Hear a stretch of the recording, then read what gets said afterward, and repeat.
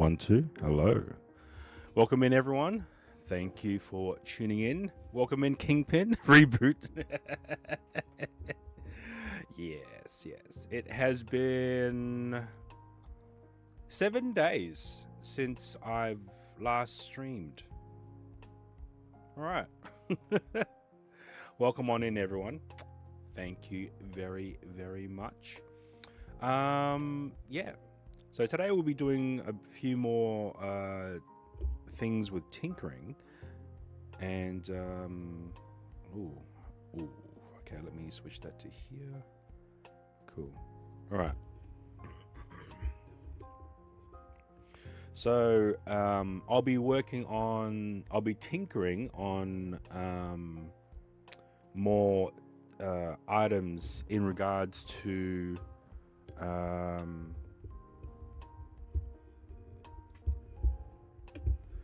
the HDMI encoders to then be pushed into the Moblin app on the iPhone. I think in the future it will be a very good piece of equipment for those who wish to do multi-camera streaming and have a lightweight portable setup. So yeah, right now for Moblin, you are able to send a stream from another iPhone or Android device that's able to push out an RTMP stream or SRT stream, because Moblin has the ability to create its own RTMP servers, SRT servers, as well as SRT LA servers, and a new implementation of RIST, which is another protocol. So, ads. I should make one. I did see it on another stream where, even though the ads were running, their scene also automatically changed to show that ads were running as well. So I'm wondering, could I apply an overlay so that it will just go this ads. Oh, it's not even shown. Ads are on. So I'm wondering if I'm able to have some kind of a trigger within StreamerBot such that when ads are playing, it will then enable this overlay.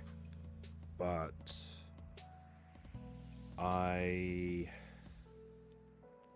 because right now I'm streaming to my mini PC in the back there. So how am I able to then trigger this OBS on this machine? Okay, yeah, not entirely sure. Now I have to think about that. But yeah, I'll be working on some items for trying to get a HDMI camera to be ingested into the Moblin app running on the iPhone. Now, let's see. So in the past, I have used a device such as the Axoon Simo M1, which it's an older model, so I don't think they make these anymore. But essentially, it is a HDMI capture device, which is then plugged into a Android smartphone. This particular HDMI capture device accepts a Sony style MPF battery, which then slots in. This device also has the ability to supply power not only to the capture device but also to the connected smartphone that I have here. That way then it's an all-in-one unit, and using an app of your choice, you're able to then push out an RTMP stream or SRT stream if you wish, dependent if the app itself is able to accept the USB input from the HDMI capture device. Now,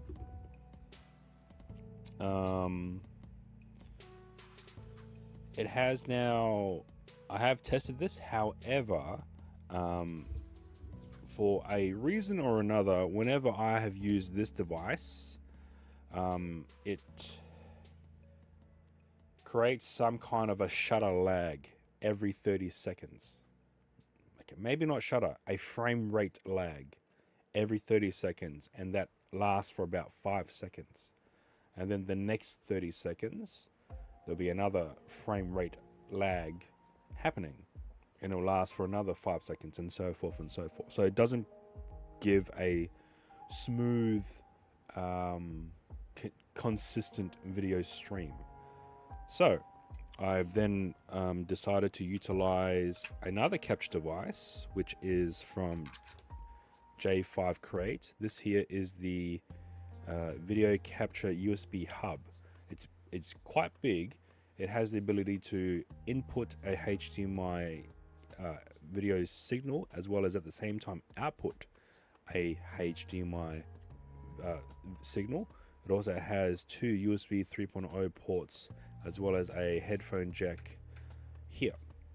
And it has a USB Type-C input rated up to 60 watts.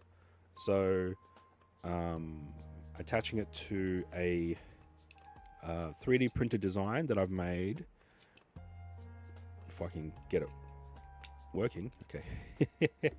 So this is a smartphone clamp from Ulanzi. It's just a standard metal with rubber grips and a screw to create a clamping force, a cold shoe articulating mount, and this is the 3D printed housing that I've created to mount the J5 Create capture device.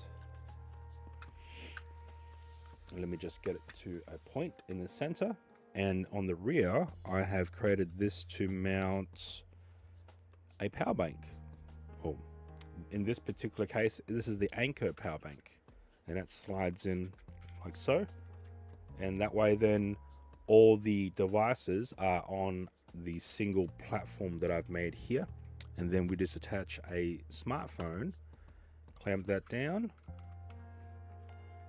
and that is essentially what I am using to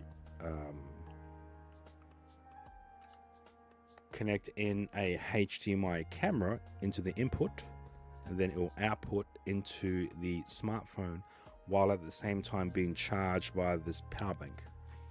And in comparison to the previous device, which is the Axoon M1, yeah, very similar shape. I think this one might weigh more. There is no cooling at the moment. One of the great things about using the USB Camera Pro app, which I am using in order to ingest the HDMI camera to feed into the smart device, is that once you start the push to RTMP or SRT, you can actually lock the phone and the screen will turn off, thus saving power and generating less heat, because there is no screen active during the stream to Moblin. Now, yeah. Hey, MediaTek, welcome in from the YouTube land. So, on a previous YouTube short, I showcased my ability to input a Sony camera via HDMI into the Moblin app, and I was using this particular device, which is a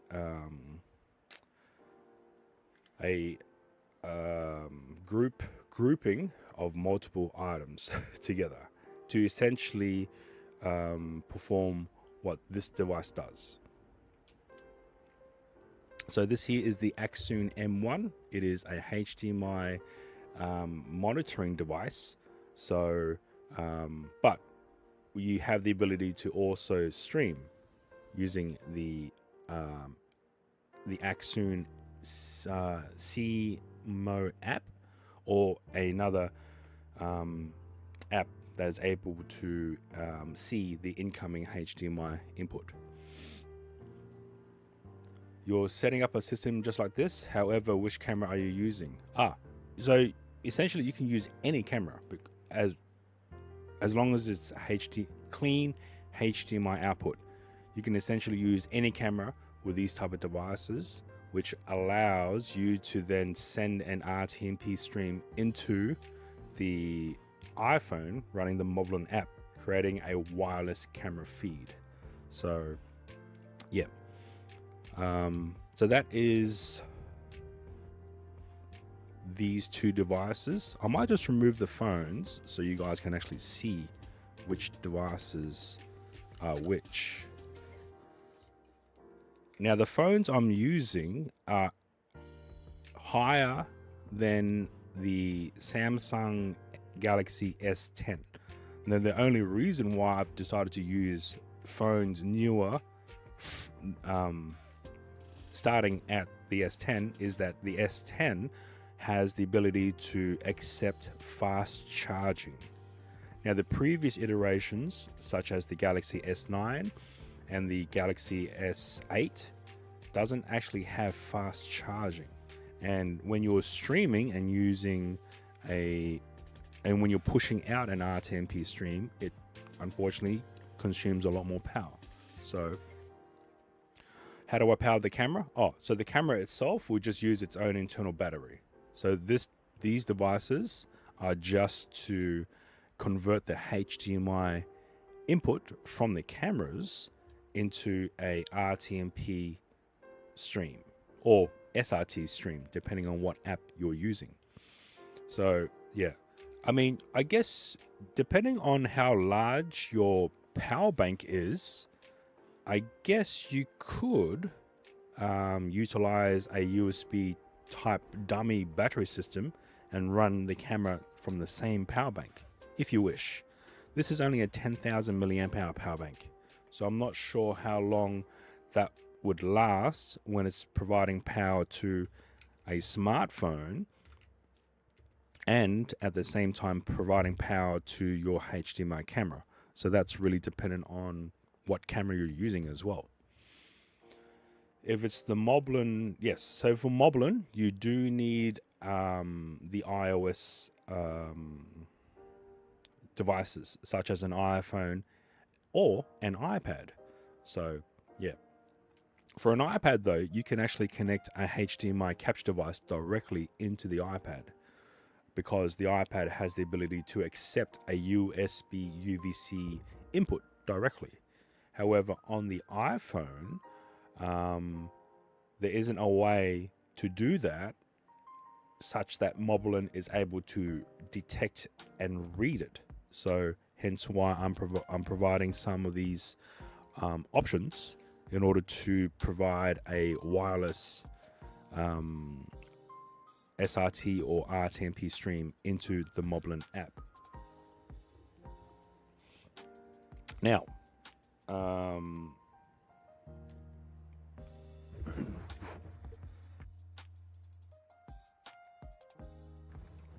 right, now this costs, when I purchased it back in the day, I think this cost $150, and that's without the battery. So then that's another cost. I think this might have been $60. But you can get larger batteries if you wish. But this I think cost me $150 when I first bought it brand new. So another $60 for a MPF style battery, and you can get these in different sizes as well, depending on how long you want this thing to run. So that's already $200 right there. Right now, this is the J5 Create. I believe I purchased this for about $100, and then a suitable power bank. I think this was $40, so that's already $140 right there, unfortunately. So yeah, and then your phone clamp and cold shoe, and then 3D printed. Yeah, the iPhone doesn't accept HDMI directly, either via adapters or whatnot. There is a device called the Axun Simo, which has the ability to connect to an iPhone using the Lightning adapter. However, I don't know if the Moblin app is able to detect that incoming camera feed from that device. Monkey, welcome in. Salutations. All right, so here's the Axun M1. This here is a DIY configuration to pretty much do what this thing does, but utilizes a power bank instead of a MPF battery. So from that HDMI transmitter device, you would go into the phone app and then into the Moblin from that. Yes. So this is essentially a wireless transmission device to feed into the iPhone, using a wireless network of some sort. So on the iPhone, you can create that as a hotspot, and then you can have these connect to that hotspot and thus send the stream to that hotspot running on the iPhone. The problem with that is that when the iPhone is in hotspot mode, it does run hotter, which then has the unfortunate issue of overheating. So that's why I'm using a separate device to act as the router, so that the iPhone, because I'm using an iPhone 11 Pro Max, which is an old model. I don't think the battery in it lasts that long either. So me trying to prolong some of my equipment as much as I can. So, but I've tested this on stream, and it gave me some issues with inconsistent video streaming. I've tested this also on stream and it worked fine, great. But I do notice that it might be a bit expensive, especially for the outlay, considering you need to buy the capture device, the power bank, as well as having access to an Android device. So many people may not be able to have that ability to purchase or acquire all of these devices at once. So, and it is bulky. As you can see here, it's it's quite a bulky piece. But I have recently received some new items here. So this here is a video HDMI capture device with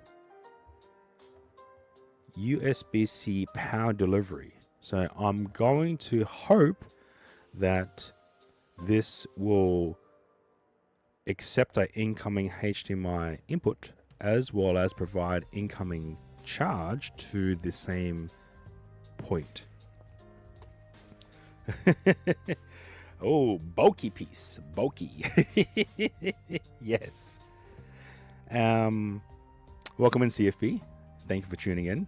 Hopefully it's not too late for you or early. I can never remember time zones. All right. Okay, let's see. So, Axun M1, a combination of several items. And now we'll be looking at this.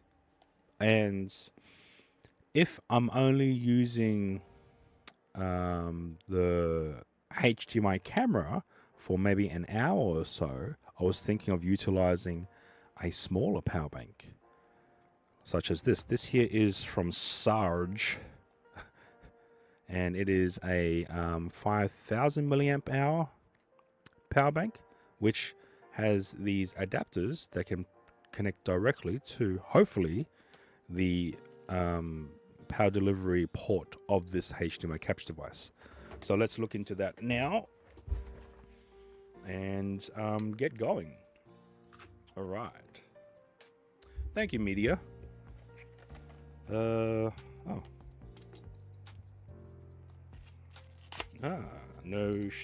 stickers. All right, this here is the USB-C video capture and charging. It says card, but it's essentially a cable. And I will also talk about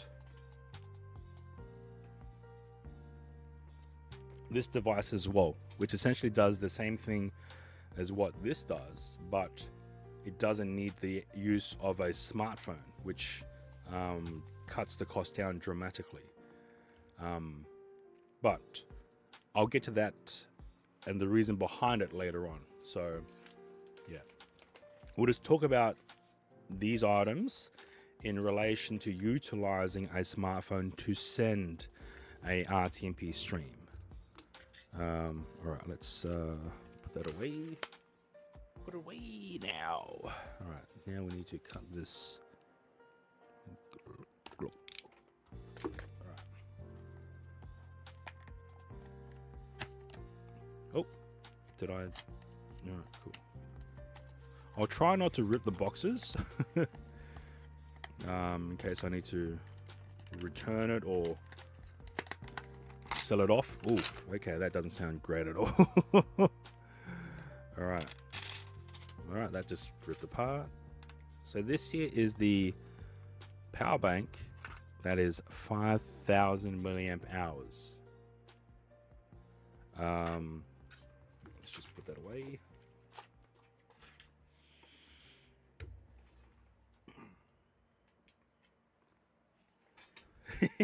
Let's be real. Yeah.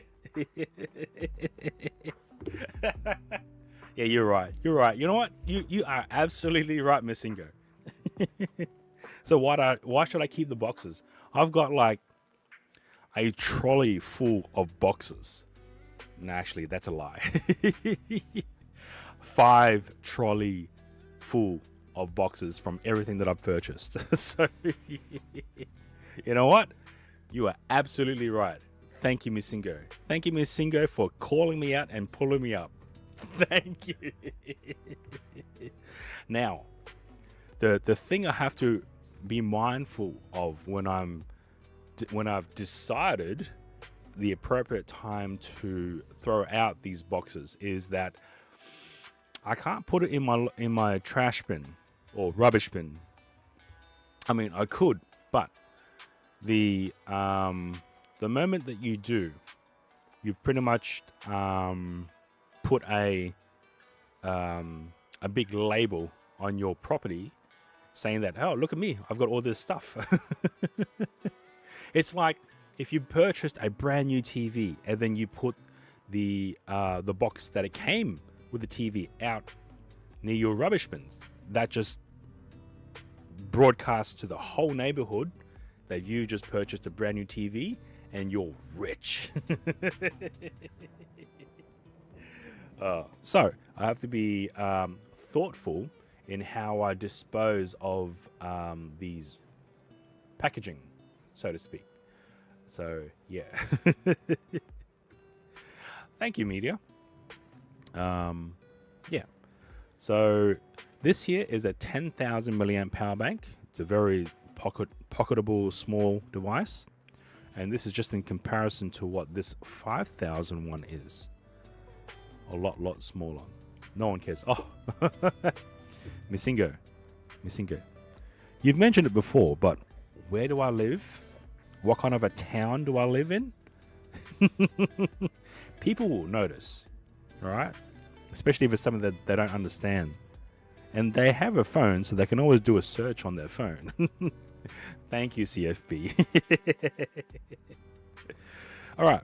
So one thing I want to test, because I haven't actually tested this, as you've seen me unbox all these, is that I want to test to see if this device is able to provide power into this HDMI capture device with power input to see if the phone, one, detects the HDMI input. Number two is whether or not the phone actually charges using these devices combined together.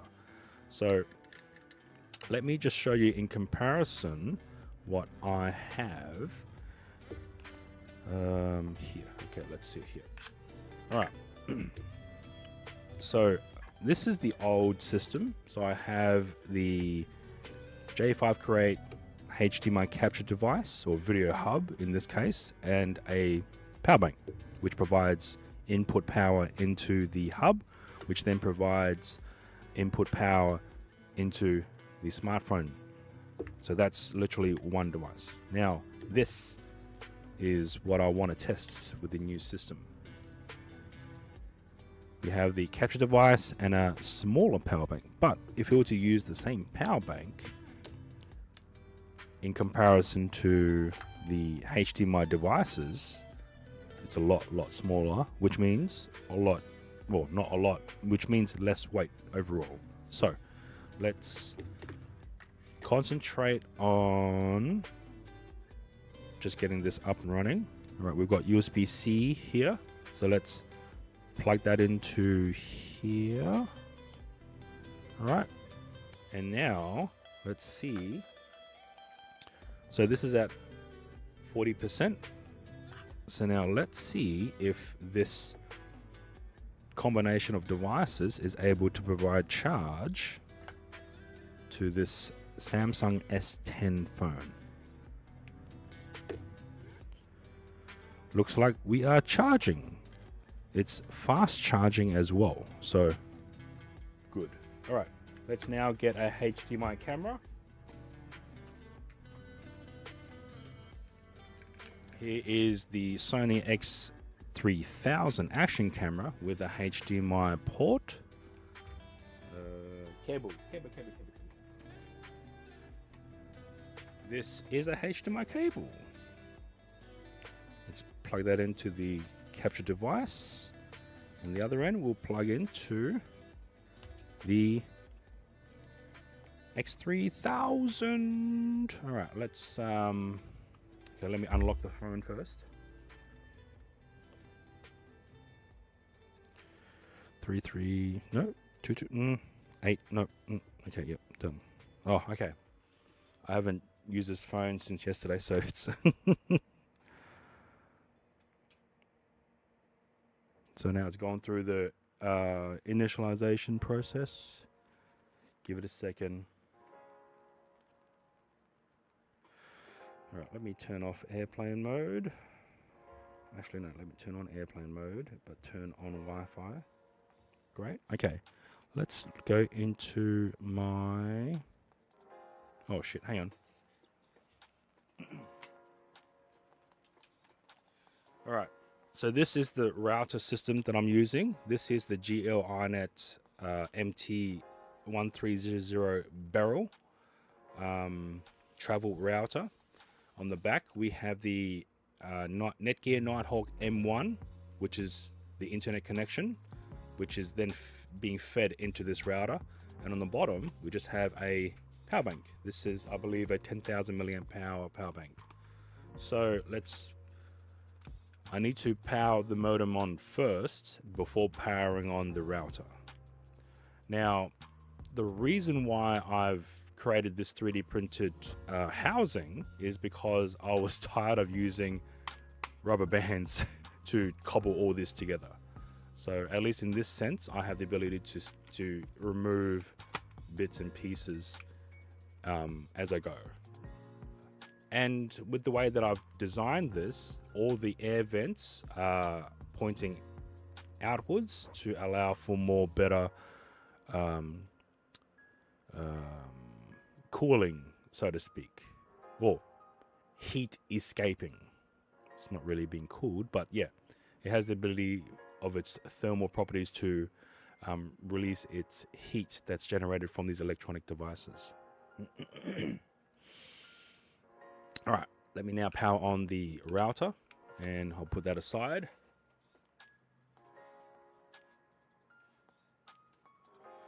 All right, now let me run to the app. So I am using an app called USB Camera Pro. Now this is a Android only app and it is a paid app, but it's a one-time payment. So the app has detected a HDMI capture device. That's great. Let me now click OK. It's detected the device. It has also detected it as being 60 frames per second. Jazzy, welcome in. Hope you are doing well. Right, let me now power on my HDMI camera and just get this plugged in because the X3000 doesn't really last as long. And this is the HDMI cameras being shown on here. Okay. Now,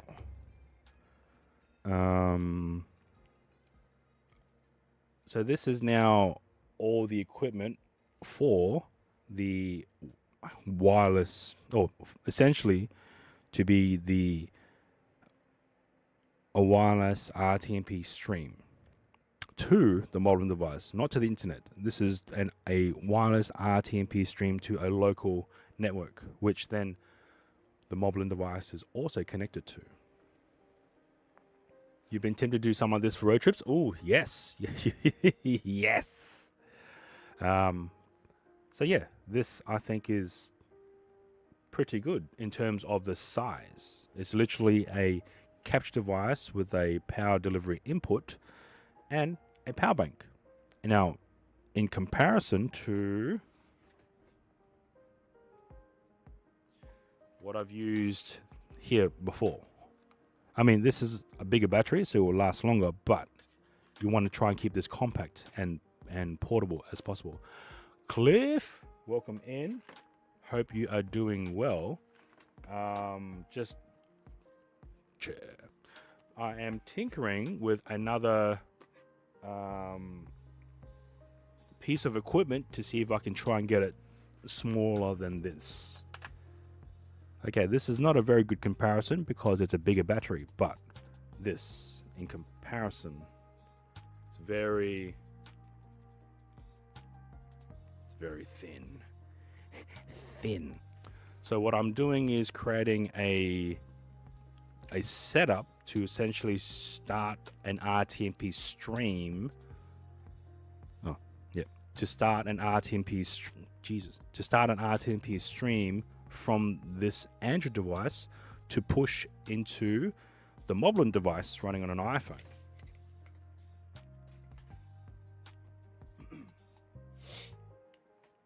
All right, this is the iPhone 11 Pro Max, which I am running the Moblin on. I'll just have to double check I'm connected to the right Wi-Fi. Yep, I am. Let me now enable Moblin. All right, let me just switch this to the front camera.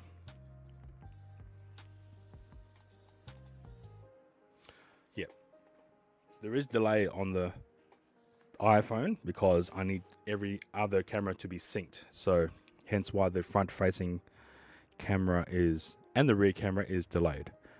So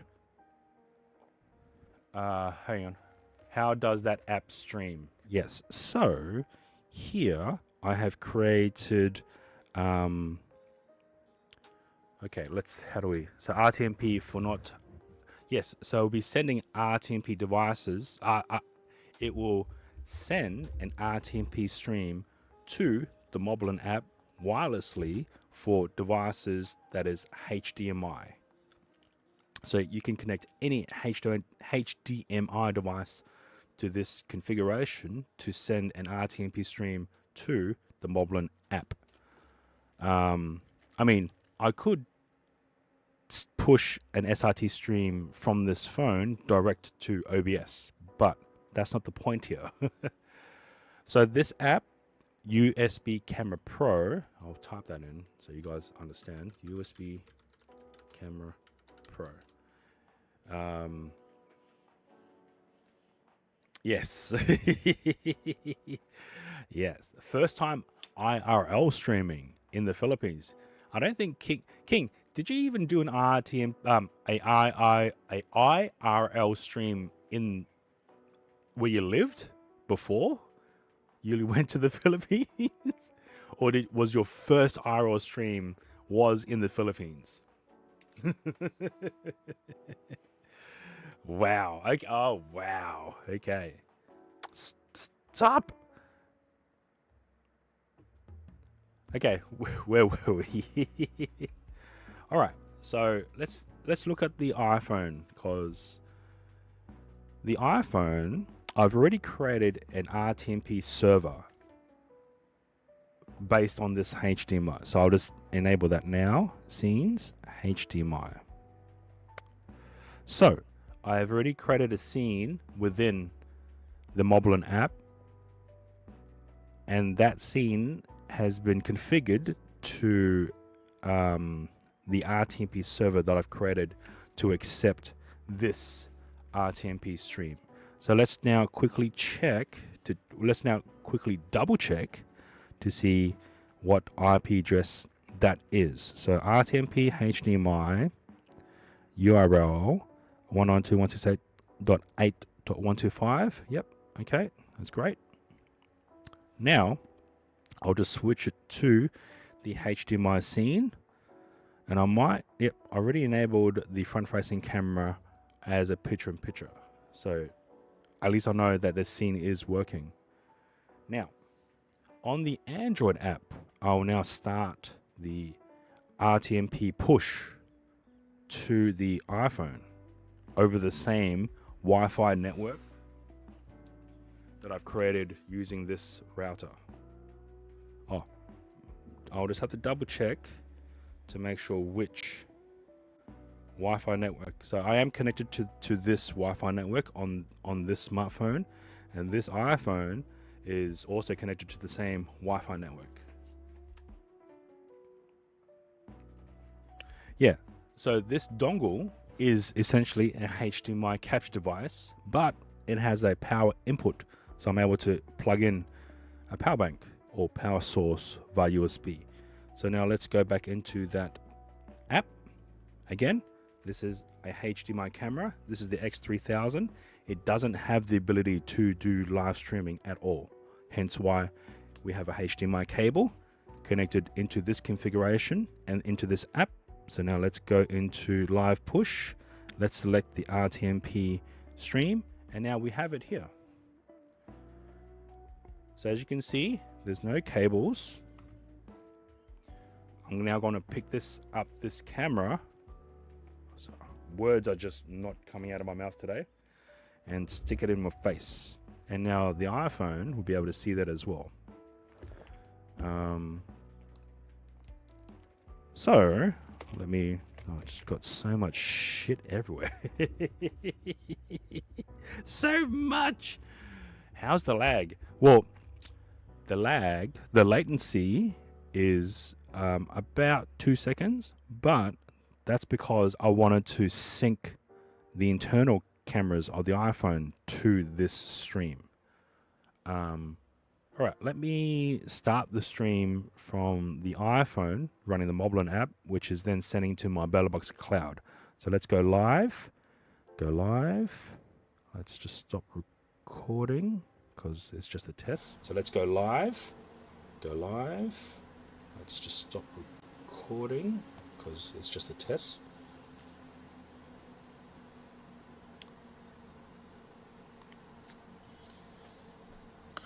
Right, now we should be seeing the camera from the Sony X3000 as well as the audio from the X3000.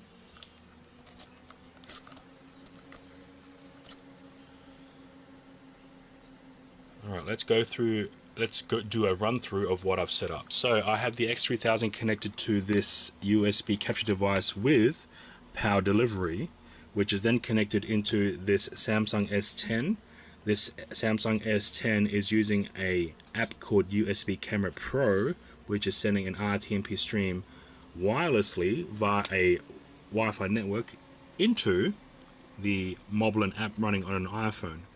Now the iPhone itself is the iPhone 11 Pro Max, and the Moblin app is then sending its stream to the BellaBox cloud, which is what you're seeing right now.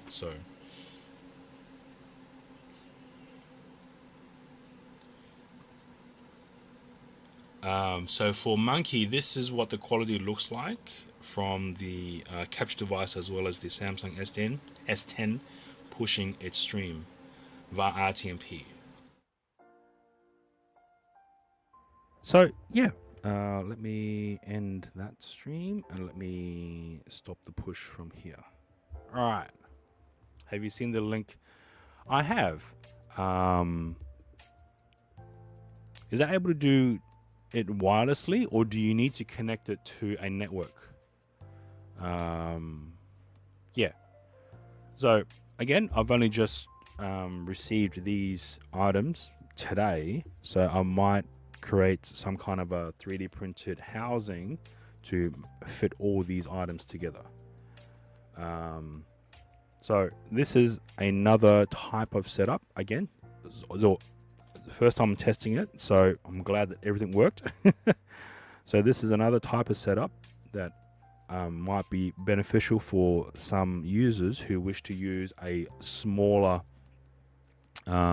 setup to ingest a HDMI camera and then using a smartphone to send to the Moblin app.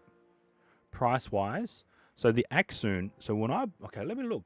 Okay, I bought this back in like before COVID, I think, or during COVID. So the Axoon M1 has been replaced with the Axoon Simo app. But the Axoon M1 is, hang on, let me look, price. What's the price? PRS. Nope, doesn't see it. Some places are actually still selling these, but this is an older model, so they are selling it for about $180. Yeah, so $180 for the Axoon M1 by itself. That's without a battery or a smartphone. So you will still need a battery, and you would need a smartphone in order to connect these devices together. And then a smartphone. I had one. Yep, here we go. And then a smartphone. So you still need a smartphone. At least I'm going to advise a smartphone that has the ability to accept fast charging. All right? An Android smartphone that has the ability to accept fast charging and MPF battery. So yeah, so this is the Axoon M1 by itself, $180 when I bought it. The newer models that has superseded this, I believe, is called the Axoon Simo, and that is priced at about, what's that one priced at? The Axoon Simo is priced at $180 as well, or $150. Wait, that's for iPhone. So where's the one for USB-C? Coded on! Wow. You forgot to cancel your sub for 12 months, mate. I appreciate it. Thank you very, very much, Coded on. I hope you are doing well. Cut it, John. Thank you so much, man. It's you don't have to do it. It's not expected, but I appreciate it all the same. Thank you very much. You got to hold. Oh, okay. So say things happen. You weren't able to sub anymore, but then you were able to sub later on. Do you still retain your first badge I actually don't know because I think you, CFB, and a few others, Weakman, Doro, all have first badges. So yeah. Okay, great. So forever. Because I still can have if I resub. Okay, good. There you go. Thank you, CFB. Again, the founding fathers, right? The founders. Oh, the founders. All right, let's see. Sorry if I missed your chat. Awesome setup price-wise. Axunes are better for DSLR. Only for Android, it doesn't use SRT. So, yes, for the Axunes, the Axune device is just a device, right? You can use the Axune app to push out an RTMP stream. But if you utilize an app called USB Camera Pro, you can push out an SRT stream because it's a different app. It detects the Axune M1 as an incoming device. So, yeah. Hang on. How do I do that? Oh.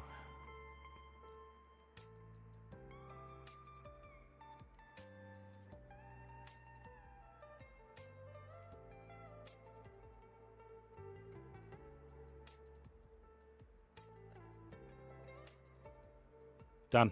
All right, there you go. There you go, CFB. Done. You got to keep that number 1. All good. It's okay. It's fine. I appreciate you, CFB. Why did that come out like that? I'm just reading the streamer bot or stream elements response. I guess we've got to get that fixed. Let me screenshot that so we can... Oh, so I can fix that in...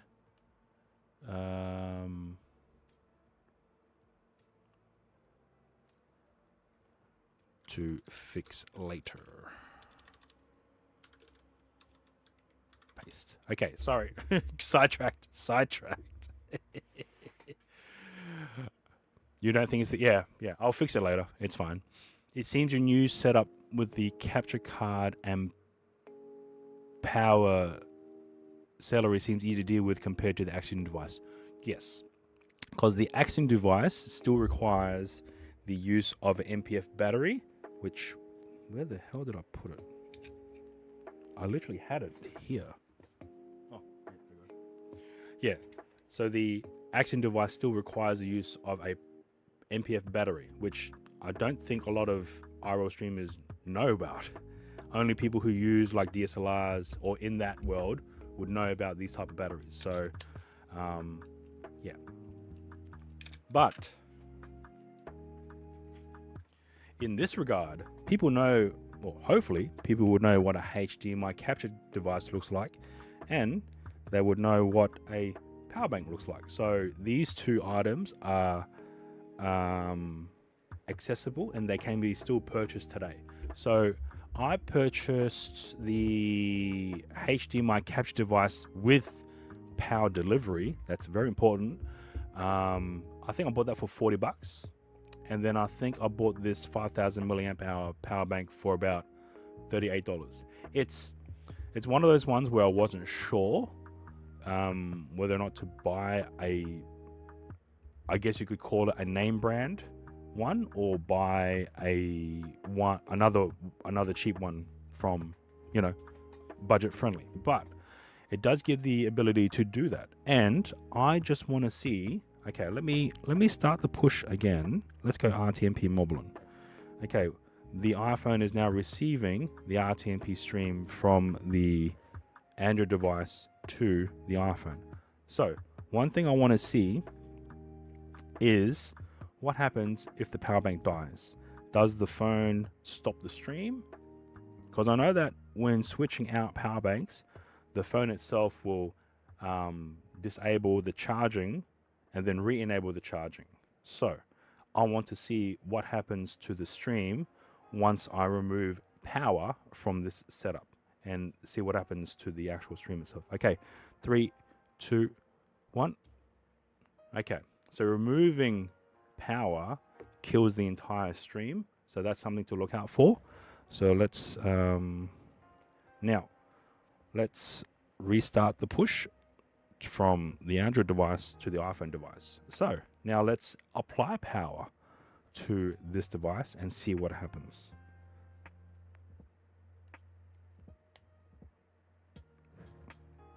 Okay, so I've plugged in the power bank to the HDMI captive device. The phone is currently charging, so you're able to provide input power whilst it's still streaming. But as soon as you disconnect power, it kills the entire stream. All right, that's something to look out for. Now, another thing as well, this power bank comes with its own cable, which is also USB-C. So I wonder if this power bank is able to be charged while it's doing its thing. But I cannot... Okay, there we go. Let's pull that here. All right, I will now find a device to provide input power to this power bank and see what happens.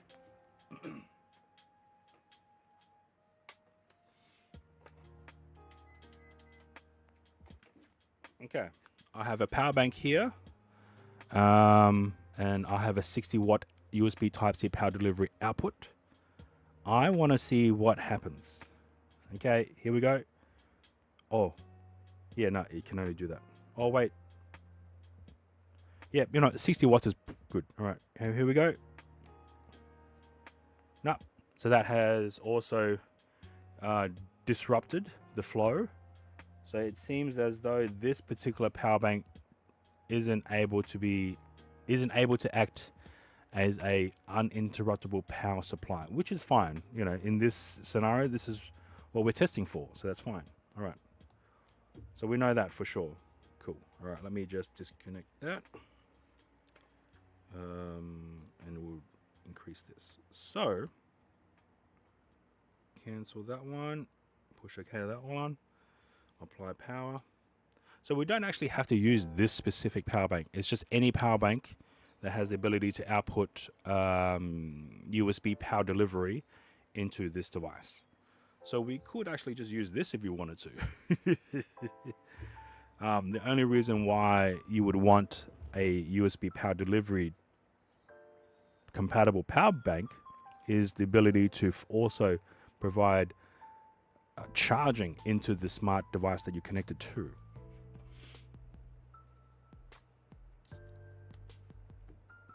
You would just need to figure out how you will mount the HDMI camera. Yes, I can. Which is how I was able to mount these devices together. So 3D printed housing, we have a power bank on the rear, then we have a USB capture device, and then we have a phone clamp to mount the phone. And that is essentially what this particular portable item is. I've decided, instead of trying to create a 3D printed mount that would mount to the base of the tripod Q20 thread, I've decided to literally use the entire column of this phone mount to house this 3D printed mount, because you have the ability to unscrew and remove the actual top mount itself. And then I was able to slip this into the collar and then utilize its full metal bracing to house this 3D printed design. So this would fit a power bank, at least of this sizing, as well as the capture device of this sizing as well. So I did show this on stream last time, and I did make a short on YouTube, which is actually getting quite a good number of views. So yeah.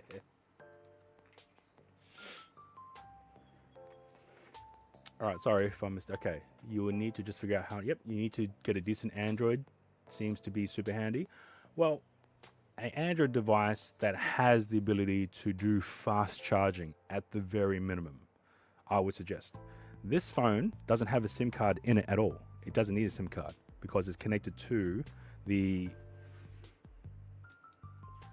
local Wi-Fi that I've created using this device. So this smartphone is connected to this via Wi-Fi.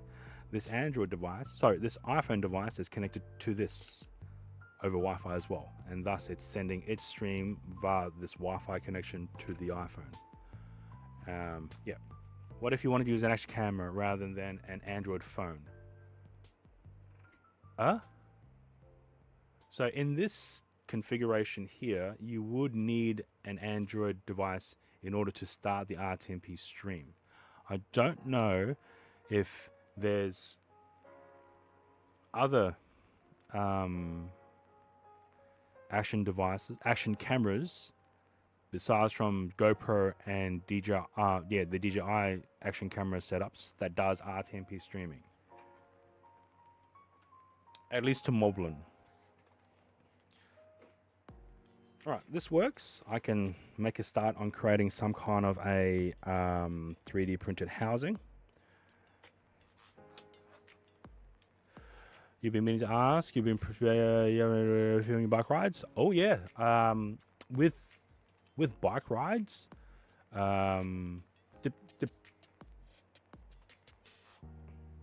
depends on what kind of camera you have, and depends on what angle you want to use. You could probably have it as a chest mount, and with the Action 4, with the horizontal balancing stabilization, it's very smooth during the day. During low light and nighttime, the stabilization gets a bit too much, and the footage just becomes unusable, unfortunately. But if you're just wanting to capture what you're riding, the front-facing chest mount is a good option, or you could mount it onto your handlebars if you wanted. Deadly TTV, who's also another IRL streamer here in Darwin, has done quite a bit of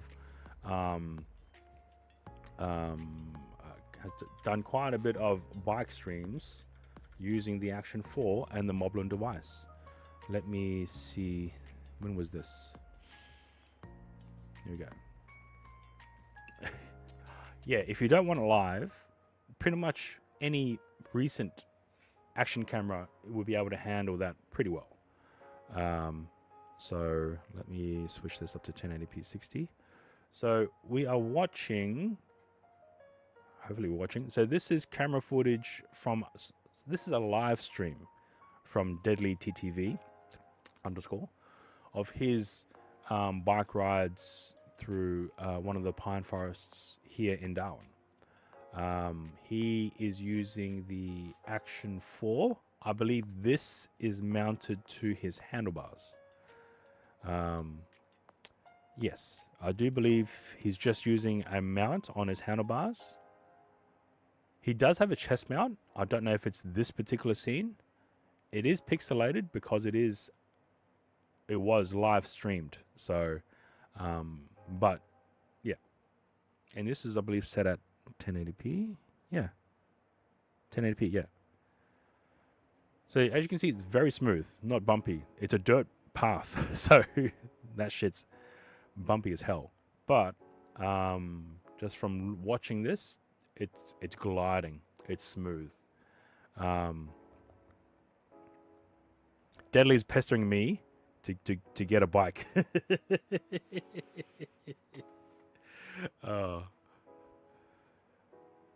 But yeah, it's smooth, and I believe this was mounted on his handlebars, on a camera mount on his handlebars. I'll have to double check. Otherwise, it could have been mounted on his chest. I guess him mounting it on the handlebars, it doesn't because he's wearing a backpack as well with all the IRL streaming gear. So I don't know if the chest mount, at least for his setup, might have restricted him in his movements while bike riding.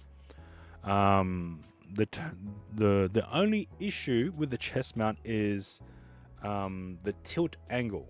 If you're riding and you're standing and you're pedaling, your whole body is tilted forward. So depending on how you set your camera tilt.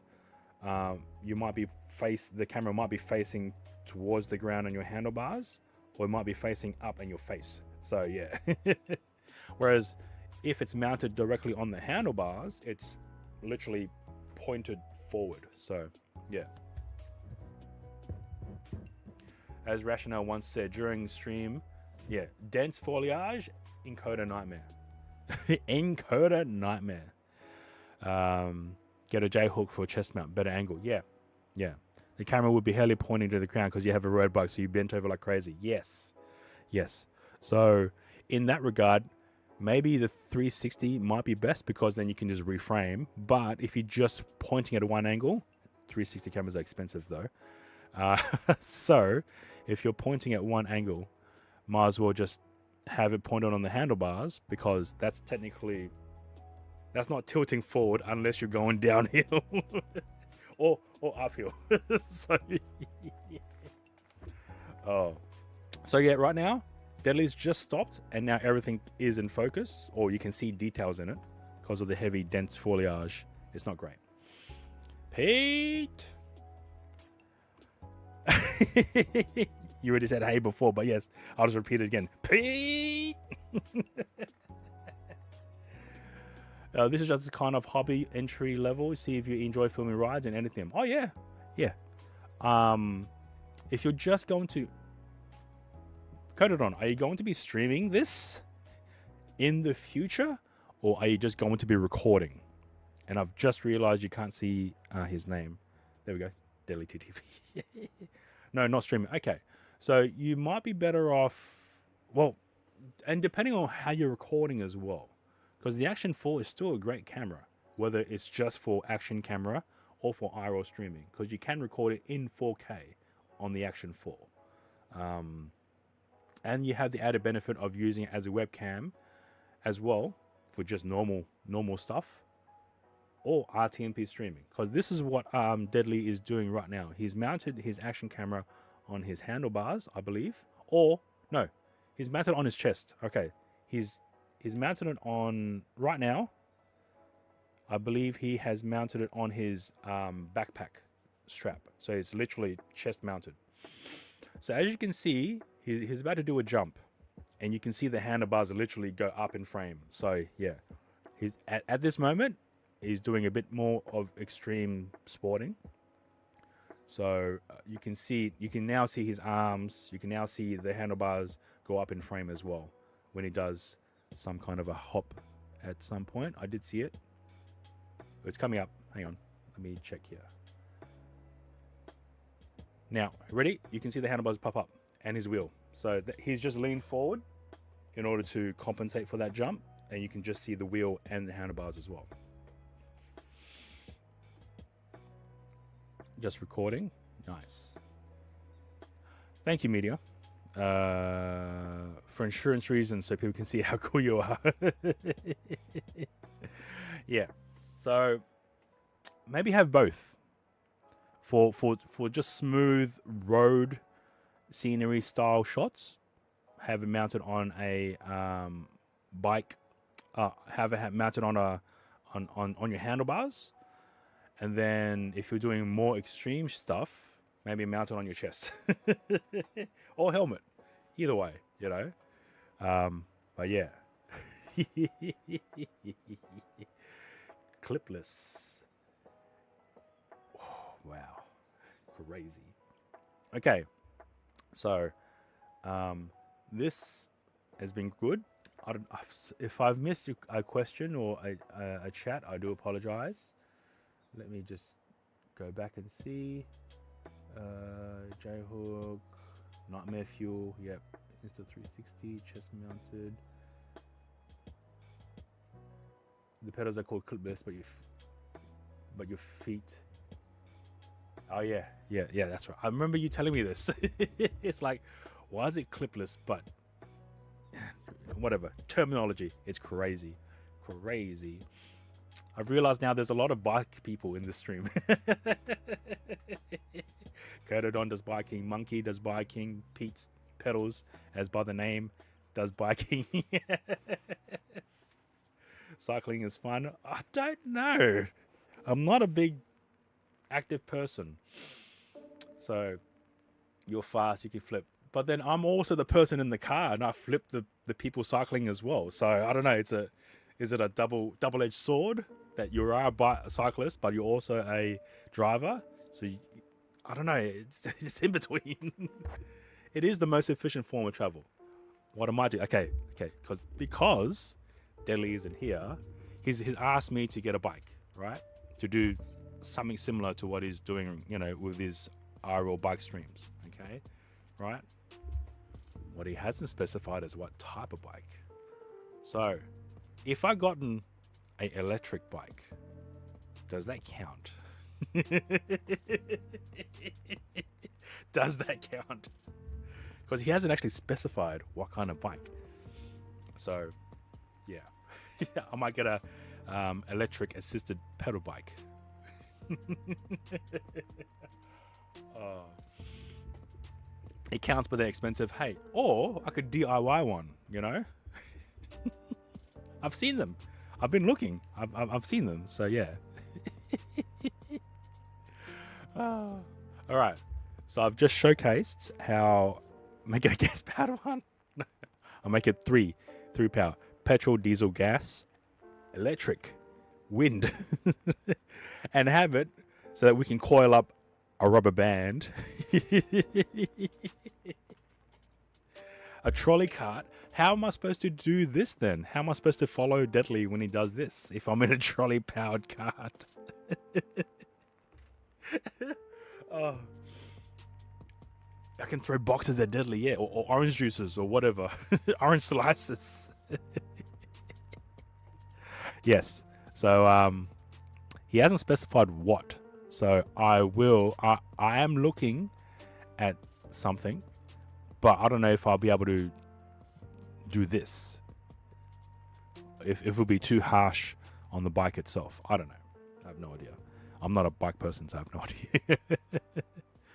All right. So I have shown that this device works. And let me just, okay, we've stopped. So essentially, this is a HDMI capture device with USB power delivery. I bought this for $40 Australian, so you might be able to get it cheaper somewhere. I'm not sure. So, and then a power bank. It doesn't have to be a power bank like this, but I bought this for the sole purpose of having everything to be as compact and portable as possible. This then just connects into a smartphone, and then you connect your HDMI camera, and then you're good to go. So the iPad can connect to a camera over USB-C, you think? iPad can connect. So a camera can connect to an iPad, yes. I believe some people have connected the Action 4 to an iPad directly.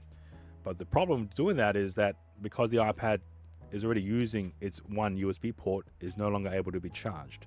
So you may need to use a hub of some sort that allows for power delivery pass-through in order to keep your iPad charged.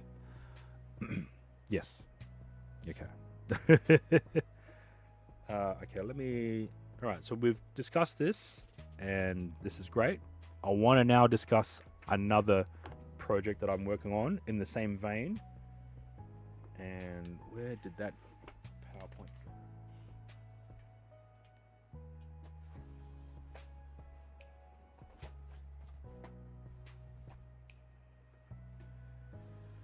Okay, I've misplaced a adapter which belongs to this phone, and that's important. Dang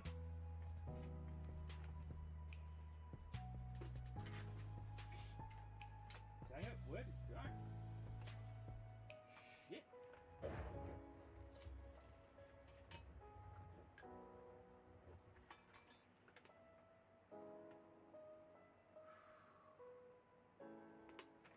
This isn't happening.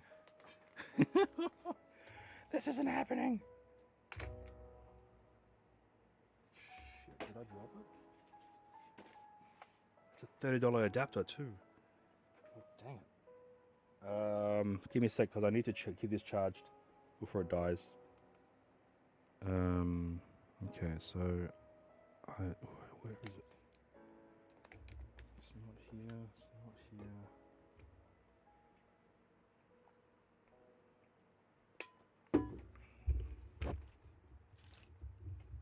Okay, let me.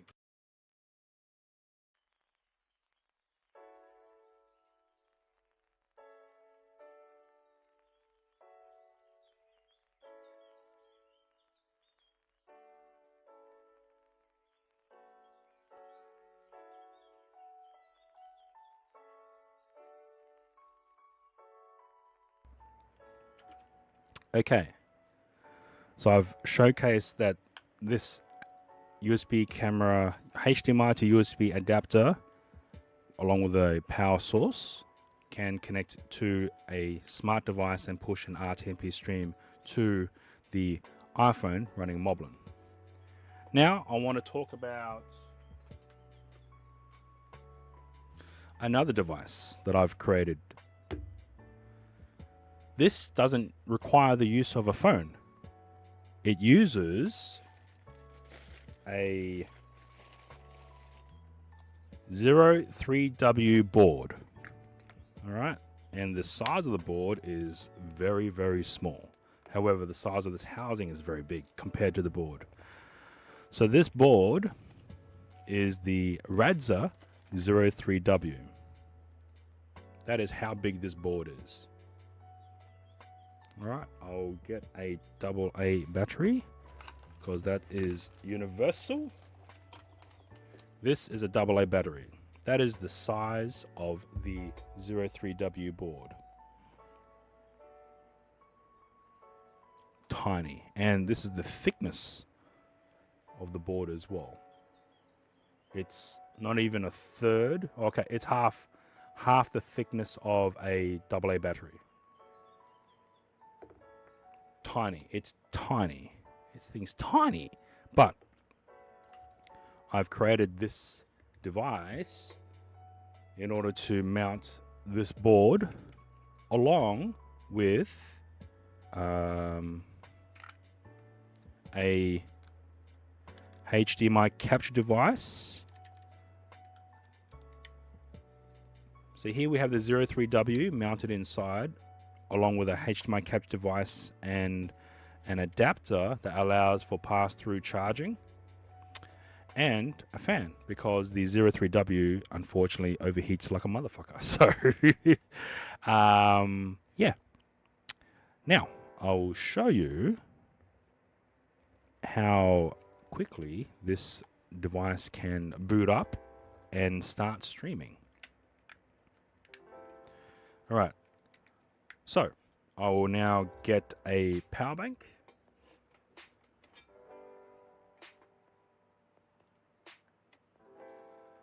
We have a power bank, and I've created a housing here, which I will change later on because I want to be able to mount different styles of power banks to this device.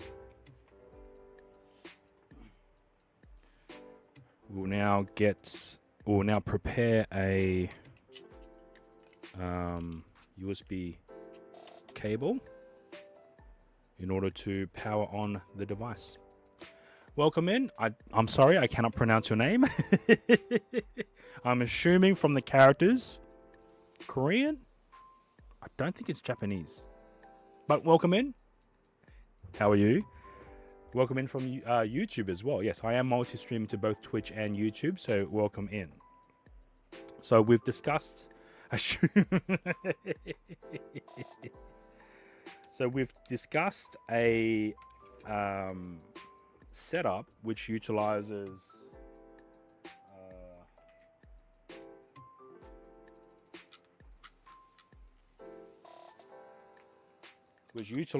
a phone, a HDMI capture device, and a power bank.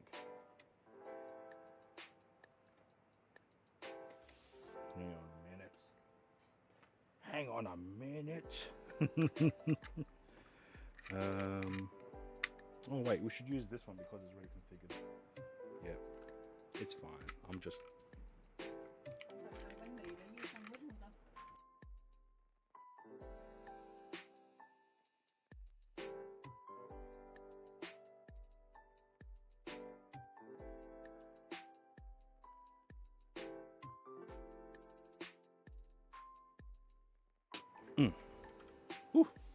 Okay, sorry. Okay, so so this is compared to the old way, not necessarily the new one that I've just showcased, just to make things easier. So this is what I've used in the previous stream. Is a HDMI device, power bank, and a smartphone running the app called the app called USB Camera Pro in order to push an RTMP stream to the iPhone running Moblin. Now, I've created this device utilizing the 03W and a piece of software called IRL Box. So essentially, it is another piece of software that allows for encoding and streaming to an SRT LA stream, such as the Bella Box. But I did have the thought as, why could I not just use a Bella Box to stream a HDMI device to an SRT endpoint? Now, looking at these two here, these two devices here, this is the Orange Pi 5 Plus in its housing. This here is a 03W in its housing with a power bank. This has no power at all. So in terms of size and portability, this is much better than this to use. So using the 03W along with the IRL Box software, I'm able to configure the incoming input from HDMI to then stream to an SRT LA endpoint, which the iPhone running the Moblin app is able to create an SRT LA server endpoint on the iPhone itself. So let's showcase that now. Let's now switch to the SRT LA scene, which I've already created as part of the SRT server. Let's now plug in the HDMI camera to this device. Now, the last time I've tested this, it took about 74 seconds for the device to boot up and start streaming to the iPhone. Now, let's plug in the HDMI camera into here. Right now, it is turned off. There's nothing on here. Okay. What's the time? Is there a stop timer? Oh, never mind. Okay. Yeah, is there a timer here? Do we have a timer? How do we make it? I'll use my phone. Yeah. Okay, let me turn on my timer. Sorry, stopwatch. Okay, so I'm now going to time how long it takes for this to power on and start streaming the HDMI camera's feed to the iPhone. Okay, so we have the HDMI connected already, but this is powered off. So now let's plug in the power and start.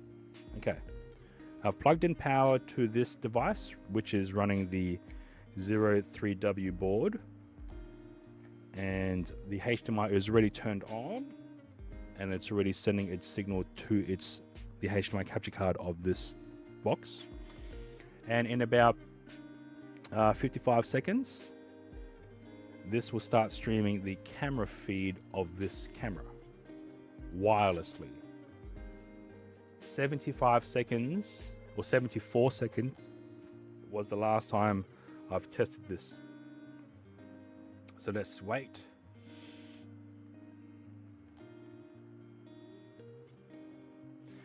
Yep.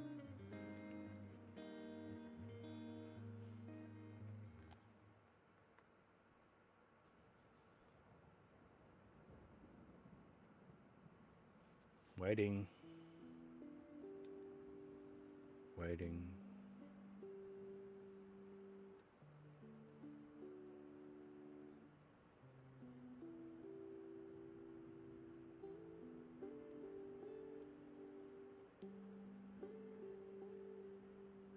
All right, we're on. Okay, 78. Oh. Shit. Okay, what happened there? Come back. Please, come back. Oh, okay. That's never happened before. it would contain the stream. Okay, what time is it? Okay, so a minute and 40 seconds for a stable stream to be active. So this is without the use of a smartphone. This is just using a pre-configured board that we've pre-configured the Wi-Fi to connect to the local router, as well as configuring the stream pipeline to be sent to this iPhone's SRT-LA server. So a minute and 43 seconds for a stable connection to be connected. So there's no phone. It's just literally this: a power bank along with the 03W board, a fan, and a HDMI capture device with a pass-through charging adapter. So yeah, this is a true wireless camera system pushing out an SRT stream to the phone.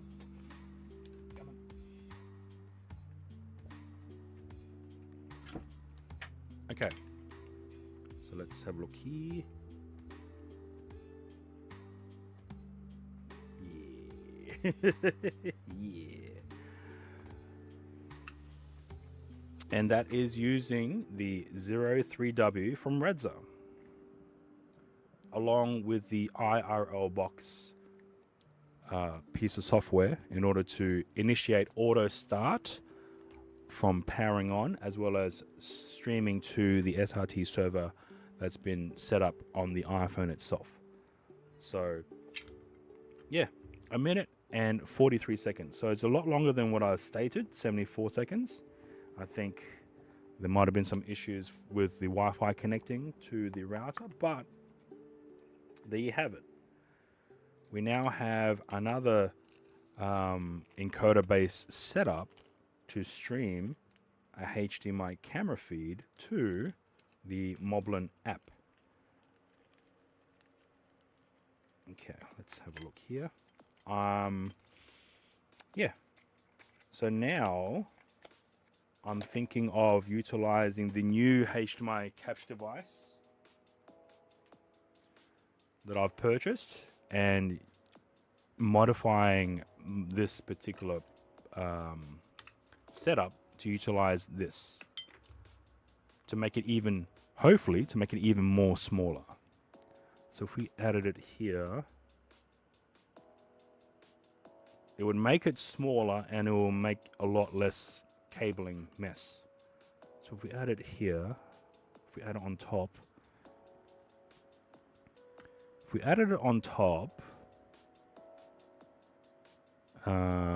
then we have the ability to remove the adapter, so that's good. That way then the 03W will always be enclosed and not have to be opened and shut. So yeah, looks good.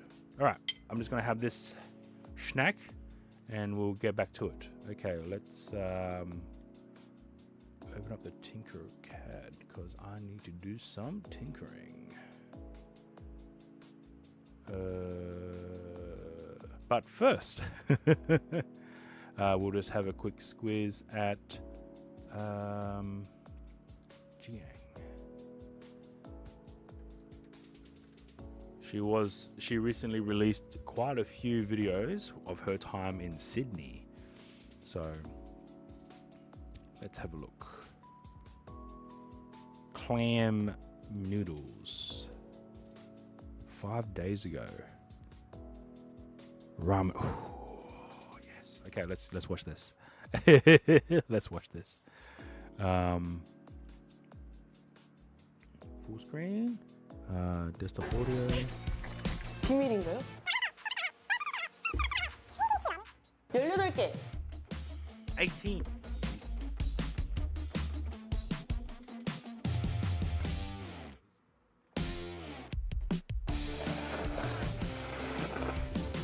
Ramen!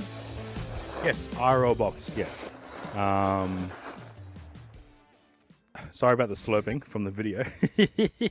Yes, IRL box by IRL Tools is what I've used for the configuration of the 03W board, which is compatible. So the 03W board isn't compatible with the BellaBox software. It is, however, compatible with the IRL box software. And the way that I've installed it is via micro SD card.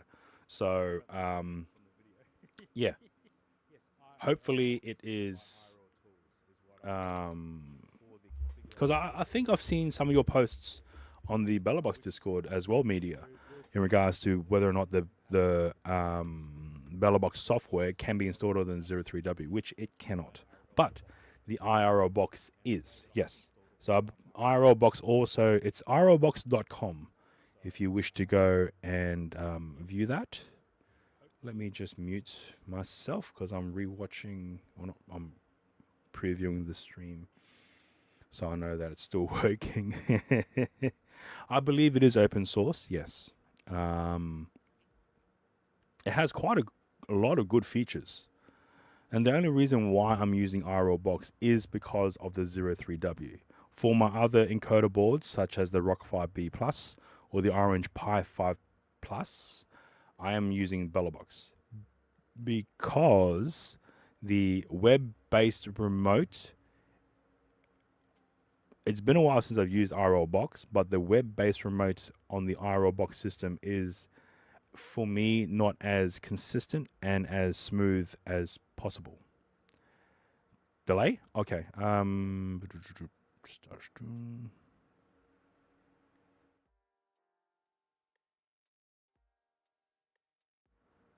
How about now?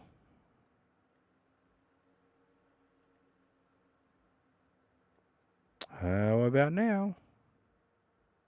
1 2 1 2. Right, looks like 1 2.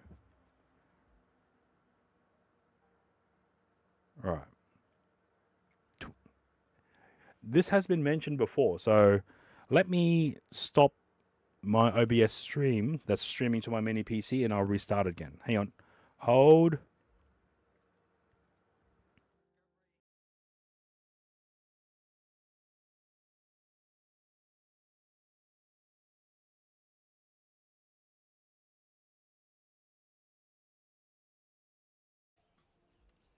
Okay, so we have two cheese hot dog sticks.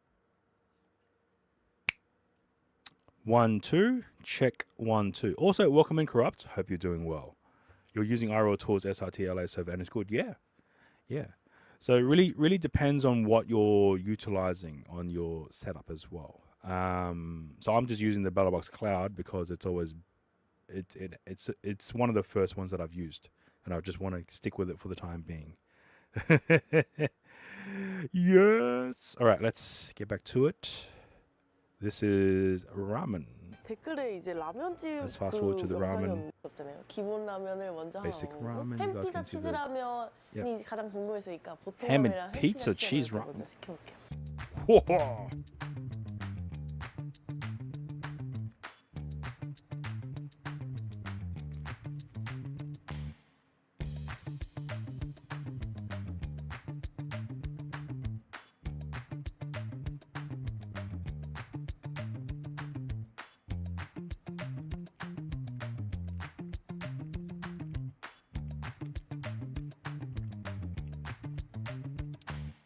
잘 먹겠습니다. 아니 저는 햄피자 치즈라면이라길래 당연히 뭔가 볶음면일까 했는데 국물 라면이거든요.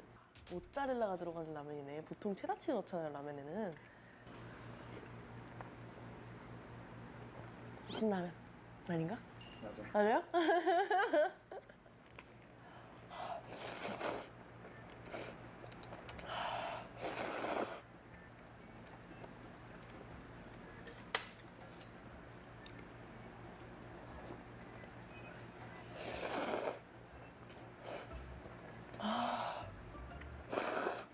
너무 맛있다.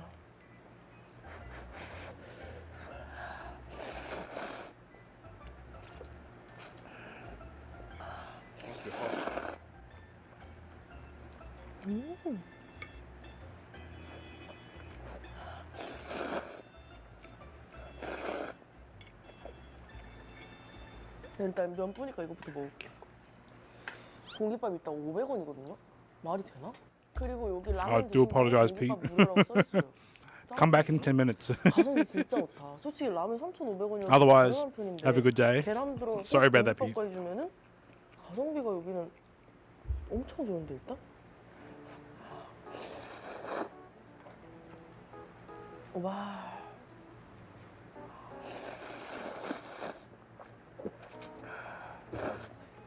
Oh, poida. Like the Late Show, Jesus, funny as. What is it? Kath and Kim. Sorry, Kath and Kim. My apologies. Another strange show. Poida.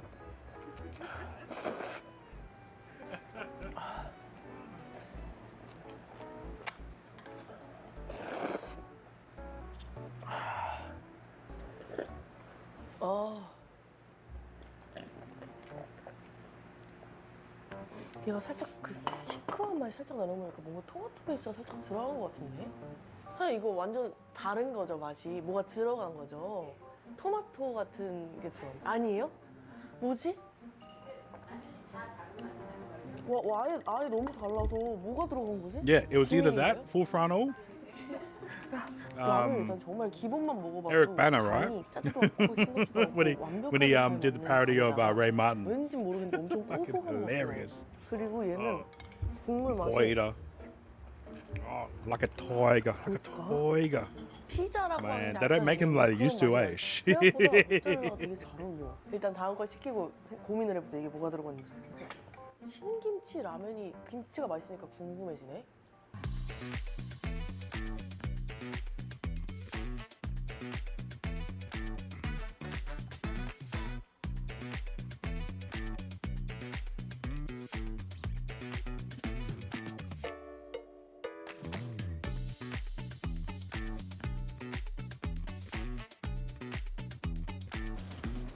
나왔다. 감사합니다. 와, 김치가 보통 작게 썰어져 주는데 이렇게 큼직큼직하게 김치가 썰어져서 들어가는구나. 완전 달라요. 오늘 라면 매니아분들이 진짜 좋아하시겠다. 신맛이 딱 적절하게 나요. 너무 시지 않고 진짜 적당히 감칠맛, 신맛 정도로 나고 진짜 완전 해장용.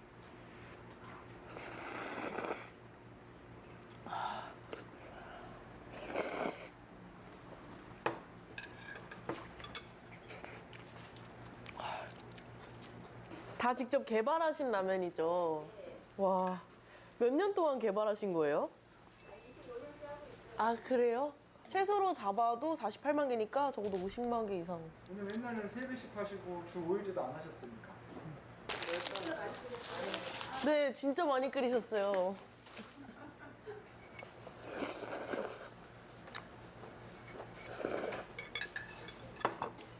사장님, 한 개만 추천해 주실 수 있어요? 얼큰 해장라면으로 부탁드립니다.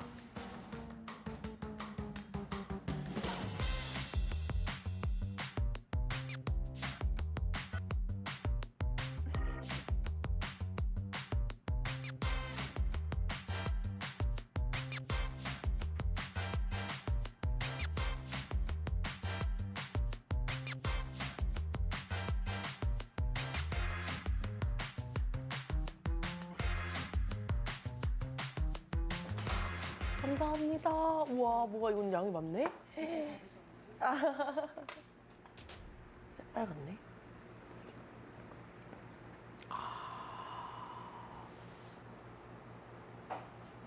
이거는 좀 라면 안 같아요. 진한 얼큰 황태해장국 이런 느낌이에요.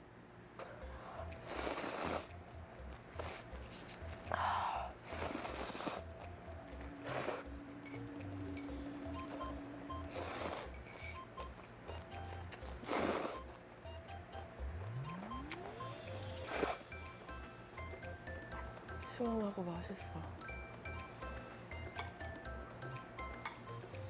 아니, 왜 이렇게 해장하는 거 같지?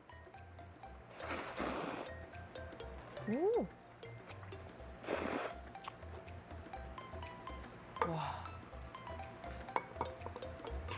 와, 그리고 뭔가 푸짐하다. 이렇게 많이 먹었는데 이렇게 많이 들어가 있는 거 보면은.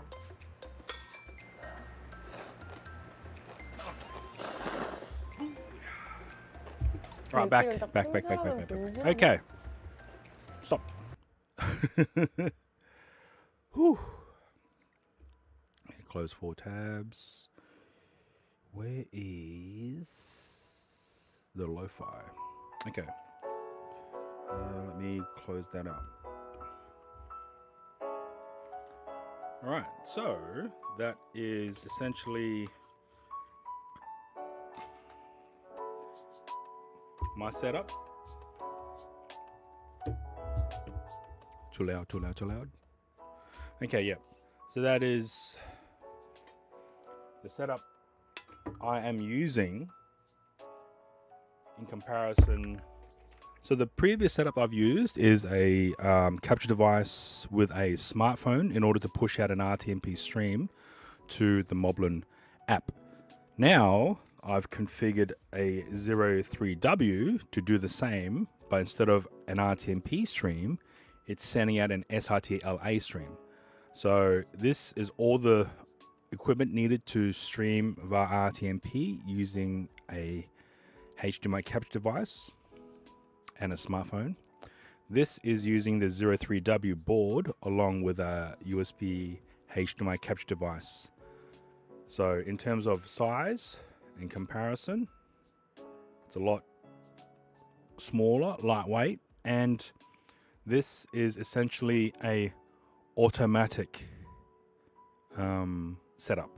So as soon as you plug in power and your HDMI device, it connects to the Wi-Fi automatically because it's been pre-configured, and it also auto starts the SRT-LA stream, which is also pre-configured to the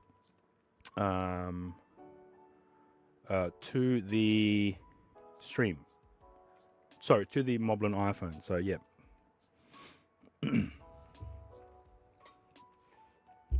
Justin, your lo-fi is playing through YouTube as well, just in case you get muted. Yeah, so far, every time I've done home streams, I have received quite a bit of the YouTube blocking in some territories. I don't know if it's an actual full band or muted. Because, hang on, let me look. Let's see the last one. Where's the one? Oh, yeah. I don't actually see it. But yeah, no. I have received warnings, or not warnings, notifications that some live streams has been blocked in some territories. However, I don't think it has muted those streams. So yes, so the IRL box does have a web server control. You just have to type in irlbox.local for a local based system. For a out IRL remote control, that was one of the limiting factors of me not utilizing IRL box to its full potential.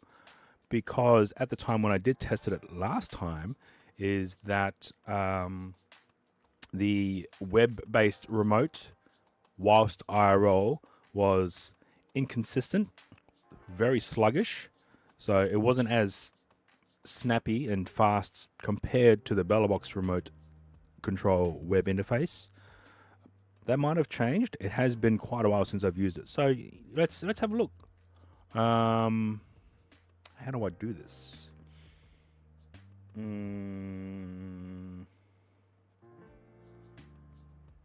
So let's power on the IRL box. Let's remove the HDMI adapter because we're not streaming HDMI. Let me now find a let me just turn that off. A USB to Ethernet adapter. It's not here.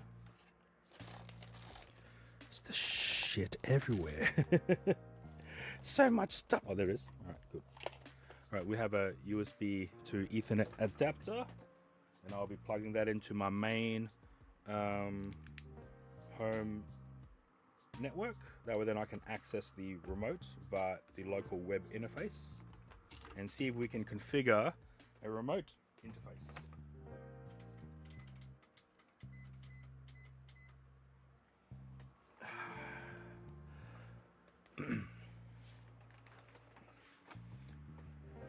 You would just install Tailscale on Radza board and gain remote control over its IP. Oh, okay, yeah. That would then you just have to type in IRLbox local because it would technically be on the same network via Tailscale.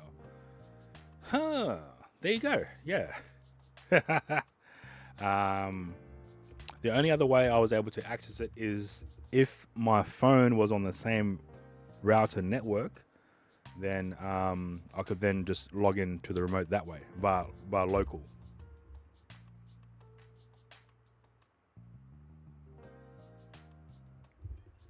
But I'm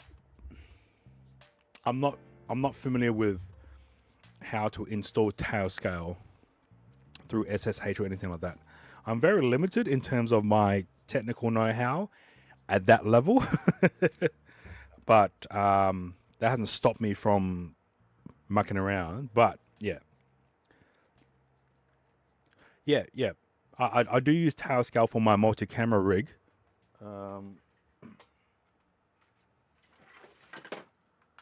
So this is the multi-camera system that I have been tinkering with in the past. This is a 4-channel HDMI video switcher, and inside the base case, I have a another travel router as well as an Orange Pi 5 Plus. So and this is what I've had used in the past for multi-camera streaming.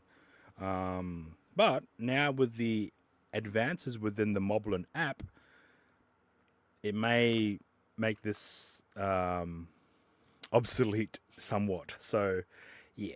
And I've worked, myself and Miss Singo and a few others have worked quite a bit on this device to try and get everything running.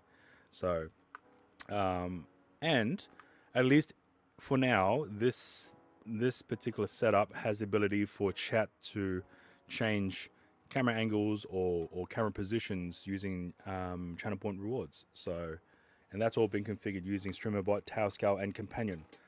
It's a lot of things that was done in order to get this running. So I don't want to abandon it. So yeah, I might still continue to work on this and make it a bit more robust.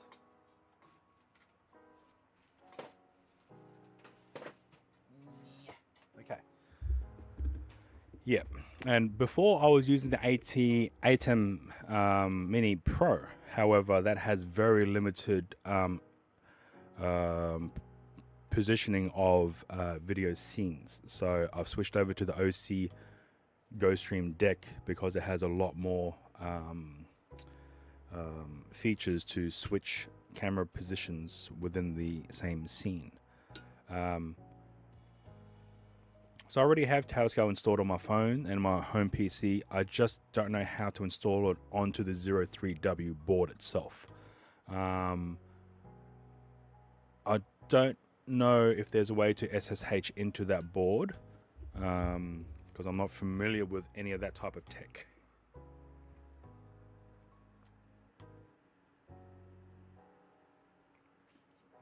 Yeah.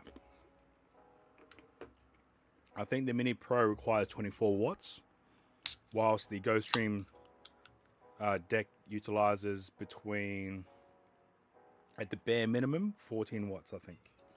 So, yeah, in terms of power usage as well, it's a lot more easier on the system compared to the ATEM Mini.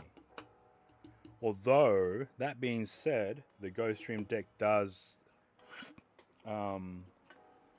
run a lot more hotter. Hence why there's a lot more fans cooling the entire system. So yeah, if I'm able to recognize how to install Tailscale onto the 03W board along with the IRLbox software, then I think we might be able to utilize that in the future for RL remote web interface as well. Okay, cool. Because I know when I had to do it for the... which board did I did it for? It wasn't the Orange Pi, because the Orange Pi didn't need a Tailscale. the travel router. I had to install the tail scale add-on onto the router, and that was a bit of a few hurdles to jump through. So, yeah. Okay, cool.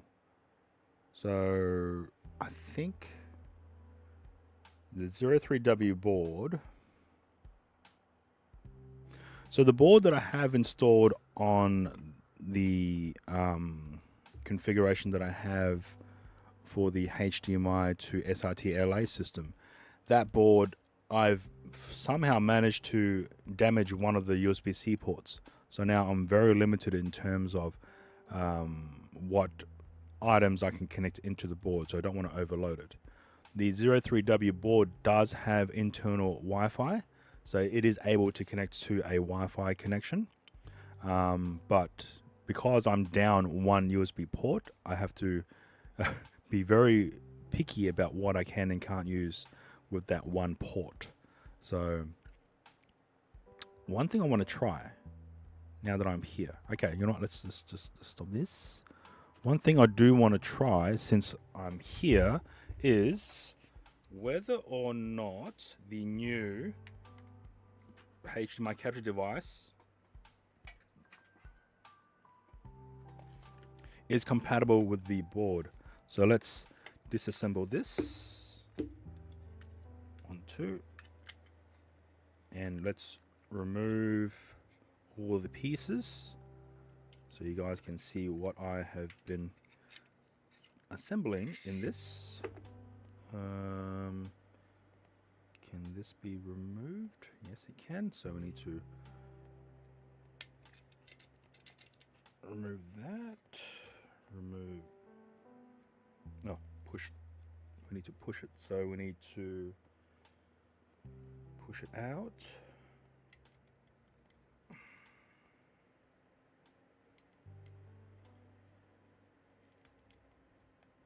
Without damaging a bunch of shit, which I'm prone to do. Okay,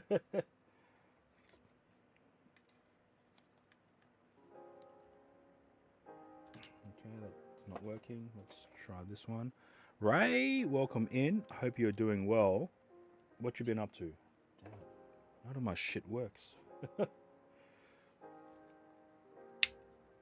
Okay, so that's able to be pushed in. So can we push you out?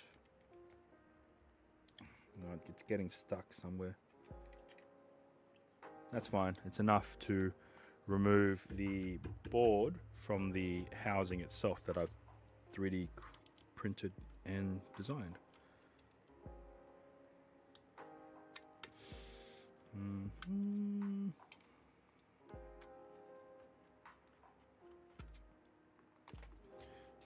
Let's pop you out. Try not to damage anything. It's wedged in there really well. Let's go here. Oof. Okay. Make sure nothing broke, no chips. Okay, we don't need that. All right, so this is the 03W board with GPIO pins as well as heat sinks. This board does run quite hot, hence why there's a lot of heat sinks on the board itself. So one thing I want to try is to see if this HDMI capture device can be used with this board. So let's plug that into here. Again, this USB-C port is damaged. I am unable to use that at the present moment. And let's now plug in this this micro SD card. It's very shallow, unfortunately. All right, done. And let's plug in a power. So we can plug that power into here. And we have a power bank here. Provide power in.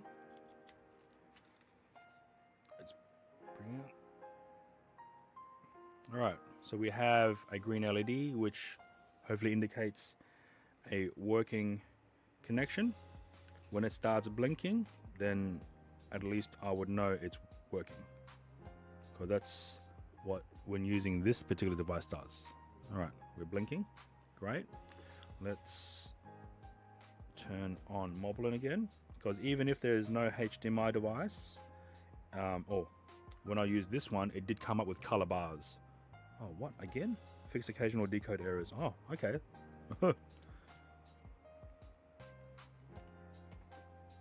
You moved to your Twitch stream. Party's on it. Yes, it is, unfortunately. But welcome in, Media Tech. Okay, again, this took about 1 minute and 40 seconds for it to start its broadcast via SRT LA into the iPhone. So, in the previous configuration, I used a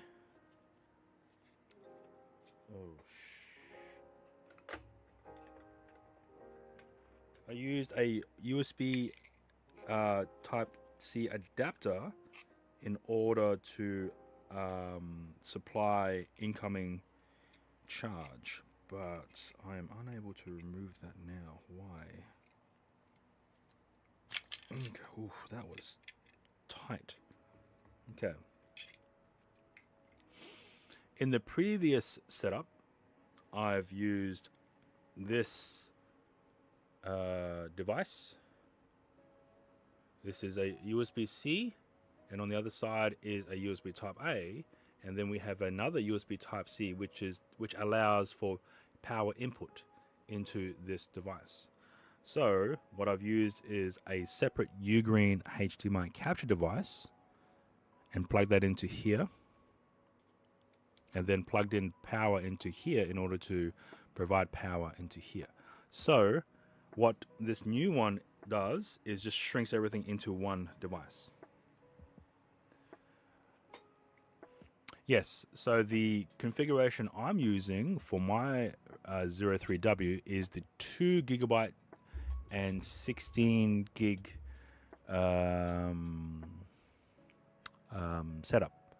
You can, if you type in !Discord, I might have, yep, IRLbox. I do have a channel specific for IRLbox.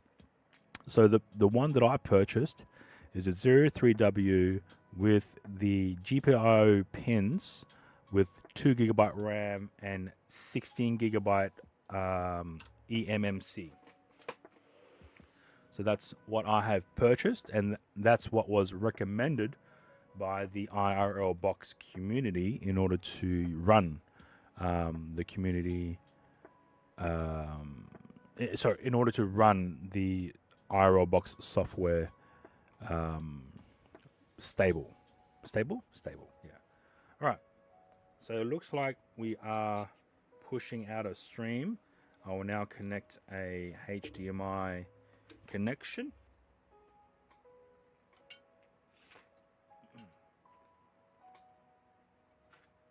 Again, shit is just everywhere, so I do apologize. Well, that's the life of a tinkerer.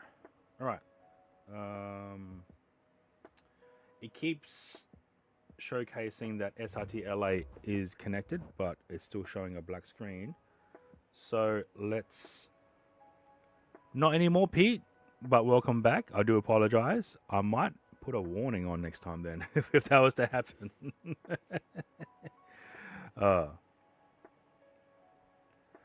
I've had my snack, so no, that is a no, Pete. Welcome back.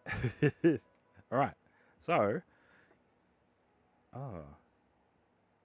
here is a bit weird. So it could be a cable, maybe, that is failing and not providing stable connection. Although looking at this, it doesn't look smooth, to be honest. Looking at the playback from the iPhone, the incoming HDMI input to the iPhone itself doesn't look smooth compared to when I'm when I'm using these devices here. So it might mean, unfortunately, it might mean that this particular device doesn't run smooth with the 03W, which bit of a bummer because I did wanted to minimize the type of equipment that I use with the 03W. Yeah, it's very jerky. It's not smooth. So let's power down. It could be the adapters, but I don't think it is because these are rated quite high. Let's try power delivery P. Right, let's go here. Boom. Boom. Okay, let's try again. So you have sorted both horizontal and vertical stream to YouTube, but how do you get both chats? How do you get both chats? Will Moblin do that automatically? Oh, because they're both separate streams. I don't know. Because I used, because they're both under the same channel, right? So how would Moblin be able to decipher the chats between both channels? Oh wow, okay, I don't know. I don't know about that. Because I'm only streaming to YouTube in its normal setup, horizontal. I haven't bothered trying to do vertical because everything that I do requires such a large profile.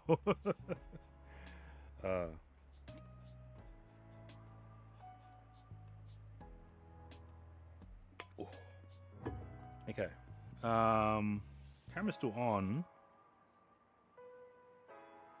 Because in the Moblin app, there's only one YouTube chat. Oh, okay.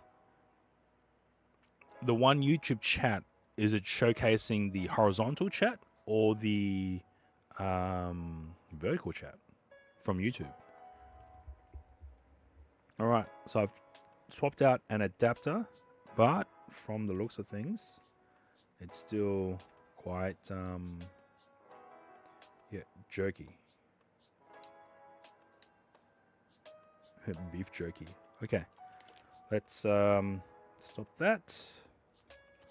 Let's now change to the original configuration before, which is utilizing 2 adapters instead of the single one. And yeah, let's plug that in. Let's now plug in the power cable. See how that runs. You only did vertical before, but we'll see what happens. You may explode on the way home. Oh, shit. Wow. Okay, yeah. Explosion. From riding home. Okay, yep, good. All right. I wonder if... No, that's right. So, I've made a Tinker design. Or Moblin may wave a white flag. True. Speaking of white, sidetracking.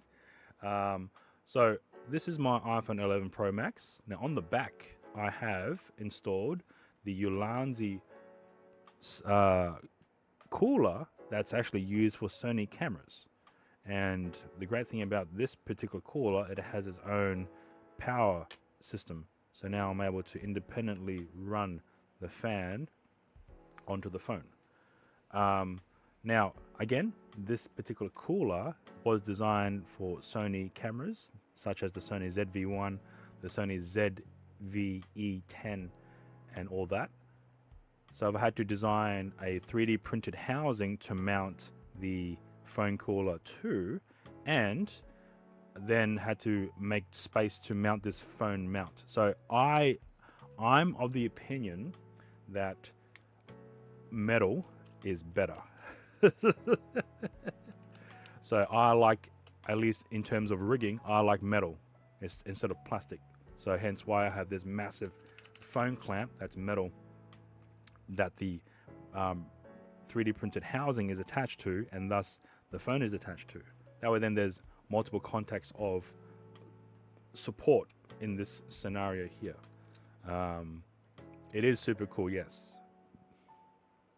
Now, it's secured on there pretty tight. Again, iPhone 11 Pro Max, it's cracked. So, and I can now shift this down to the very edge here so that I can still utilize the rear cameras and this case won't interfere with the actual camera lens itself. So here's my hand in the rear. There is a delay, but that's just to sync up all the RTMP streams that I connect into this device. And now plug in the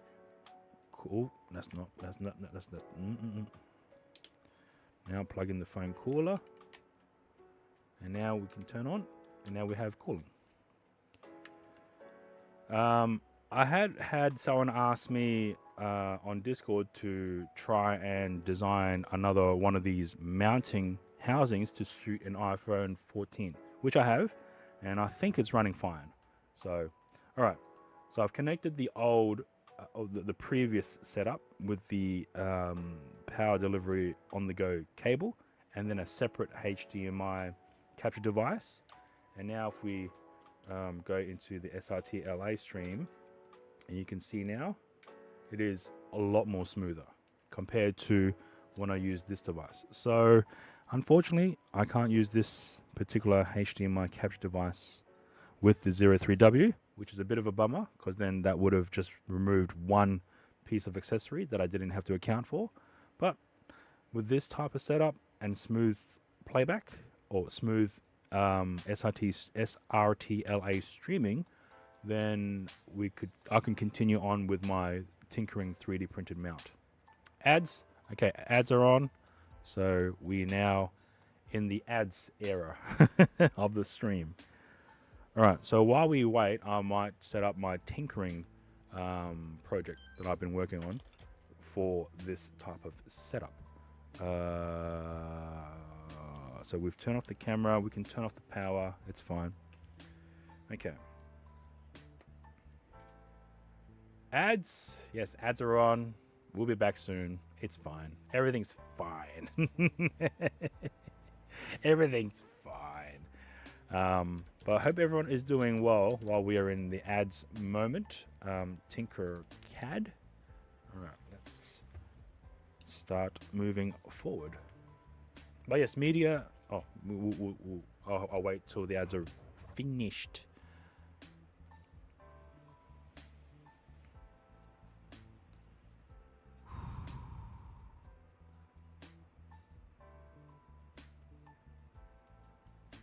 I should have started this before, to be honest.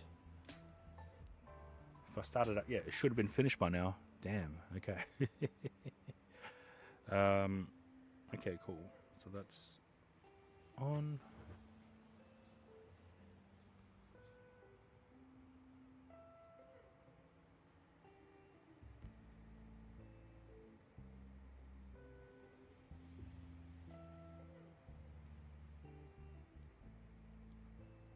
Okay.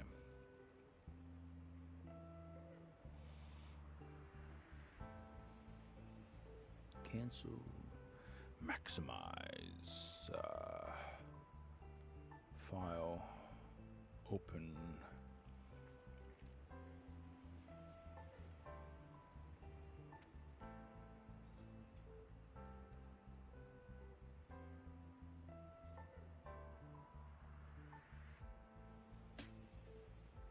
This is the wrong one because I've made an update. I've made an update. For sure. I've made an update. Alright. Let's see here. We can close this one down for now because 03W is off.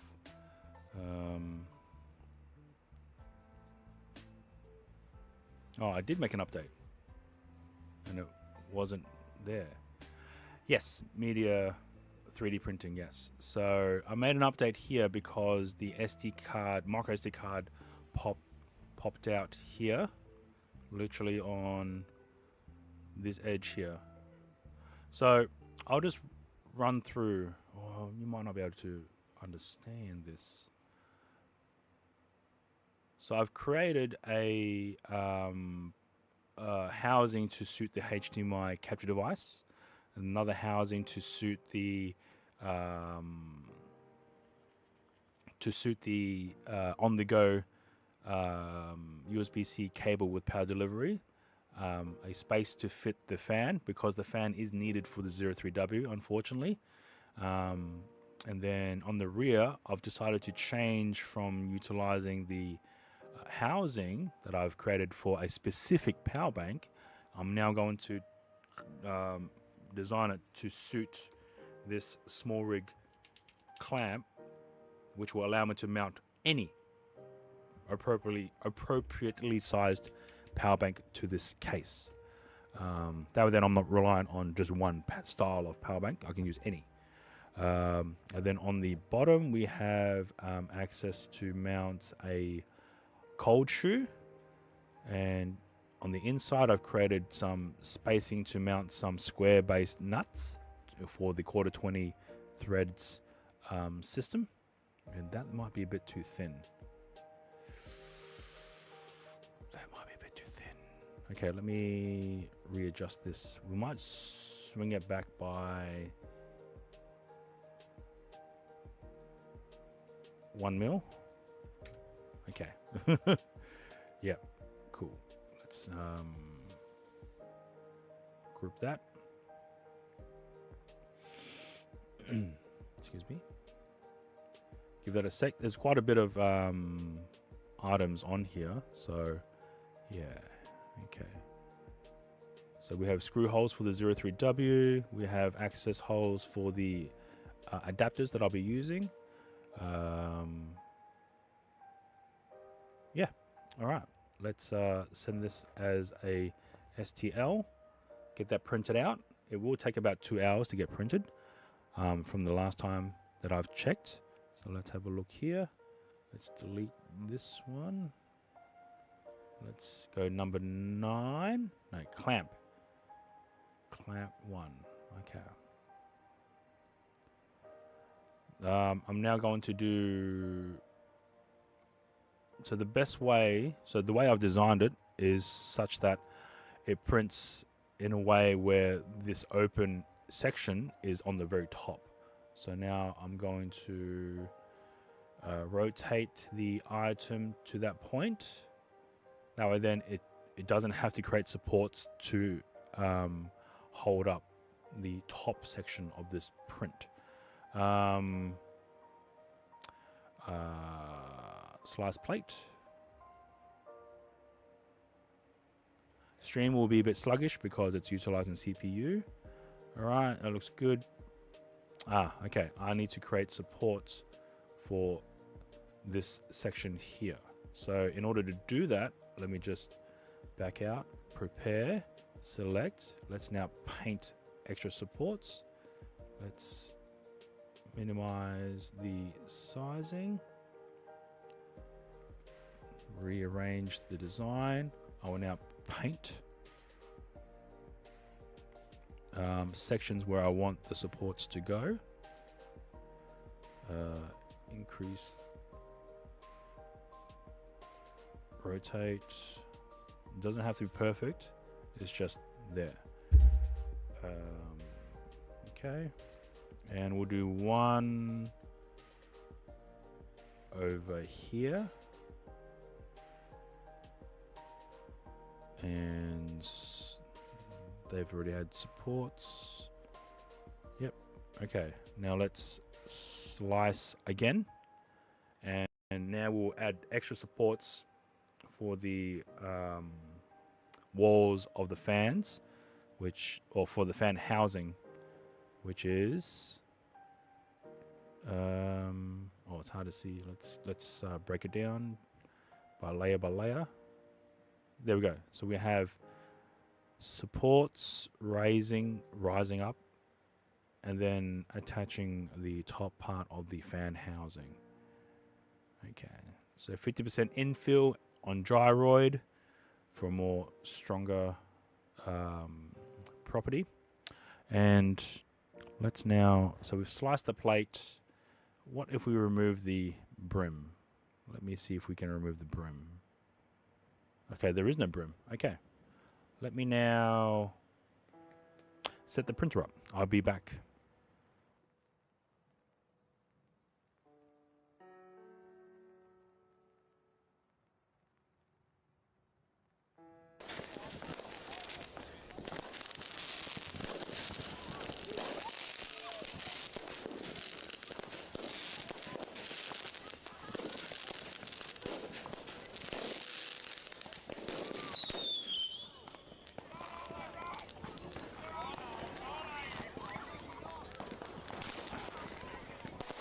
Yeah, no shit.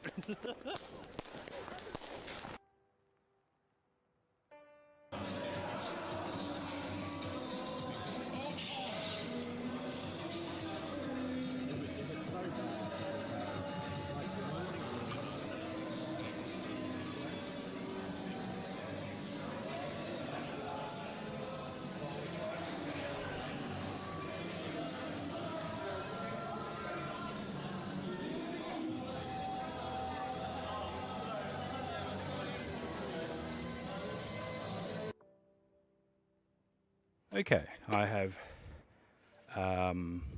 set up the printer. So now let's start the print with calibration. K1C, not the K1 Max. Start print. I have glued the bed as well. So this says it's going to take about 2 hours to print. If that is the case, I'm going to probably add another 10 more minutes. That will be about 2 hours and 15 minutes. If that's the case, then that would be finishing at about 5:30. So if this 3D print finishes on time, who knows? So if this 3D print finishes at a scheduled time, plus another 10 minutes to assemble all the equipment, we might actually have time to go out to do an IRL stream testing this equipment using a HDMI camera as well, along with Moblin, to see, one, if it works great, and two,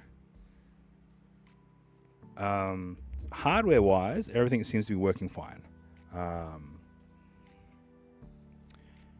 And for some reason, I don't see MediaTek's chat on screen. I can see it in chat, but not on screen. Let me refresh my stream elements, and where is it? Okay, I'm going to refresh stream elements. So stream elements should be back. Let me turn off ads.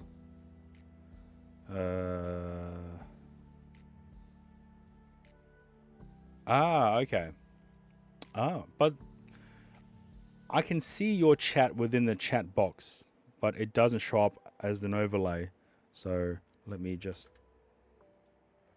test something.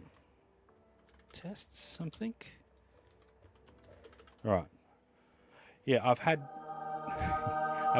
that.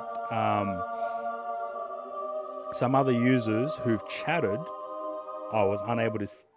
Their text wasn't able to be displayed on screen. So, yeah. All right. Cool. So now that's running. It's doing its calibration and bed leveling. So that's going to take just about 5 minutes, and then the initial print will start. I'm just going to watch until maybe the first and second layer. Yeah, yours isn't showing up at all, Media. When you were typing in YouTube, I think it was showing up, right? Let me just roll back. Yeah. Oh, on screen. Oh. We'll see. It's fine. I will have to print the lid. I don't need the lid now. It can run without the lid. So, yeah. Cool. So previous iterations, I've used a larger box to house a specific power bank, but now I've decided to utilize, or I'll see how it works. I've decided to utilize a phone clamp, or a clamp from SmallRig, in order to attach multiple sized power banks here as well. All right. Yeah, I'm not sure what to do now. I should have started this print before I started the stream. That way then it would have finished by now. But yeah, oh well. It's okay. I was under the impression that this device could have worked with the 03W. But that being said, now that we've got time, yeah. I think the 2 GB version might work. It's all dependent on what kind of micro SD card that you have. Oh, the Orange Pi 3, yeah, you could probably, yeah, it is a suggested board that can be run, that IRL box can run on. So, yeah, I'm not sure what limitations there are because I don't actually have a Orange Pi 3B. So, but yeah, you mentioned about the link P1, I think you said. Does that have Wi-Fi or is it all Ethernet based? Link, oh, it's with a C. Yeah, P1 encoder. Yeah, link P1 ENC1-V2 encoder. So I don't think this has Wi-Fi. It has HDMI input, output, USB, LAN, DC 12 volt. Yeah. But, oh, the mini. Oh, sorry. The mini. Let's have a look. If we have the mini.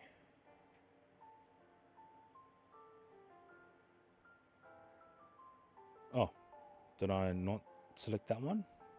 Oh, I don't see the name mini, so let me just do a Google search quickly. The mini. Okay, here we go. Chrome. Okay. So we have the mini, which is HDMI in, Ethernet only, USB-C. So if you oh, that is tiny. Wow. Holy moly. So if you had, but then how would you convert this to Wi-Fi? I don't know. It comes with a shoe mount, so it can be attached on the top of devices. So that's interesting. That's very interesting. All right. I have to have a think about that. All right. Let me open up a new project in order to continue on with the smartphone type style encoding instead of using the 03W. You was thinking the same about the Wi-Fi in case you use the Ethernet to USB-C adapter. USB to Ethernet C. Yeah. So if you want this to be ultra portable,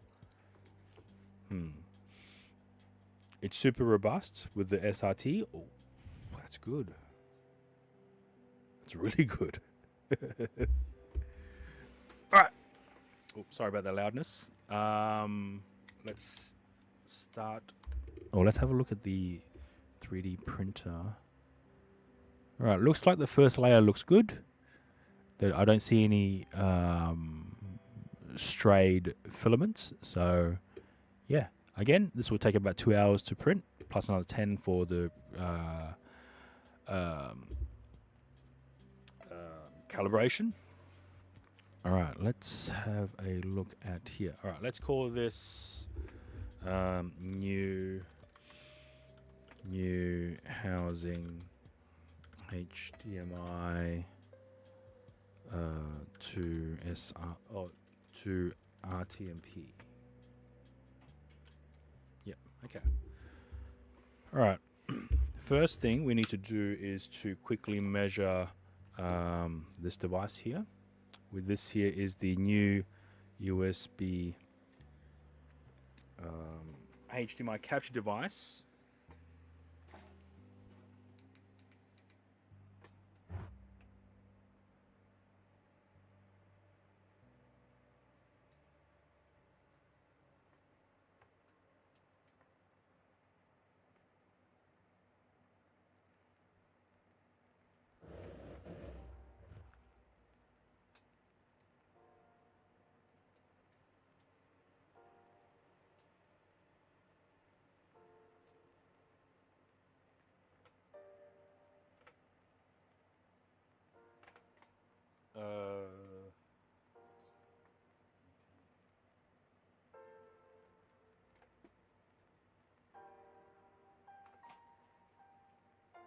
I just need to make sure everything's charging or charged if we were able to go do some stream later today.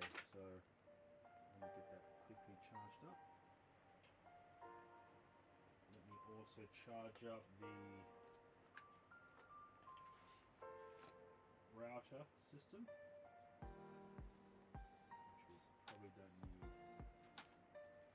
Yeah, no, we won't need it because we're still printing, so everything works. It's just not the way that I want it to. Okay. All right. So first thing I want to do is to measure this out in order to create some kind of a housing, and then have the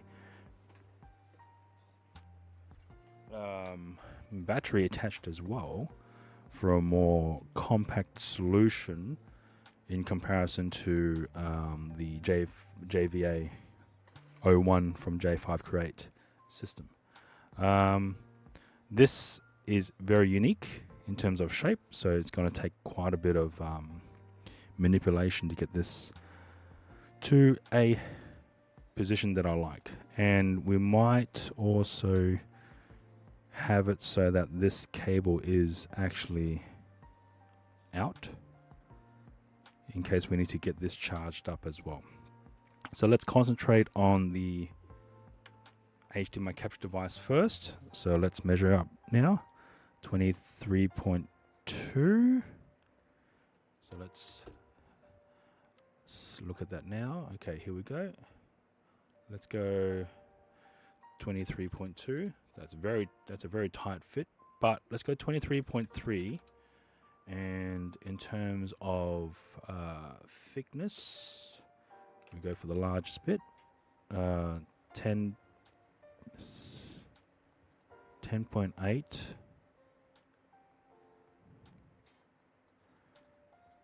So we go 10.9.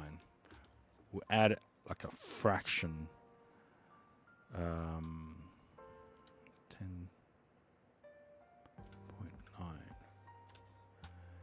Okay. And now we'll do a overall length just to get an idea of just to get an idea of the sizing in a 3D world. 59.9, so that's 60. All right, so let's 60.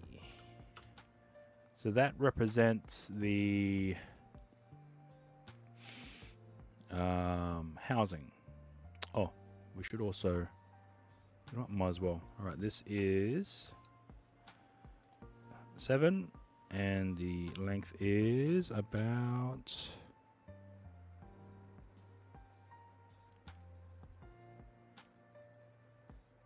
9 point, let's call it 10.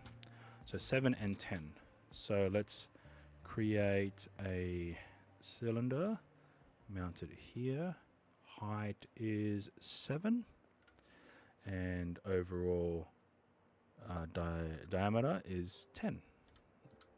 Done. Now we will center this piece to this block. We'll use this tool here. We'll select the block. We'll center it in the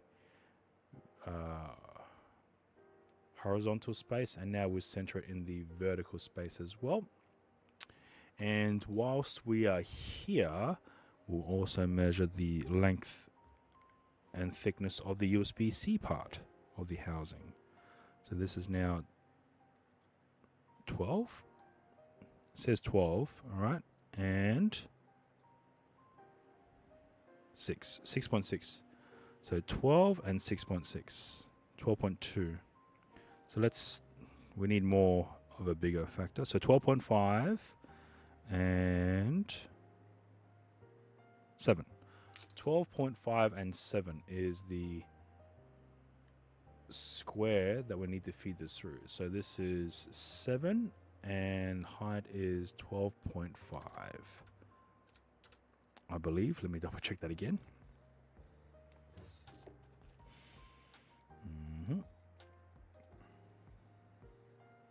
Yep, 12.5. Okay. Let's now center this to the block again. Wow. Okay.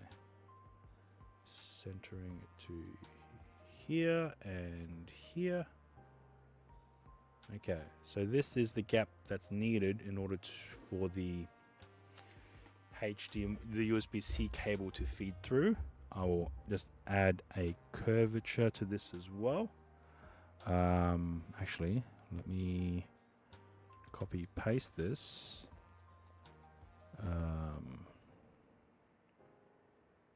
We can create, undo. This one we can create as an extension. This one we can create as the deletion tool.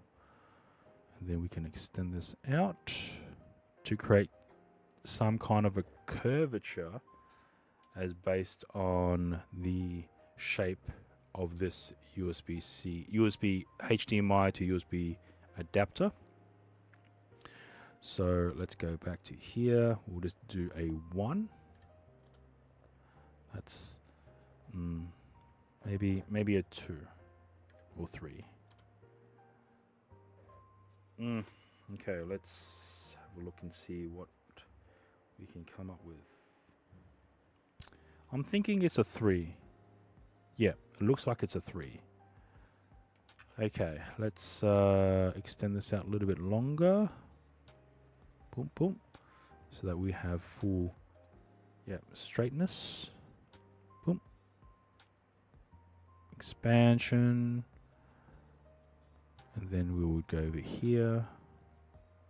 Expand as well. And then we can delete this. And then we can combine 1, 2, and 3. We'll combine those 3 together. You have asked the LinkPi guys if the Mini has Wi-Fi. It does have 2 USB-A ports, so it should allow for a tether from a USB modem for a phone for internet. Okay. But that's if you're using the LinkPi as its own encoder direct to the internet. But that is, how would you wouldn't be able to bond, right? Right? Yeah, no, I don't think you'll be able to bond. Okay, so the USB-C one, we might extend that as well. We'll go 5. Oh, okay, so you could stream it to the Moblin or BellBox. Okay, yep, that makes sense. All right, cool. Let's book you there. Copy, paste. This is a lot of shapes, so we don't have to be that long, but it doesn't hurt. Okay, group. Okay, this is the USB-C over SRT. Okay, yes. All right, so the way that you're thinking is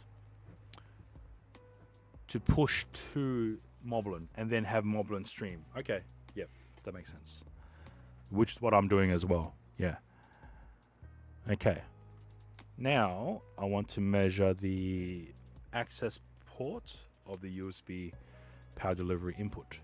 So overall, the length is, I believe I said it was 60. Overall length is 60. So now let's measure the actual gap. of this port, 8.9, and it starts at 25.4. So let's do, okay, and then this is 9. I think I measured at 8.9. So let's go 9. Let's measure it again. Yep, and it is 25 point.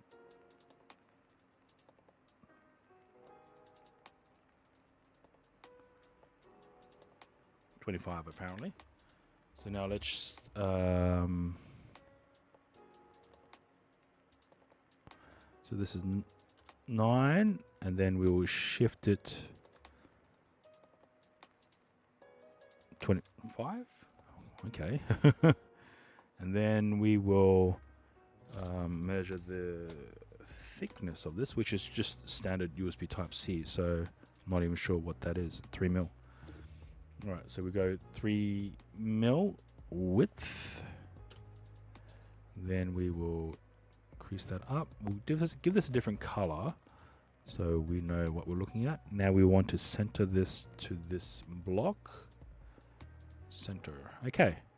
So this represents, oh, sorry, wrong scene. So this represents the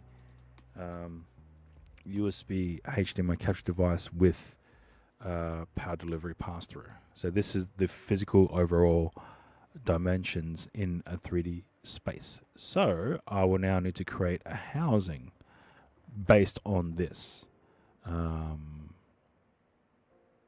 So is that sticking through? It might be. All right,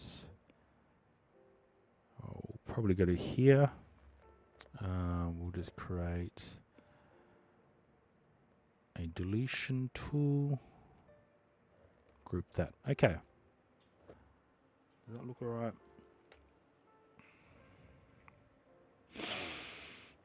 Yeah, I think it looks all right.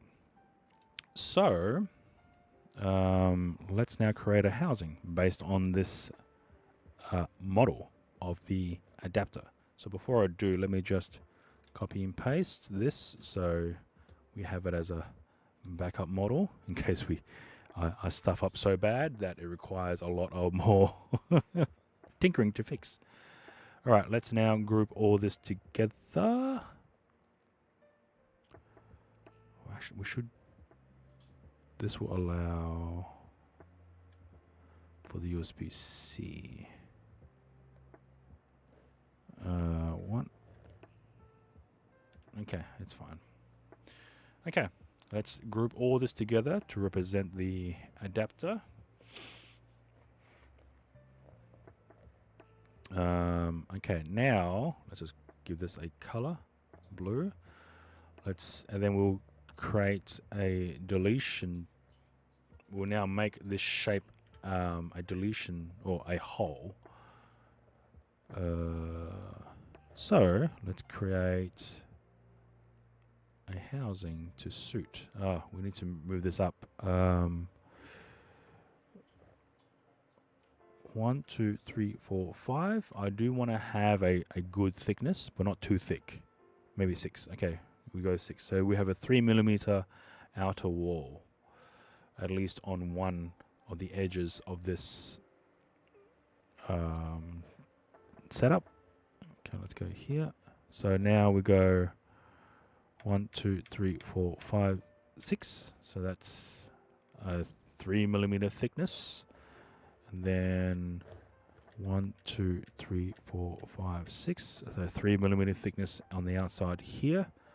And now let's expand to the edge. So it doesn't have to be fully enclosed. And we'll now expand up. Now okay, let's go here. Now the overall height of this, I'll have to expand to incorporate a thickness of a USB item, which in this case we have here. So we copy paste this. We will now bring it up. We will now rotate it. and unfortunately this is a grouped product, so we might have to ungroup for now. I will now select these two. I will now align to this shape here, and then yeah, okay, group. Okay, we'll group those. We'll make it into a whole. Okay, now let's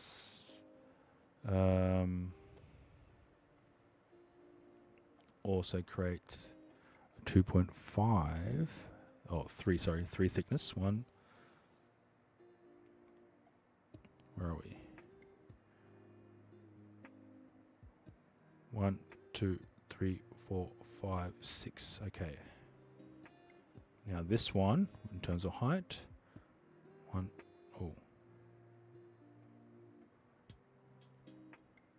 2, 3, 4. Oh wow. Okay, where are we? So that would be 29.50. Yep. Okay. Now we can bring this down to create a more larger housing. All right. So we have. Oh. So we have that. Now we need a way for it to push through. So it doesn't have to be out. So we'll just go here.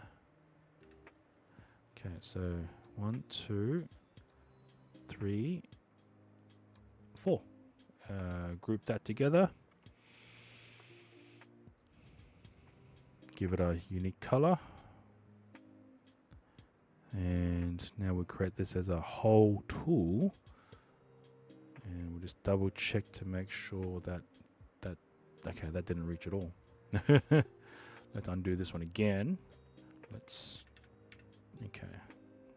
Okay. 1, 2, 3, 4. Group that.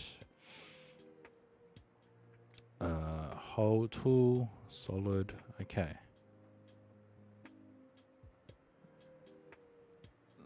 So now this will represent the housing to suit the USB HDMI capture device with pass-through. Now, should I utilize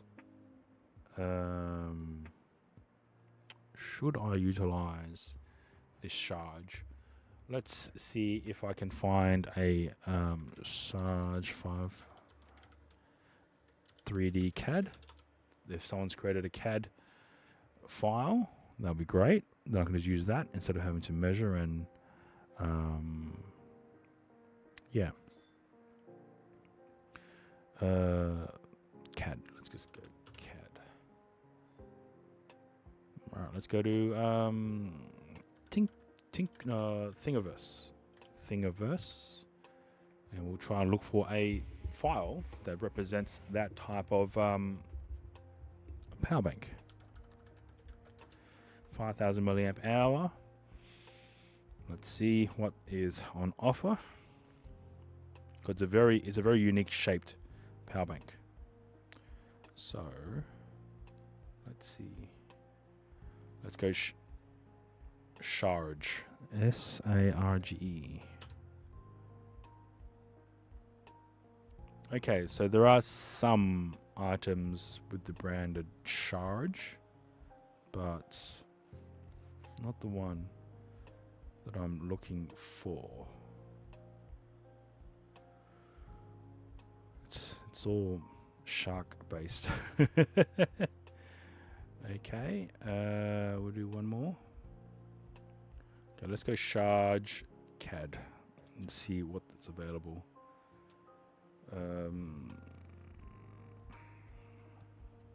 Sarge CAD file.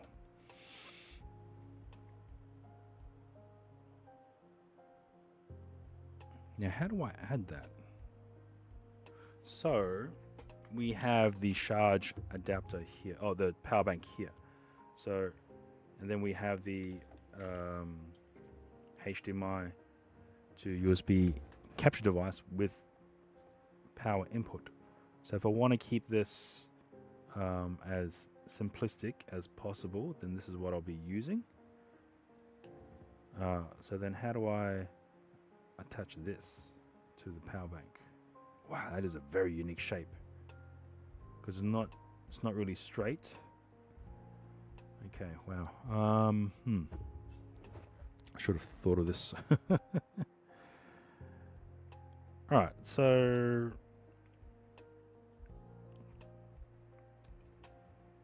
but then how do I clip this onto here? If I've created a full housing around this, how do we mount it? That's the question. How do we mount this? Maybe as a hot shoe, because then it just attaches to the hot shoe of the whatever clamp you have for your phone. Okay, yep, I can deal with that. So then how do we combine the two? All right, let's break it down. Unfortunately, let's go overall thickness of this is 33.5. Okay, so let's start building this out as a 3D model. Okay, so we have overall height. Let me try again. 33.5. This is what's measured directly from the tool, from my measuring tool. Okay, 33.5. Okay, now let's measure the actual dimension of the circle a bit, which I assume is just a 18650 battery. The best width that I'm able to achieve is about, I'm going to say 25, 26. Yeah, okay, that's hard. 20, looks like it's 26. So let's go a 26 diameter circular cylinder. So let's go 26 and 26. And this is aligned to this device. How do we do that? Okay, let's go shift. Let's align it to the center of the box. Okay, that's not it. Let's select alignment, select the center box, go to the middle. Oh, okay, that's why. It's this literally the same. Now let's align it to the edge here, because it is straight and then curve and then around it goes at an angle. So I'm not sure what this angle is. It's probably have to do trial and error.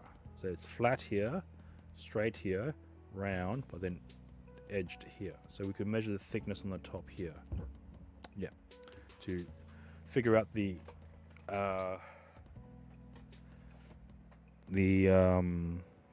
angle of this part here, because this thickness is less than the thickness diameter of the cylinder section. So let's do that quickly with what we have.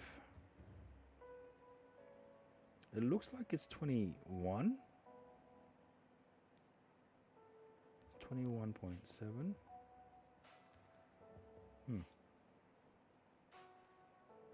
20.7. Let's go 20.8 as the overall top height of this. 20.8. Okay. So now we need what do we need?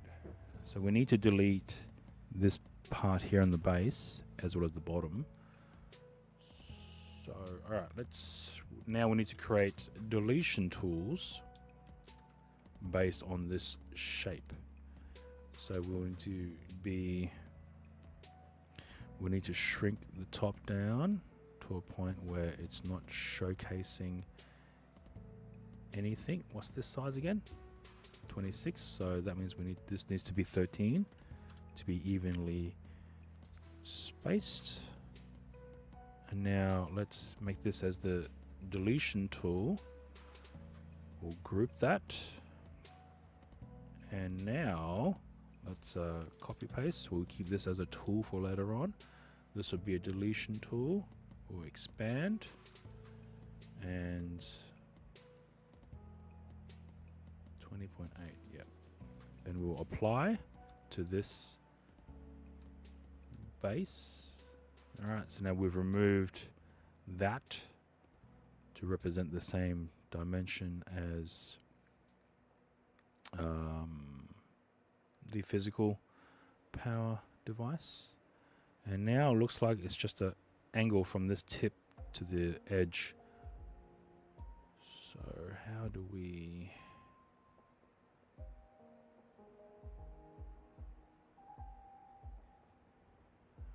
do that?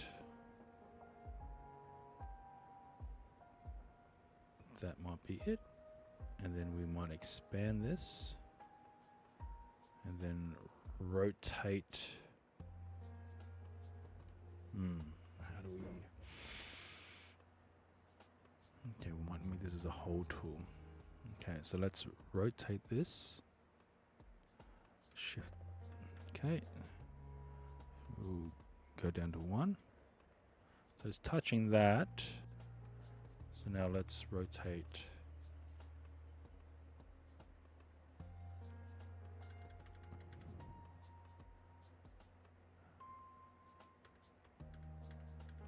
Okay, so that was 5. So if we bring it out, undo.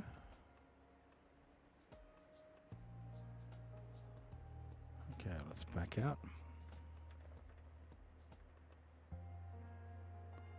Oh, is that touching?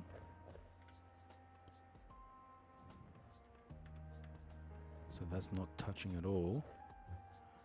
So it's literally by 1 degree.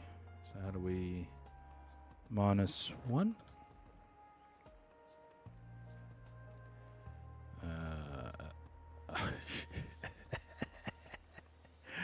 Oh man. Okay, let's go here.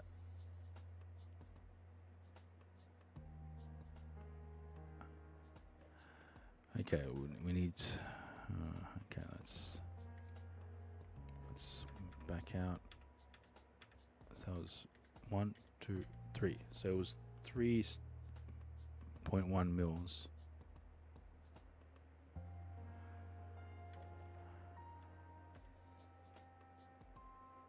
That's still touching. No, it's not. So how do we fill this gap between this edge?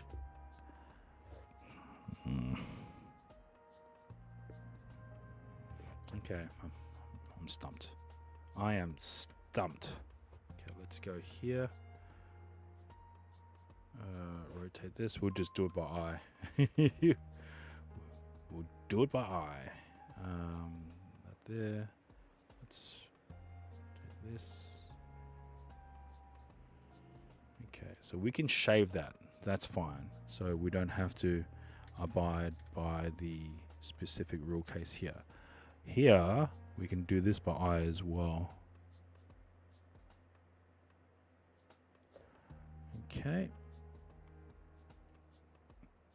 Oh, we can shave it. Yeah, that's right. We have the tools. We definitely have the tools. Okay, that's probably the best I can do right there. We can shave it here, maybe.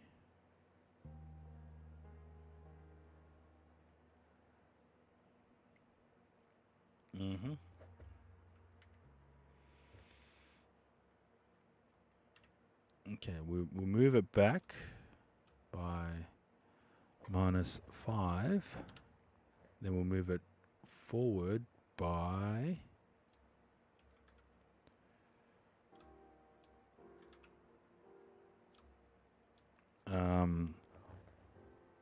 4.95.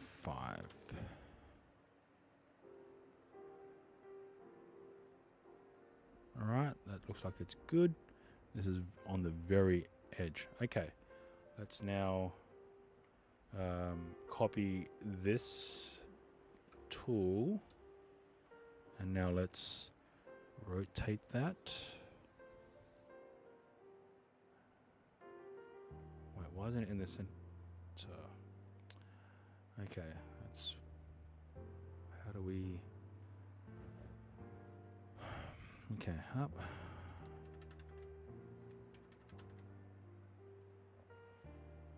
Up, okay, this is the whole tool. How do we align it then if it's in this shape? Oh, I guess we could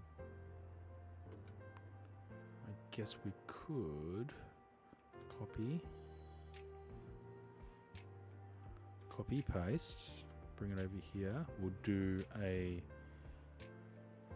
flip.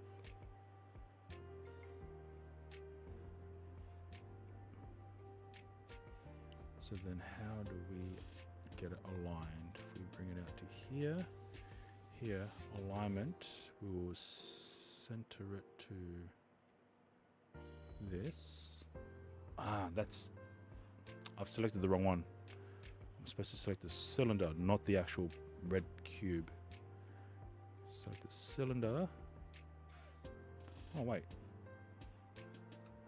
Okay. Weird. Allow it. Rotate.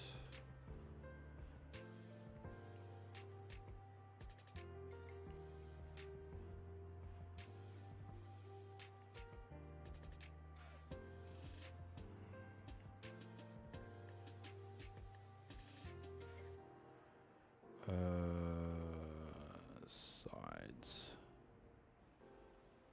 Let's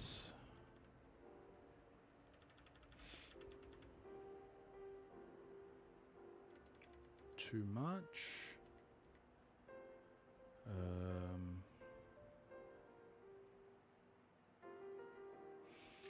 1 degree.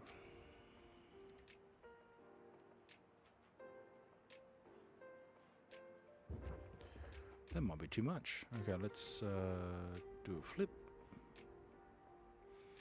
Let's rotate.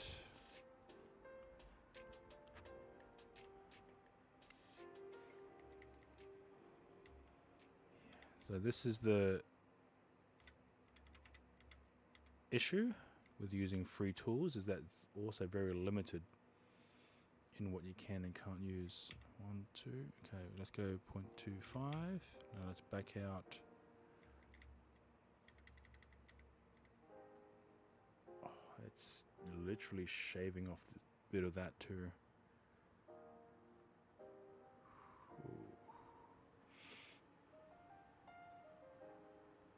Okay, let's have a look. Let's shave that. Let's copy paste this though, because it's a good tool. Let's bring this down here, expand. Okay, now let's group all of it together and see how it looks.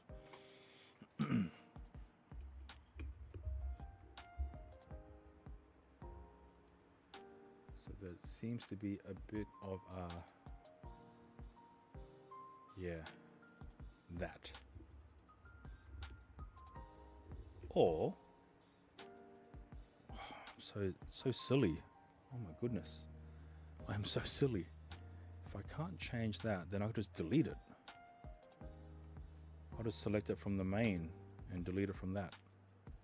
Instead of having to go around the curve, I'll just delete the exposed bit using a deletion tool on the blue section. Man, I'm so... Okay, I overthought it. Overthunked it. Overthunked it, indeed. Okay, that should be it. Let's group that. Boom. So the link pie Enc 1 Mini does not have onboard Wi-Fi, you're quite certain you can connect to a link USB Wi-Fi? Yes. Okay. But then, oh, hang on. Something's happened here. It's not what I wanted. Okay, so I need to delete just the blue first. And then group everything else together. Nope. Okay. Let's group that. It does have 2 USB ports. Okay. All right. So if there's a way to mount a USB adapter and then configure it within the software of the Link Pi, then you should be able to. Can the Link Pi is there an option for auto starting stream?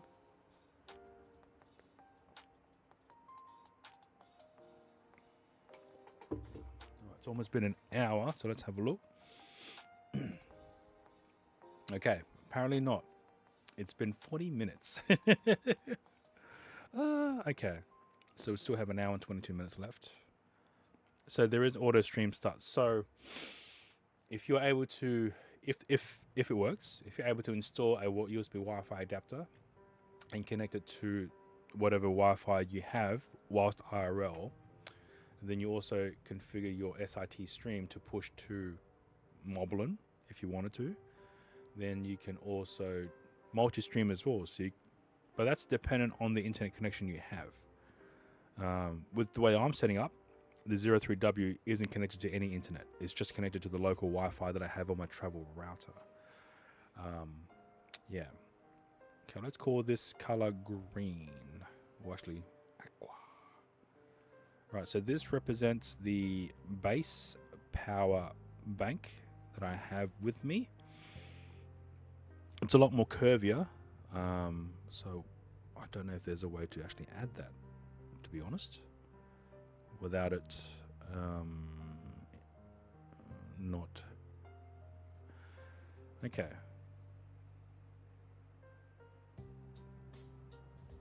All right, so we have a design based on the adapter, but then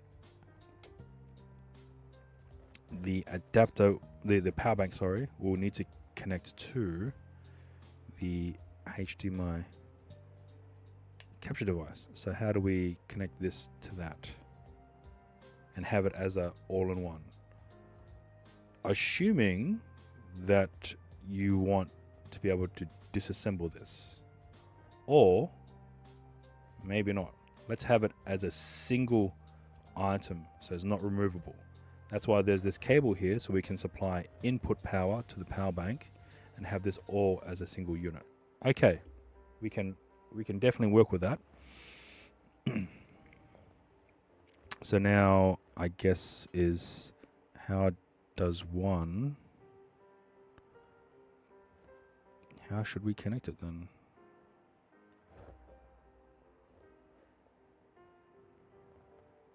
If we connect it like this, and then have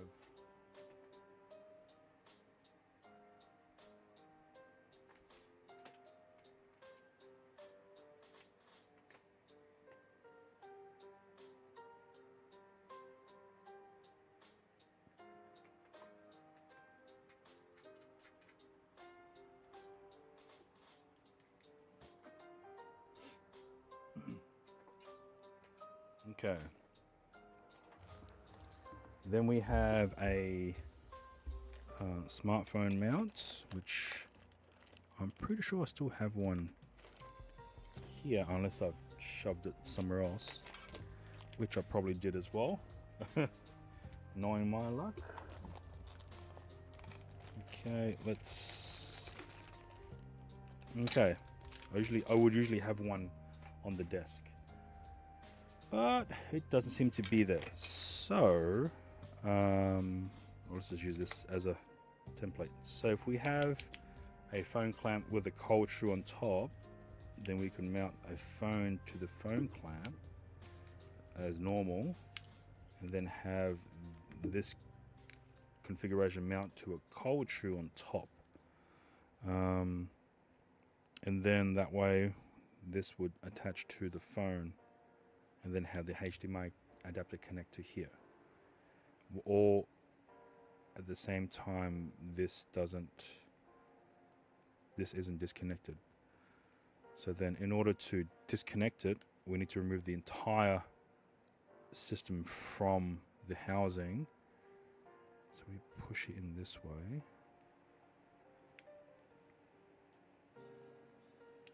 Then, so if we have it thick enough, then it wouldn't matter how far it gets pushed in, as long as it doesn't cover up any important aspects.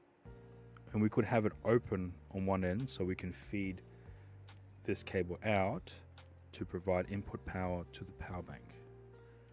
So let's see here. If this is the original piece, let's copy paste that. We'll keep that as a model on the side. Okay.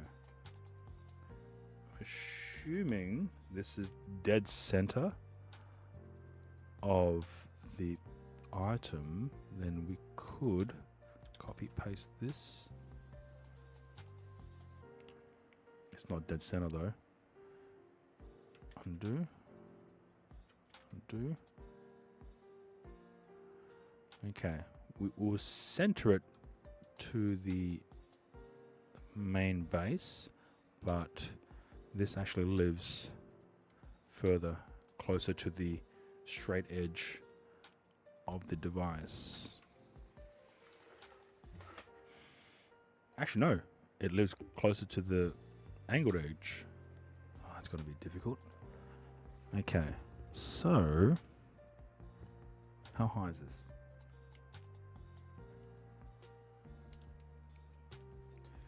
Let's measure the gap between the two.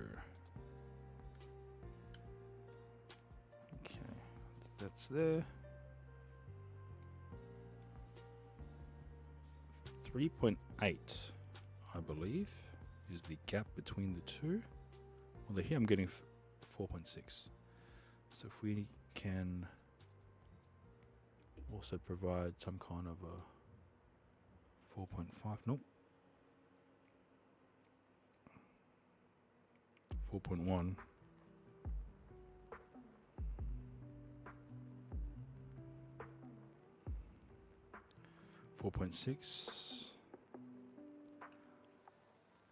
Let's go 4.2.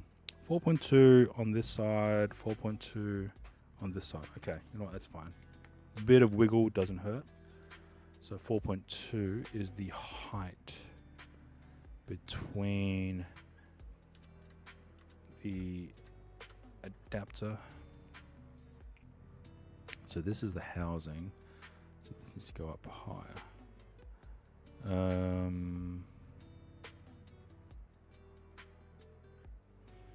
So 4.2 between the edge. Okay, let's group this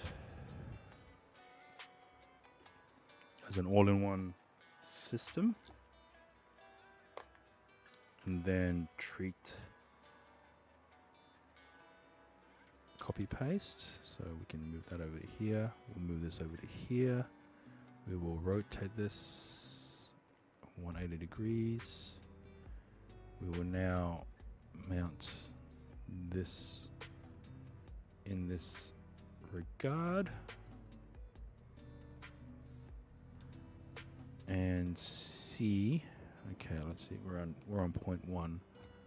So this is 2, 3, 4, 5. Green.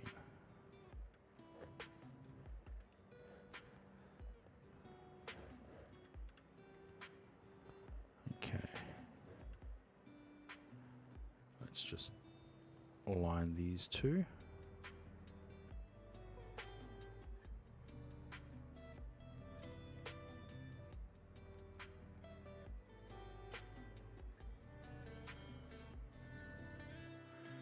Huh. Okay. Maybe not. That's how it works.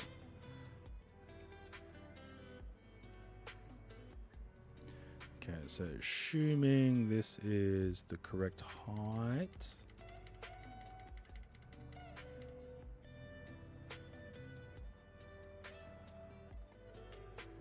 It is a bit forward,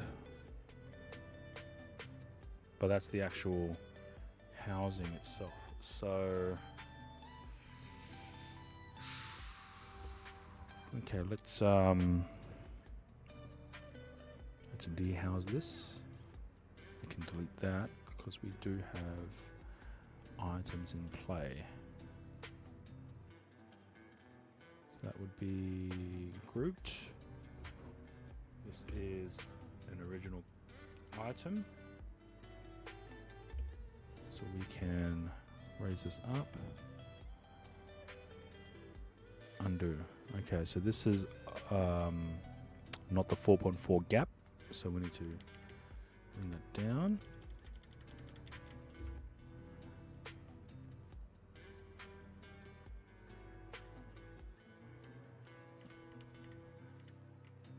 Okay. Let's delete that one. And so this is the part where we need to get alignment pretty spot on, possibly. Although the green thing is missing, so let's undo that. Ah, there it is. Okay. So this is what we need. Okay, we can. This is the original. Okay. So what I can do is measure from the straight edge to the edge of the USB pin. Oh, how do we do that?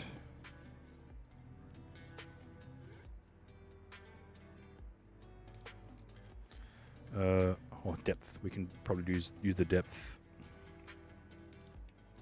Yeah, we use the depth section of the calipers.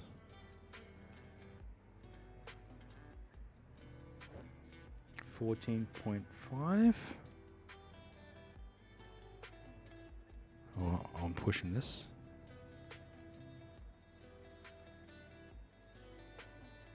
Okay.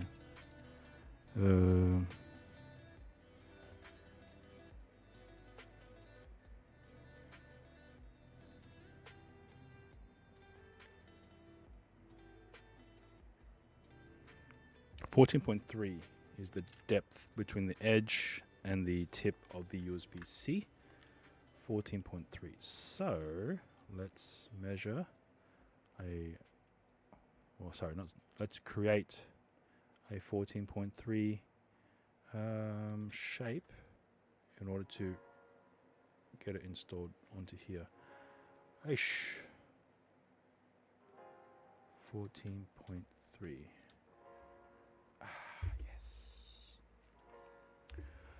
Missingo.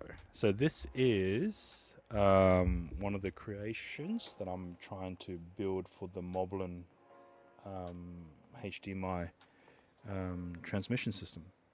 So we have here a 5,000 milliamp power bank. It's just one that you can attach to the base of your phone. It's small, lightweight, and I believe it's also fast charging as well. I also have a HDMI capture device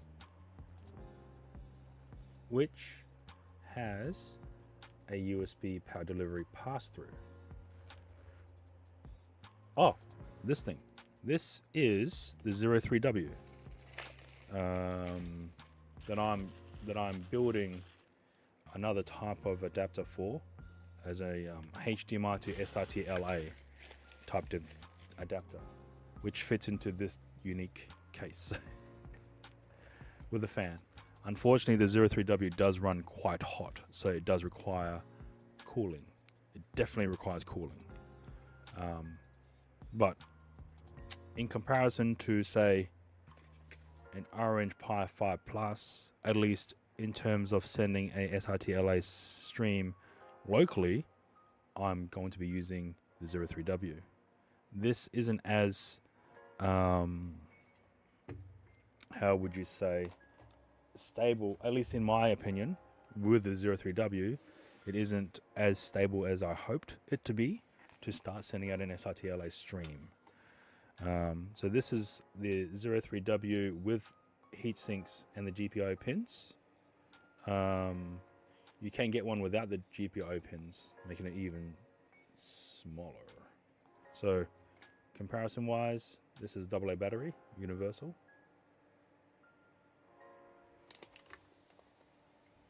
So yeah, that's what I'm working on. That's what I'm currently printing out now. It's a different type of housing to suit the 03W. But in this particular housing, I am utilizing the battery clamp setup, so I can attach different size power banks instead of having a single housing. I can attach different size power banks to power the 03W for the HDMI to SRT-LA conversion. Yeah. Yep. Okay. Let's now color this green so I know there's a difference. Okay, let's move this forward until we see the tip of the edge. I believe this is 14.3. Yep.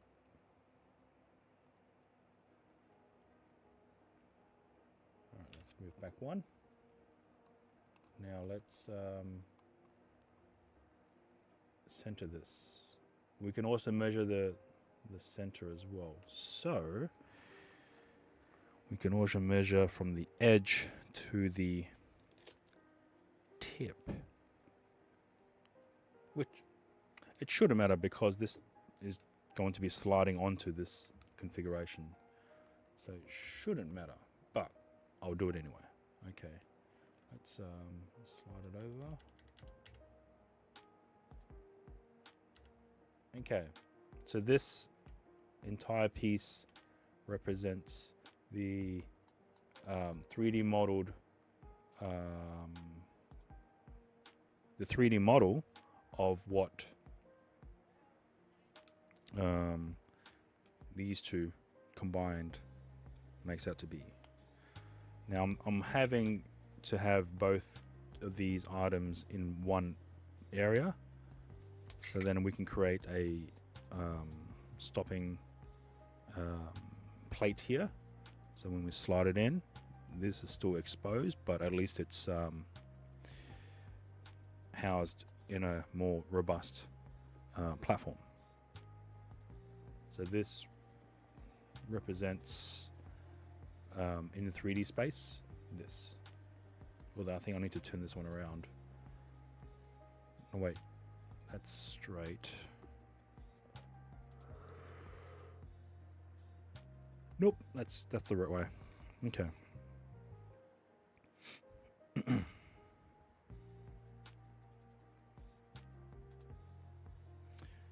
Yes, that I believe is the right way. Actually, no, it's not. Let me spin this.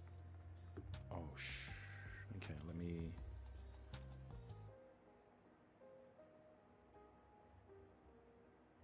There are no markers in Tinkercad, unfortunately. So let's spin this around. Let's shift this over to here.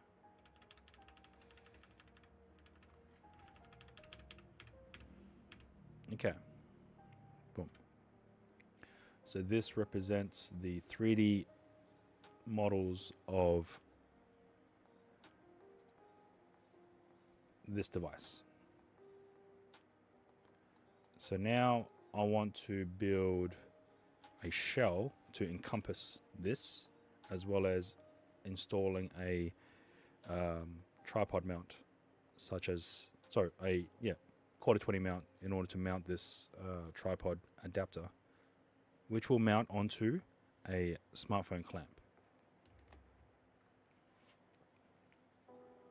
All right, so if we were to do this, the base wouldn't matter. It would be the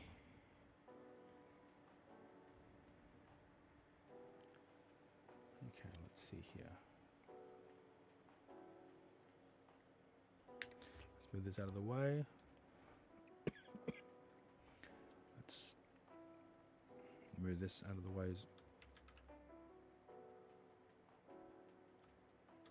well. Okay, so here it is. Let's copy paste this, move this as another modeled item. Now we want to create a model to encompass all of this.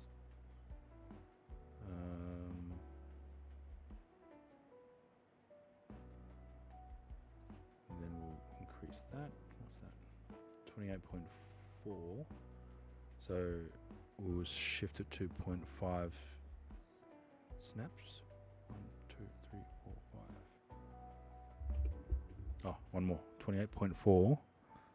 So it's only 2 mil. So we need one more. Or 3 mil. Okay. Here is 1, 2, 3, 4, 5, 6. Okay. And then here we will need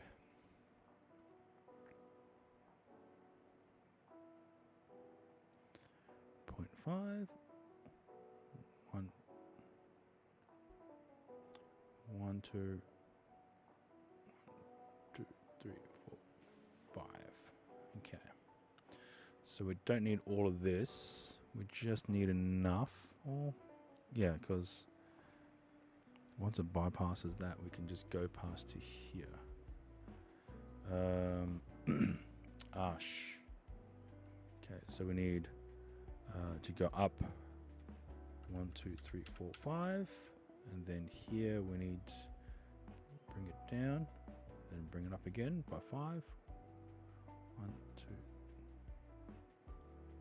1, 2, 3, 4, 5. So we're 66.5. All right. So we will need, this will be a full whole section. Then we'll need, at the very least, if we want to slide that in,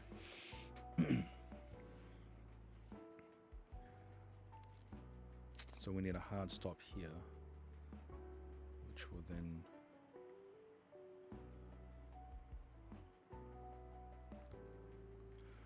we could have it.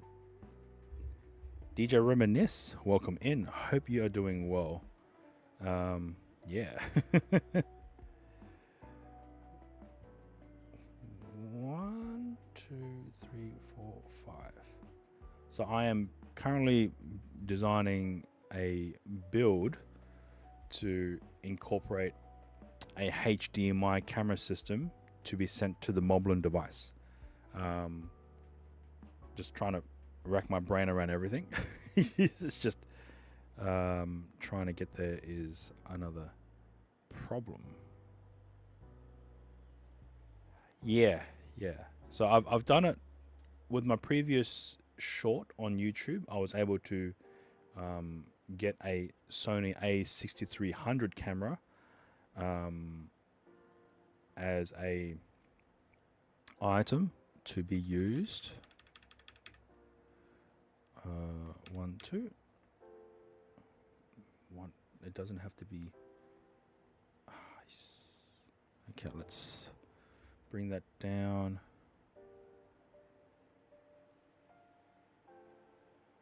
Yeah, I'm not sure what HDMI cameras you own, DJ Rem. So you might be able to utilize that during your DJ streams. We still don't know about the 360 and its incorporation with the Moblin app. Currently, it's not looking great, but there might be future updates that might incorporate this UVC 360 or at least RTMP 360. Sorry, I've just lost my mind there for a second. Wrong one.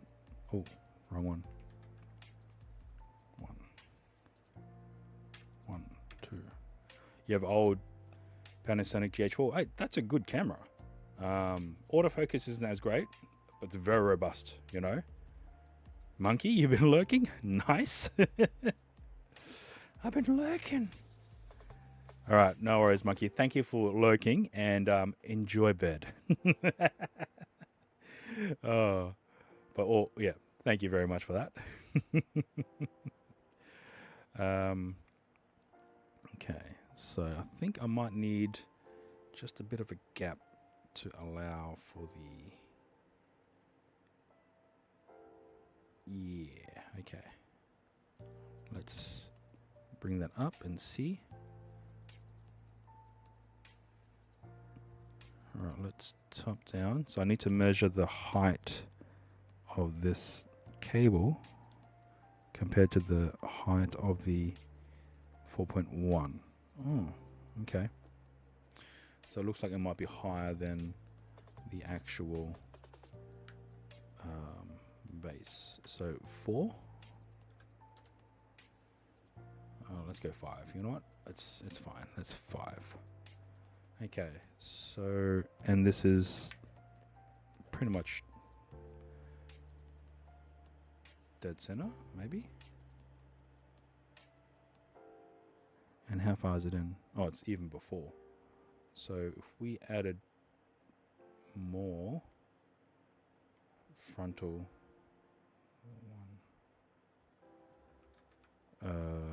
let's switch this to 5 41. Let's do 1 mil, and this one we will do a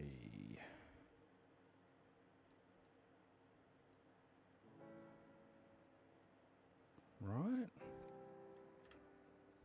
That's very. There's enough material. There's enough material around, so it's fine. Okay, let's go 1. And this will sit on the outside. So we go 6. We'll switch this to 1. We'll bring it down by 1. And yes. Alright, now we need to install the tripod section, which all it is just a 10 by 6 by 3 mil by 10 by 6 as well.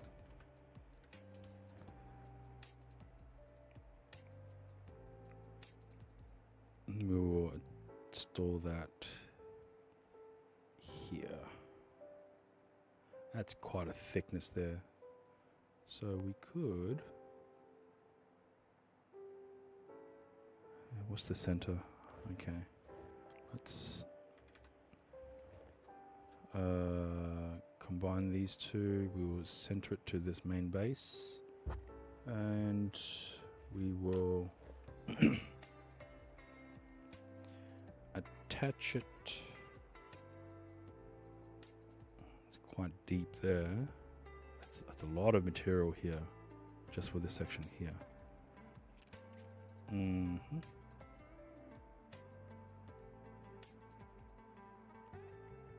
So we could.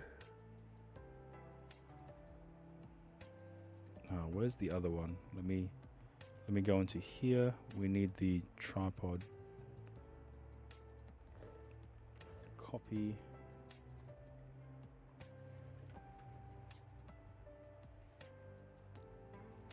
Copy. And paste. I don't see it.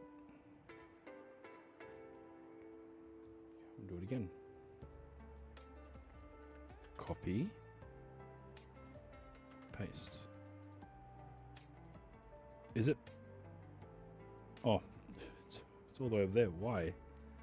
Okay, I'll probably printed out so many. Okay, here we go. Undo. Let's go over here. Okay, let's now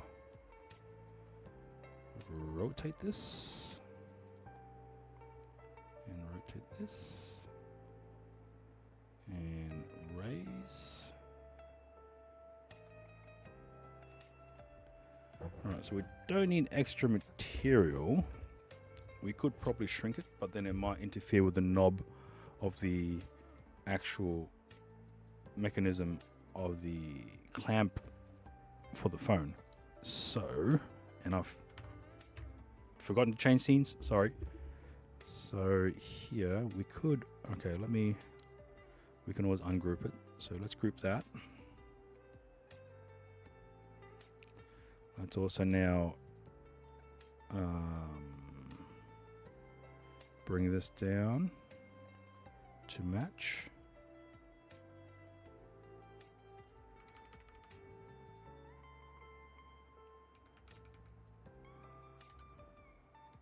Oh, it's by 1 mil. Okay, 1. And then, okay. So it's not too far out. It needs to be lower though, because there's too much weight hanging from the back. So let's bring this downwards. 1, 2, 3, 4, 5, 6, 7, 8, 9, 10. Just do it by 1 mil. Right, so how do we get to that section? This is the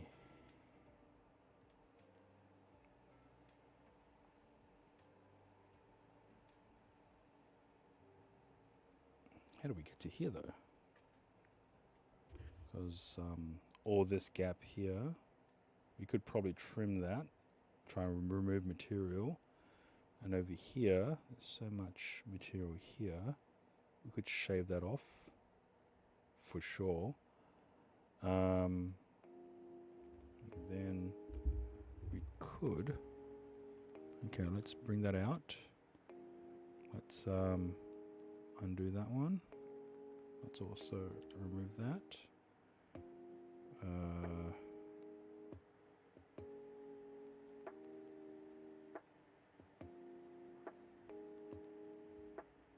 Let's also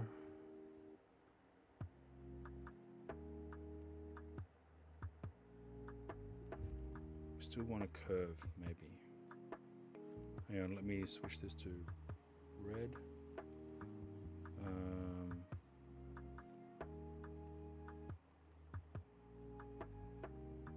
Okay, let's 1, 2.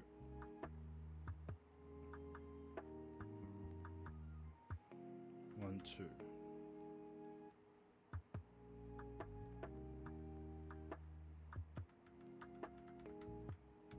So that's dead center there. That's still a lot of material, so we could probably. Yes. So, what kind of iPhone? What kind of phones do you have?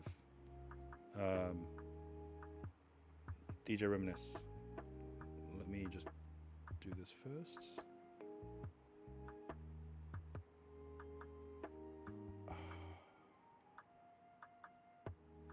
No, it can't be that. Let's go here.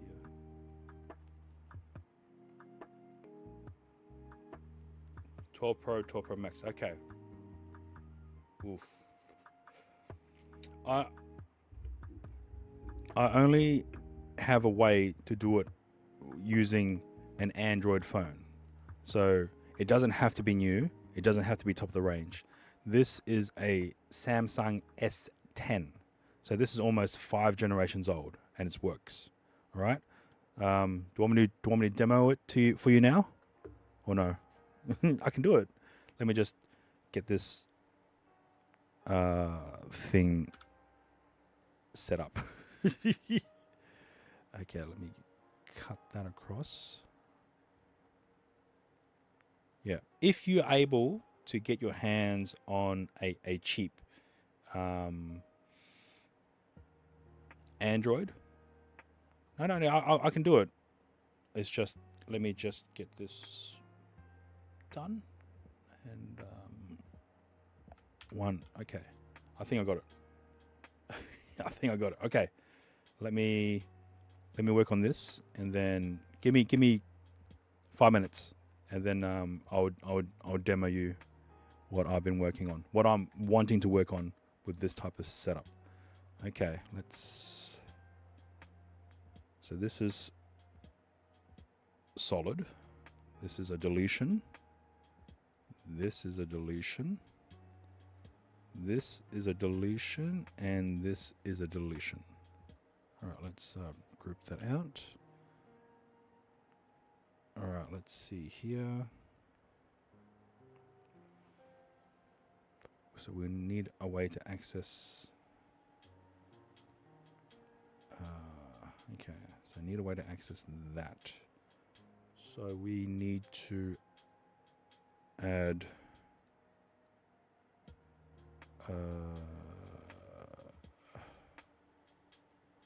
Let's just make a square. Okay, let's go here.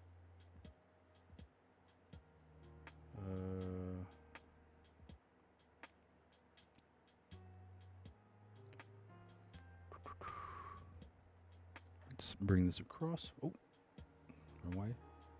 Wrong way. There's so many things. Okay, let's bring that out. Okay, so we just need a gap to feed a square base nut into this section to allow for the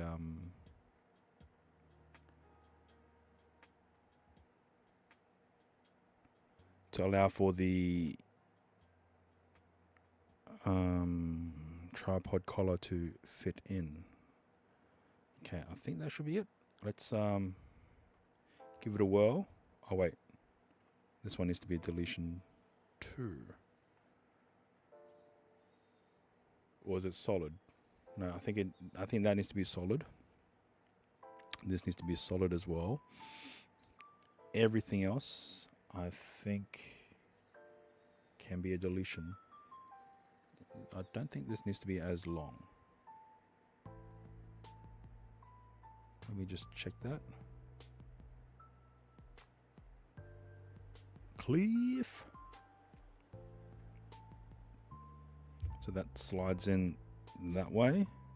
Okay, yep, so that is a deletion tool. My bad. That is a deletion tool, which we will make into that. Okay. So many shapes. Okay, here we go. Select all. Group.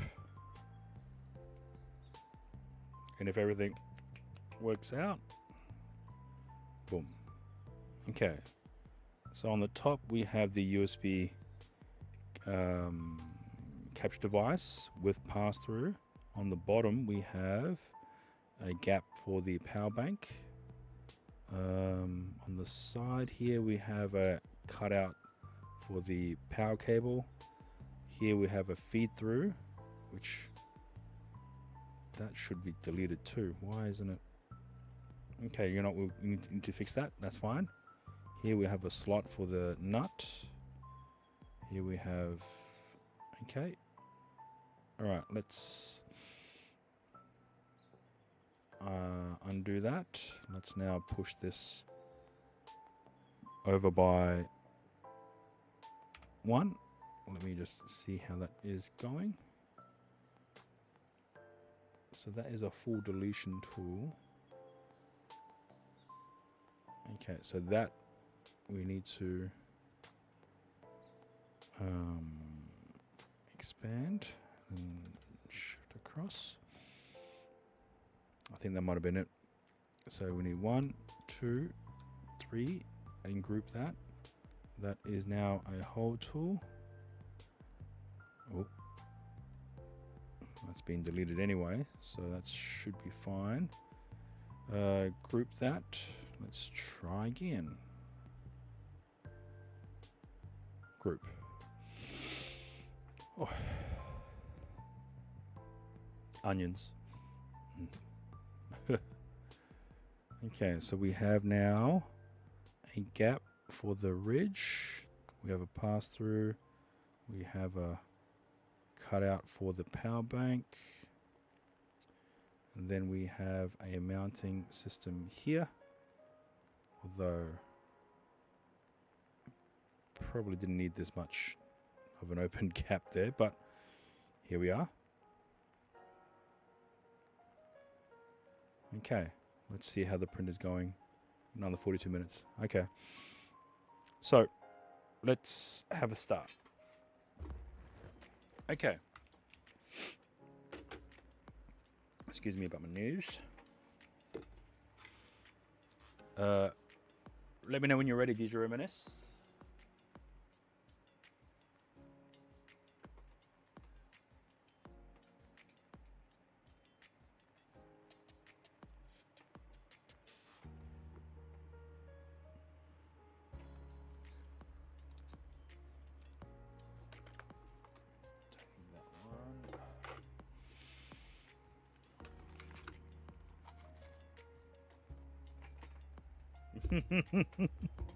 Okay, so we have an iPhone here, and this is going to be running the Moblin app. So I'll just turn it on now and get it configured, and make sure we have the router. So instead of running a hotspot from one iPhone, which for those who are using small setups, it's great, handy, very portable. I'm using quite a few items to send to the Moblin app. So I'm using an Action 4, a Pocket 3, and this HDMI to RTMP adapter, as well as using this adapter to push an SRT LA stream into the iPhone. So because of that, I've decided to use an external router-based system. So this gray thing here is a travel router. This black one is the Netgear Nighthawk M1. This is only providing internet to the travel router. And on the bottom is just a power bank to have power to all the units. So this will be my router system. But in your use case, the iPhone hotspot should be enough. All right, so we have Moblin active. Okay, we don't, because we're not connected to the Wi-Fi, which we should be, because I've just turned it off. I've just turned it on. All right. So this is a HDMI to USB capture device, such like this one here. This is a Ugreen HDMI to USB capture device, right? It's very similar to this, but the difference is this particular one has power pass through, so you're able to plug in a power bank in order to provide power to this end here. Sorry, edge. Right, router is still powering up, so we can wait. So this is one item. Okay, it's just a USB capture device with a power pass through. Okay, second item is a power bank. This is a very small 5,000 milliamp power bank. You can use a bigger one if you wish. This is just for my testing purposes, trying to be small, compact, and portable. Okay, so I will now connect this power bank to this USB capture device. All right, now I have an Android device and I will now also connect this to the same travel router that I have behind me. Although I shouldn't use this phone, I'll use the other phone. Yep. Sorry, so another Android device.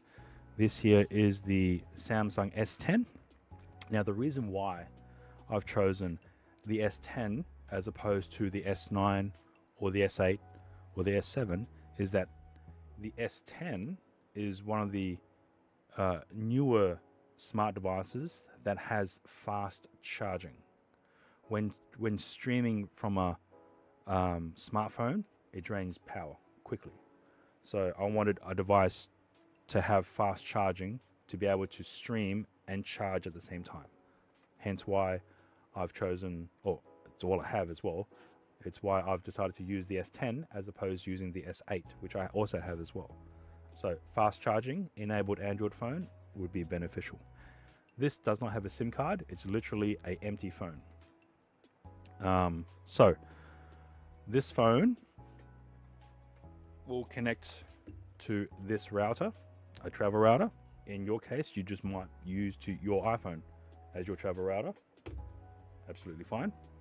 But in my case, I'm connecting this smartphone to this travel router, and the iPhone that's running Moblin is also connected to this travel router. So I might put that on the table so you guys can see.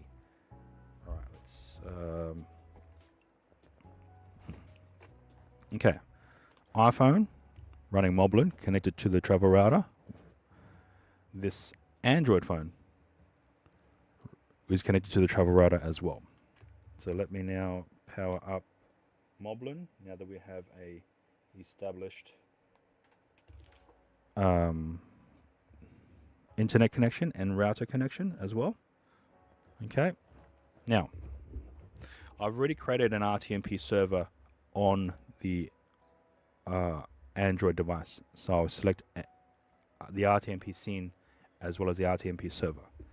So here we have the capture device and the power bank, and now we have a compatible phone. We'll now plug that in. I'll just go through a few systems. I will now open up a app called USB Camera Pro. I'll just type that in chat in case I've missaid it. USB Camera Pro. Now this app is a paid app, but it is only a one-time payment app. So I think it was about $6 or $7. I can't remember, to be honest. What this app allows you to do is to detect a HDMI capture device and then stream using the app to RTMP, SRT, or RTM, the newest one, RTSP, or no, whatever the newest RTMP YouTube one is. So again, we have a USB capture device with a power bank connected to an Android device running USB Camera Pro. Now, I will bring in a HDMI only device. This is the Sony X3000. It is unable to do live streaming, but it does have HDMI out. So let's power that on. I'll put that in frame so you guys can see. And I'll elevate it up, otherwise it's going to be showing something that it shouldn't be shown. And now I will connect the HDMI device to the HDMI capture device.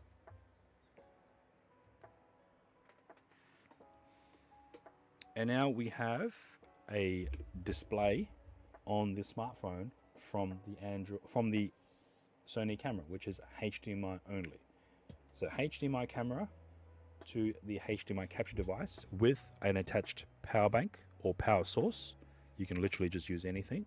This is small. That then is attached to this Android phone via one cable. It is also charging the phone as well.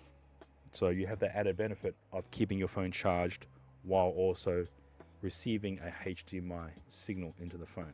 Now,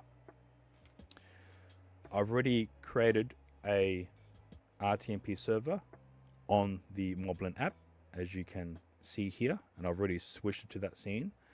I've already configured the USB Camera Pro to send the RTMP stream to the address of the RTMP server on the Moblin app. So now let's start the push. And now we have an incoming stream, an incoming RTMP stream feeding into the Moblin app. Now, let's go live. I'll just stop the recording.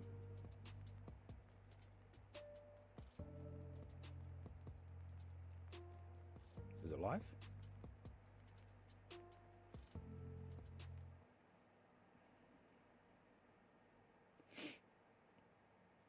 Okay, it doesn't look like it's live. Okay, sometimes I need to do it twice.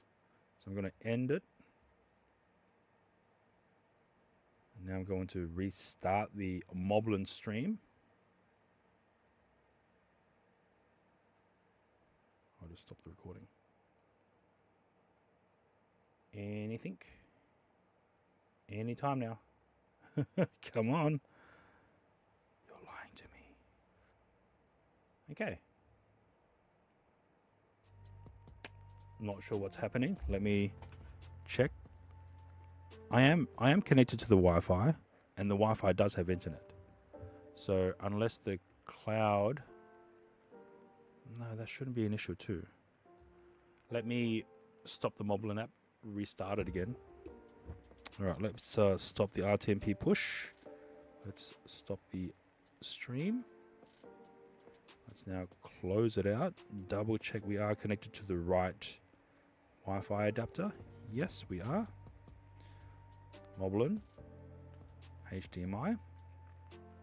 Start the push.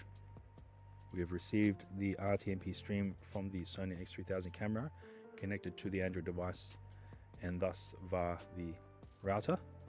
I will now start the stream from the Moblin app to go to BellBox Cloud. From the Moblin app to go to BellBox Cloud. All right.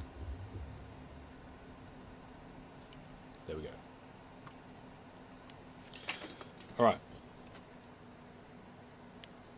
So here we have the camera feed coming in from the Sony X3000 camera, which is being fed into a HDMI capture device and then into an Android phone, and that is then sending an RTMP stream to the iPhone 11 Pro Max running the Moblin device, and that is then pushing a BellBox Cloud stream, and then the OBS at home is picking it up. And all this is connected via a router, but if you're just using 2 or 3 cameras, you don't need this. You can just use your iPhone as a hotspot mode. So, yeah, that is how you're able to input in a HDMI camera into a Moblin device.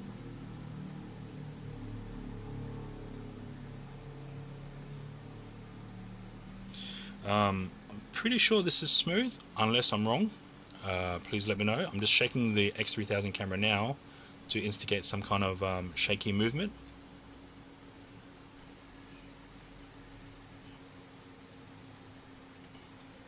So it doesn't look smooth, unfortunately, but with other USB adapters that I have tested, it looks smooth. So unless I might have to change a few settings within the USB Camera Pro app to just maybe make it a bit more smoother, maybe.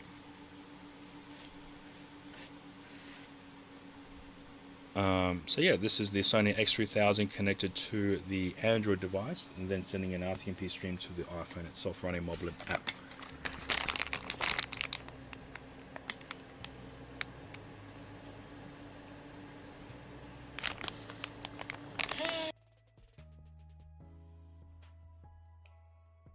All right, so that is how I'm able to do that with such a small setup here. So it's literally USB capture device, a power bank, and an Android phone.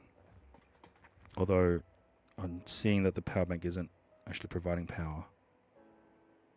It's on its last bar. So in the previous stream that I did do, I did use a bigger setup. And that is this. This here is the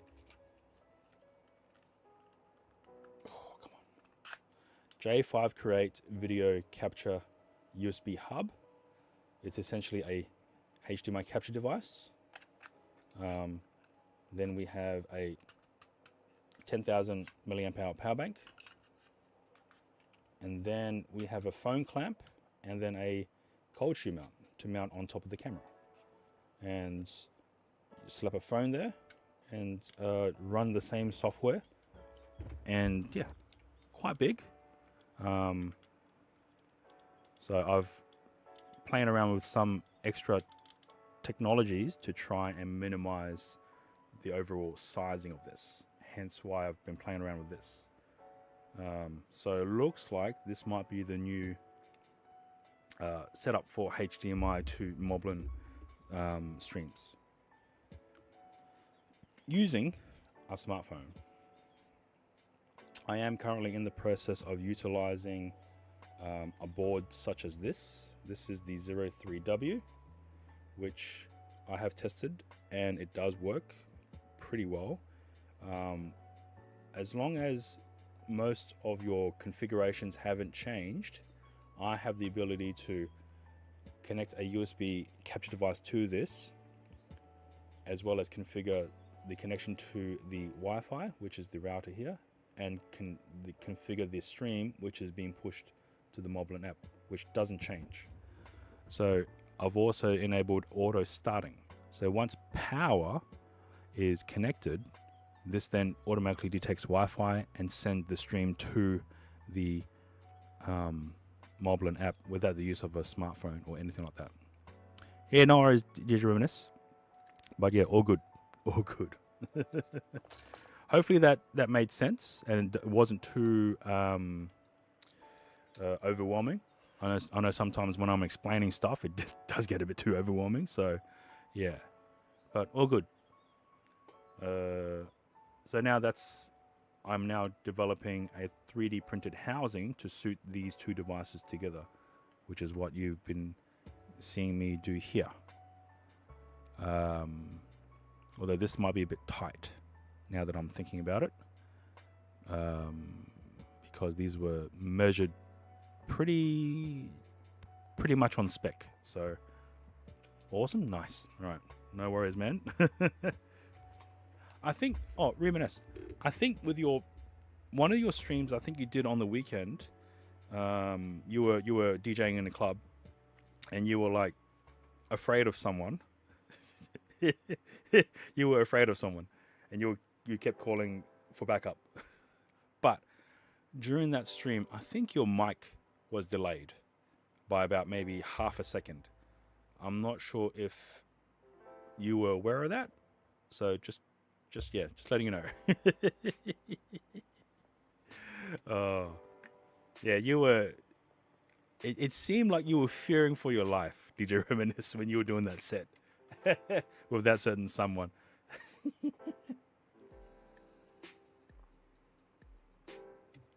Fun times. All right, we've got 25 minutes left on this particular 3D print. Okay, maybe another 30 minutes. And hopefully I can get that set up and running. And given the time, we might be able to go out and do an IRL stream with this type of configuration. If I don't break anything. It seems like when I'm in a rush, I tend to break stuff. It was weird because you catch picture-in-picture to make sure A4 was in sync with the selfie cam. Ah. Where was the mic connected to, though? Because you're using your BioMic microphone system. Where was that connected to?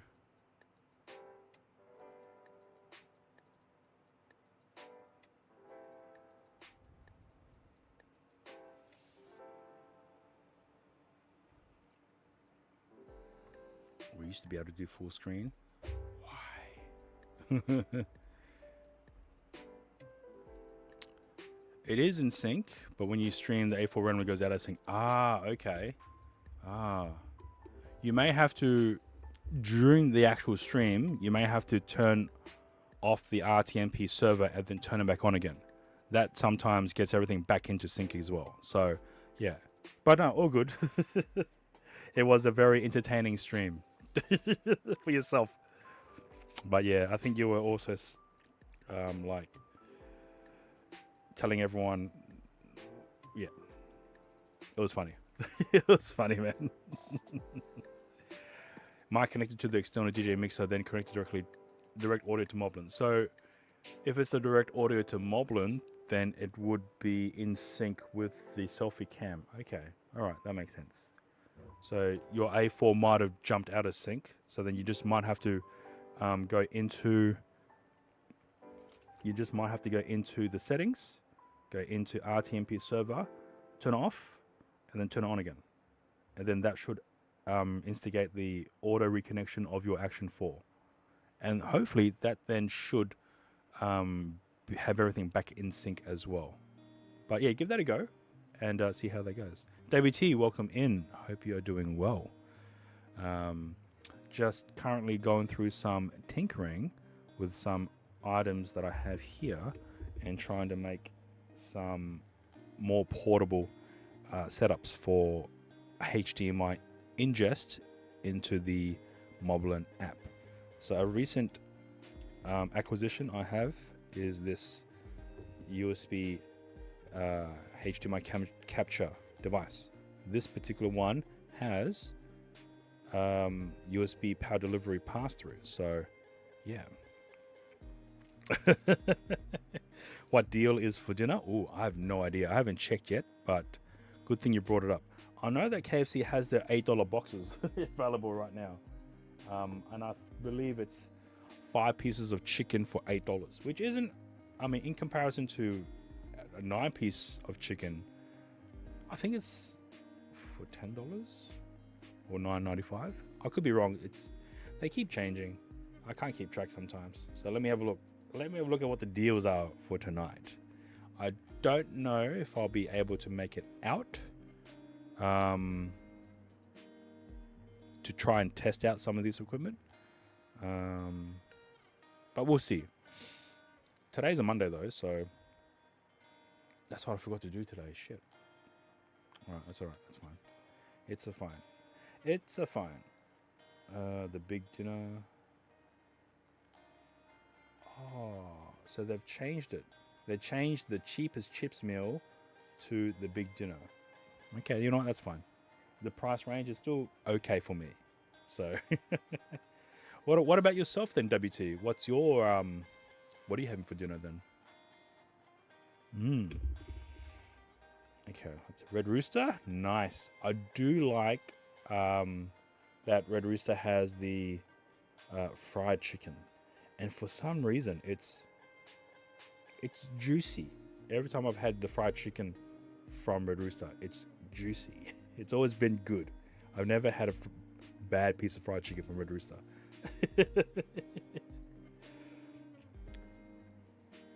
I've installed that, but unfortunately, there's no one here in Darwin that actually offers that. Yeah, so it's just like, oh, what a bummer. Too good to go. Hang on, let me load it up. The other thing. Oh wait, let's go. Where am I? Yeah, there. Let's go to Casuarina. Use this location. Let's expand it to 20 kilometers. Yeah, see, there is no stores in this area. So, yeah. Unfortunately, there's no stores in this area. Fuck. Would have been nice. It would have been nice.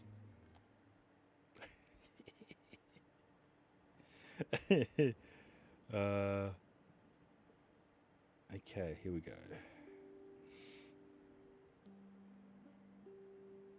Okay. No wastage up and down, just reheating it next time. Yeah, it should be right. Okay, so still waiting on the 3D print to finish. another, it says 18 minutes, but it's going to be at least another 25 because of the print calibration in the very beginning. So we can probably get this back on charge again. It is 95%. We might get this on charge. So how do I charge this then?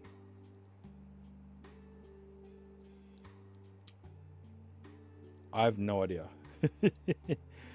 This is just PLA, so I don't think it's going to be that strong against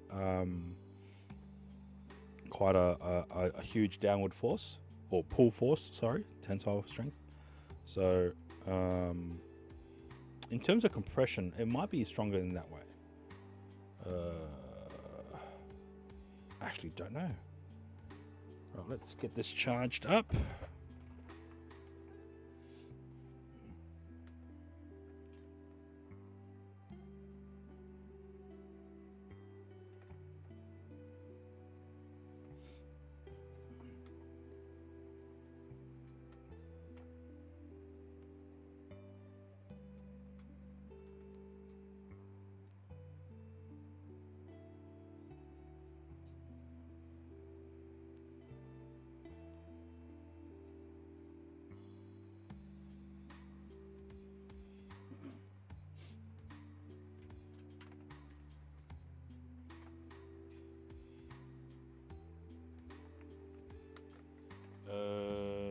So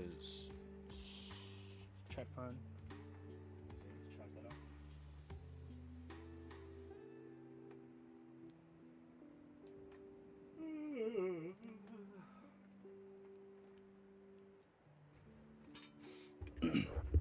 Would you mount your camera on? Mount your expensive camera? No. So most of the plastic is mounting onto the camera. I wouldn't mount a camera onto plastic, or the expensive ones at the very least. So yeah, let's see if I have the K1C. That's, yeah, should be fine. K1C. Nope. Ads. Oh yeah, we're in ads now. So same game. Oh Jesus. Oh wow. Didn't realize they would advertise gambling. That's a bit much, considering that Twitch doesn't show gambling for streams. Why would they advertise gambling? Esports World Cup. Okay. Strange. They would advertise gambling, but not allow gambling streams, so to speak. You're back? Okay, nice. Yeah. So yeah, you said same game multi. That's like a proper gambling thing, yeah? Yeah, sports bet. That's essentially gambling. Or betting, sorry. Betting. So is that even allowed? Because I know that Twitch doesn't allow streams of gambling. Yeah, okay. That might be something to do with... That might be something to bring up in a conversation with any Twitch representative. No one can control the big Amazon. Yet, Twitch enforces rules of some terms of service. Yet, they blatantly just override it by advertising gambling. So it's just like, well, you can't have one without the other, so choose it. Choose one. Jesus. It's crazy. Crazy. The government. Oh. All right, so now we're just waiting on the 3D printer to finish up. We're still running a live blackjack streams. Yeah, sometimes it's you're in for a ride, and sometimes it's just chilled. So it's just there's no in between, unfortunately. All right, let's see what is available here. I might get things ready then. If the 3D print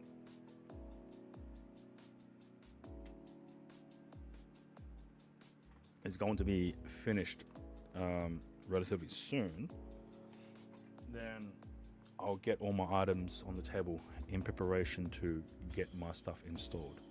So here we have the 03W with the IRL box software. Here we have a normal Ugreen HDMI capture device. Here we have a on-the-go adapter with power delivery pass-through. And I need to pull out the fan, and yeah, we get started. Okay, let's undo the fan. The fans. Webcam. 3D. Ooh. It's the. Oh, why is that so wide? Sorry about that. Oh, we can put it up. No, put it here. Nope. No, I need that space. Okay, we go here. Oh, this is the Noctua A410. So it's 40 by 40 by 10 thickness, 5 volt PWM. It was. Thank you for the follow, Digital Tape. Welcome on in. We should be back up to 410. Yeah. Yes. So if there, usually when something goes wrong, the 3D printer is in a state of, well, the 3D print would most likely be messed up. So there wouldn't be a way to resume, because I wouldn't know when the actual issue happened in order to backtrack to a certain level in order to restart the print itself. There are ways to do so, but unfortunately not that I've dealt with in the past. I've had dealt with when filament has run out, and I've had to change over the filament to a different piece. And yeah, so here we have the Noctua fan, and oh, okay. Radio station. So in that regard, are you classified as part of the DJ category on Twitch, or what would that be covered under then? And then would you need to, I don't know, how would you, in terms of copyright, can you print your own fan at this rate? I probably could. I just don't have the actual electronics to spin. I have seen some designs from Noctua where they repurpose PC fans to become desktop coolers. So yeah, Noctua is great, expensive, but great. All right, let's prepare all our items in preparation for our new installation of this new housing. So the old housing that I have, oh, there was another one.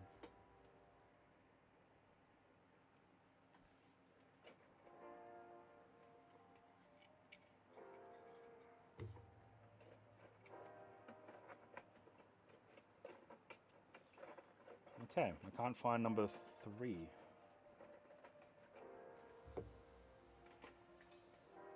Shit. Where'd it go? Oh, here it is. All right, so I've printed out many housings. So this particular housing, I had the input on the outside.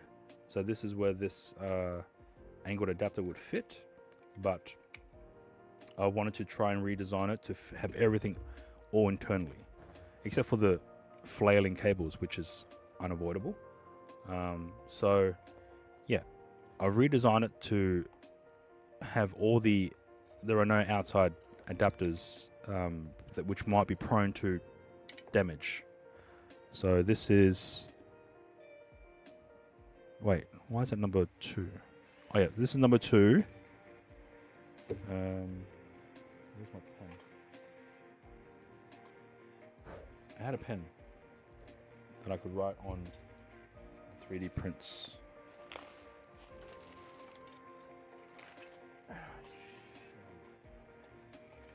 Yep, no, can't find it. Okay. So this is housing number 2. This here is housing number 3 with the ridges, and then housing number 4. Now, there was quite a few items that I've had to readjust on housing number 4. So now this is what's 3D printing now is housing number 5. Housing number 1 is this, a very rectangular shaped design, but it's come to my attention that it required power, so hence I've designed a housing to suit a power bank, such as this U-green one. So it's all in one device. This one. Okay, let's go here.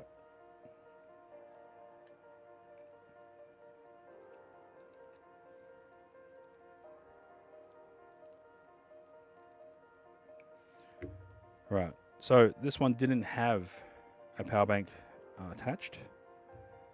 This one did. Sorry. This one here did. And that allows for me to slide in a power bank. But then over time I've realized if this dies or depletes, how do I swap it over? And I've only got one of these, so after number 4, it says 1, 2, 3, 4, where I've rearranged the board so that all the external access ports are all internal. And now I'm printing out board number 5, sorry, housing number 5, to incorporate a clamp to then allow me to attach a multitude of different sized power banks instead of just relying on one style. But yeah, we'll get that installed and see how that goes. So number 1, number 2 with the housing, number 3 with the ridges, as well as a, what else did I do in this one? Oh yeah, a cutout for the micro SD card. Not much inside.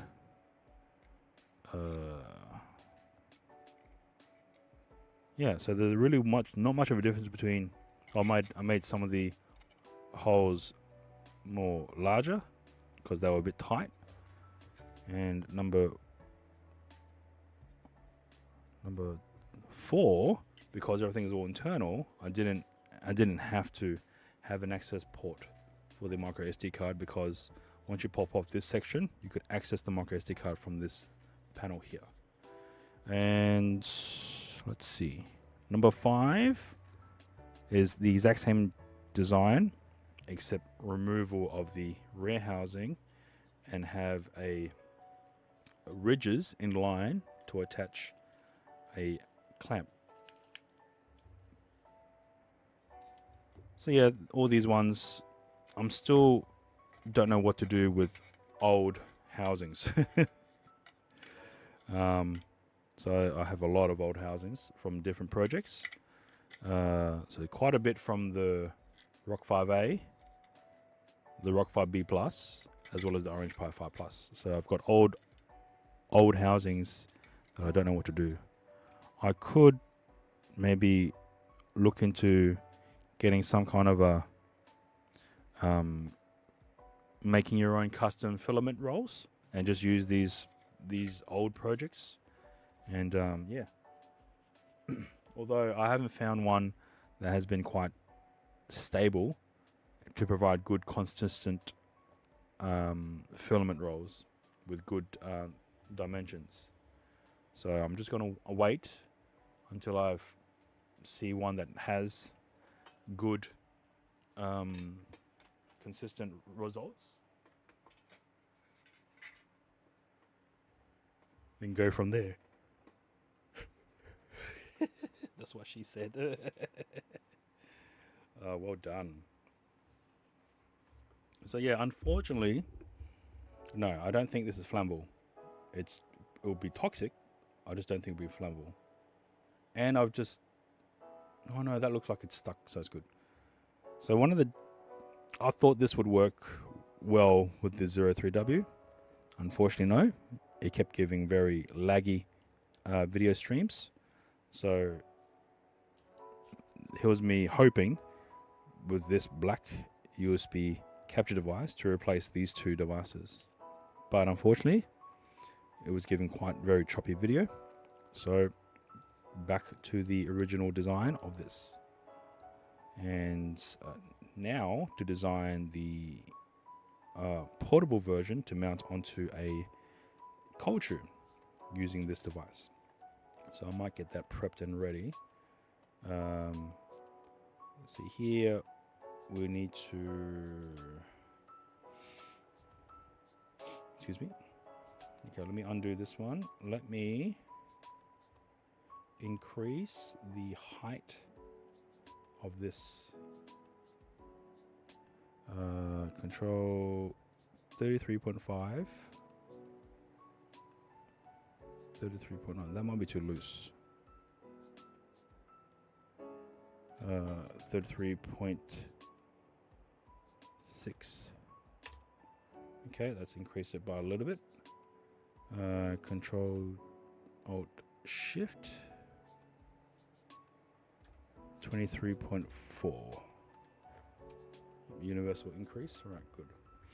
No, I haven't actually printed anything for fun. Everything I've printed has been practical. So, yeah, unfortunately, I haven't yet done that to print things for fun. So, all right, let's group this together. Hopefully, we'll get some good ones.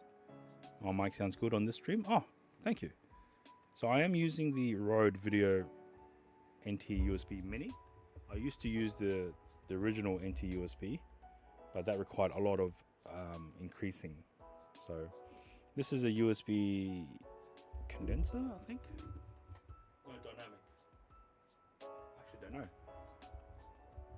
USB NT USB Mini from Rode. Okay, let's just switch this over to here. See if there's any other hidden issues that I might have. Doesn't look like it.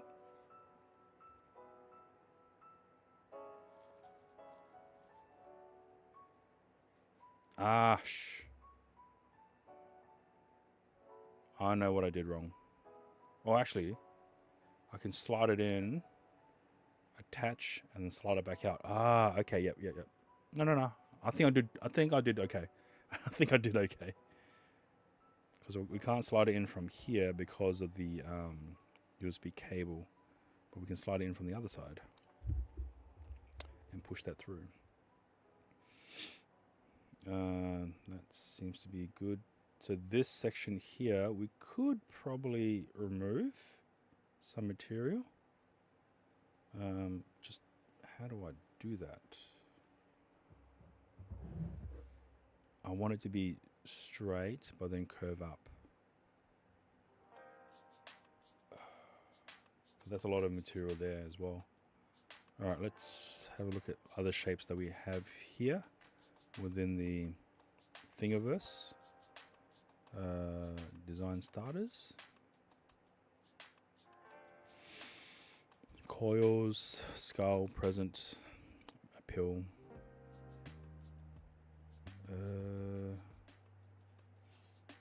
More shapes. More shapes.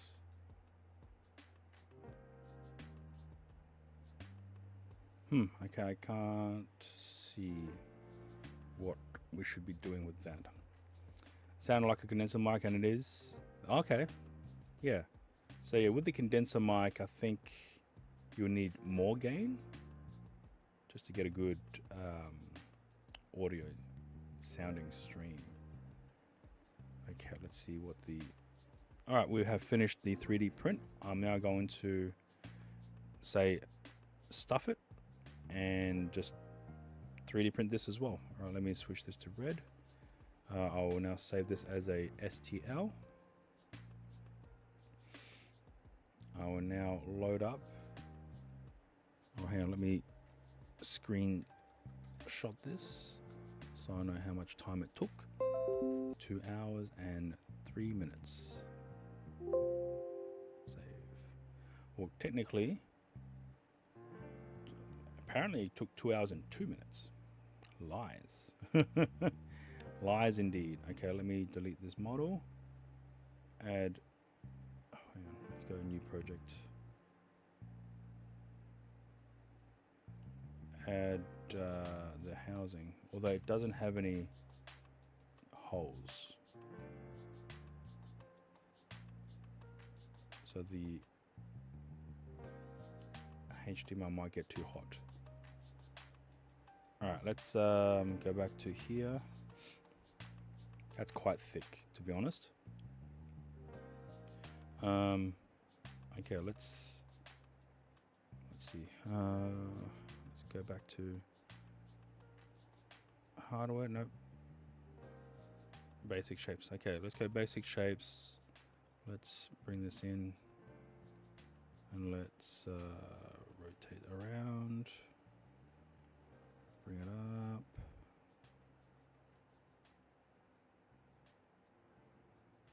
So we need it to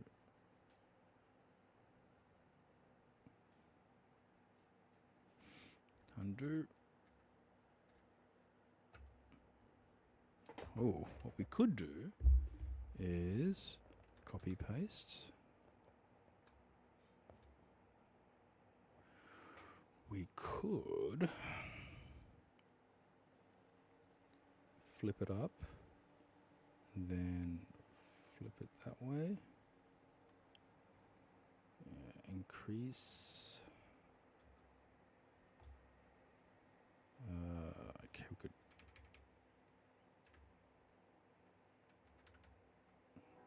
Control Z.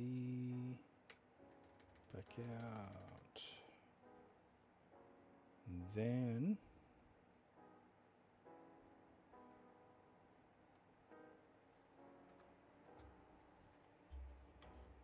we could bring it down from the top with a deletion box to mate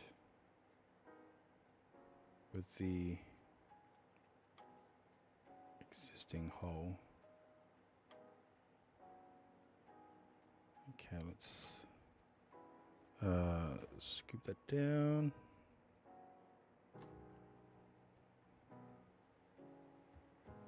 Okay, we'll just. Oh, that should be it. Okay, so we can clean up some material there, so we're not wasting, so to speak, material. Let's group all that together. Group.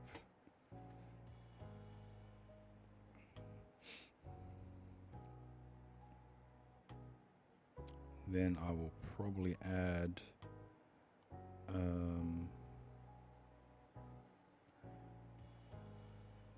some pieces of honeycombs to allow for cooling of the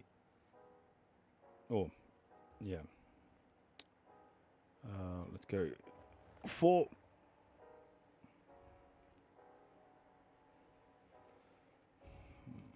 That might be too high. Let's go 3. Okay, column count.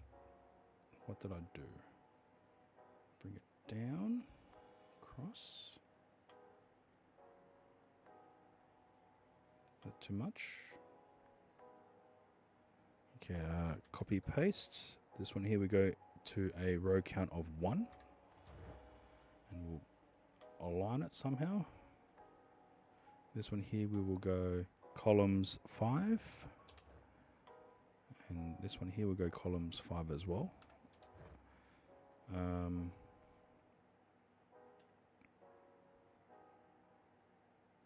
We'll bring this up. We'll drag this one across.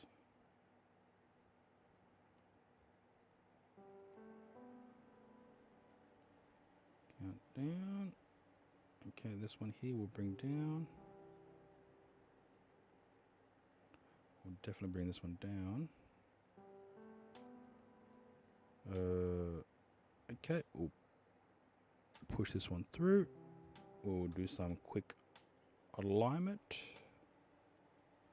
Make this into a cut tool. This one here we will also do some alignment. Also make it into a cut tool and push in. And I think the power bank should be fine because it is exposed. So let's do that. And okay, some kind of holes, so that's good. Let's make sure it's selected. Export this STL. Let's bring in this STL with the holes. Okay, now I'm going to do an auto orientation to minimize print time. So now it's allowed that to happen like that. Great. Let's go to layers. Let's go to 4 walls. Let's go to a 50% infill with gyroid structure. Support. Tree slim. Nope. We don't enable a prime tower. And we might, for the hell of it, do an outer brim only. Slice. An hour and 13 minutes. Okay, let's see what other important shits here. Okay, we don't need all that. Let's do support critical regions only for support and redo the slicing. So now that's it. We don't have any other issues, I don't think, with overhangs that require support. Although I could cut out more here. Should be fine. Should be fine. An hour and 5 minutes. Okay, let's send it to the printer, but we won't print because there's still stuff on there. I can start the print while I'm over there. Okay, be right back.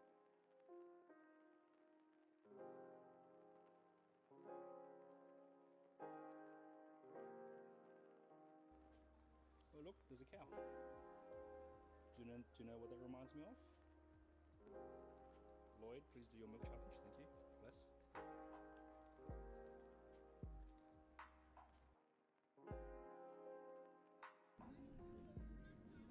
But let me spin you around because it's enough sunset. Oh shit. Oh shit. I can hear it. I can hear it. Better go. Better go, go, go, go, go, go. Can you hear the rain? Can you hear the fucking rain?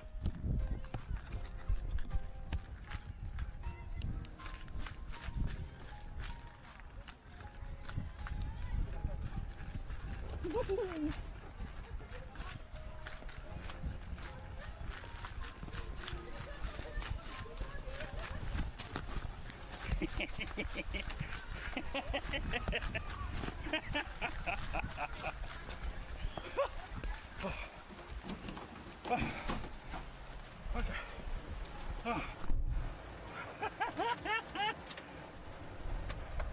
Oh yeah.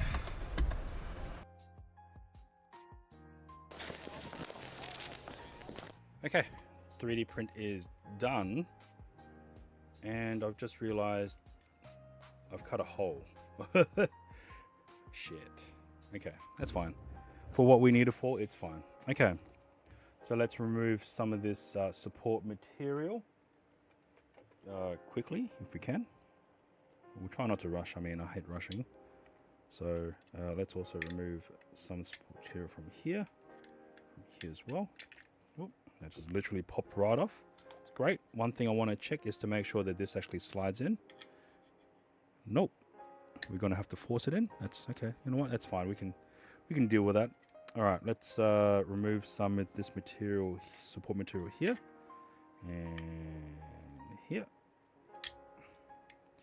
and try not to break any of the fan housing, the fan shroud. Sorry.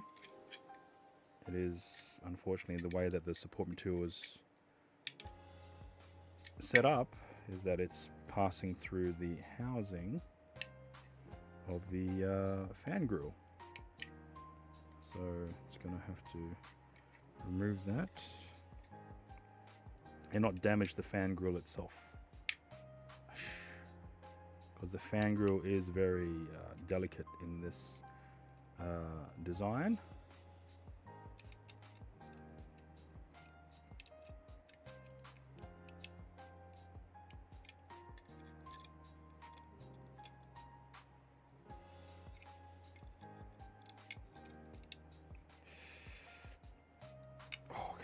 Alright, didn't break it, so that's good. I will now continue on with oh, how do I get the blade into there without chopping anything else off? That is crazy. Okay. Yep, that's gonna break. Let's slowly trip that. Okay, that's fine there. And break that there.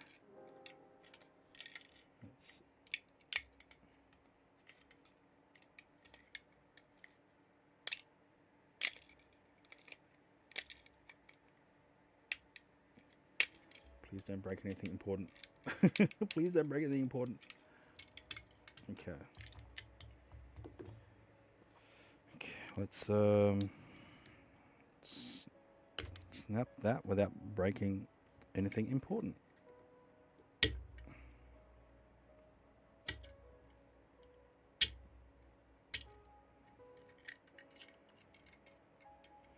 This is going to be stubborn as shit. Okay.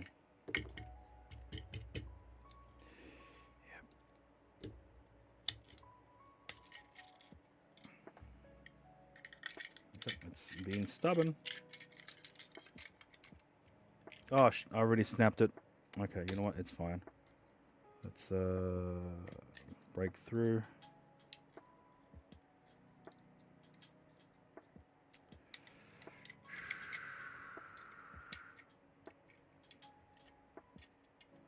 I've already snapped one, so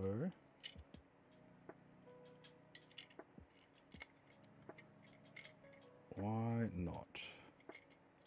But I can't have anything exposed onto the grill as well, because that's where the fan goes.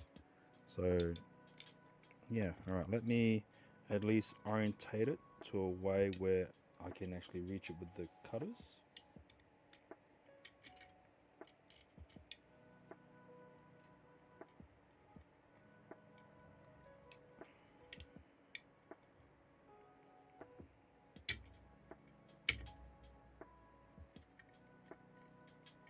Let's try a quick snap. That's looking better. Okay, you can just ooh, feeling very loose now. Ooh, okay, if I can trim that off, then we can get started with the rest of the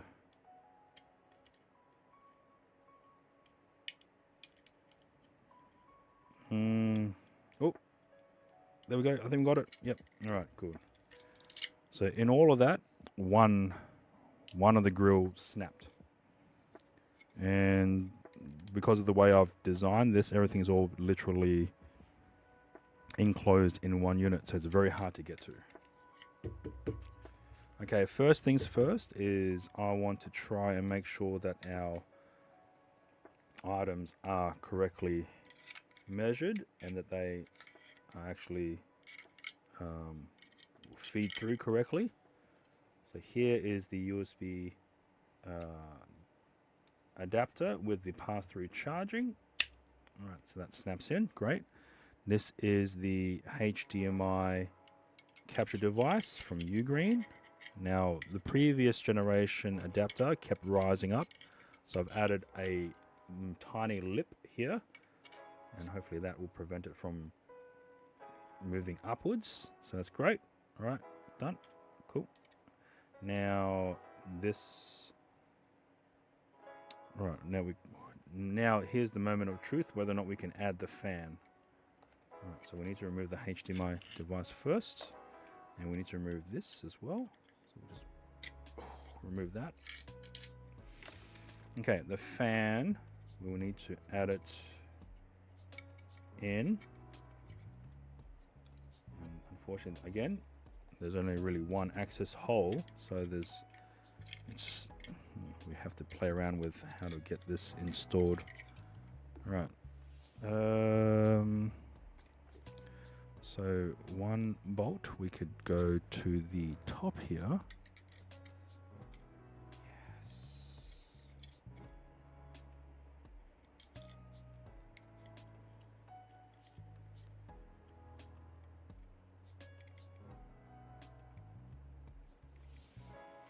Okay, installing,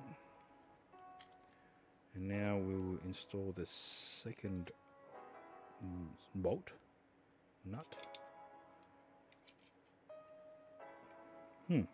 Interesting. It's not okay. There is still clearance for everything else. It's interesting to see that not enough of the thread of the bolt is poking through. So that is an issue right there. And I've dropped a nut, managed to grab it in between my legs. So all good.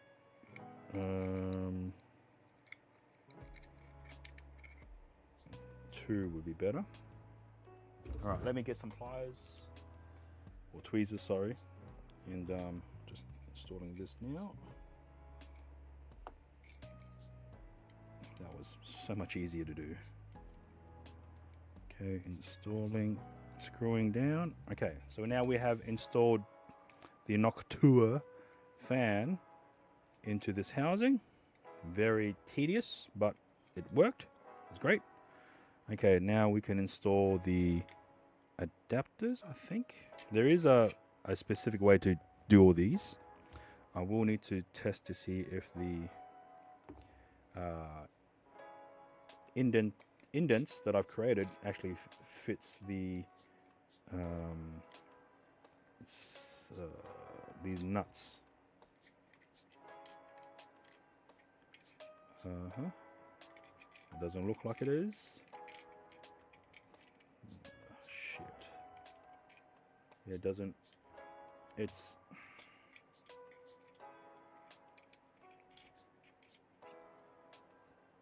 out by almost a mil. And in terms of 3D printing, that's that's pretty big. Well, at least for alignment with what I need it for, yeah, pretty big. All right, let's try and see if we can get through this. So we can. Okay, that is very harsh. Unless there's a smaller version that I'm not aware of, but these are all the same sizing. So unless I measured the wrong one and just chose the random one that's larger than it needs to be. Let's apply this again.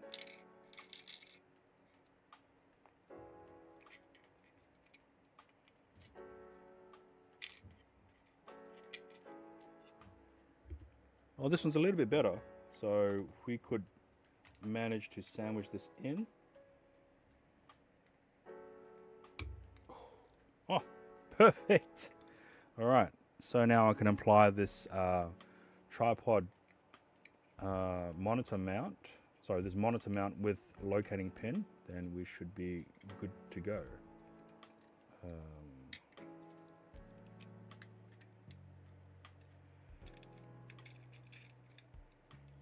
That is not sensing. Oh, there it is.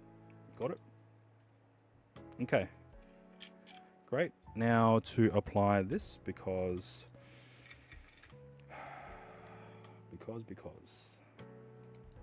Where are my Allen keys? Allen. Allen. Okay, I'm gonna apply the Allen key with the mount to the nut.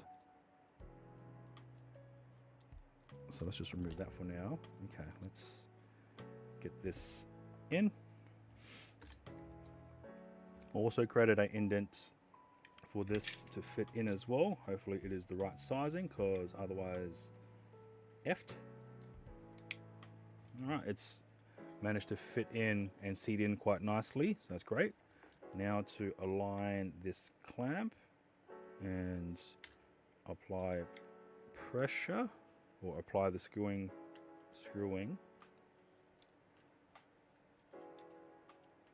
Okay, it looks like we have applied pressure and we still have the ability to clamp, so it's great. We're just going to use one for now. It could have been lower. Just saying, it could have been lower. So this might be a bit too high. But if we were to apply a power bank now, we have the ability to attach different size power banks. So all good. Okay, so that's applied. Fan. Okay, now we need to install the... Oh, I need to install this adapter cable.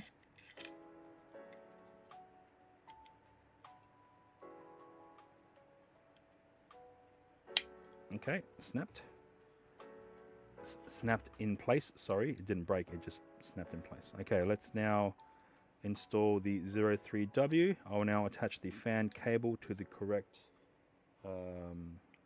pins. And I think I might have installed the fan in the wrong orientation, because I remember having a lot more slack in this cable.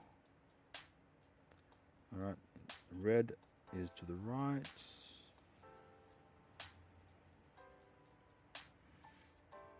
Red is right. Yep. Okay. Let's apply that downward to here.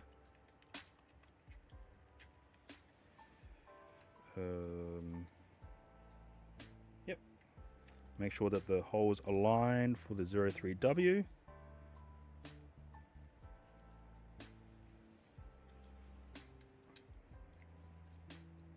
Okay, that's one of them. Second one.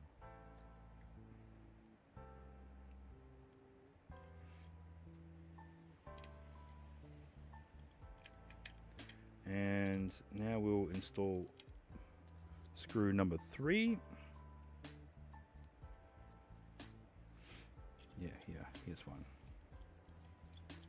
Right, now I'm going to install the angled adapter to connect to the USB cable adapter that I have as well. And we might be in a difficult situation. Okay. No. All right. Good. All right. Now we can install the HDMI adapter here. Before we settle in, I'm just got to see which way the cable turns. Nope. It will turn this way. Okay, and now the HDMI adapter isn't sliding upwards like before. This adapter can now connect to the 03W, and now we can apply a power bank.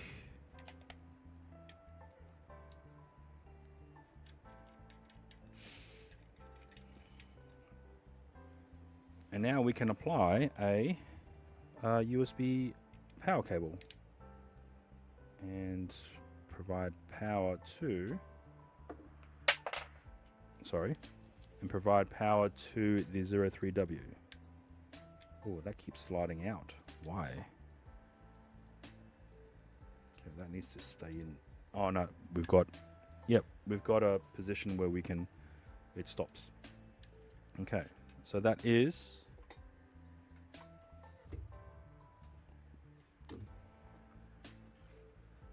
the 03W installed into a housing with a fan a HDMI capture device, and a bracket to house multiple sized power banks on the rear, along with a cold shoe mount to attach to any standard cold shoe. So yeah, okay, so now let's see if this is sending a signal to the rest of the system. All right, let's now, so this is the old plate. So, okay. We'll have to wait for that to happen. So just looking at this, it seems as though this section of the plate will need to be removed in order to accommodate for what I'm seeing right now. Yeah, this section here, I think I might have made too much of a cutout, because it was there to allow for the 03W to be mounted in without any deliberate issues from the housing itself. I'm now going to use a plastic tong to try and push out some of these cables for the fan, so it doesn't interfere with the heatsink and get too hot and then melt the cables. Okay, so that is the housing, essentially. Some things that I might need to fix in a future update, maybe. But for right now, this actually works. Well, this actually fits everything together. Everything powers on. Let me now check the iPhone. So the router's still active. So now let's open up Moblin. And now let's open up the SRT LA, and we have a color bar, which is the HDMI adapter. I'll now connect a HDMI cable into this device and we'll see what happens. Is it powered on? Oh no, it's not even powered on. All right, let's power on the camera. Okay, camera is powered on, and we have a stream coming in from the X3000, which is a HDMI only camera connected into the 03W, pushing an SRT LA stream direct to the Moblin app using the router. So hooray. And we have now a clamp to accommodate different sized power banks. So we could have a smaller power bank if we wish, or even make it larger to accommodate for a longer stream run if need be. Yeah, cool. Right, I'm happy about that. The housing, I think, might need a little bit more work, maybe. Okay, I can see something now. The HDMI capture device inside the case is rising, so I might need to add some kind of a bracket of sorts to prevent it from rising too much. Right now, if it's wiggling, it's fine right now because it's not actually touching any metal pins, so that's good. But there's no real way for me to attach any other type of bracket to prevent the HDMI adapter from rising up, unless I just zip tie it or something to this section here. No real issue at the moment from what I can see. It wiggles, but it's not, well, it is sliding out pretty easily, but the lid that I have, that I will print out, another one will accommodate for that. Yeah, cool. Right, and there, this is it. Okay. Yes, it works. Housing's done. Yeah. It's a all-in-one system. Doesn't require use of a smartphone. It's pre-configured to all the necessary connections. So it will connect only to the travel router, and it will stream only to the pre-configured SRTLA URL that I've already created the server for. So yeah, there's nowhere else for it to stream to except to this address. And as you can see, I'm streaming at a bitrate of 8,000 kilobits per second. So it's very high. And being over local network, I think it will provide a good picture quality that's being received to the Moblin app. So right now, if we were to try and compare the camera to the front-facing camera, we should be able to see both cameras on screen, and they both should be in sync. Yeah. So yeah, that's why there is quite a bit of delay for the internal camera of the iPhone, and that is why I am able to sync multiple cameras at the same time to the Moblin app. So instead of relying on an RTMP based stream using the 03W, I could now push an SRT-LA stream. Given its size and its power usage, I think it will be able to last quite a long time.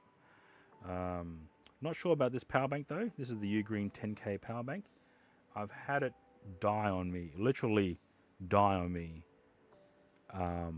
once it hits past 50% of charge. So from 100 to 51%, fine. And as soon as it hits 50%, it just drops straight to zero. So I'm not entirely sure what's causing that issue. So I'll have to double check and see why. I am unfortunately out of the period of warranty range from Amazon, but not from Ugreen, I don't think. So yeah, we'll go through that and cross that bridge when it comes to it. But in the meantime, this thing seems to be working, and I'm able to utilize a HDMI only camera to then feed its camera system signal into the Moblin app. So yes indeed. And to turn it off is literally just unplug the power. That's it. Unplug the power to turn off, remove the HDMI adapter, and then yeah, that's it.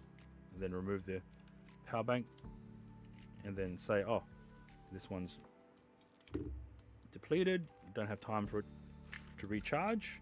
I can then bring out another power bank, apply or attach, and then connect. And let's just plug in the HDMI cable and see how long it takes.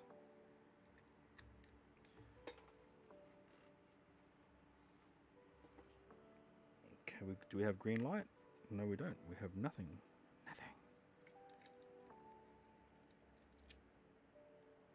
Power in. Yep, we've got power now. All right.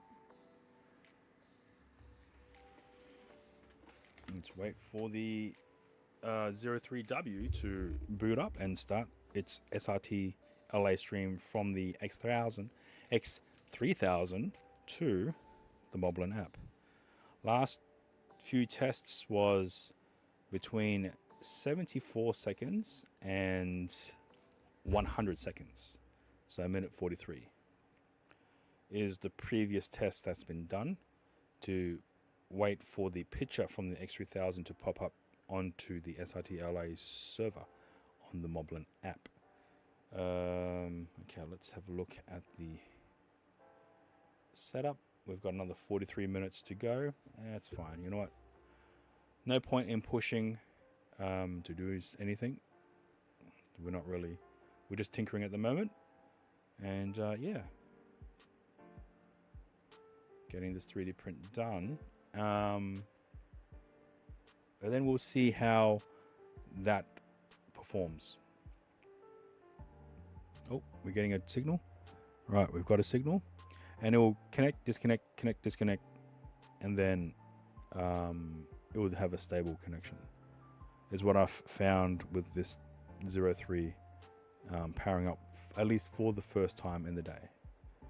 And now we should have, disconnect. So we'll do about 2 times, and then by the 3rd time it will then be stable. So this is now the 3rd push of SITLA, and here we are. There is delay, so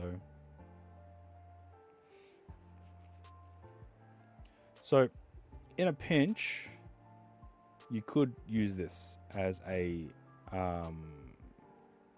setup for bringing in HDMI cameras into the Moblin environment. As you can see, it's literally power on, connect to HDMI device. That's it. No other configurations needed.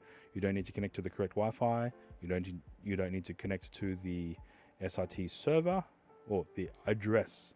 You don't need to apply the address for the SIT server, because that's all been pre-configured and saved onto the 03W board. And then you literally plug and play, wait about a minute and 40 seconds, and then boom, you're in. Yeah. And if you keep this on, you just have to switch out HDMI devices and it'll just be instant like that. Yes.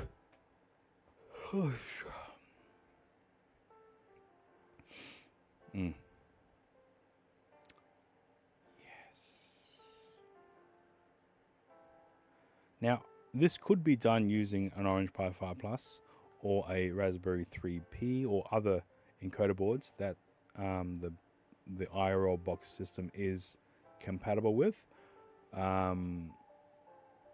Those other boards are actually quite big, and it means a lot more space is needed to mount those things, not to mention weight. So yeah, I was stuck with the 03W, and unfortunately I wasn't able to utilize the newer, or the newly acquired USB capture device with inbuilt power delivery port. That would have cut down at least one accessory from this setup, but this seems to be working fine with the Ugreen and the OTGo power delivery cable. So we'll stick with that for the time being and continue on. Okay, let's see here. We don't need that one. Do we? I don't know. Okay.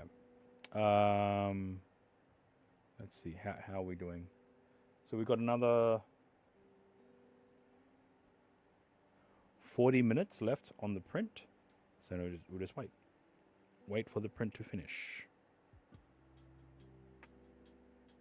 6 p.m. Yeah, no, it's too late to do anything. I mean, in terms of IRL style, because if I was to utilize my Sony camera, the A6300, it only has an 18 to 105 f4 lens, so it wouldn't be great during the nighttime anyway. Although I could switch it over to the 16mm 1.4. I don't have anything set up in the vehicle though to mount any of those.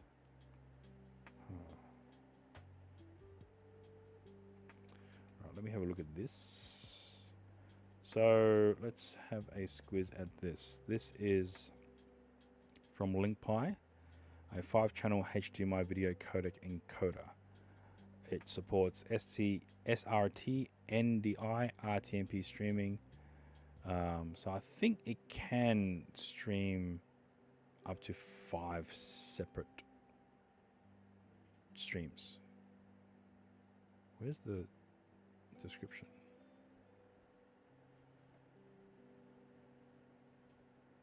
Okay, description. That isn't what? No? Okay. Is this even right?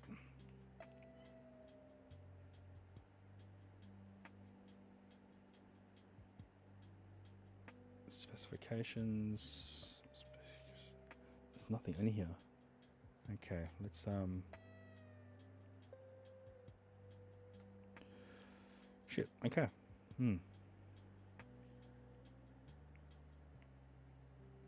RTMPS is what I was thinking about in regards to the newly upgraded or the newly high.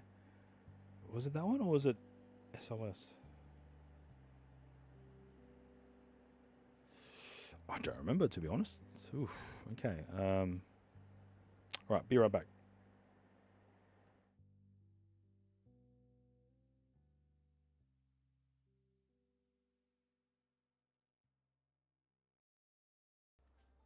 Oh, look, there's a cow.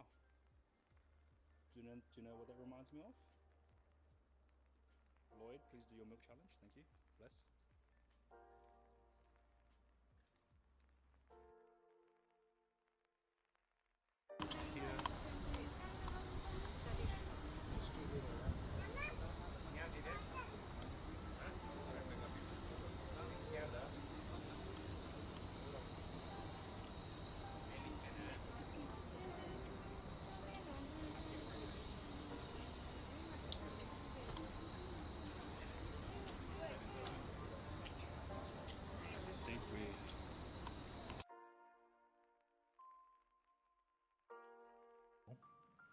I am testing out these two devices. On the left we have the Pocket 3 along with its RTMP stream. On the right we have the Action 4 connected to a DJI Mobile 7P gimbal with the tracking module enabled as well.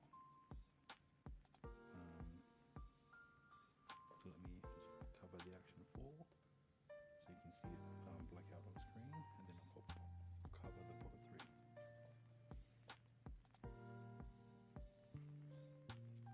So Pocket 3 and a poor man's Pocket 3 with tracking.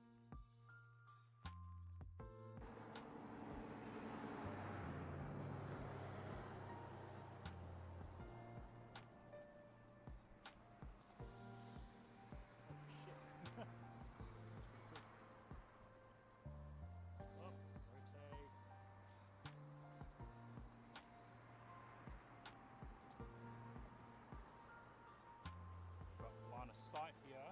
So there is a delay. There is a delay between the RTMP feed from the drone and the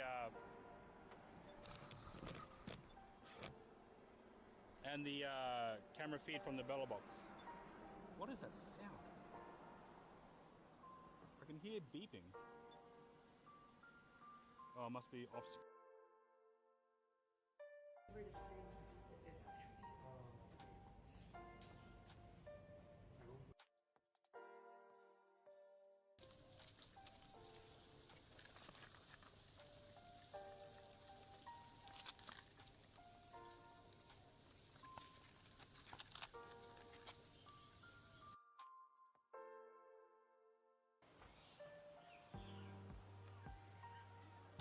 CFB, why are you staring?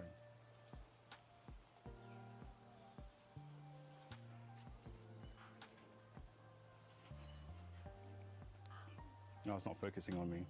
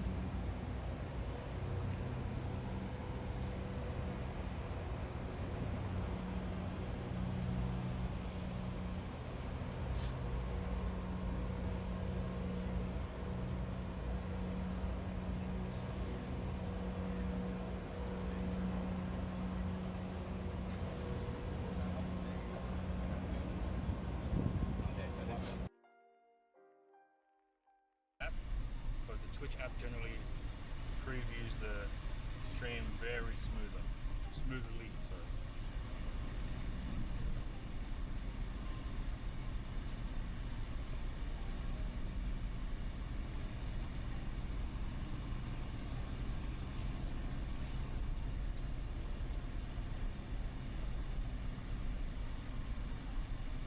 Okay, I just did a couple of head bobs. Welcome in. Ooh, diggy. All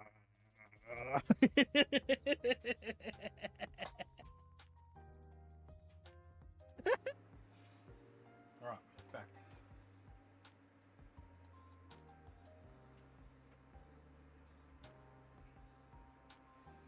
Whew. Right, we've still got another half an hour left for the 3D print. So what I might do is play a bit of Warzone. All right, so in order to do so, I need to switch to the gaming scene. Where is it? Gaming. Ooh.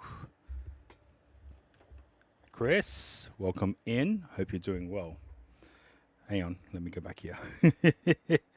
Let me turn off desktop audio. So I am currently 3D printing a housing to encapsulate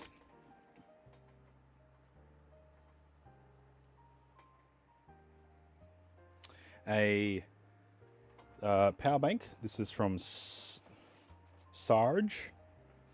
This is a 5,000 milliamp power bank. This is literally a power bank that connects to the base of a smartphone. Right? That's what this power bank is for. Is literally to connect to a base of a smartphone. But in comparison, in conjunction with using a USB HDMI capture card with USB power delivery input, I now have the ability to have a small portable capture device to be mounted into a Android smartphone to then stream an RTMP stream. So one end will be a HDMI input, and then the other end will connect into a Android smartphone, and then using a app called USB Camera Pro, be able to push out an RTMP stream to the Moblin app running on the iPhone. So yeah, right now the housing that you're seeing on the top screen is that housing to suit these two items connected together. So if we would go into the Tinkercad model, let me bring that up. Goes into. So this is what it is.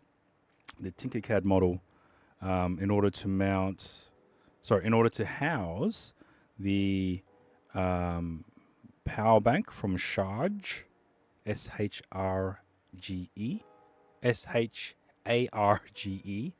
as well as mounting the USB HDMI capture device with power delivery.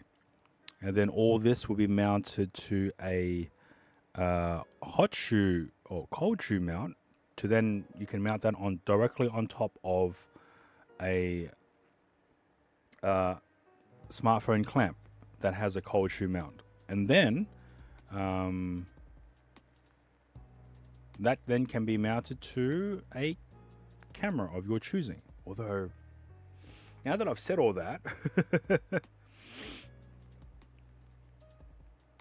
now that I've said all that, why couldn't we mount this directly onto the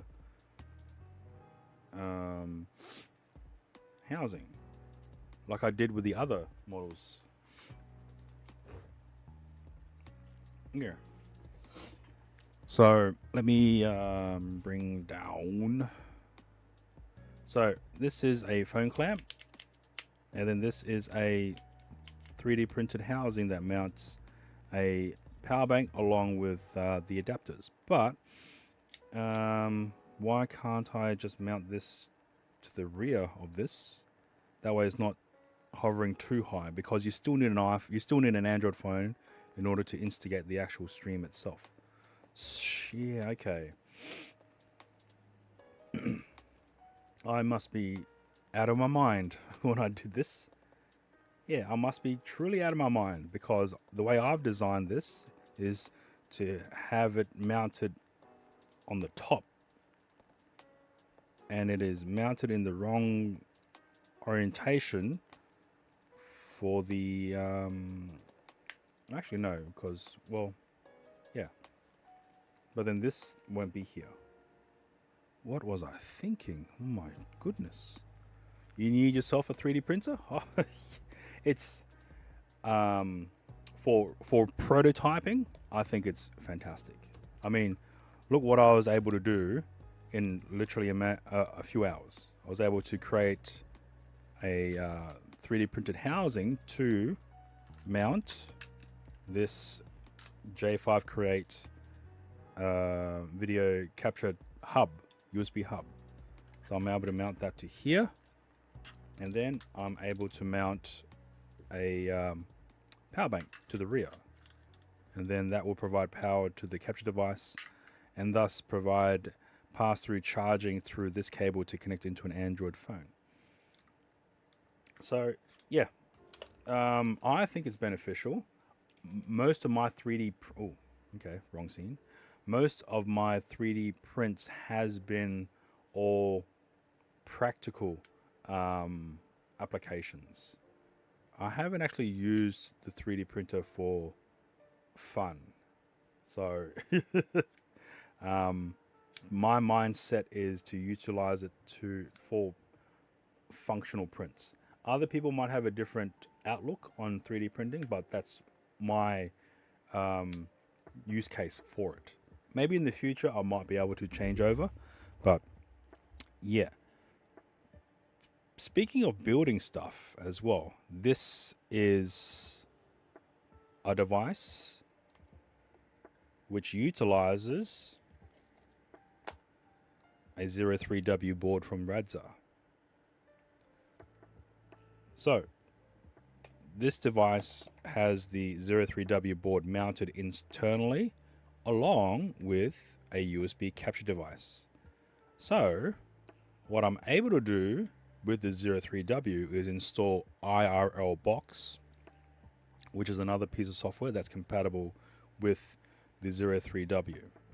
Now within IRL Box, I was able to define the encoding address to an SRT-LA address, which Moblin is able to create an SRT-LA server. So using the 03W with the IRL Box software also has a feature called Auto Start. So once I provide power into this setup along with a HDMI input connection, it powers on, connects to the already configured Wi-Fi, and pushes out a SRT-LA stream to the address that's been created within the Moblin app. All within between 70 to 100 seconds. Is once power is plugged in, between 70 and 100 seconds, you'll start to get an image on the Moblin app. And I've created quite a few housings for this, but this is the first housing that I've created using the a clamp to now attach a various multiple sizes of power banks. Yes, Moblin, Moblin.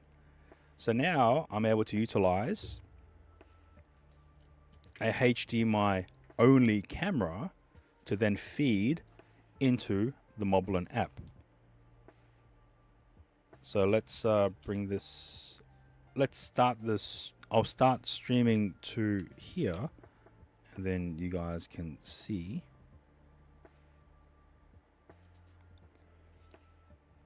Sometimes it takes a couple of tries for the Bella Box to start streaming. All right, let me stop that. For the Moblin to start streaming an SRT-LA stream to the Bella Box cloud.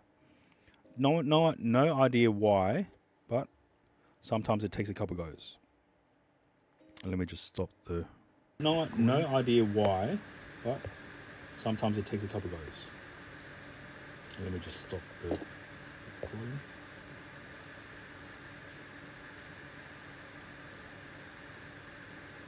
Okay, we are now live straight from the Sony X3000 camera, pushing into the 03W board, which is then pushing out a wireless SRT-LA stream to the Moblin app that also has an SRT-LA server running.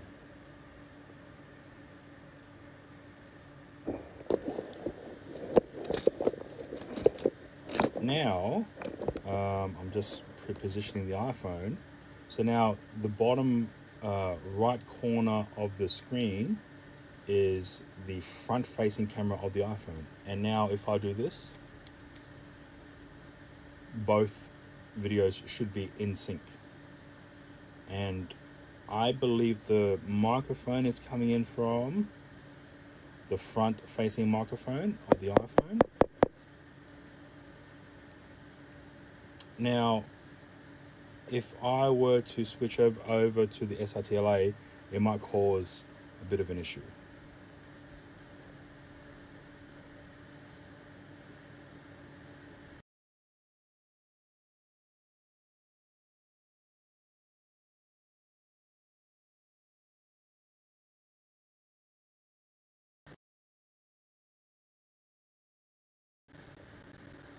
I've now switched back to the front-facing camera, front-facing microphone of the iPhone. Sorry.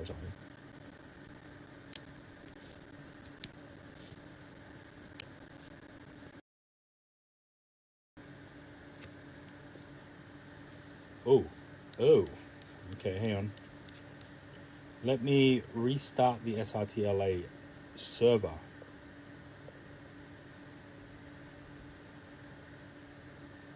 Oh no, everything looks good. So during the period of when I switched to a different microphone, that lag was just, bad.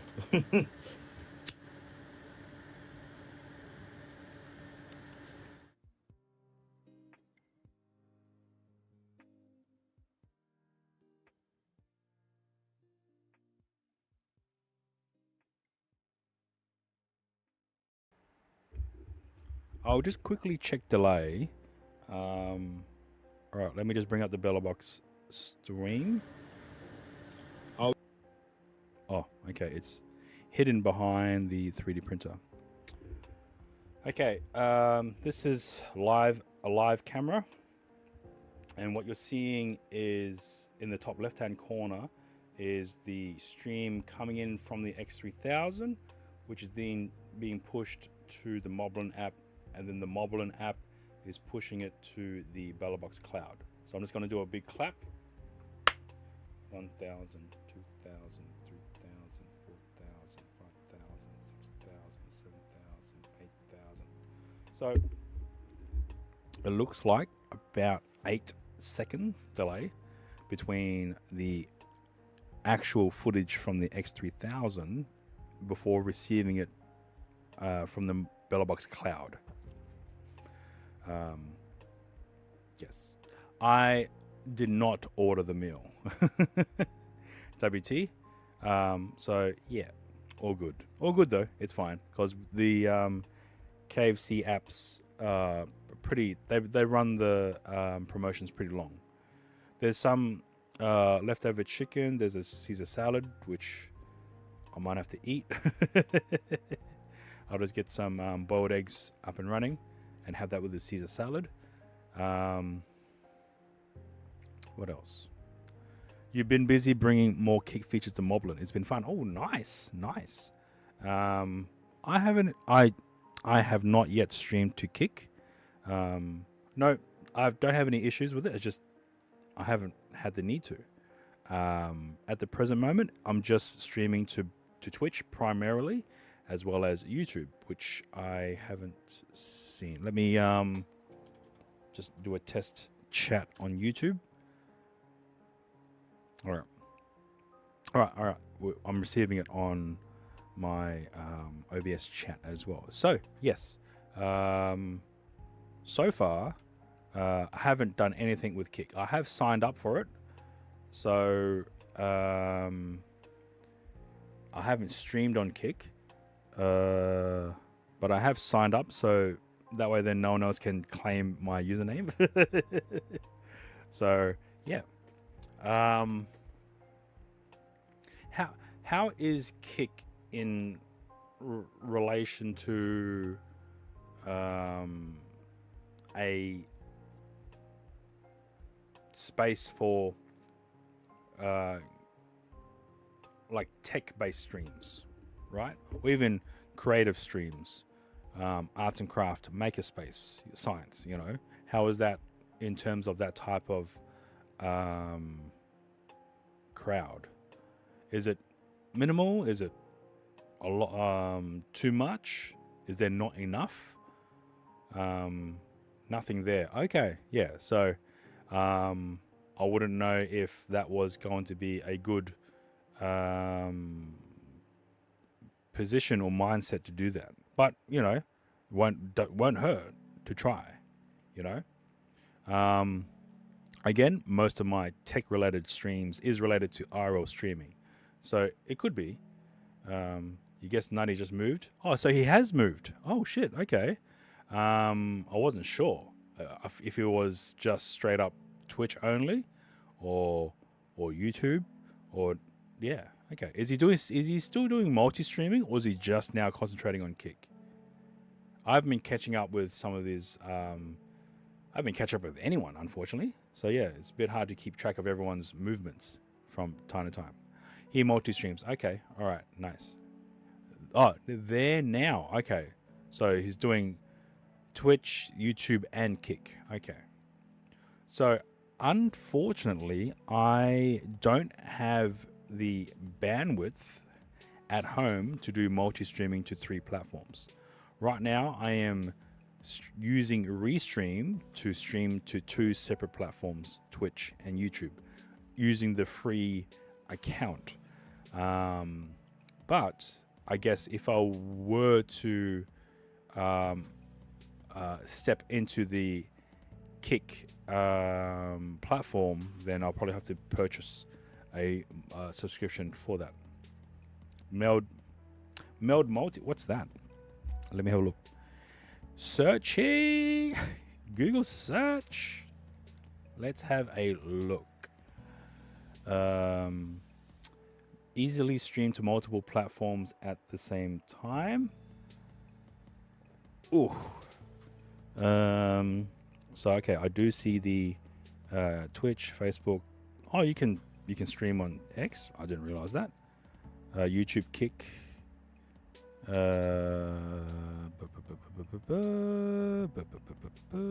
How much? How much is this? Cost. Let's look at costs. Because that's always the thing to think about, is what kind of costs do these services apply? And how do they make money? What? How do they make money? Is there a limitation? Is there a bitrate limitation? Is there a platform limitation? Is no limit. Hang on.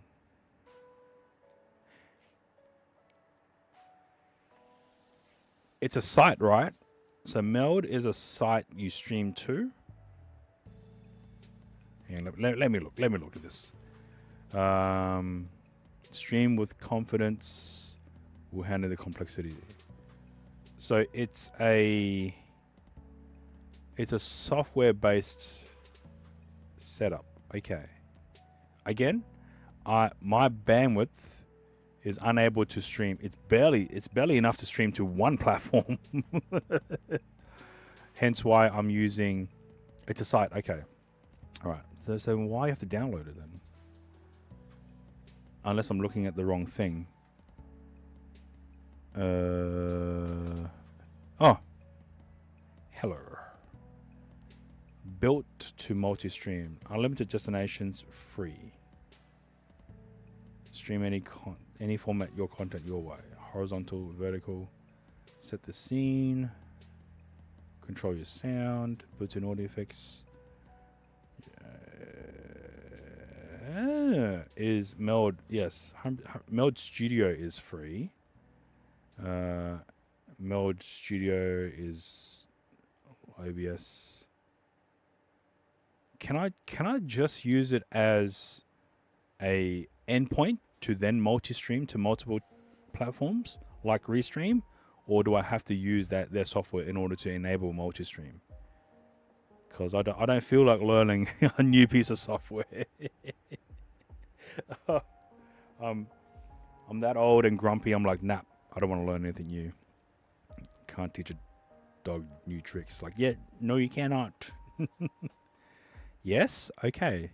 No need for the app. Okay, thank you for that, Chris. I will look into this for sure. But then, send your content where it matters. So how do you, if you don't use their program, how do you log in then? I don't see your login page on the site itself if it's all web-based. From this small video, it looks as though it detects hard drive space, CPU usage, memory, and frames per second. It has your multi-stream platforms and what device you're using.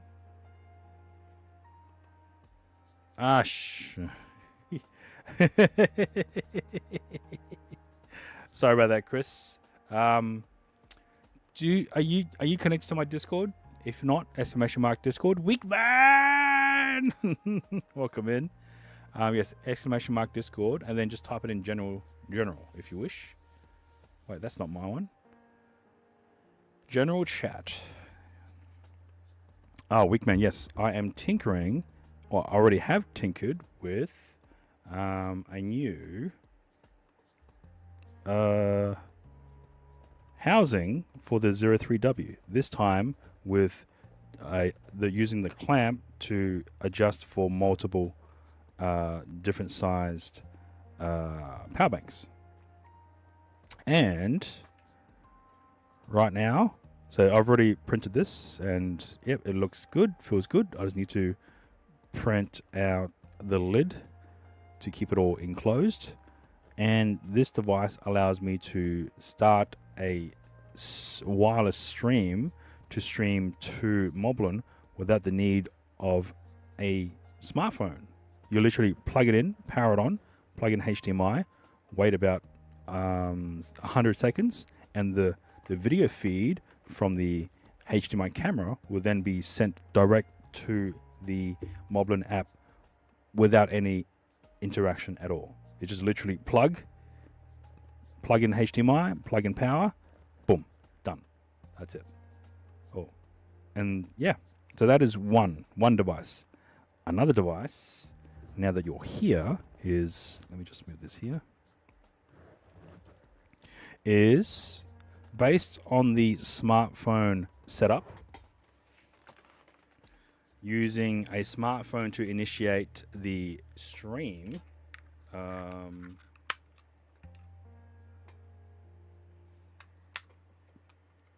As I've done on stream last week when I tested out the Sony a6300. So before I used, oh, something is laggy. Hang on, let me shut down Call of Duty. It's not even on. Oh, shit. Okay. Yep. How do we end Call of Duty?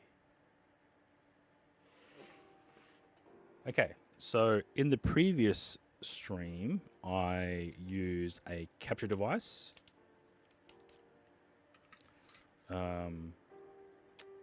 Thank you, Chris.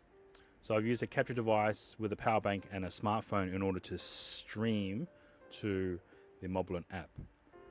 And in that same configuration, I've now changed out these two items, the capture device and the power bank. So we still keep the phone. So let's move that. But instead of having such a big device for sending out for ingesting HDMI and then also providing power to the same hub, we've now changed it to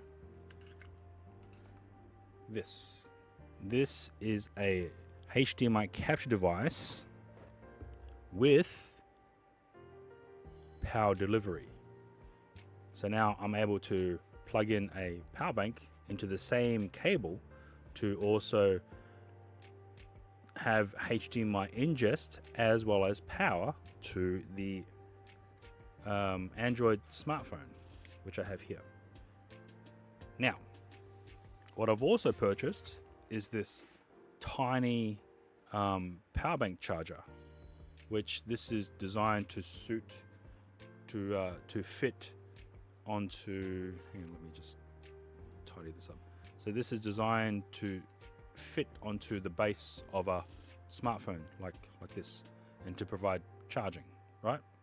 But because I want this to be compact,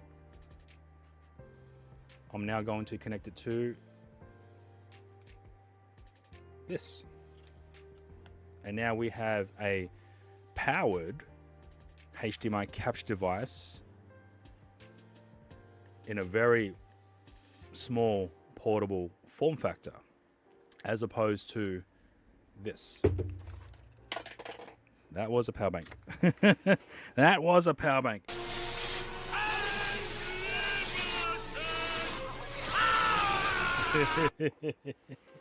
I haven't fully tested it out all the way yet, so I'll have to go through that at some point. But in comparison to just the physical items, right? This is a HDMI capture device with pass-through charging and a power bank. And this is exactly the same thing. A lower capacity power bank, but essentially the same thing. So much smaller, more lightweight, more portable. So now I am 3D printing a housing to fit this, to accommodate this. Hopefully it works. This is the first test. Very compact, very precise, very not robust yet. That's where the 3D printed shell will come in to make it a bit more robust. Don't know how long this will last for, because this is only 5,000 milliamp hour.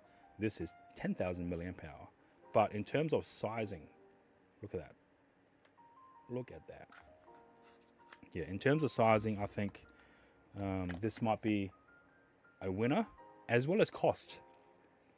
This thing cost $94 just by itself. I mean, it's a hub with HDMI output and 60 watt input pass-through charging. So yeah, $95 just for this, right? Whereas this one's about this HDMI adapter with pass-through charging, $40 from Amazon. This particular power bank, 5,000 milliamps, I think I bought it for $38 during one of the Amazon specials. So that's 40, so that's $80 compared to just $94 just for this. And I think this was also $40 on special. So yeah. And again, don't know how long this will be able to provide ongoing pass-through charging to the connected smartphone. So I guess, but you don't even have to use this. You can use the original power bank and just plug it in. to here via a standard USB-C cable, and yeah, you're good to go. But I wanted to use this to try and see if there was a way to try and make all this compact and self-contained as well. One thing I did find out is that when disconnecting this power bank from the hub, it stops the local stream. When plugging in power into this, it also pauses and then reconnects again, but it doesn't stop the stream. So that's, I guess, a good thing. Oh, okay. So yeah, very slim, very small. So now I'm 3D printing a housing to suit all this to make it a bit more robust. Because it's very fragile. It's literally hanging via a single USB Type-C plug. And it's very, very wobbly as well. So yeah. Again, the housing itself is, because of the shape of this bad boy, it's very unique. So I spent a lot of time trying to get the right shape going here. And I've also included a tripod 1/4-20 thread or housing on top to mount it on top of a phone mount. But now that I'm sitting here looking at it, I'm like, oh, I should have changed it to to mount onto a phone mount itself, much like what I've done here. So I should have, instead of having it as a cold shoe mount that mounts on the top of this device, I should have made it into a collar style setup that I've made here to make it a bit more slimline and compact and not too high and top heavy. That way then you could still mount it onto a cold shoe of a camera. Right, let's have a look at the link from Chris. Suggestions, multi-stream mode dashboard. How would you like to log in? Oh, okay. Logging in. Let's go Google. Let's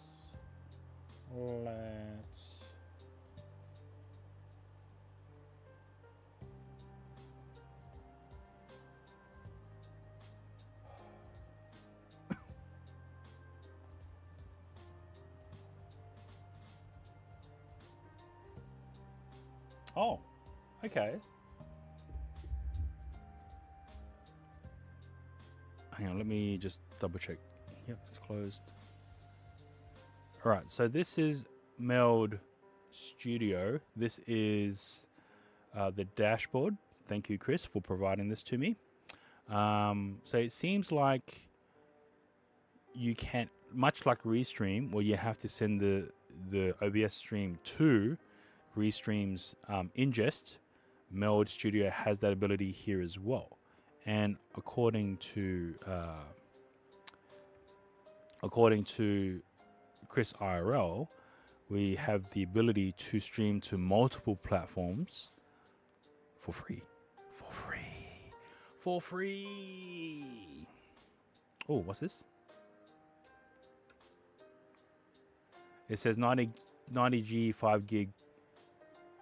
Wait, what? Not 90 grams. 5,000 milliamp hours. Have a look. 18 watt max output. Okay, ultra slim. Looks like a candy bar, energy bar.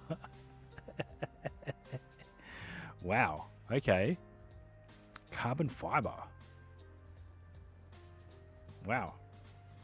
Super small. Nice. 5,000 milliamp hours. Oof. Wonder what else you could do with that. I mean, for my usage, it wouldn't be as great because I use big ass ones.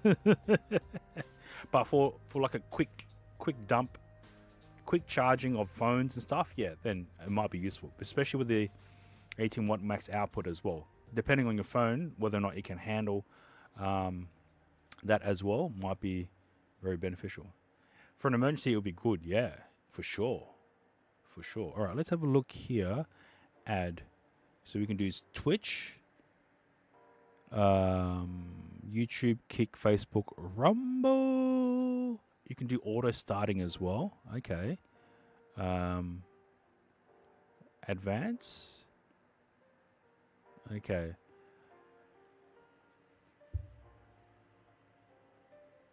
When this option is enabled, the stream will always start disconnect protection when you disconnect.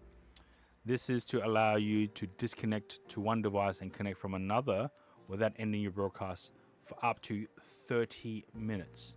If you wish to end your broadcast, you need to first disconnect from your stream software, then click terminate stream. Clicking terminate stream before disconnecting your stream software will likely cause your stream software to reconnect and restart. Okay, so you would need to you'll need to stop OBS and then terminate. Okay. If you could fit that, I don't think you can. In this form factor, I don't think you can. You need to stack 4 of these for 20k. Yep. Okay. All right. So I would need to end my OBS stream, right? And then hop on. How would you terminate stream? Is there a button to stop stream, or would you need to use the Meld Studio for that? Oh, sheesh. On here. Okay. All right. That's if you clicked manually manage. When live, it would show. Okay. But this is part of the beta advanced options. So in the event where disconnect protection is on, you have 30 minutes. That's pretty good, because Restream doesn't have that ability. Because as soon as I disconnect or unplug internet from my home system in order to switch to a different PC or machine, it kills. Twitch ends its stream. And then it's like, I have to start a new Twitch one. So it's like, damn, okay. All right, that's good to know. Thank you, Chris. I would have looked into this. I'm very one-minded. If I'm doing something and I like something and it's working for me, great. So it actually takes someone to show me what benefits this new system has in order for me to actually look into it. So I do thank you, Chris. Wow. Okay. So now I can actually start multi-streaming to not just Twitch and YouTube, but also Kick as well, without paying an extra fee and without having the need to increase my upload bandwidth at home. So that's pretty cool. How do they make money then? How does the Meld Studio make money if people are just using the service for free? Do they apply a watermark? You said no. Do they limit you how many platforms you stream to? You said no. Do they limit the bit rate? You said no as well. So it's like, well, how do they make money?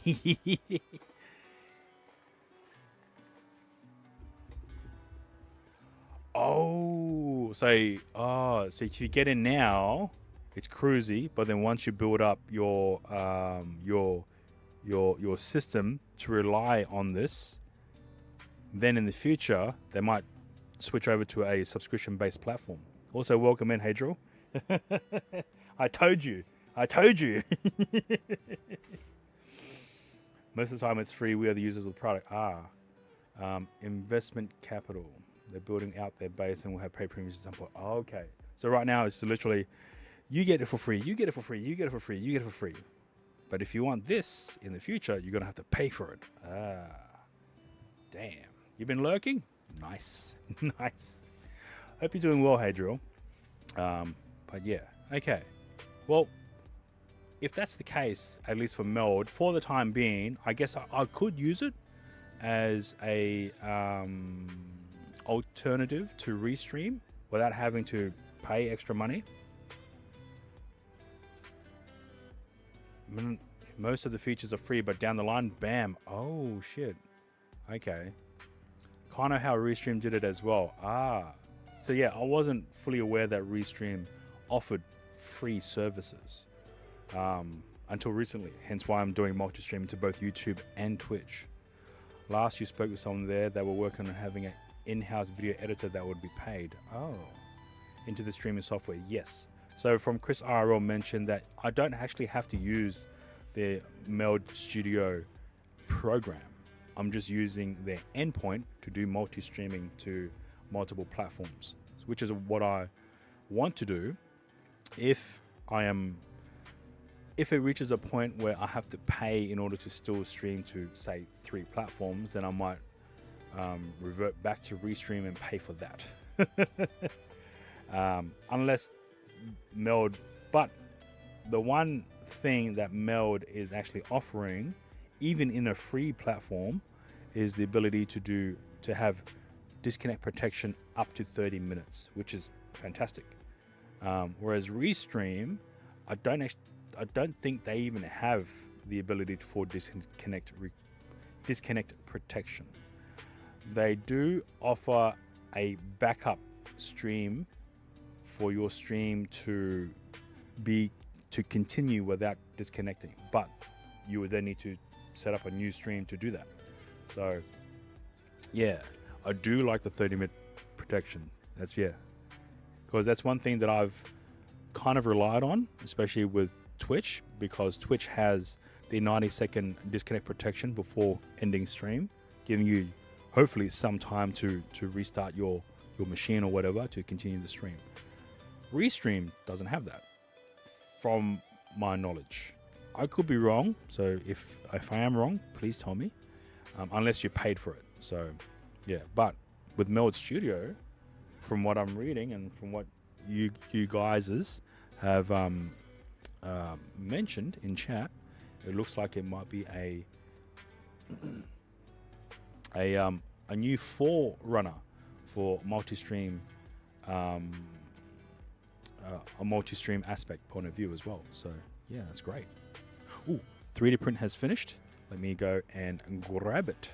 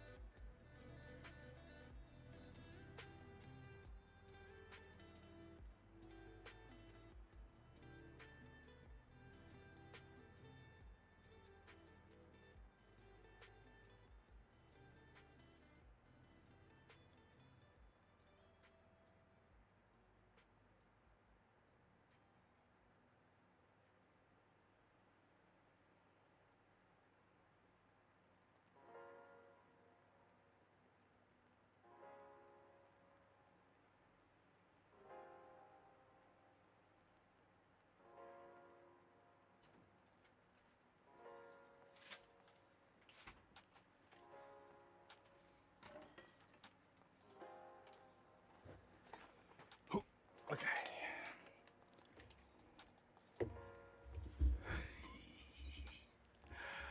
You never looked into it, but you're curious what kind of setup people like has Nabi or Sinner have. Imagine they're just gun run pack, they decently have a... Yeah. I'm pretty sure most of those streamers would have a tech person or mod on call for that. And most likely, they'll probably have a cloud-based OBS type setup. That way then, if for some reason all their shit just fails, they physically have to log into the cloud-based server in order to stop the stream. So yeah, I think if I was going to be more serious in regards to IRL streaming, that will most likely be my next port of call, is to set up a OBS cloud-based setup. That way then I don't have to rely on any machine at home. I'm not afraid of any power outages or internet disconnections from home, because it has happened in the past. So yeah, I think having a cloud-based server, and Chris, which if you like to Would you like to spruik? I'll allow it for you. Chris, if you like to spruik, you can if you wish. There's quite a few cloud-based OBS services available. So yeah, if you wish to, you can. I think there's IRL Toolkit. There's a few other ones as well that I cannot remember on top of my head because I haven't used one before. So you're moving away from server? Oh shit. Okay. So then, what are you using? If you're moving away from the cloud server or coding, okay, all right. Oh, okay. I didn't realize coding was your thing. But yes, if you would like to, you can spruik. I think a system that I've been that I've witnessed is not IRL Toolkit, anti-scuff.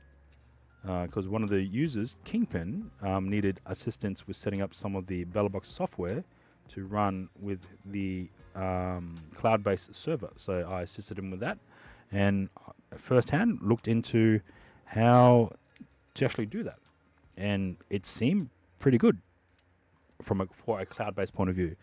Cost-wise, if you're doing it as a hobby, it's pretty high. It's a very high cost, but as a once-off thing, I think it's very beneficial because then you don't have to deal with home-based systems where the likelihood of shit breaking will happen. Just go to BellaBox Discord and you find them all. Okay, thank you, Chris. I try to pressure you, but it's fine. All right, this is the 3D printed housing that I've created to incorporate some of the new devices that I have recently acquired to ingest HDMI cameras to be fed into the Moblin app. Let's go to here, and this is the device here. So the first thing I want to try and test is the power bank, because it's a very uniquely shaped power bank, and I want to know if I've gotten some. Doesn't look like I have. Okay, it doesn't look like I've got anything there. Fuck. Okay. This side, it's allowing it, but it's not allowing it, if that makes sense. Oh, it's tight. No, it's too tight. It's tight. Toiga. Tight like a toiga. Yep, I might have to either sand it down, or that's going to be too much effort just to try and fit this bad boy in. All right, we can make a new one. That's the thing about prototyping. Shit happens. All right, let's now. All right, test out to see if this actually fits. Again, tight. Oh no, we can wiggle. That actually might be stuck. Fuck. Okay. That actually might be stuck. But it's given me some insight as to now. I know that I am off by almost a mil, or maybe 2 mils on this side, so I can remove material here to allow for more larger connection of the USB-C plug. So at least that's going for me. I've got that going for me, and I can make that adjustment. I can increase the gap here by 2 mil. Looks like it's a nice firm press fit. Okay, let's try. Remove? Nope. Okay. Okay. Toy. Okay, let's oh,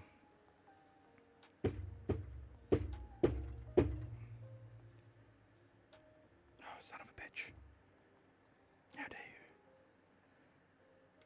That's tight. Son of a bitch. Okay. Fuck. Yep, that's tight. Tight like tiger.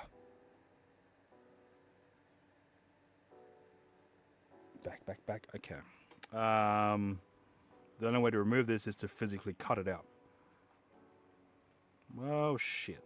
Okay, let's just see this and raise it by insanity.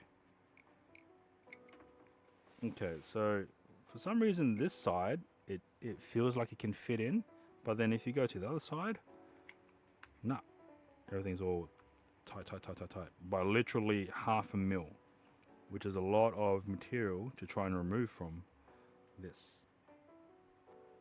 Okay, tight, still stuck in there, so that's tight. Too tight. Okay, let's try out one of these and see if that slips in. Okay, we have tightness all round. Okay,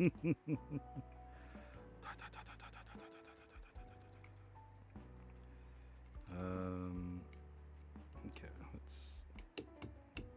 Yep, I'm gonna have to. Well, in terms of height, it seems fine, but in terms of width, definitely tight. So another mil required for that.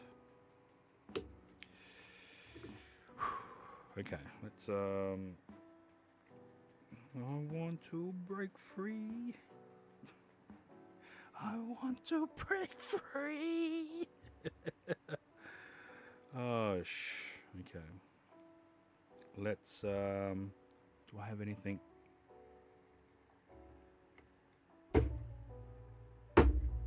Oh, I'm just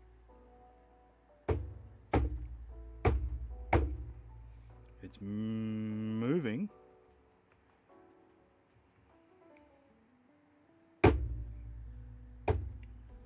Is there enough grip? Oh, yes. Okay. Good. All right. So this only took an hour to print, so that's actually pretty good. So what I might do is, how is that even possible? So it's it's freedom. Okay, so we have quite a few issues here. Now that I've thinking about it, so instead of applying a hot shoe mount or cold shoe mount here and then mounting it on a standard smartphone device via its cold shoe mount, I'm thinking, right, that's how I was dreaming of setting up like this. Now I might design it to suit the collar of the existing device and just mount it in this way here.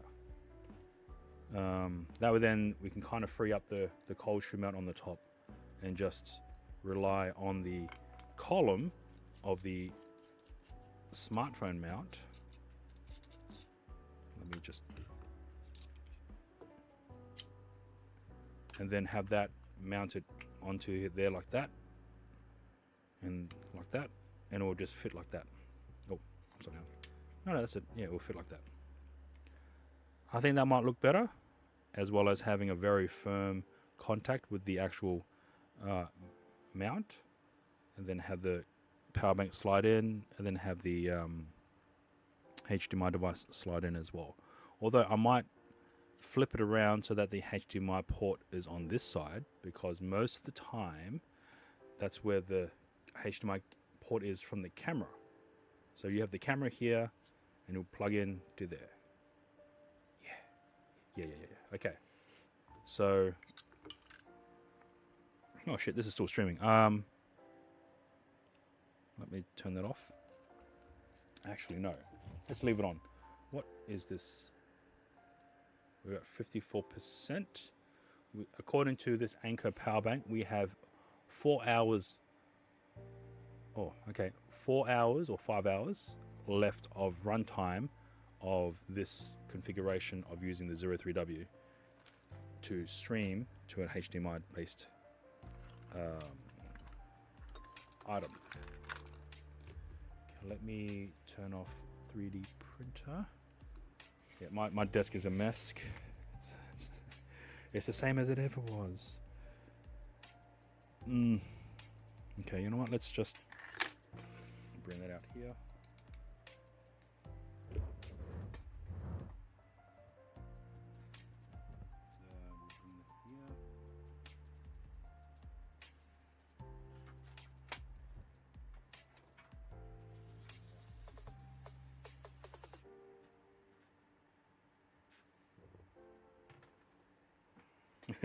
Chaos.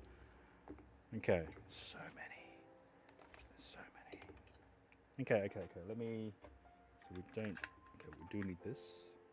Well, actually, as a demonstration, we kind of do to show off. Like, okay, this is what I can do. This is what I've done. Oh, shove. So shove. Okay. Okay, let's have a look. Let me just check the phone.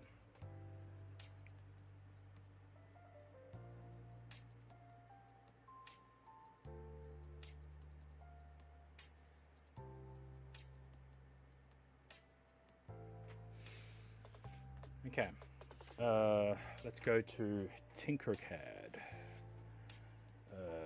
3D design. Okay, we've learnt our lesson.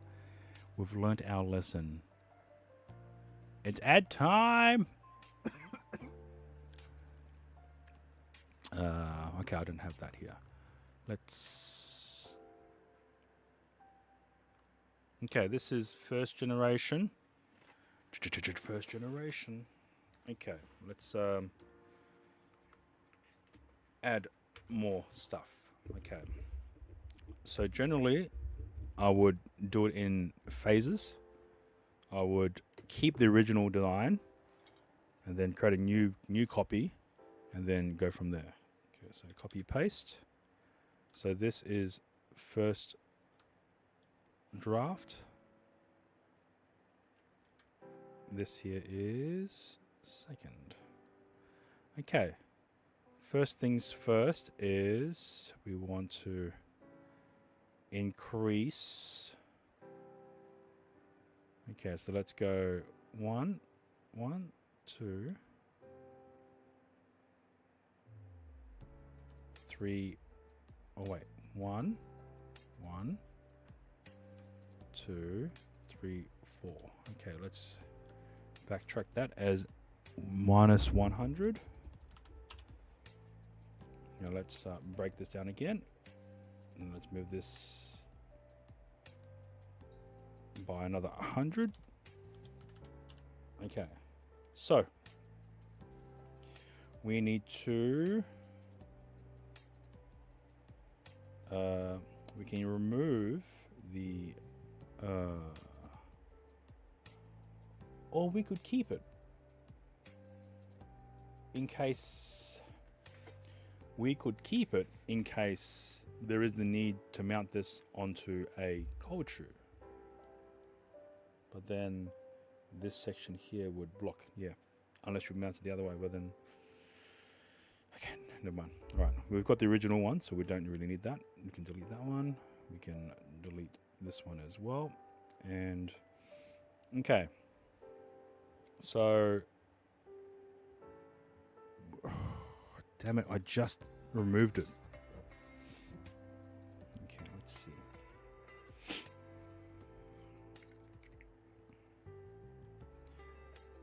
Right, so from the get-go, so if we flip it over, I need to remove more material from this edge here. But if I'm flipping it, then it... Okay, that's fine. Okay, so we need to add more material. This is 4.5. Let's go 6. Let's go 6. You know what? And then we'll bring it back. Okay, and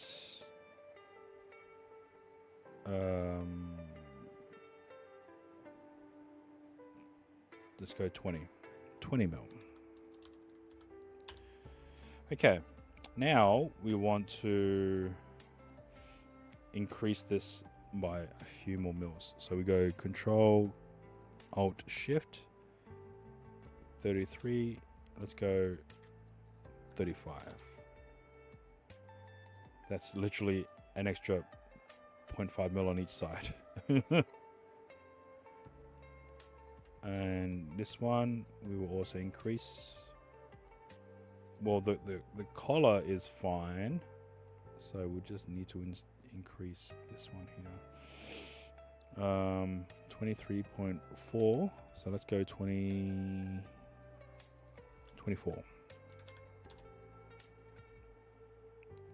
And then we will center it to this.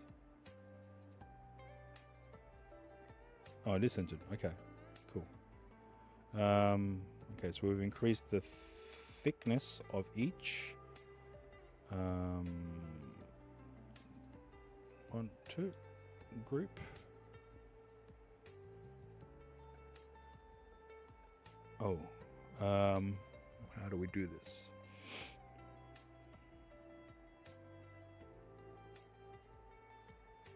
Let's go 50.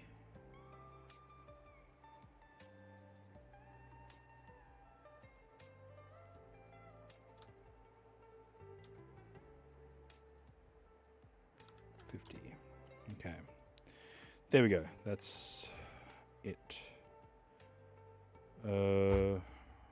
We've increased it, so that should be fine, right? Now I need to flip this around. That's right. So we need to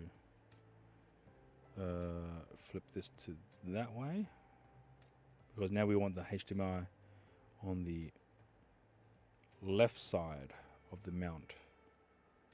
Okay, let's group everything here together. Wait, why is that? Ah, okay. What? We don't need that. It's fine.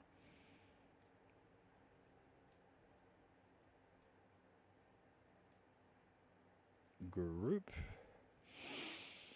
Okay. We will now need to mount this to here.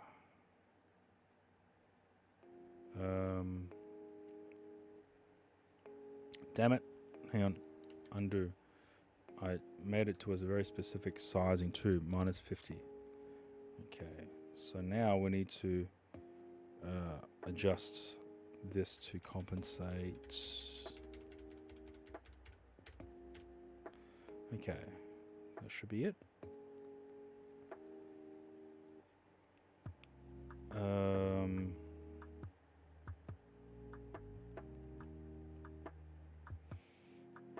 I guess it shouldn't matter. Okay, so let's now bring this back. That's 100 minus 100.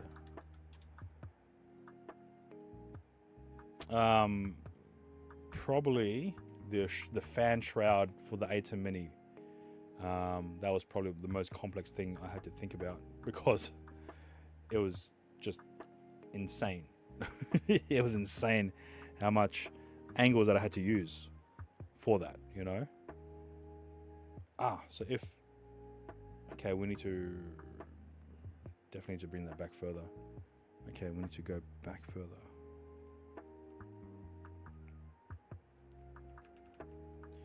So if this thing,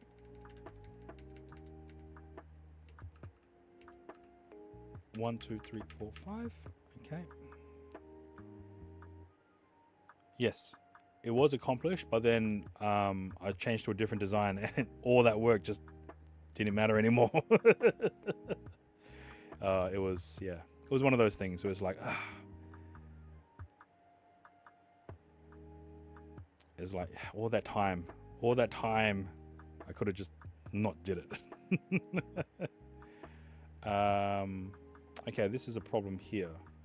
So I'm going to have to either increase height for one of these.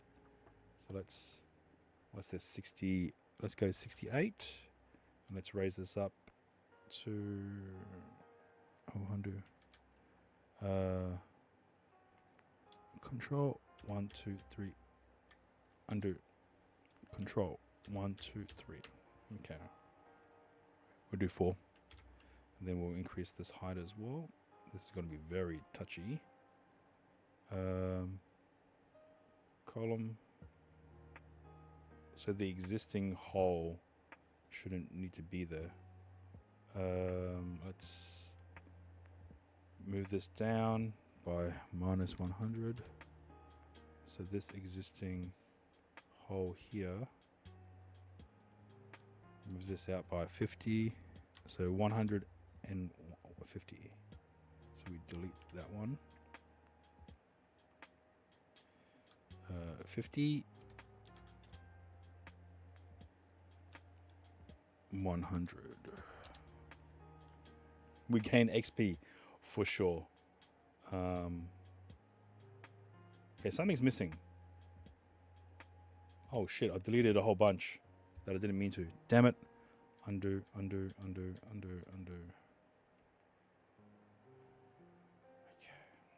So I deleted something I didn't mean to.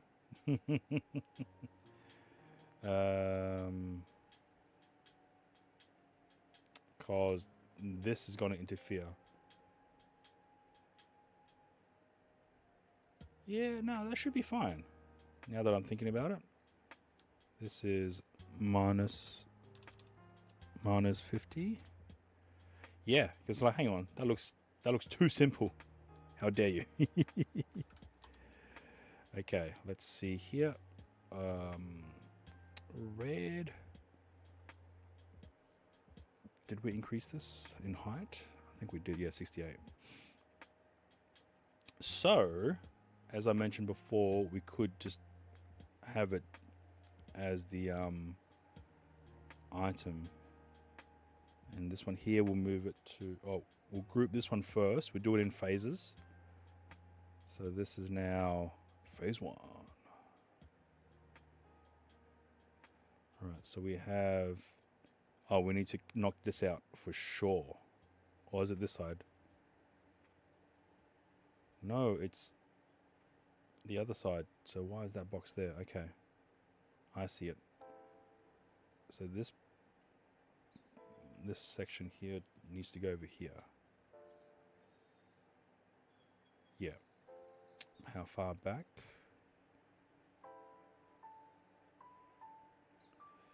Oh, yeah, that looks fine. All right, let's go here.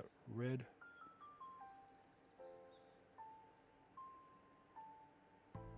Boom. Hey, Wigman, have you and Doris did any more looking for the booking for the ACOM, for the possible ACOM?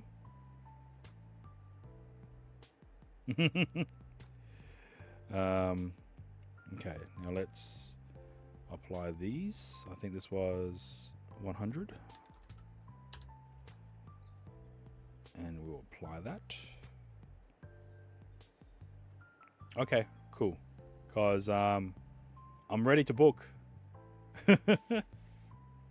It's 2 months away, but I'm ready to book. All right, let's see. Okay, that looks good. That looks good. But yeah, I would like to know at least the long stay before committing, you know? I mean, yeah, definitely. There are early cheap flights, so yeah, for sure. I could bring this down further now that I'm not using that section.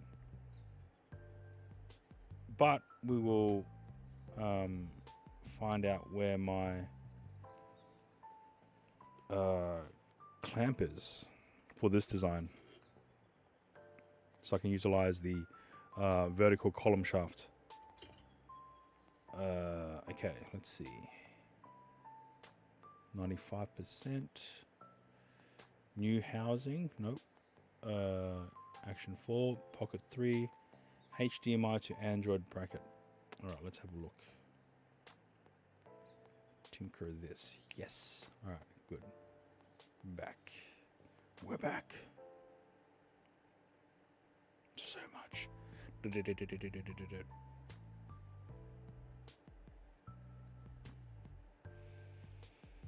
so we can just, yeah, we can copy that. Utilize the shape for division as well. Paste. Bring out. Floor. Let's rotate this. Let's.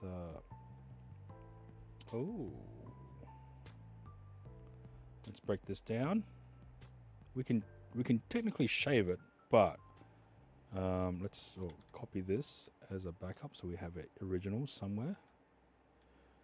So we could, yeah, I'll break it down because then that way then it's less issues when trying to configure it in the future. Break this down as well, so we don't need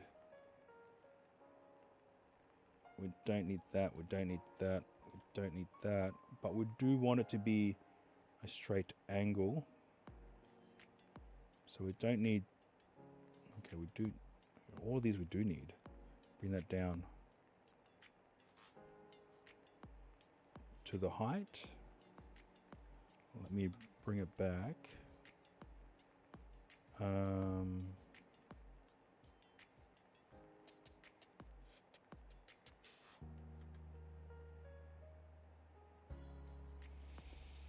Okay, let's assemble this. This is very, the amount of division on here looks too much for what I want. Yeah, it looks too much. Let me just bring out the main ones. Two. This is all that's needed, to be honest. Everything else can skedaddle. So we want 1, 2, 3, 4, 5. Okay, so we want at least 3 mil for the inner.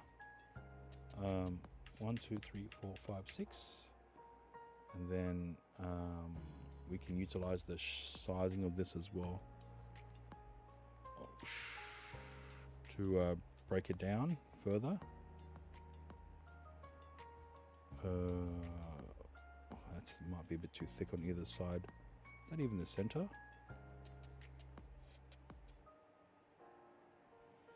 Okay, so this doesn't even have to be that long either. Yep. Okay.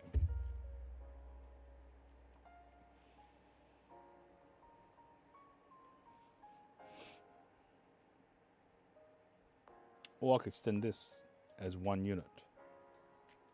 Okay, we could do that. Let me not delete that, I'll just bring it out too.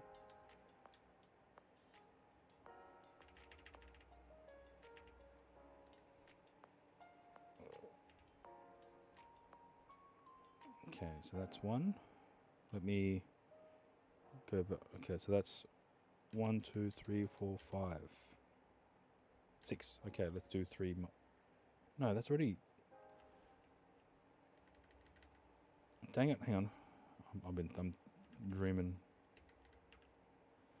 1, 2, 3, 4, 5, 6. Okay, we do 1, 2, 3, 4, 5, 6. Because then we have the center column already mounted there, so we don't need to worry about that. Okay, let's now break this down again. Let's move this along.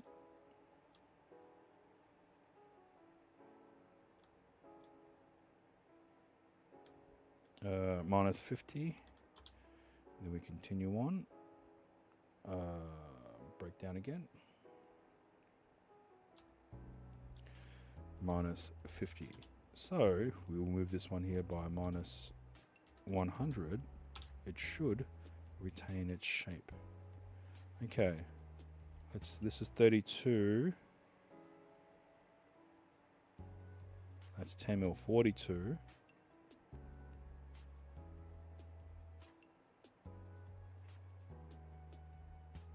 And then we want 3 mil, so that's 45. And we want this to be fully, yep. Okay, so Bring this one across by 50. Now to expand this and to drop this down.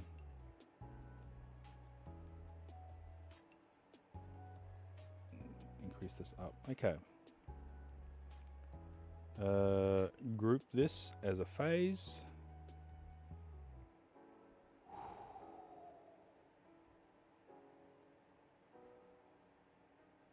So now this should slide into, ooh, that's not, no. We don't want that. Let me undo that. Now expand this. And drop it down. 1, 2, 3.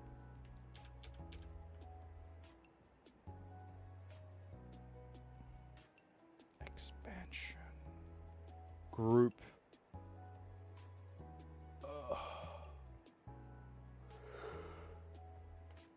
Okay. Okay, we have a center column for the posts. We have battery or power bank there. We have HDMI connection. Slide into here. Okay, I think that might work. Whether or not it's centered is another question. We're going to have to look into that as well.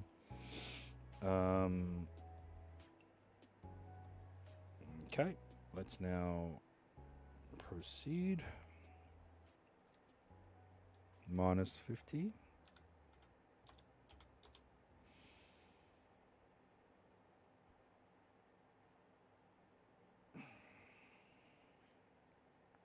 Although now this is only 2 columns, 2 rows, sorry. Not, and then we can expand that. And then raise. And then copy paste. Expand this and keep everything all very similar.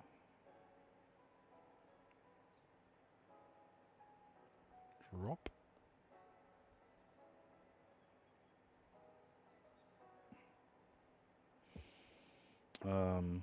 Columns, or might drop it to 4. Increase the count, the row count to 4 as well. Oh, something's my eye. Sorry. Okay, so this one we need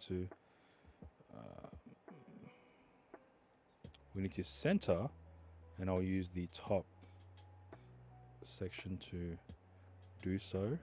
This one will keep dropping. Yeah, no, I think that should be okay.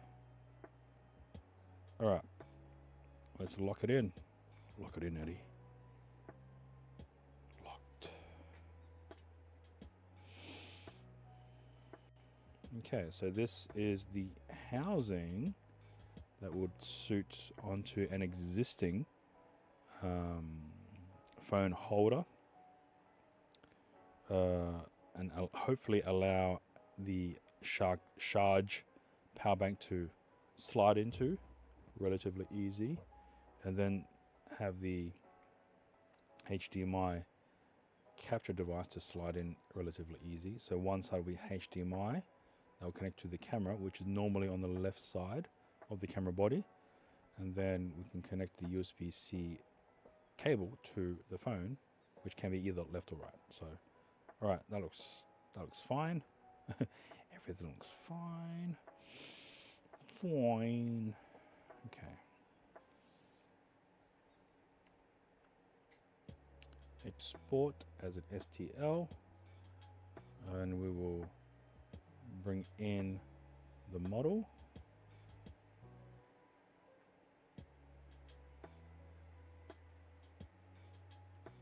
This is the model in the 3D slicer software, Creality Print.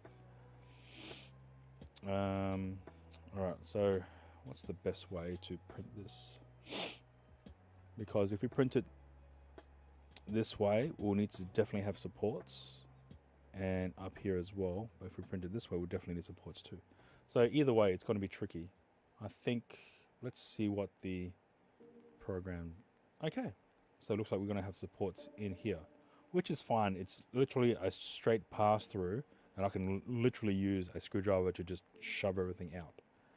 I think the most difficult part might have been here because it's a one entrance position. The other end is covered by a wall of sorts. So trying to remove any material from that might be a bit difficult. Okay, let's slice. Stream's going to be laggy for a second. Okay, an hour and 21 minutes. Okay, the other one only took an hour. What the hell?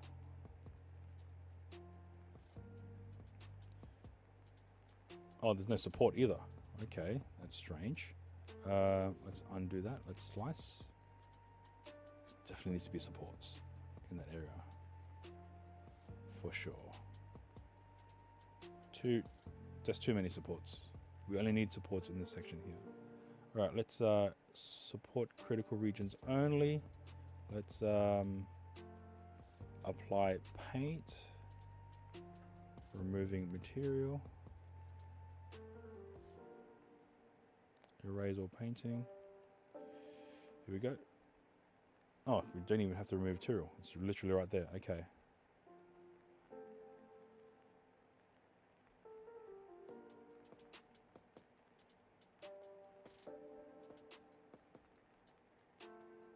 Have to be careful not to paint in random areas.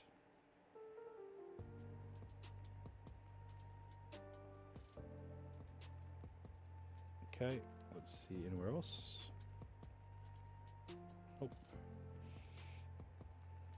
No, everything looks relatively good. Okay, slicing. This should be about an hour 40, maybe. An hour 25, okay. It's only going to take 36 grams. I think we are good. I think the thickest bit is here because there's between 284 and 317. That's 30 lines of filament. But I guess if we keep everything uniform, then that makes sense. All right, let's center print. Did I glue up? I'm pretty sure I glued up. K1C. Yeah, I cleaned and I glued. Start print. Okay. Printing has started.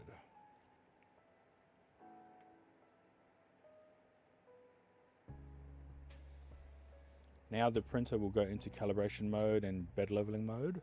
It does it every print. So you know what? It's fine. It's an extra like 6 minutes that don't really matter. It doesn't really matter. Extra 6 minutes. Okay, it was at 51. What is it now? 46%. 3 hours and 55 minutes. Okay.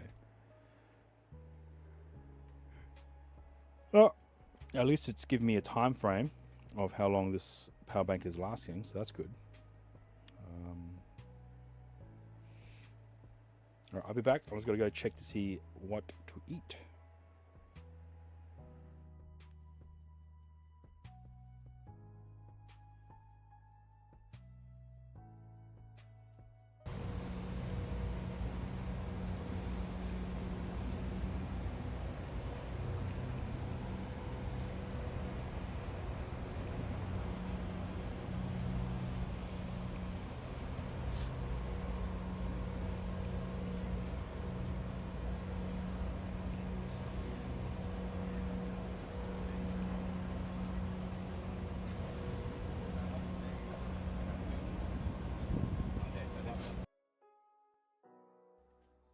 Oh look, there's a cow.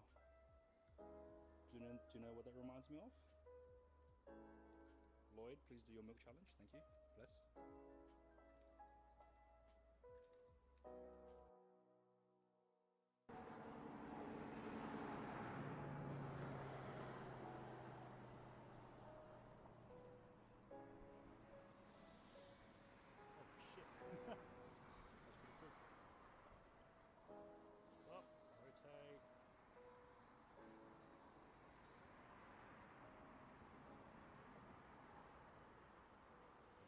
a site here.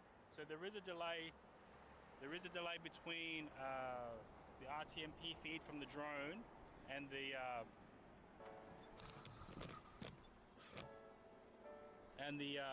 camera feed from the Bella box. What is that sound? I can hear beeping. Oh, it must be off. Welcome in. Ooh, diggy.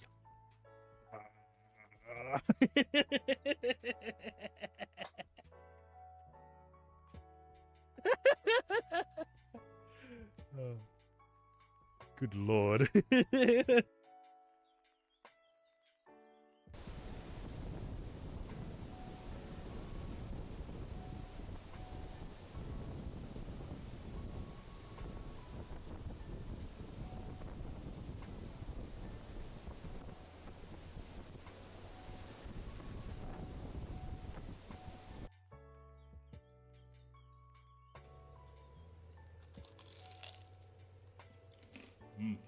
Oh.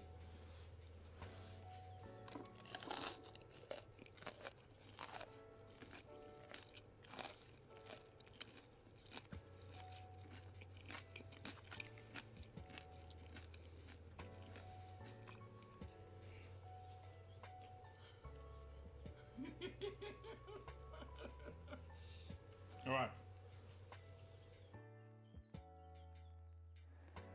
Yeah.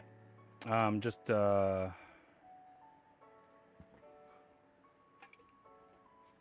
something. So yeah, now you want some green fried chicken. You better get that crunch. You better get that crunch. Hey, Drill. Snow cheese. Yes, snow cheese. It's unfortunately Korean fried chicken is pretty expensive here. We have a outlet called, what's the Korean fried chicken in Darwin?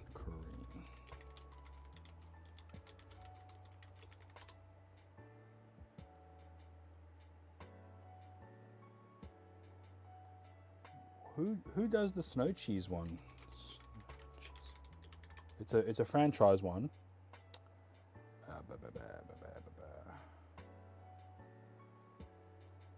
Nay. So there is a Korean fried chicken, Nay chicken. It's delicious. I'm not gonna lie, it's fantastic, but it's just so expensive. I mean, for the price of like a 6-pack of chicken, or even a 10-pack, you could buy a whole family meal from KFC. Just saying. And a family meal will probably have 10 pieces of chicken and all the extra sides for that amount of price. So it's just, yeah. We have one here called 24 chicken, but they don't sell 24 chicken combo. They only, or are they open, or aren't open 24/7? Okay. 24.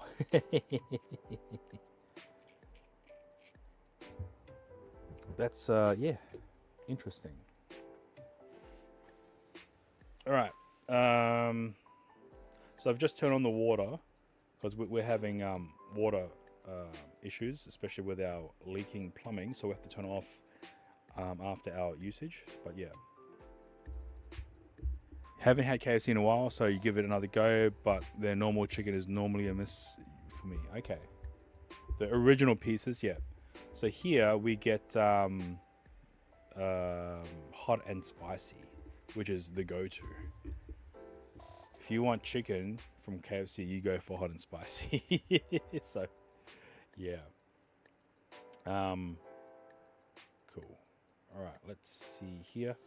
Yeah, so I'm gonna have to go take a quick shower, and then I'll be back, and I'll get some dinner ready. I'm probably thinking, because we do have roast chicken left over, so I'm thinking either something with roast chicken, or maybe just shin ramen with meatballs and pork belly slices. Oof, yeah, okay. Jack Daniels. Okay, let's go. Oh, why is? Oh, whoa, whoa, whoa, whoa, wee, wow. Okay. Boneless chicken. Yes, it's all. So, the Shin ramen is like 2-minute noodles. You know, it's uni style food, right? So it's spicy as shit, but it's delicious. Woolies pork meatball, frozen. Yep. And then we have Woolies sliced pork belly, which is normally used for hot pot, where you just dip it in a very hot broth, and it would just cook. And then we have kimchi.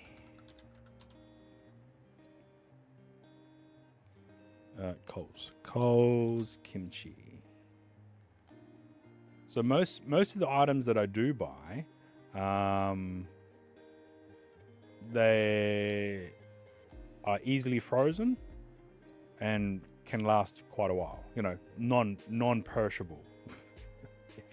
if you call it that, they are perishable. It just takes a while. So okay, the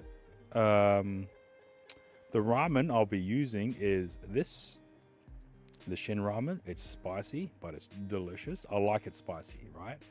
And then the pork meatballs, I'll be using this. They're frozen as well, so I've already taken a few balls out to defrost. And then I'll also have this. This is sliced pork belly. And I'll be dipping that into the broth while it's cooking.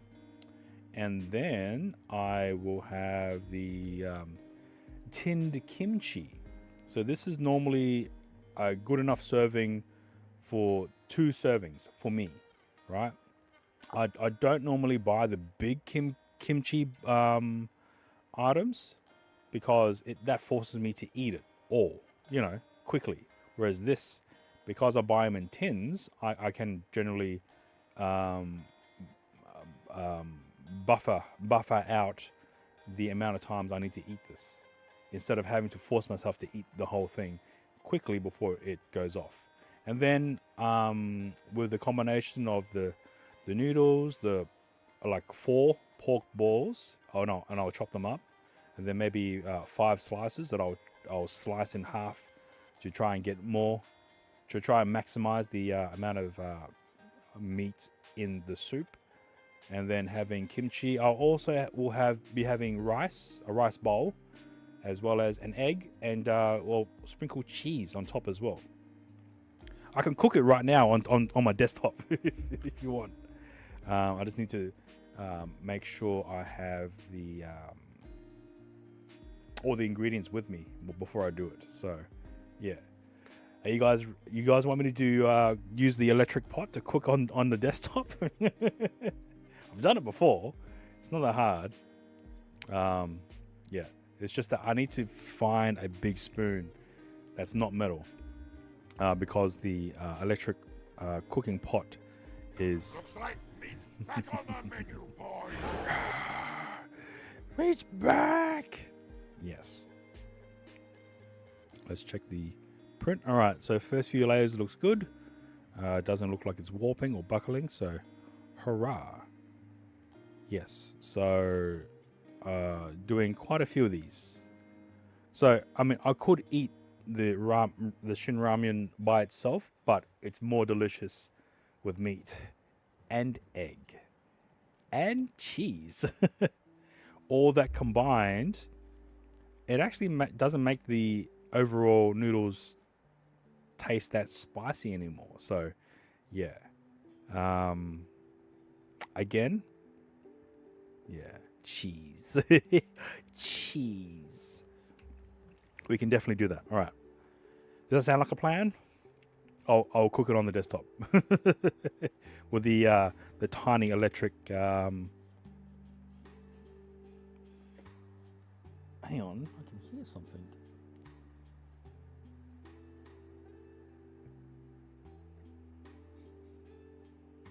Okay, never mind. We're also trying to learn how to enjoy kimchi slowly. Yes. So the thing about kimchi, in my experience, having it by itself, no. You need to have it with food, right? I normally have it with rice or with noodles. Sometimes with a burrito, as strange as that sounds. It was delicious. Yeah, but have it in terms of like a side dish and not like a main dish. So that's kimchi is quite pungent, but it's delicious. It's just cabbage. You like kimchi rice or on a banh mi? Oh, I don't think I've had kimchi on a banh mi before. Okay, that might be something. That might be something that we could. Okay, yes, all right. If I can learn the way of making a good pork belly, then I could go up to the shops and buy banh mi rolls from the bakery, right? Then having a good pork belly with kimchi. Oh, fuck yeah. There's a spot by you that makes a killer kimchi cucumbers as well as kimchi fried rice. Damn. Okay, I don't think I've ever had kimchi fried rice. I've had fried rice and I've had kimchi, but not as a combination of that caliber. So that's going to be so interesting to see. Wow. Okay. Is there any Weekman? Is there any Korean joints, like authentic Korean joints in Manila? Speaking of which, we should check to see what the price is. Darwin to Singapore. I believe I set the date to the 17th of October and returning on the 18th of November. Economy round trip show flights. Very neat. $600? What? What? Nothing here is apparently Darwin to Kuala Lumpur, and then a 13-hour layover, and then from 6 a.m. Wait, hang on, no, sorry, hang on. Let me change that to Manila. That's the idea. Is from Darwin straight to Manila. Okay, that makes sense. That makes more sense than what I thought I looked at. Okay, $700, and that's return.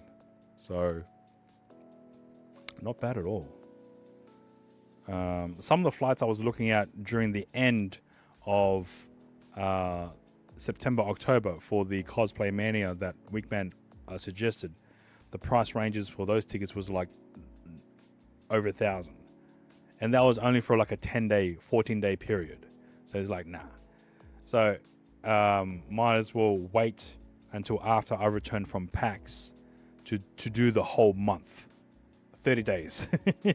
Well, technically 28 days because of the layover in Singapore. Yeah. Can be, yes. PAX AU is held on the 13th or the 12th to the 15th of October. How's Halloween in Philippines, by the way? Oh man, I'm not very good at horror stuff, so yeah, PAX AU. I'll be streaming that for sure. But I don't know if I want to bring my multi-camera rig because of how much weight that is.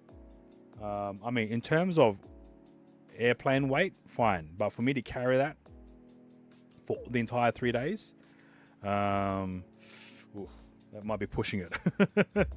Might be pushing it too. That's okay. Weekman. They still have events, but not as like massive, which is fine because here in Darwin, it's Australia, so it's like, yeah, no one here celebrates Halloween. over the past 10 years, it's been very quiet. It's only been in the recent couple of years, it's being marketed quite a bit, and more events are hosting Halloween style events. Shopping centers during the daytime, right? Some local restaurants that have venue halls will advertise like a kid-friendly Halloween event where families come and just have fun. It's a more family-orientated type of events that's happening here.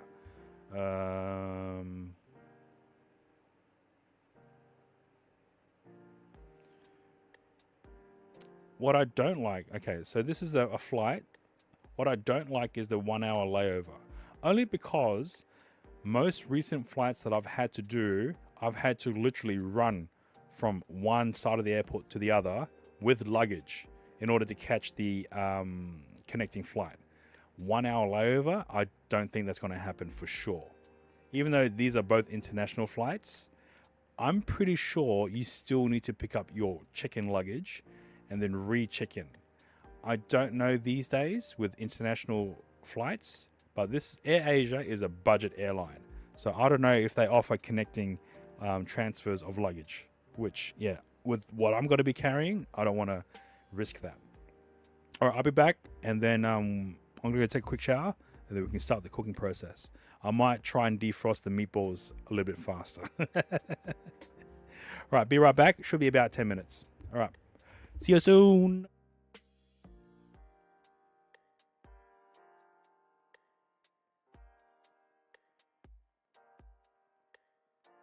집에 가면서 먹으려고. 설마.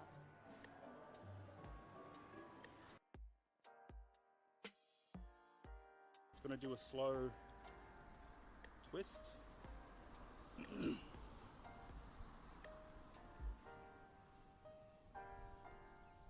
Okay, and we're going to do another twist this way.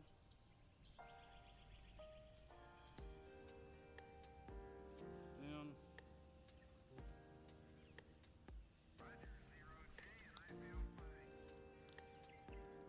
So I'm like shaking up a margarita.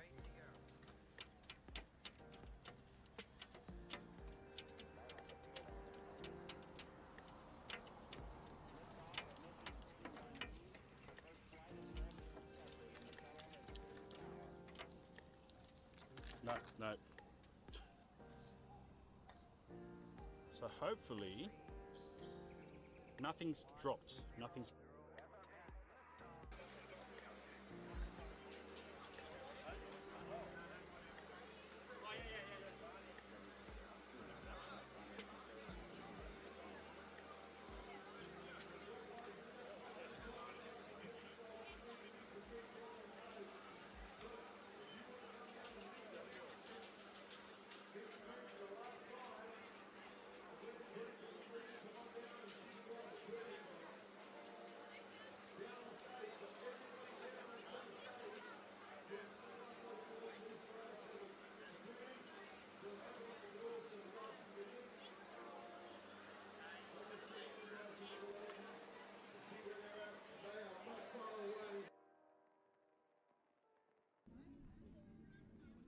But let me spin you around because it's enough sunset.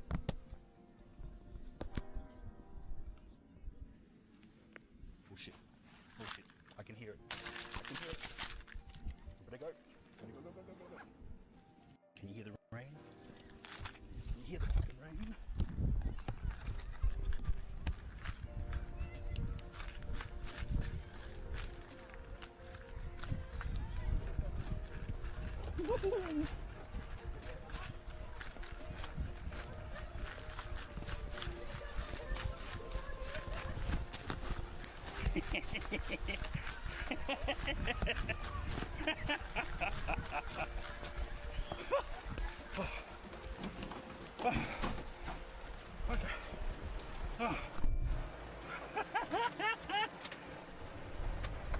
Oh yeah.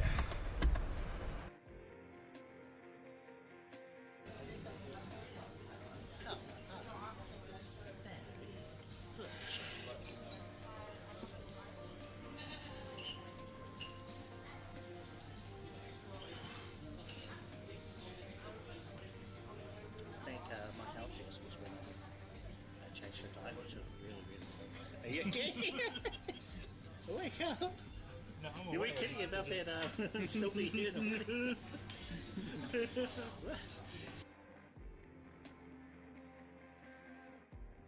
Can you guess what this hoodie is? I'll show you the back. Okay. Okay.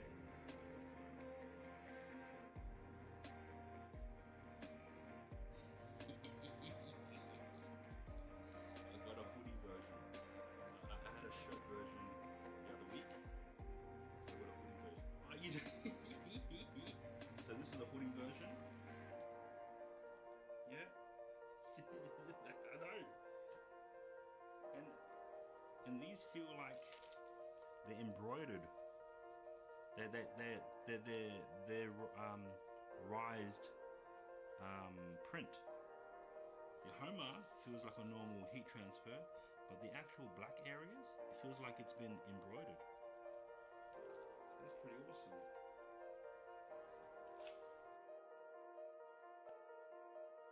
Oh my god. Weak man!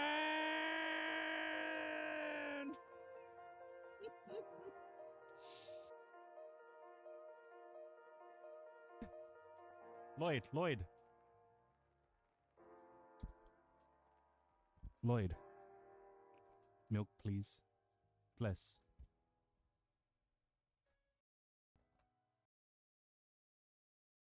집에 가면서 먹으려고.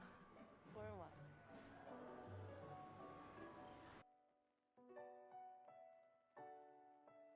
Now that we're here, let's have. That's. Oh.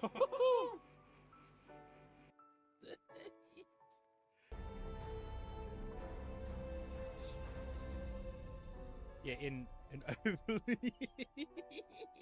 In overlays.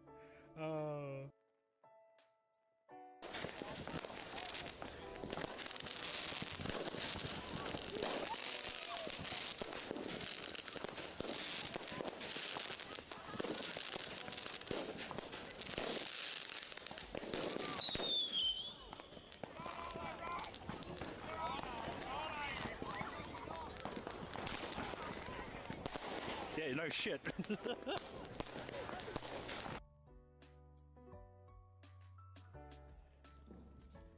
oh, okay.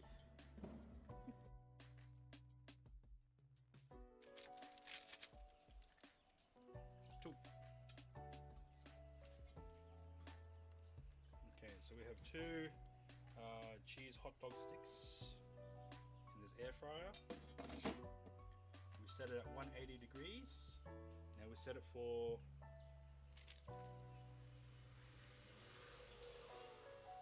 15 minutes.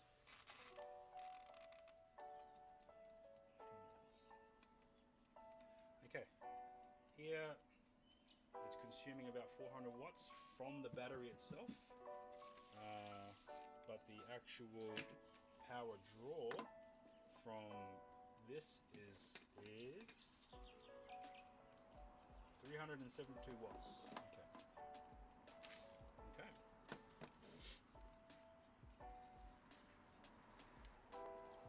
Let's go.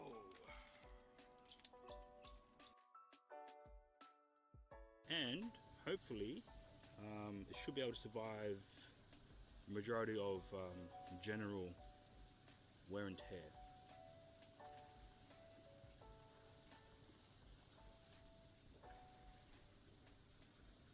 Just seeing if that actually triggers something.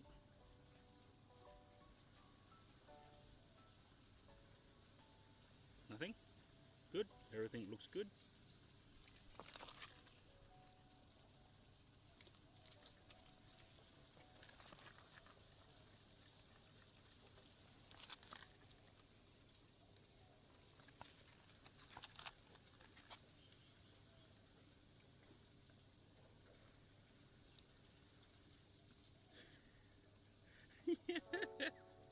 Can't help it, man. I can't help it. Yes, clip that and make it into a emote. I need emotes for my channel. So this is the mirror hole.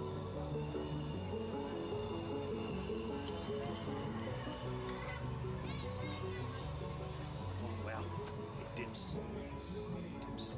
Tips. Hey, that's all right.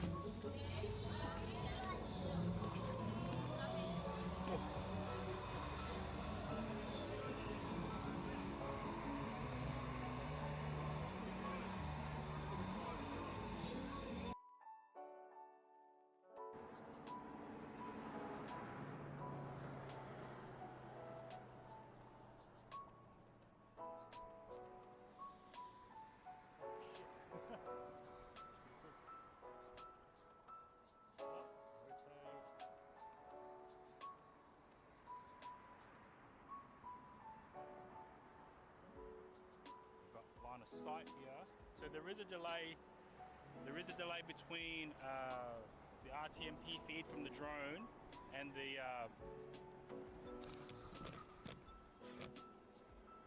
the camera feed from the Bella box. What is that sound? I can hear beeping. Oh, it must be off degrees on one end.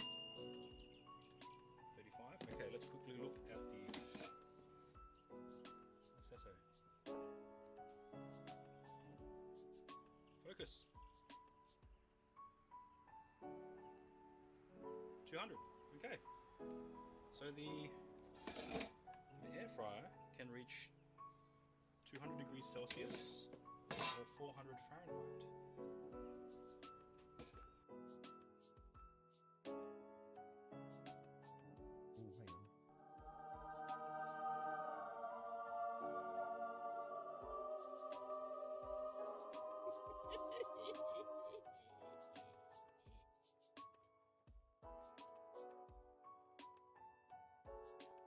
Apologize to everyone,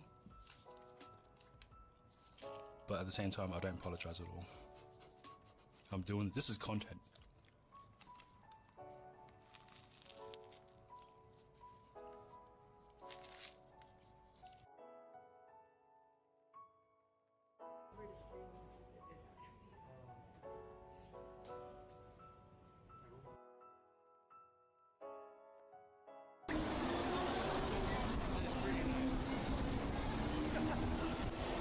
Okay, it is pretty nice. Yeah, it's windy.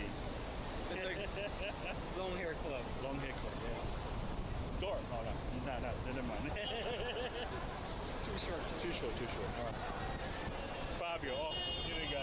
Here we go, man. Fabio. Thank you, though. Bless. I wish you.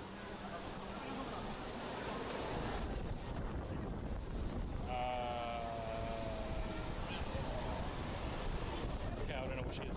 Oh, there she's over there.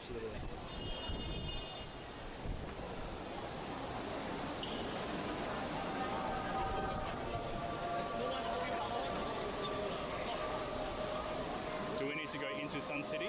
I think so, yeah. Yeah, and then find another taxi that way because this is going to be bonkers.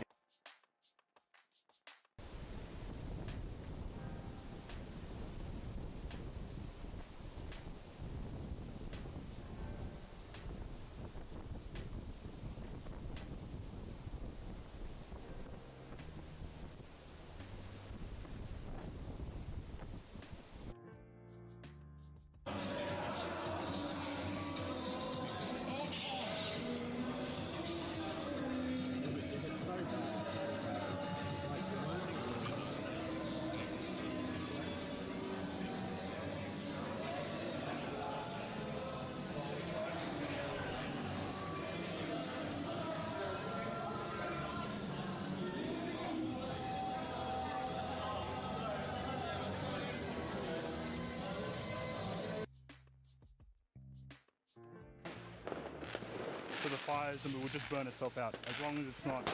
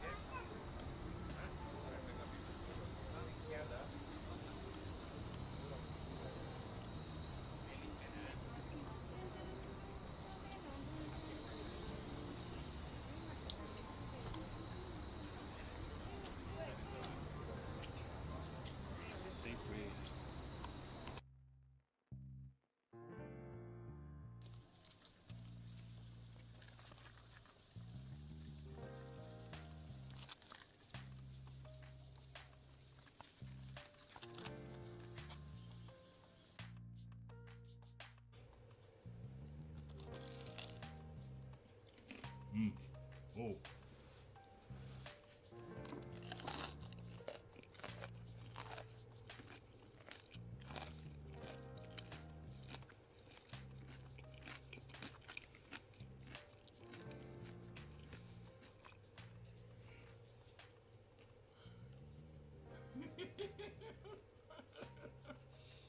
All right.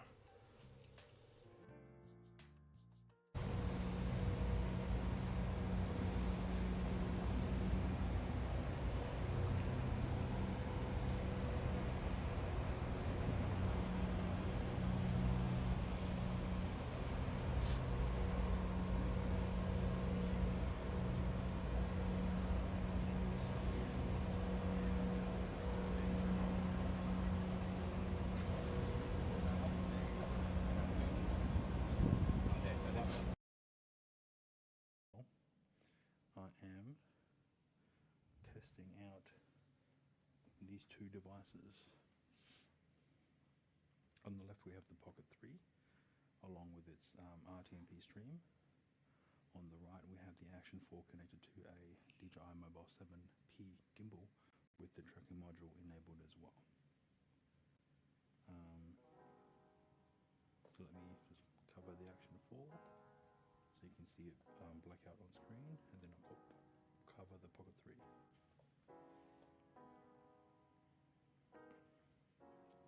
So Pocket 3 and a poor man's Pocket 3 with tracking. Oh look, there's a cow. Do you know what that reminds me of? Lloyd, please do your milk challenge. Thank you. Bless.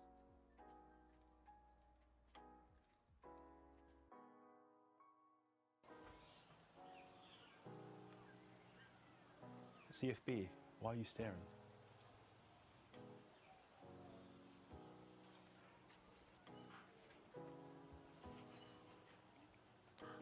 No, it's not focusing on me.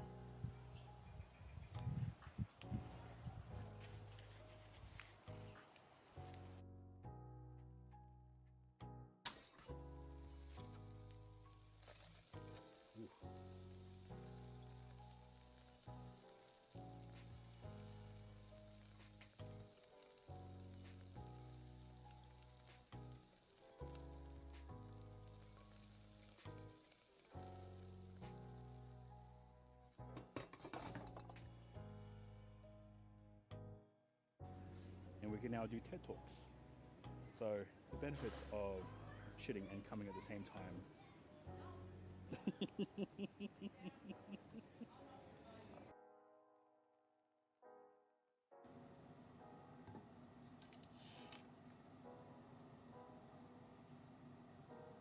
Winnery is done.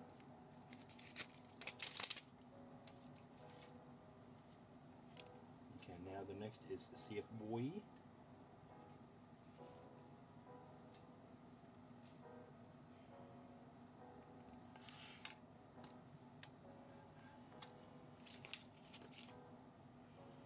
Now the next is Doronia.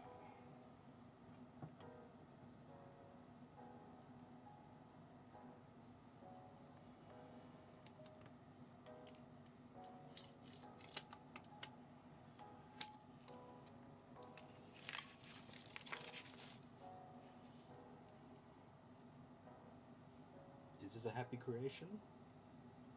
Ooh, there's a bit of a bleed on top of the Dora ball. App, but the Twitch app generally previews the stream very smoothly. So.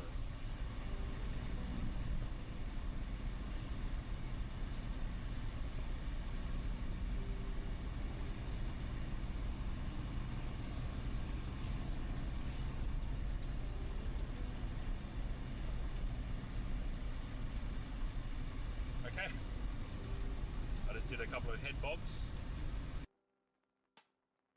So this is the mirror hole.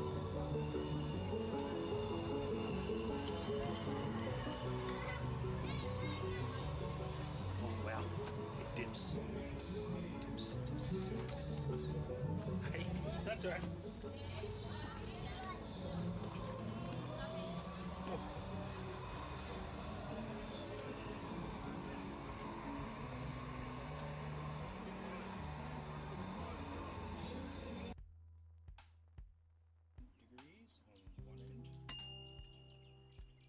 25. Okay, let's quickly look at the setting.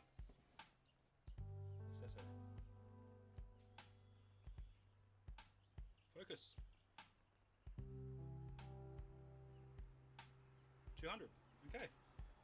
So the air fryer can reach 200 degrees Celsius or 400 Fahrenheit.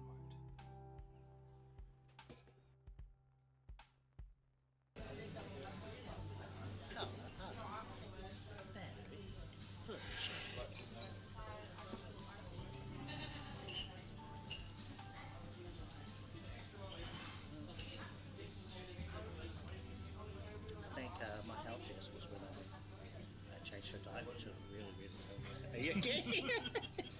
Wake up! No, I'm You awake. Well, it was 20 minutes, not 15. For those who are still around, thank you for staying around. Yeah, just had to get everything prepared.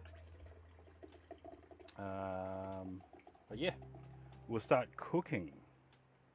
I'll be cooking some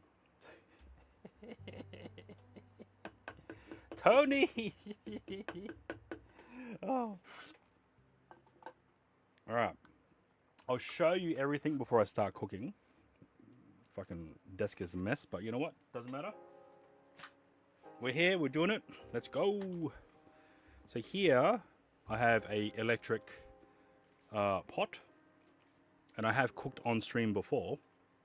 This is rated for 700 watts of power. So it has two settings, one low and one high. We'll be using the high one. Hi. And I need to find an IEC cable. Shit. Yep, got one. All right, I'll be back. I'll be back.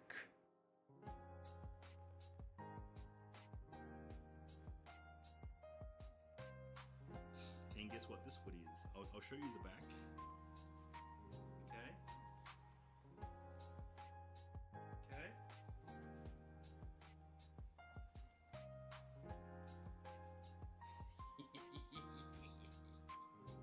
I got a hoodie version. So I had a shirt version the other week. So I got a hoodie version. Oh, you just so this is the hoodie version. Yeah. I know. And these feel like they're embroidered. They're rised print. The Homer feels like a normal heat transfer, but the actual black areas, it feels like it's been embroidered. So that's pretty awesome.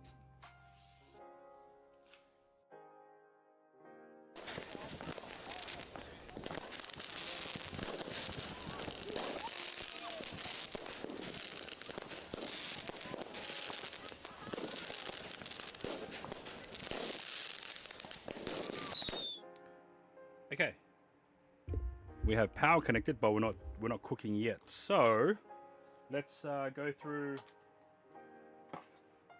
some of the items. So let's go from the start. We have some shin ramyun. We have an egg. We have cheese as well. Then we have sliced pork belly. I won't be eating all of this, but yeah, this will be part of it. And then we have, I've already defrosted the balls and chopped them into quarters to maximize spreading, as well as whatever was rice, whatever was left in the rice cooker was, I think, 2 bowls of rice. And tinned kimchi. So pretty much everything here, besides from the rice and the egg and probably the cheese, everything here can be kept for a long period of time. The meats can be stuck in the freezer. Yeah, yeah, yeah. All right, let's start the process. Okay. Fuck it. I think we need. I'm not gonna eat that. Anything that falls on the table, I'm not gonna eat because there's so much 3D printed shavings everywhere. So, yep. Don't eat anything from the table. Microplastics, no, mega plastics. All right. This might be okay. Yep. All right. So I've added an extra extension lead as well, so I don't accidentally snag it. Okay, let's plugging this bad boy in via standard IEC cable. Missing out on microplastics for your balls? Oh, sensational. All right, let's now add water. We're cooking.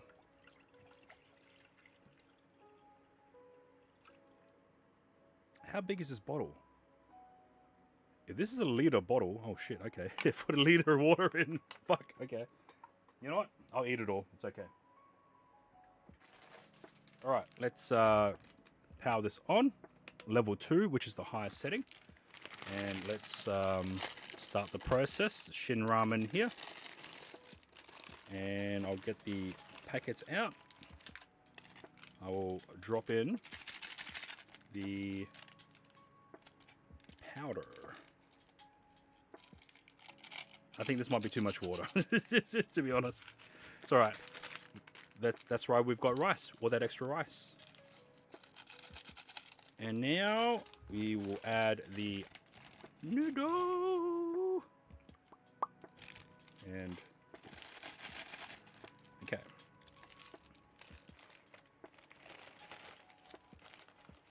We will now lid it up, and I'll make sure to put the vent not closest to the camera lens on the overhead. Cooking up a storm. Thank you, Wickman. Next is... Alright, I guess we can start the process of packaging this as well. Even though I'm not going to eat all of it, I can always put away some, right? In freezer.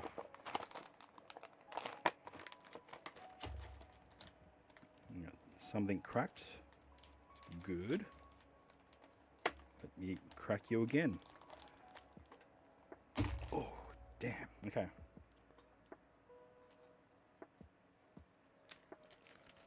Freezer bags.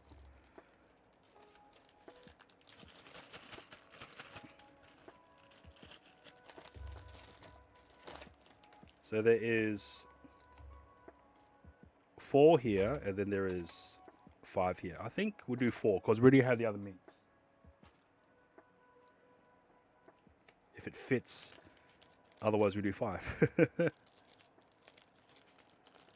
yeah. Alright, that will be a serving for next time. This will be another serving for next time. This is quick, by the way. It heats up fucking quick.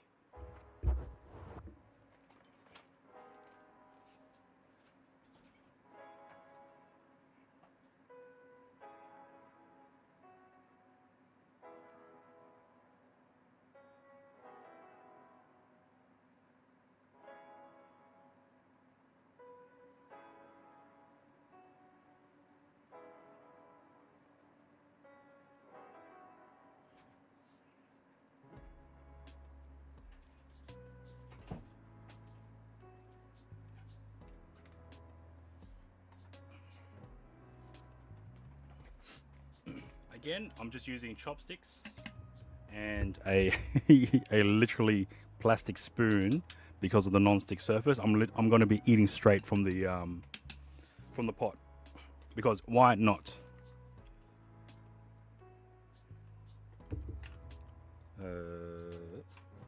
Where is the egg?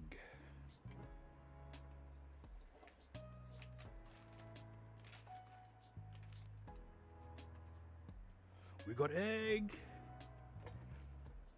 Pop it open. Still cooking away. Give it away now. All right, so October 17 to November 18 is the time frame that I'm looking at. Again, I don't think the 1 hour layover is sufficient, especially for international travel.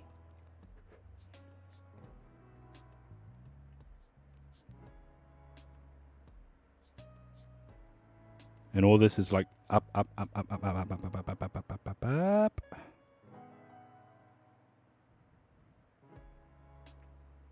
And I don't think I've flown with Air Asia recently, so I don't know how well or poorly they do with their, one, customer service, and two, baggage. So yeah, if I was going to choose that, I'm not going to choose that. Just based on the 1 hour layover, nah, I'm not going to choose that. I'm going to be choosing something else for sure. Let's see here. For a reason or another, whenever I tried to do a search on Singapore Airlines using Chrome, it just sends me back to the main page. But then when I use Brave, which is a different browser altogether, it's working fine. So, yeah. Let's have a look. Singapore Airlines. Okay, let's go 18th October to 17 November 2025. Not now. So the last time I looked at this, the ticket prices, I believe, were about $702, and that is a return trip. Sticking their balls. Oh, for sure, for sure. Welcome back, NCFB. Hope you are doing well.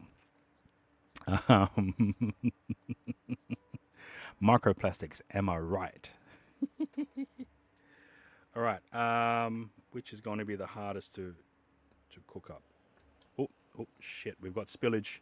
Let me switch over. All right. That is cooking. All right. I think we need to add these ones in because these are frozen. So hopefully with...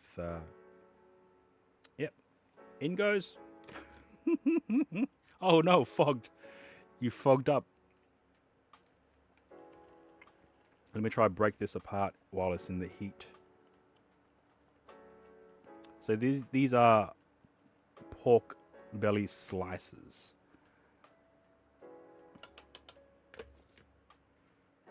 Sliced pork belly. It's mainly what they use for hot pot and stuff.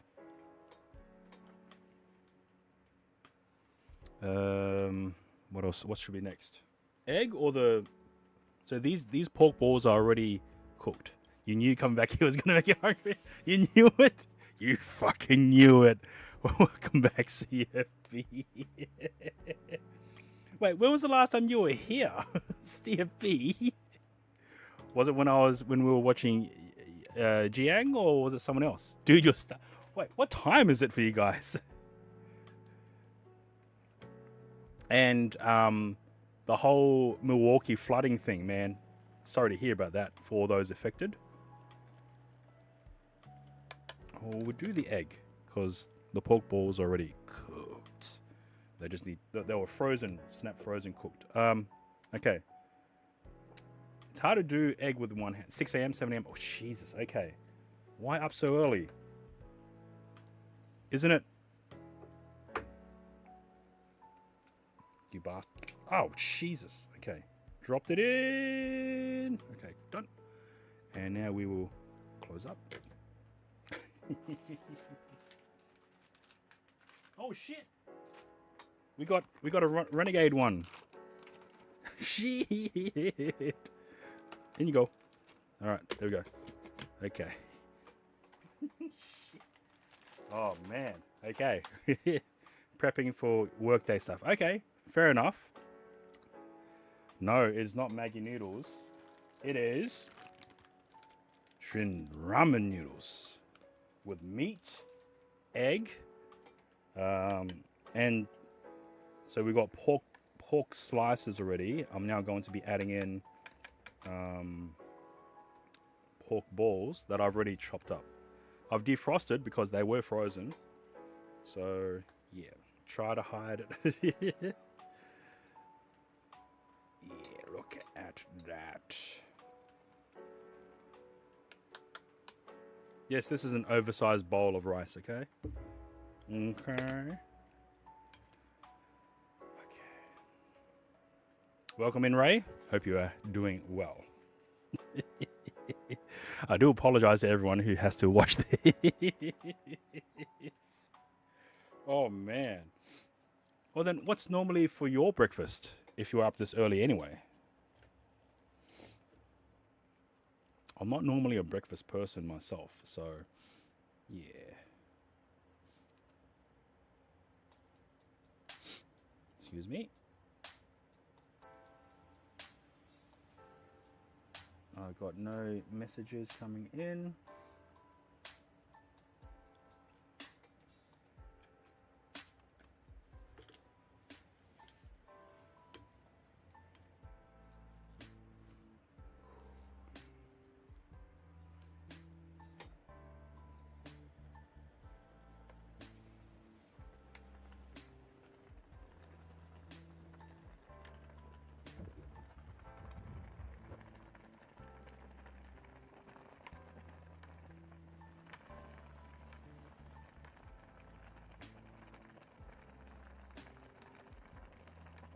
There's nothing green in here.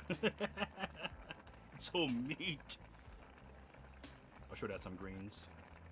Oh, okay. I think that's enough. This is enough. This is enough. Okay.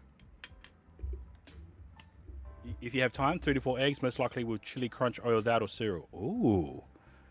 What? How do you do the eggs? With crunch oil? Just fried eggs and crunch oil and bread, or? Oh, interesting. Oh. Okay. We've now turned off the pot. I'll now unplug the power. So now we'll remove power from the pot. And I'll also disconnect power from the extension cable. All right. Now I will also pop open this bad boy. We have tinned kimchi. Opa. And because it's tinned, it will last until December 2026. A bit of cheese, salt, and pepper. Oh, cheese! Damn it! Damn it! Damn it! Damn it! Thank you, Hadriel, for the reminder. Cheese. Jesus.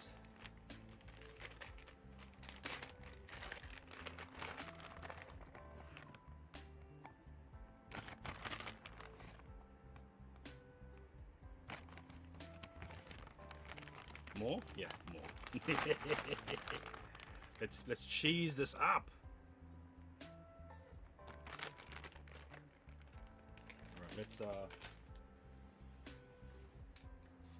lid back on to try and retain some of the heat.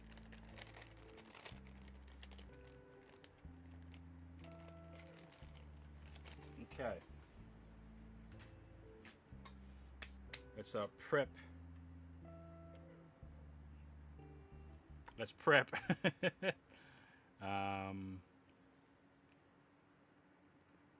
Mukbang.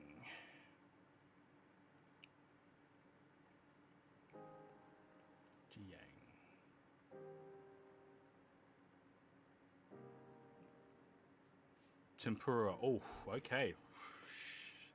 Let's go. All right. Let's load up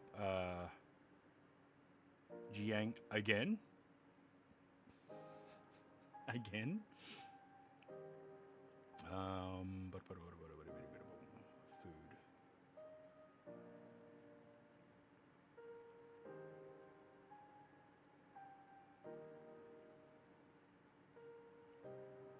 Oh, yeah, it's not loading the sound. 근데 아직까지 이렇게 놀라움을 줄 수 있는 집이 있다는 게 너무 행복한 것 같아요.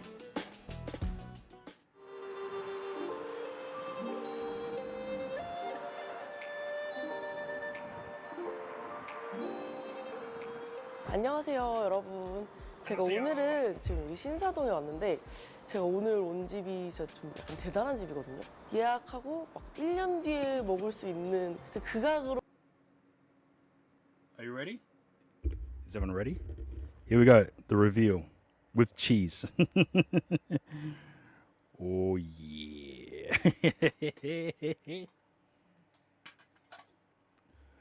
Oh yeah. Weak man. Oh yes. Kimchi. Imagine if you have a nut allergy. Shit. Gosh dang. Yeah, I think this might be too much liquid, but you know what? It's fine. It's fine. Switch over. Here we go. 정말 예약하기 힘든 맛집이에요. 여기가 이제 튀김 오마카세인데 튀김을 이렇게 오마카세처럼 해주는 곳이거든요. 근데 가성비가 일단 진짜 좋고 어느 정도냐면요. 제가 당근을 먹어요. 그때 피디님이 대관을 하셔서 1년을 그때 기다리시고 대관해서 7시 타임에 와가지고 제가 안 먹던 당근 먹었지 안 먹는 채소까지 먹게 하는 그런 엄청난 Yes. 맛집인데 I think it does mix well. 캐치 테이블 I mean, I enjoy 그 it. 예약이 거의 바로 다 차거든요. When it's hot, 대관하고 you know? 일반관이 약간 음식 몇 개가 차이가 있긴 하지만 4시 타임은 또 예약하기 약간 할만하다 그러고 그래서 오늘 진짜 설레는 마음을 안고 왔습니다. 너무 기대돼요 지금. 이쪽 방이랑 이제 이쪽 방 이렇게 2개 있거든요. 근데 여기가 이제 메인 셰프님이 하시는 곳이라서 예약이 진짜 어려운 그런 곳입니다. 안녕하세요. 안녕하세요. 오랜만이에요. 아, 작년 9월에 뵀었죠. 1인분만 튀길까요? 1인분은 조금 좀 더 해주실 수 있을까요? 있는 거 다 튀기겠습니다. 아, 감사합니다. 여기가 대관을 이제 8명까지 앉을 수 있는데 여기 촬영하기 너무 힘들어가지고 저희 피디님 이번에 저희 쉬는 날에 조금 따로 빼주셔가지고 8인분을 다 먹기엔 좀 죄송하고 조금만 오늘 맛있게 조금 먹는 날로 하겠습니다. 오늘 사용할 재료는 I'm gonna use a ladle because yeah, I need to fit everything on the spoon. So I'm using the ladle.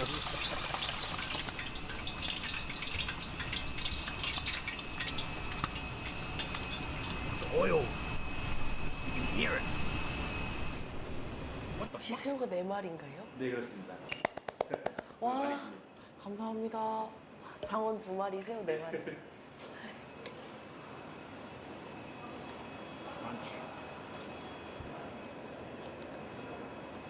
와. 와, 진짜 맛있게. 새우깡이 되게 맛있게 새우깡. 진짜 과자 같은 식감이거든요.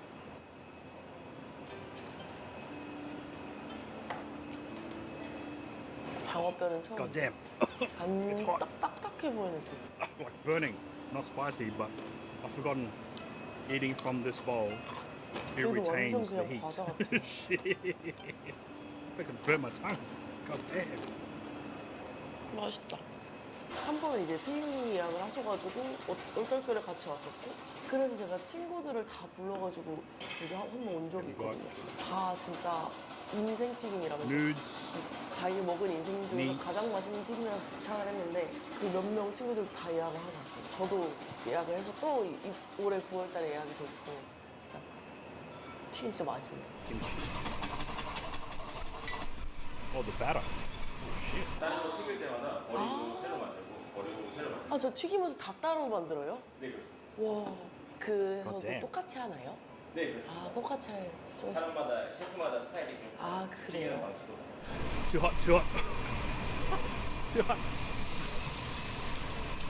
God damn. It's too hot. Burn my fucking mouth. Oh.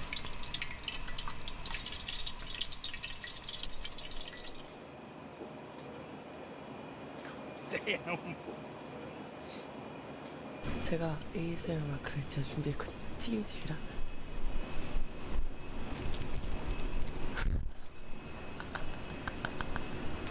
I'm eating ramen with pork, sliced pork belly, egg, cheese, and kimchi and rice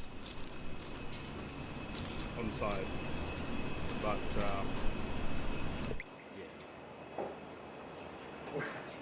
끝이야? 끝. 너무 맛있어. 와.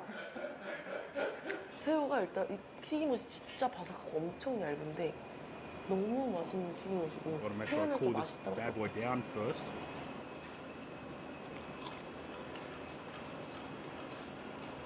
와. 고소하고.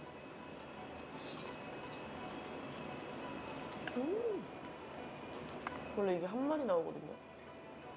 저 It's very 진짜 fluffy. 지금 너무 행복해요. 와.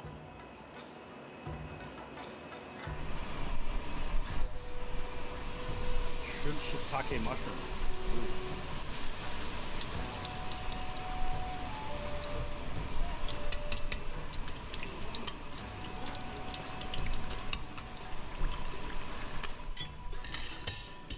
여기 이제 좋은 애들 튀김 있는데 여기는 40점 튀김 거의 코스 끝날 때까지 1시간 정도 튀김. 와. 고구마 오늘도 있어요? 그 고구마 디저트? 1시간 와. 20분 튀김. 40분 튀기는 건 뭐예요? 감자예요. 감자요? 너무 기대된다. 아니 근데 너무 신기한 게 이게 정원이면 보통 눅눅해지지 않아요? 빨아들이진 않고 계속 내려오게. 아. 내려오니까 안에는 이렇게 찌듯이 익혀져가지고 안에 엄청 부드러워요. 아.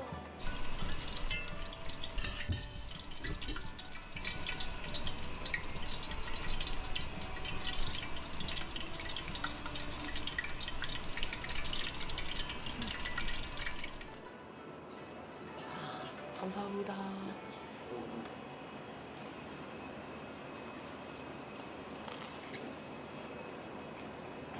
와.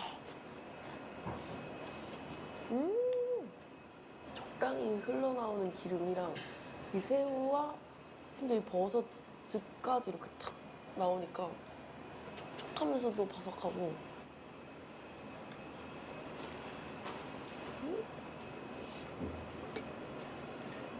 찌유가 승이다. 좀 더 잘 어울려요. 맞습니다. 찌개가 진짜 아 그래요? 아 정말요? 저 뭐가 굿.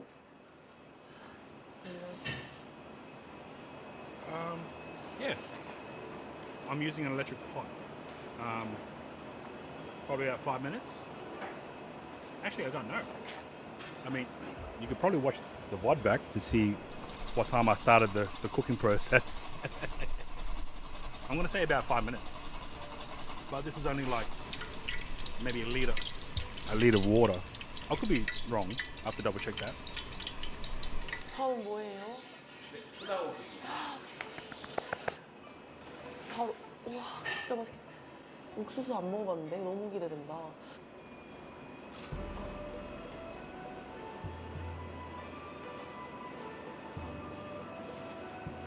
맛있어. 아니 맛있으란 만 그만 좀 해봐. 엄청 부드러운 Tap 옥수수가 water. 아니라 오히려 약간 씹는 맛이 팍팍 터지는 옥수수라서 튀김이랑 오히려 더 So 잘 it 어울리는 것 같아. wasn't refrigerated water either. It was just tap water in Darwin. So it's pretty much warm water.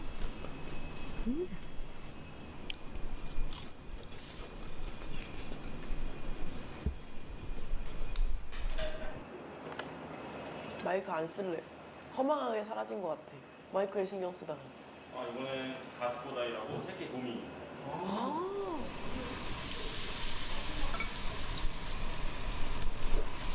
A non-abrasive washing tool, and then yeah, soap water out.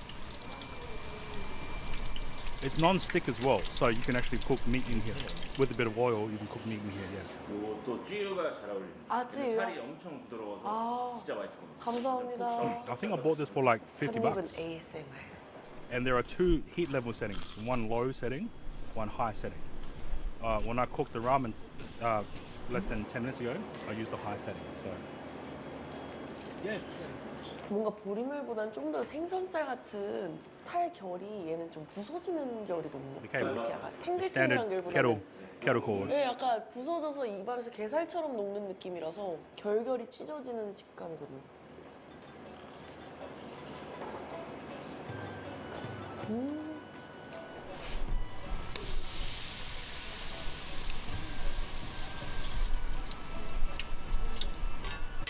계절마다 메뉴가 바뀌나요? 생선 같은 경우는 보통 거의 매일 바뀌고 아, 매일 바뀌어요? 바다 사정에 따라서 아.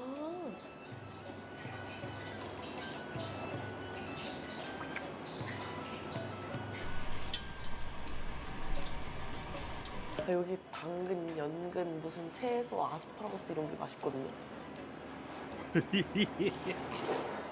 Well, I haven't cooked anything other than noodles, so I don't know yet. 불러보다는 이게 더 어? 비싼 건 아니라서 괜찮아요. 아니, 저 제가 사겠습니다. 그럼. 아니. 진짜 비싼 거 아니에요. 아, 진짜요? 이게 뭐예요? 이게 그냥 노날콜 샴페인인데 노날콜 약간 샴페인이요? 사과 주스 같은.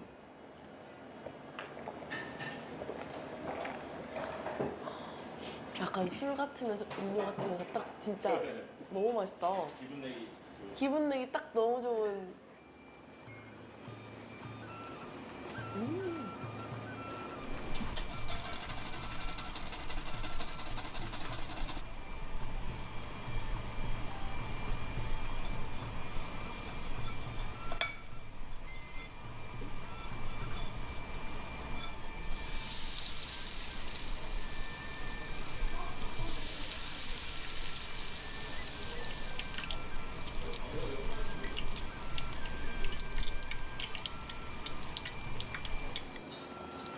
이게 그 대게 암컷 우리나라에서는 불법인데 이제 정식 수입이 돼요. 그래가지고 내년 1월이었나? 내년 1월에 들어와요? 아, 지금 마지막 북방계를 제가 먹는 게. Um, 얘는 아마 추가를 normally 해야 just 되는 걸로 알고 one 있는데. packet per 맞죠? per eating. 와, 알바요. Yeah. 다 직접 What about the rice? 바르신다고. Damn. 맞죠? 네, 이거 셰프님들이 제일 싫어하는 재료. 이거 한 마리에 얼마나 걸려요? 이거 한 But 8개 하려면 In one sitting, I just eat one packet. I'm enough.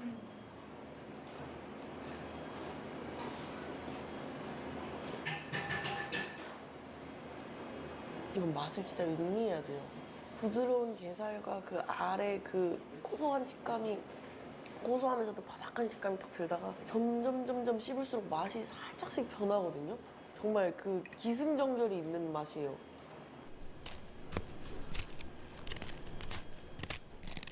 To make it into a fuller meal. Also add egg, cheese, some pork meatballs, as well as some pork belly slices. It's mainly used for hot pot style dishes. 이거 일반 자리에서도 그 추가 가능해요? 일반 예약은 좀 안 어렵죠? 저희가 많이 준비할 수 없어가지고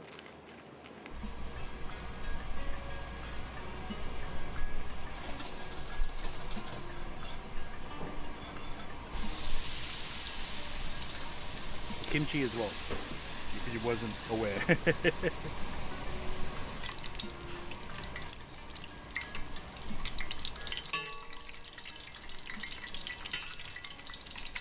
Yeah.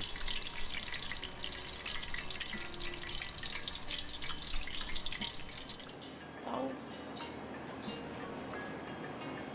아, 진짜 맛있겠다. 한 안심에 우와. 시소가 많아서 소금 찍어주십시오. 감사합니다. 네, 드십시오.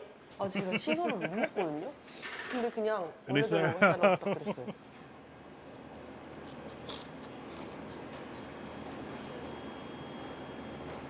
Look at her face. Oh. 시소가 이 맛이면은 저는 진짜 너무너무 먹을 수 있어요.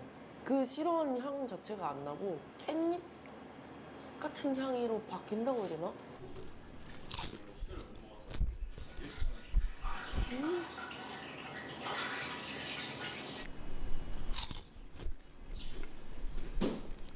It just sounds like she's eating crisps or chips.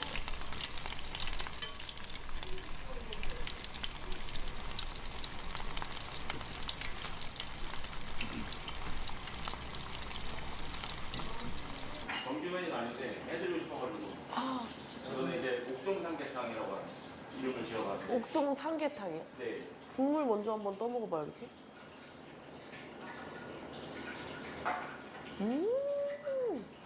순전히 옥동 머리랑 네. 뼈로 만든 거예요. 아무것도 안 넣고 청주랑 다시마 같이 넣어서. 정말요? 네. 와.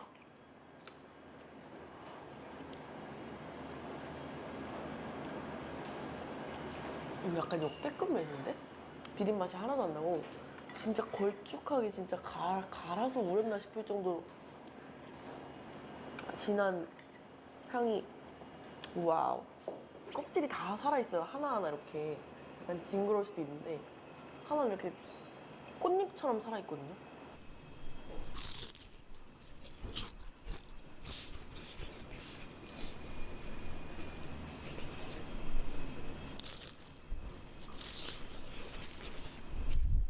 Oh, so the only reason why I'm using headphones is so that I can monitor audio. Sometimes I would have the mic this far away and don't even realize it, and then like, oh shit, I have to be closer. 아, So that's why I'm using headphones. It's just literally just to monitor me speaking and the playback of audio on PC on the stream. That's all it is. It's just me 여기 trying to 카레 monitor 소스가 stuff. 탑 클래스거든요. 진짜 근데 술이 떠오르는.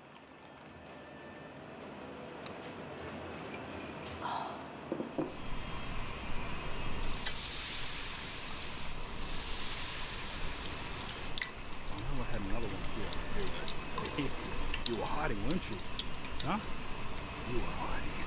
Dead. Pork belly slice. I think I've added too much meat.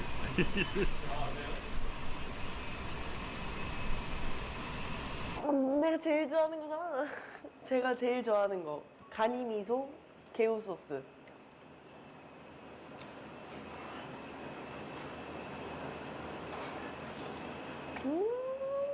근데 내장 소스도 내장 소스인데 전복이 진짜 맛있어. Bologna as well. 그 어떻게 이렇게까지 야들야들하지?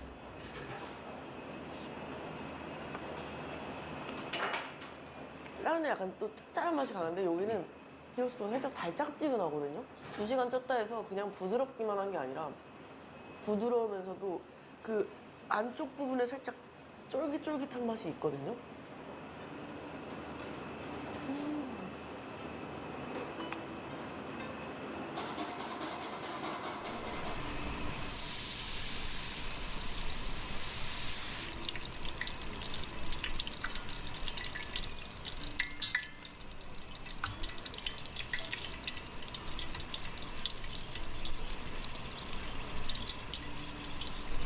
근데 이게 또 이제 자랑하자면 우리나라에서 제일 좋은 거고 다 일본으로 역수출하는. 전혀 안 걸려. 네, 소금이랑 감사합니다. 찌개찌개 됐어요. 네, 익었습니다. 네. 보시면 지금 보이시죠? 다르죠? 충격적인데 약간. 지금 진짜 어느 정도냐면요. 얘가 오늘 먹은 것 중 1등이 될 수 있을 것 같아.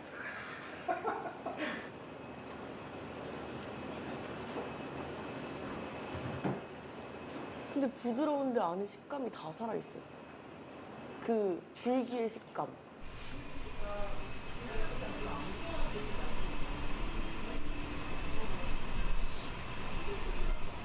What a minute fried potato. 40분 튀긴 거예요.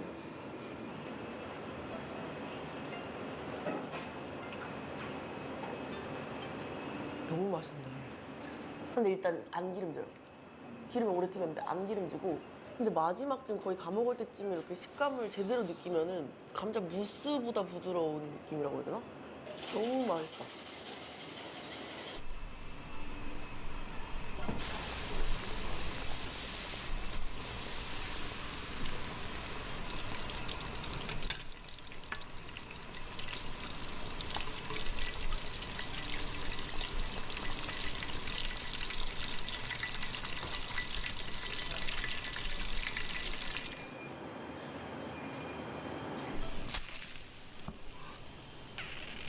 반은 타레로 준비해요. 네, 감사합니다. 반은 뭐 레몬 네. 뿌려서 드셔도 네.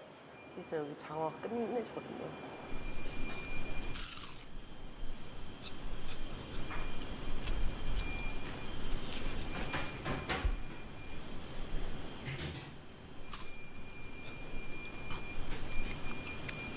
와. 아니 오늘 진짜 저만 해줘서 그런지 더 맛있다니까요 평소보다. 이 김도 되게 ASMR. 엄청 맛있다. 비싼 거.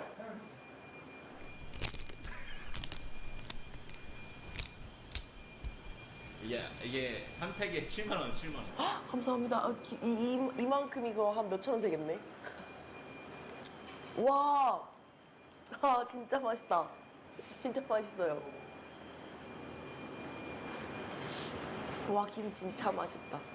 이게 우메보시랑 무가 있어서 되게 상쾌하게 마지막에 딱 우메보시가 뭐라고 하셨죠? 매실절임입니다.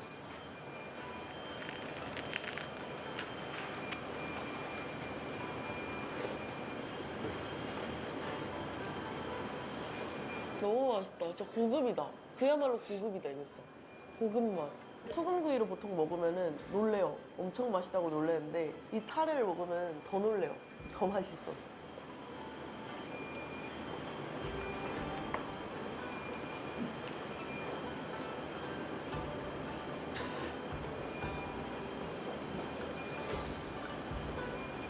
네, 이거 자, 맛보기로 한번. 네, 맛보기로 한번. 시소를 제가 아예 못 먹어서.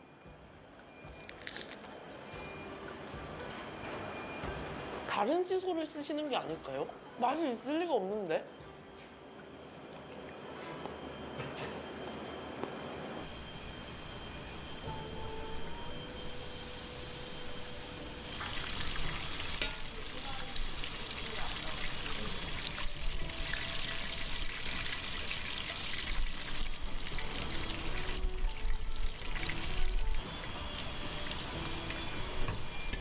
지금 나오는 텐동은 원래 미니 텐동이 나갈 때가 있는데 미니 텐동 약간 큰 텐동으로 제 전용으로 또 준비를 감사하게 해주셨고 라면도 사실 원래는 이렇게 나오는 메뉴는 아닌데 맛보라고 해주셨습니다.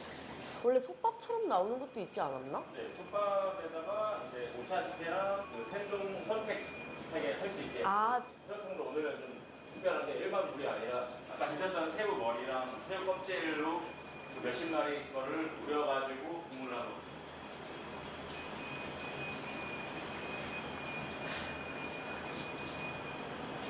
새우가 저희 또 수원에서 또 하고 있어가지고 수원. 텐동집을. 아, 거기도 키로고 거기 손님 되게 많죠. 네, 많죠. 나름 거기는 이제 살짝 더 식감이 더 바삭하고 더 바삭해요?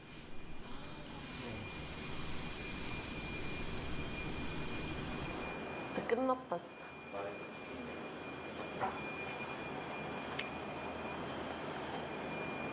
오늘 아스파라거스가 진짜 돌았나 봐. ASMR로. 와.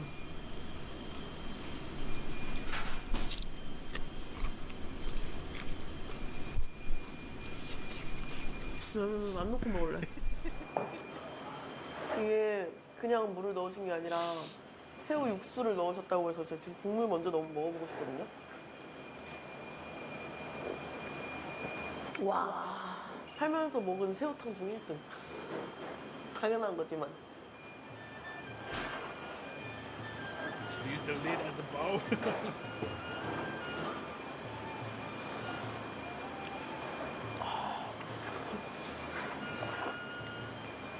와, 진짜 맛있다.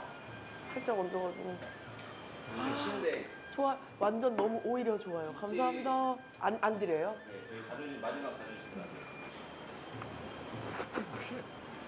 Might actually eat all the kimchi. 와. 제가 봤을 때 이 영상 보시면 단골분들도 저 부러우실 것 같아요. 네, 코스가 생긴 것 같습니다. 찌양이 코스라고 해가지고. 뭐 찾는 거 아니에요?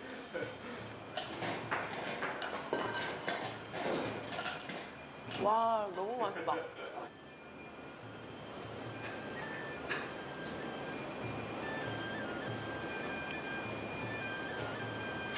저 뭐예요? 고구마? 디저트. No, kimchi. No. 먹고 싶었다.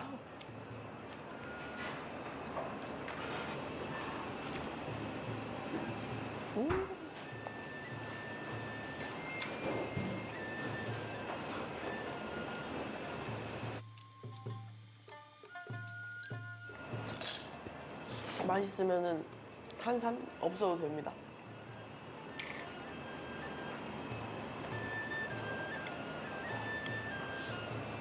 That's a deep bowl. Wow.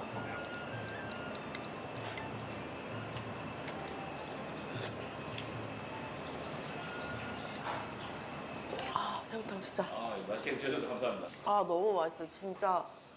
와, 이거 컵라면 나오면 물론 이 맛은 못 내겠지만 충분히 사 먹고도 집에 쟁여놓는다.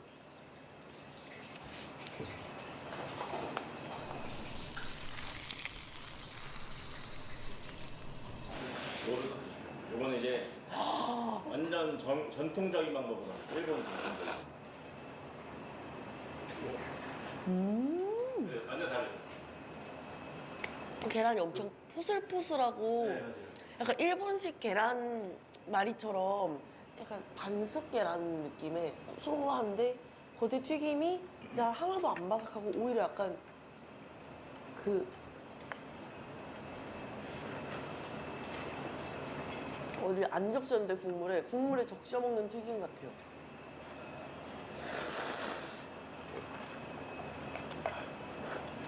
튀김을 다 으깨가지고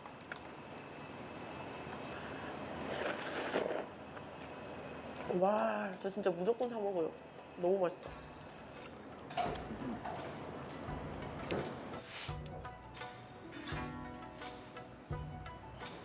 직접 만든 소금 아이스크림이랑 1시간 튀긴 고구마.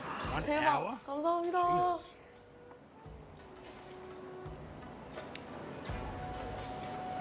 진짜 맛있다. 와, 아, 그 우유 고소한 맛 진짜 강하게 나요. 진짜 약간 소젓 우유 목장 들어온 것 같아요.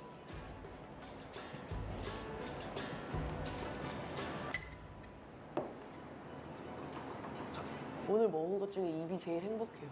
그냥 이것도 한번 드셔보세요. 안에 파가지고 아이스크림 넣는 게 우와, 이렇게 먹어도 맛있어요. 감사합니다. 같은 거긴 한데 네. 이 먹는 방법이에요. 지금 딱 제가 좋아하는 약간 약과 같은 느낌이랑 되게 왜 약과처럼 쫀득해요, 겉에가. 바삭 쫀득 나는 아이스크림.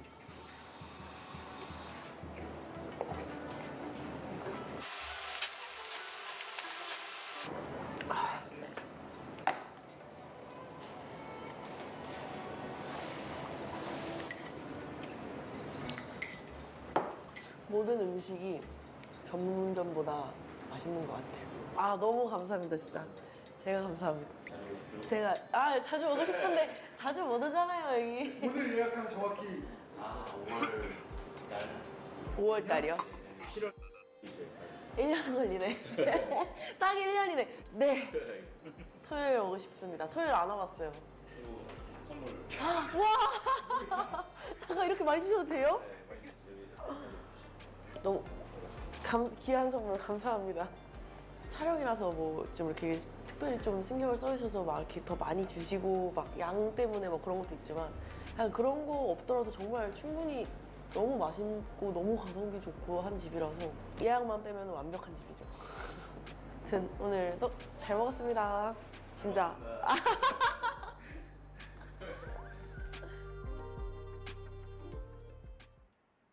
1년 뒤에 Nice. All right.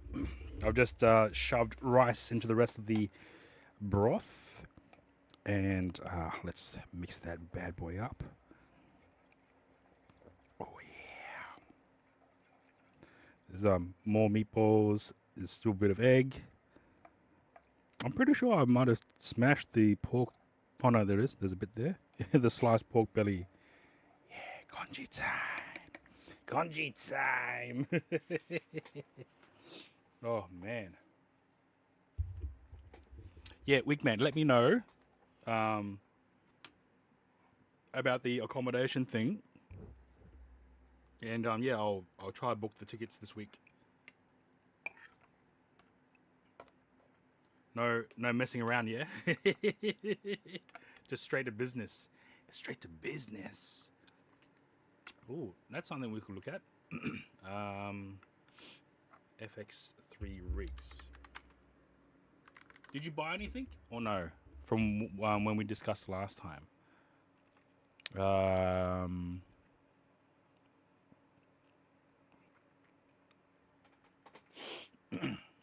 Right, let's have a look at rigs, but from 6 hours ago. Holy shit. Sony FX3 cinema rig. Okay, no worries. I bought something for you, so yeah. If it arrives on time. Because when I bought it, I was expecting it to arrive mid-August. But then I got an email like, nah, it's going to come in mid-September. I'm like, what the fuck? just the cage to suit the FX3. But yeah, no, let's watch this. Let's watch this. React? Yes. My cinema rig with the Sony FX3, and this is because many of you have asked for it. So let's get started. I hate it when that happens. They have a place. They definitely have a place in the world. I will say though, during the day, during the night, it really depends on the use cases as well. It could be a hindrance in some instances, because you have to carry around all this extra gear. You hate that auto dubs that have been put. Yeah, even with the mukbang Jiang, when I was watching the Australian content that she made, someone was dubbing in English, and I'm like, this is not what I watched. Show me. The original audio. So yeah, you try the ND filter, you're so scared to scratch the lens. Oh, true. Yeah, I'd rather pick the different audio. I know that because I'm so used to watching Jiang's content in her native format, Korean. And I don't mind reading the subtitles, because I've been growing up with subtitles. So it's like, you know what? Yeah, all good. And yeah, when she did the Australian content, I'm pretty sure most of the Australian content videos had auto English dubbing. So yeah, I think to try and get more awareness, there are some people who are just absolute haters of subs, right? They would prefer dubs. I don't mind. If there's no other option, then I would watch a dub. But watching it in the original format as it was intended, then I'll definitely watch the subs as well. So, all right, let's have a look here. So the reason why we're watching this is that Weekman has purchased a Sony FX3. So we are just watching a whole bunch of videos to see what is the best way to rig up his camera system. So yeah.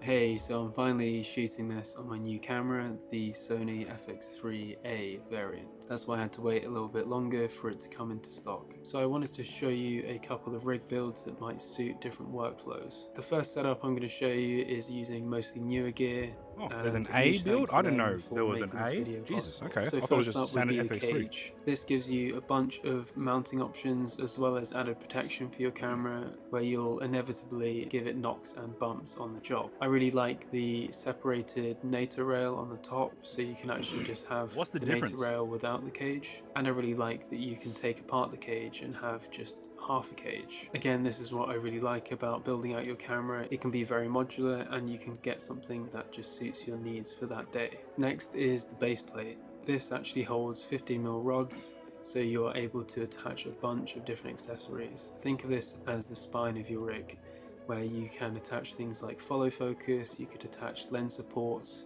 or even a V-mount battery plate. And speaking of batteries, NUS sent me their new PS099S V-mount battery. This one's actually quite special because it has a bunch of inputs and outputs. I didn't realize that. We've got two USB-C ins and outs with fast charging, which you can fast charge the battery from, as well as fast charge things like laptops, phones, and other USB-C accessories. It has a USB 3 port for other accessories that take that, a 9 volt and a 12 volt output for powering things like the camera via a dummy battery or a monitor. And of course it has the standard D-tap for powering things like lights. I also really like that it has a front display where you can monitor your battery percentage as well as all of the voltages. I've also added Newer's top handle and their cold shoe monitor mount. I love the top handle, how it has loads of other mounting options. So that's the final compact build using Newer gear. I would also attach a side handle. My side handle is from Nitsy. Of course there are other brands out there, but I feel like Newer is extremely competitive with their price with little sacrifice to quality. So for the next build, let's take it up a notch. Let's say you need more D-tap options, better weight distribution, or extra mounting points, and just as a whole a more stable and secure setup. That's where the Cineback comes in. It features 2 cheese plates at the top and the bottom with a bunch of mounting options, a 3D printed shell with a kill switch and a voltage meter on the side. I like how the kill switch is behind where the flip screen for the FX3 would go. This also acts as a kind of dumb display where you can access all of the information your monitor might not be able to. It also has an integrated V-mount plate which adds more stability. Now yes, this rig is a lot bigger and a lot heavier. It may slow you down a bit, but I actually think that's a good thing. You can still shoot handheld and it actually helps a lot because you have the added weight. It decreases a lot of micro jitters, something I find quite hard when I'm filming with the Fujifilm X100VI. It's also really helpful when you're using older vintage lenses that don't have stabilization in them. A little tip, make sure to set your camera's focal length to match the lens that you're using. This helps the IBIS dramatically. The biggest thing I've noticed with this build though is that I shoot much more intentionally. With the FX3 and just the lens you are a lot more mobile, you tend to sort of spray and pray and sort out the trash in post. But with this rig I feel like I'm planning shoots more like a DP and less like a content creator. You definitely don't need any of this stuff to create great work. So if you are planning on getting some accessories for your camera, I would start with the things that you might need. Think about the stuff that might elevate your workflow and make your job easier and more efficient. Perhaps starting with something like a side handle and a cage to create more steady handheld shots, or perhaps a monitor where you need a bigger screen with things like false color. Or let's say you're shooting a lot longer days, you might need a V-mount battery. It's up to you. Because yeah, it's easy to start buying things and spiral out of control, and then you've suddenly got a huge rig build that you might not actually need 80% of the time. So hopefully this gives you some ideas, and let me know in the comments if you need any help choosing any equipment. I'll leave some links in the description of all of the stuff that I've used today, and yeah, I'll see you in the next one. Spiral, for sure. Perfect camera rig. Let's have a look. Oh, upgrading the legend. Ooh, from DSLR video shooter, yeah. He's made some very good content over the years. This is Cineback version 2 for the FX3 and FX30, and it turns your camera into a boxy style cinema camera. Wait, so if the Sony FX3 has an A variant, does that mean the Sony FX30 has an A variant as well? Assuming that the screens were both manufactured from the previous manufacturer. Not yet. Oh, okay. Camera in only the FX3. Okay. seconds, or a more documentary style setup if you're going to be using the Sony XLR handle and the XLR handle extension kit from Camera Foundry. This version 2 has so many new features, including the ability to quick release the camera, so you can instantly go from a cinema setup to something a lot more mobile and handheld. It uses the F38 quick release. Wait, so what's the difference between the FX3A and the FX2? Hang on.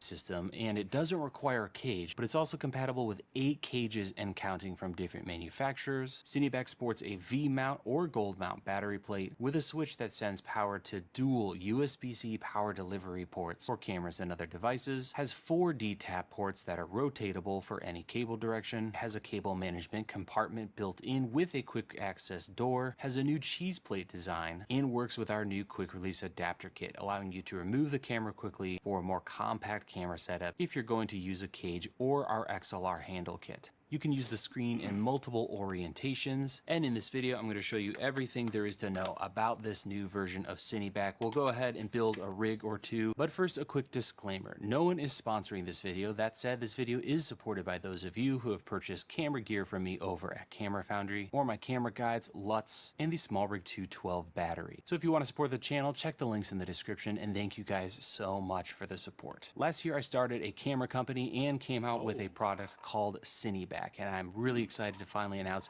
version 2 of it available today. This week I've also released several accessories for current Cineback owners. So if you have another camera with Cineback, we now have a quick release system that's compatible with all models, as well as a new USB module that can be installed for power delivery with your camera. I know I'm behind on other camera models, but I promise I'm working on catching up with those. And I'm also aware that the FX3 is a little long in the tooth, but it's still a legendary camera, so I'm excited to work on today's rig with you guys. So let's head over to the bench, and we're going to be building 2 rigs for the FX3 today. Okay guys, we're over here at the bench, and by the way, I've done an entire guide on how to build a setup like this. So when it comes to lighting, getting your camera settings just right, surfaces, just everything you need to know about filming this kind of content, check that out over at academy.dslrvideoshooter.com. Okay, let's dive into our first setup, which is going to be a very nice, simple, stripped down rig like this with a top handle, a battery, the camera, and of course we have the quick release option on Cineback. So I have the FX3 here with a lens. I'm going to open that screen,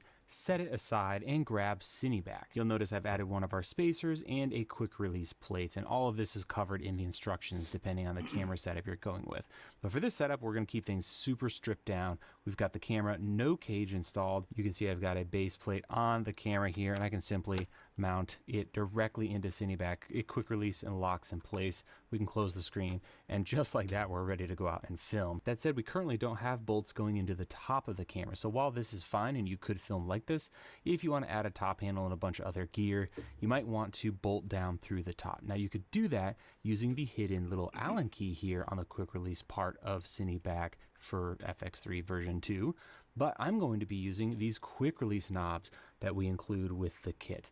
So what this allows you to do is stick the camera in like we did earlier, grab these knobs and just drop them into the top 2 holes and tighten them down. To show you in real time, I'm just going to throw in the knob, back thread it a little bit, and then thread down and tighten it down. Now we have a super secure setup. The camera is really locked down inside of Cineback, and if we want to remove the camera, it's as simple as setting it down, removing those 2 knobs, setting them aside, pressing the button, and getting the camera back out. And to reinstall the camera, we just do the reverse, stick our knobs in, tighten them back down, and we're good to go again with Cineback. So that's how the quick release works with our quick release knobs on the camera. Now we can grab a battery. I'll go ahead and throw that on our V mount, and we can get a cable to run power. At Camera Foundry, we've got these right angle cables that are just the right length for Cineback. To install it, it's so simple. Just stick it into the bottom cable management slot underneath the camera. I'll open the door and plug it into the camera. Then on the other side, I'm going to open our cable management door. We have this whole compartment for cables, cable adapters, power modules, whatever you want to stick in there. And then I'm going to simply run this to our USB-C jacks on the back of Cineback right here. So get our cable all nestled in there, close the power or the cable management door, and now we're ready to just turn this thing on. I'll power up Cineback. You'll see on this side we now have a blue light next to that USB jack. I'll turn on the camera, and we're now ready to go out and film just like that. The last thing I want to do is add a top handle. Now, since we're using those quick release knobs, we don't have a ton of room for a big NATO rail across the top.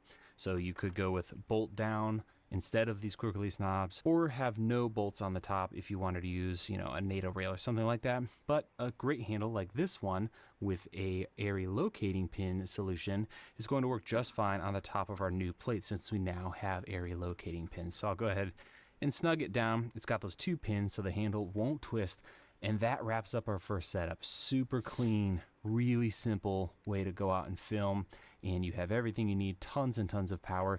We still have a whole nother USB-C power delivery jack and our 4 D-tap connections. Here I have another rig, this time the Sony FX3 with the XLR top handle and cine back. And what's cool about this setup is we can use the XLR handle extension here to fully tie the entire setup together. So we can go ahead and put this together and talk about the quick release function.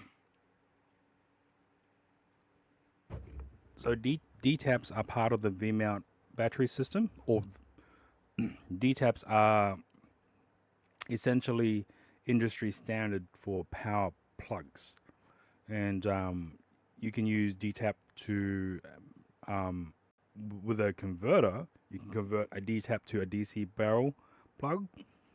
Nowadays, you can convert D-tap to a USB Type-C cable as well, and you can run that to power off lights, monitors, and other devices that utilizes D-tap or utilizes other power converted plugs, such as a DC barrel plug. So that converter converts one V-mount battery into a series of 4 D-taps. So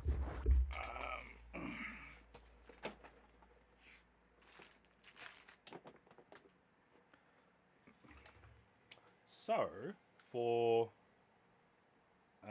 this here is a V-mount plate.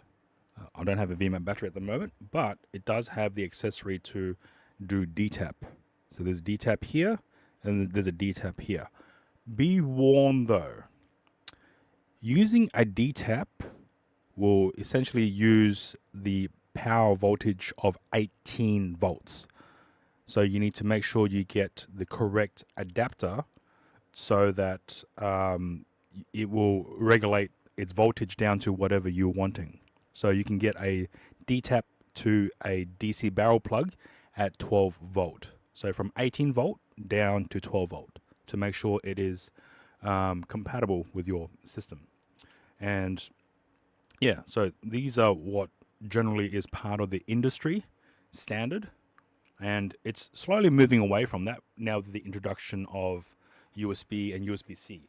Yes, make sure not to overload, and always handy to check before plugging straight in. So if you have a voltmeter and you switch over to voltage, you can use the prongs to check the barrel DC output to make sure the voltage matches to what you are wanting to use, such as the 12 volt power. So you could go D-tap down to 12 volt. So I have, is it this one? I have a D-tap to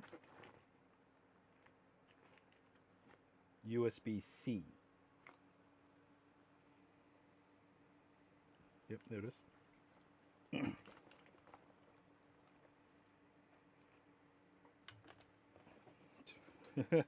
It was in the power cable pocket, so all good. So this here is a D-tap plug, and it goes into this box, which is a converter. So converts, let's go from the top. From the top, it converts from the input power of a D-tap, which is generally 18 to 20 volts, and it can output it via USB power delivery at 5 volt 3 amps, 9 volt 2 amps, or 12 volt at 1.5 amps. So this thing would essentially downgrade the high voltage coming in from a D-tap down to a more usable voltage that is USB-C standard. So yeah, so something like this, you could essentially power your phone if you wanted to, or the FX3. So you could essentially plug this into here. Oh, okay, maybe not that one. And yep, and then slap a V-mount on, and then plug the other end into the USB-C port of the FX3, assuming it utilizes one of those three voltage standards as part of USB Type-C. I know that some laptops can utilize 20 volt at 5 amps, which is 100 watts, but this particular adapter only converts it to these stated voltages. So, yeah. Yeah. Functionality as well. For example, if I want to remove the camera, I simply need to remove these two knobs right here at the back. Then I can simply disconnect our USB-C power and slide the whole camera setup out. We could run around and film like this, or with these two silver thumb screws, I could remove the XLR top handle completely from the camera. And when I'm ready to use Cine back again, it's as simple as reconnecting it with the quick release, grabbing those two knobs, and reinstalling them at the back of the rig, just like that. Now all I have to do is plug in our USB-C power delivery cable, and we're back up and running with our whole setup. So really simple. All the instructions for this are on camerafoundry.com, and up here on the actual top of the unit, we're using our XLR top hat, which kind of moves the microphone off to one side and gives us a plastic cheese plate that we can add a cold shoe mount or something else to, like an audio receiver, which is good luck trying to place them though. though. There's a NATO rail that comes with the handle extension, and we can add a monitor to that if we wanted to, just like this, and something that is super easily adjustable. And finally, if you're not going to use the handle, you can completely remove it like you see here, and this kit comes with a front plate that can be mounted right here to go back into a more boxy style cinema camera setup with your FX3 with 4 bolts. All right guys, we got our next rig, and it's a monster. So here we have an FX3, or in this case actually an FX30, with a bunch of different stuff mounted to it. So I'm going to break this whole thing down. We're going to build it up from scratch, but I want to show you a couple features. So we've got a monitor, which is removable with a NATO rail. We've got a NATO on a video transmitter, so I can send this to my production monitor. We have a monstrous 212 small rig battery, Cine back, of course, and we've got the FX3 and FX30. We have a ND adapter with a PL mount and a Nisi Athena lens. We've got a removable adjustable top handle and a bunch of cables, and everything is powered off of Cine back. And we still have 2 jacks and a USB-C power delivery available for other gear. So we could add follow focuses and all kinds of other stuff if we wanted to. So let's strip this whole thing down to the camera and Cine back and build it up from there. Okay, so here is our starting point. We have the FX3 or 30 in Cine back version 2, and I've already added this PL adapter. And what's so cool about this thing, it's from Breakthrough Photography, is that there's interchangeable filters. So you can actually see here I have a fader ND built into this bad boy, so we can adjust our exposure on the fly, and it simply slots right in to the side of the adapter. On that PL, I'm currently sporting a 25mm Nisi Athena full frame lens.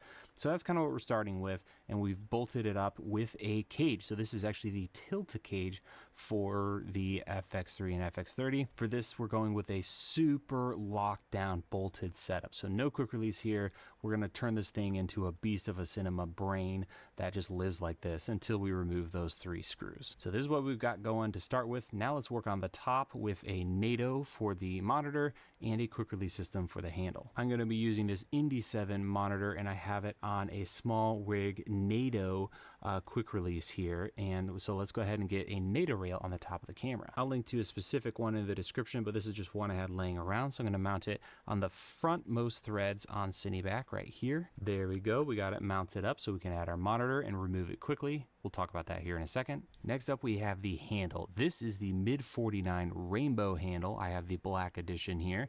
And what's so cool about it is that you can extend it, do all this crazy stuff. I talked about it in another video. But at the base, we have an Arca Swiss quick release. So if you have a quick release receiver, you can mount this thing anywhere, or just use the bolts here in the middle. But, you know, who doesn't like a quick release? For the quick release, I have found this thing on Amazon, a very simple side latching clamp for Arca Swiss. So we're gonna bolt this down onto the camera.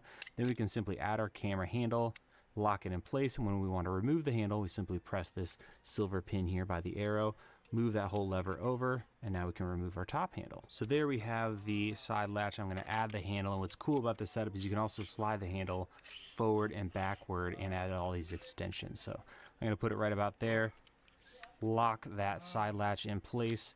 Now let's add our monitor to that NATO rail we added earlier.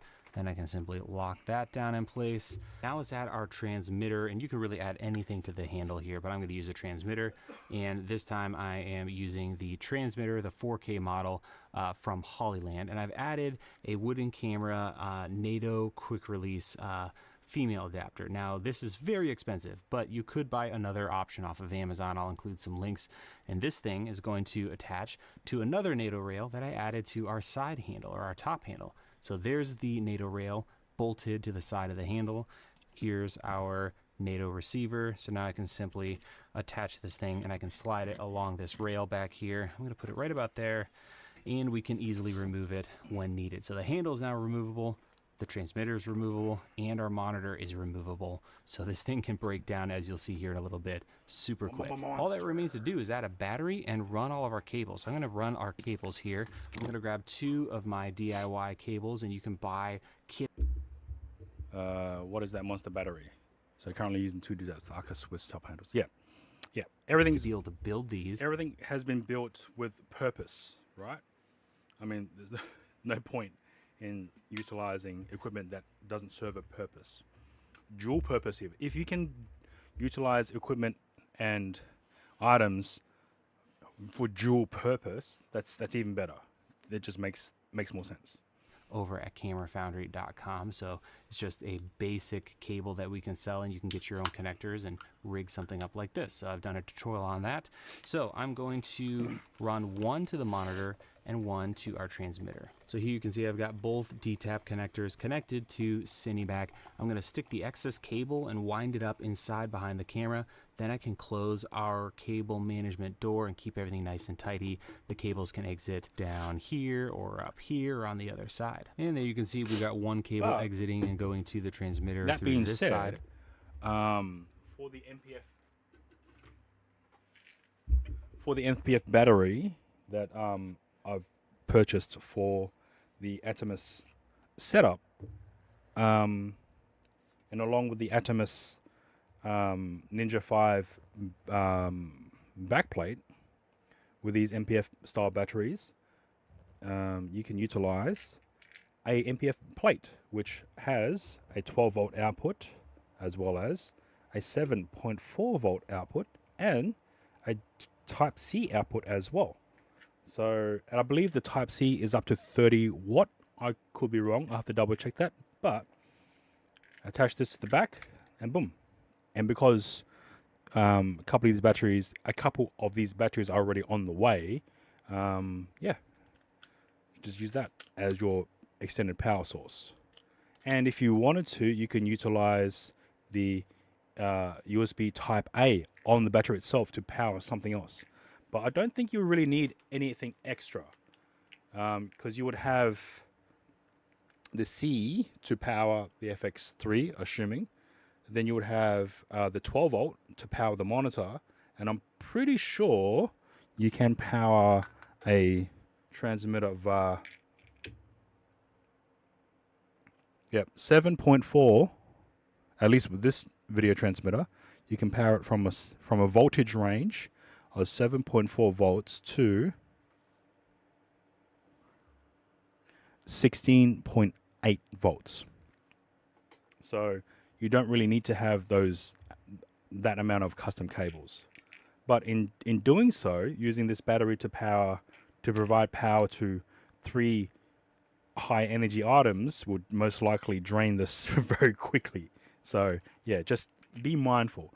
But at least that way, you can concentrate on having 1 battery to power on 3 devices for a short time, as opposed to having 3 large batteries attached to each device, if that makes sense.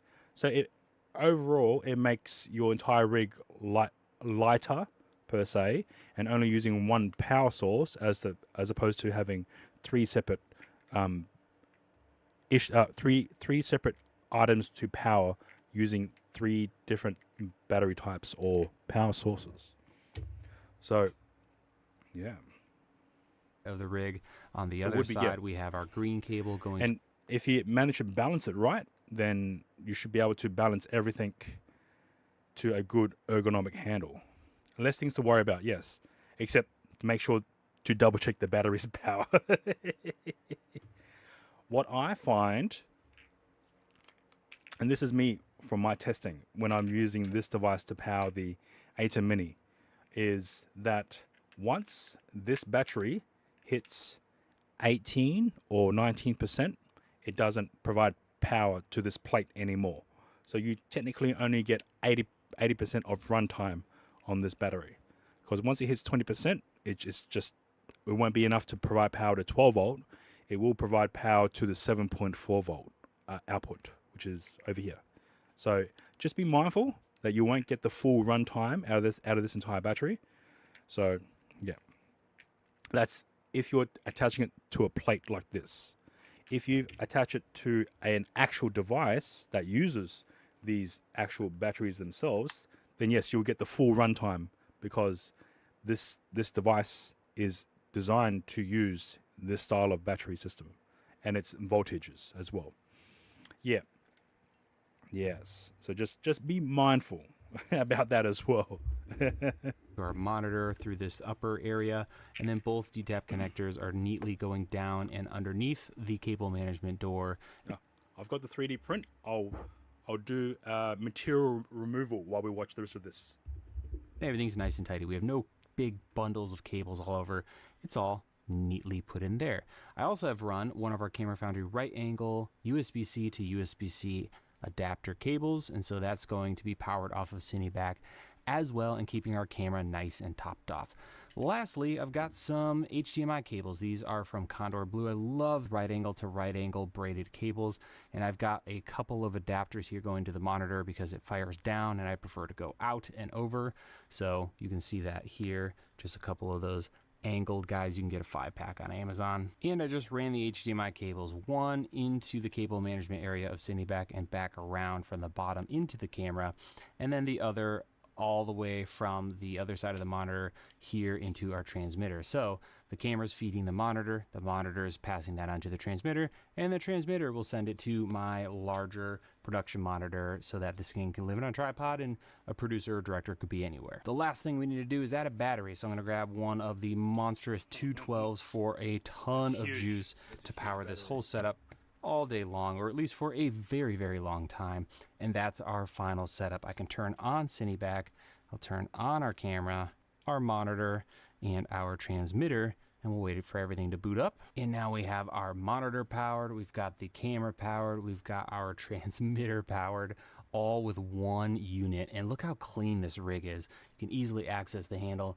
You can run around, film with this thing for a ton of time. In fact, at 82%, I'm still sitting at over 7 hours with this battery and this setup as it's being powered right now. We have our ND here, so I can go ahead and adjust my exposure without a matte box, which is fantastic. Now I want to show you how fast we can tear down this entire monstrous rig in one fell swoop. So I'm going to set the camera down. I'm going to go ahead and turn everything off, and we'll go ahead and break things down, starting with our cables. So disconnecting our HDMI, power cables, all of that fun stuff.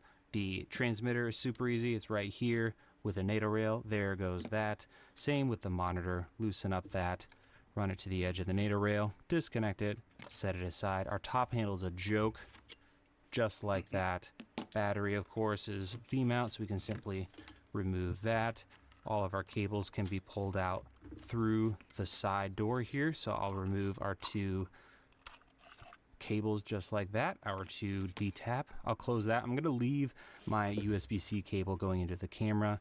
The last thing to go is the HDMI cable for the FX3, just like so. Got caught there, and now we're broken down to a super clean, minimal setup if we want to stick this in a camera bag or just run around and film with something a little more compact like this. So that's a look at a beast of a rig using the FX3 and Cineback for the FX3 and FX30. So that's going to wrap up this rig build. Thank you guys so much for watching. I hope you have a wonderful rest of your day. Subscribe if you want to see more videos like this, and I'll see you in the next one. Yeah, so it's pretty amazing with the NATO rails. It's just, once you start, you need at least 3. Top handle, side handle, and the other side handle. And that's already, if it's $50 per handle plus NATO rail, that's already $150. So it's not cheap, but it's very handy indeed. Okay, I have returned with the new 3D printed housing. So the old one, very tight. So this is the new one.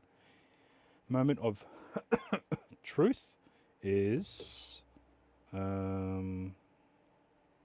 me pull this out. Okay, moment of truth. Fit test. This way. Oh, it's so loose. It's so loose now. Oh man.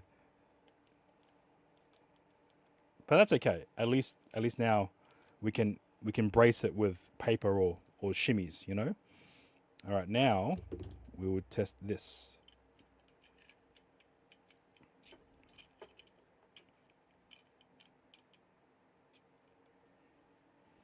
And oh, again, nice. Again, we can just use paper or something to shim it for the time being. Now to see if the, okay, this might be a bit of a conundrum because I'm in. Okay, this part here. So this was one of the setups that I wanted to see what would happen, and it would seem that the thickness between the bottom section and the top section is just too thick. So I won't be able to utilize this setup as is, because it would just cause the USB-C to pop out. Although now I'm looking at it, this thing won't even fit in based on the issue here. Okay, let's see.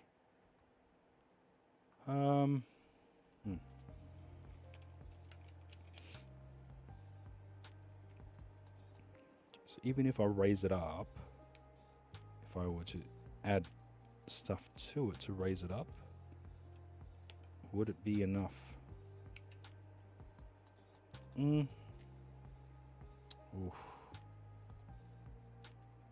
It might be.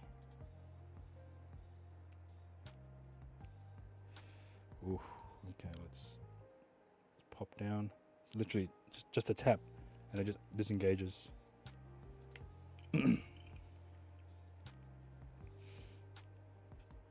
And I wasn't able to test this before because it didn't even fit.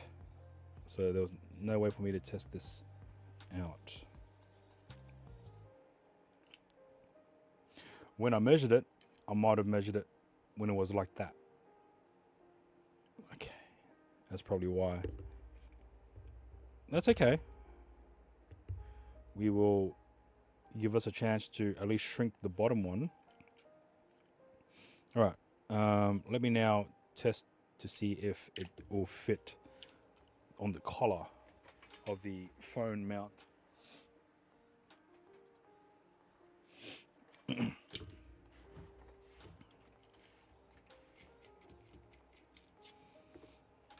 Okay, we'll now attach it to here.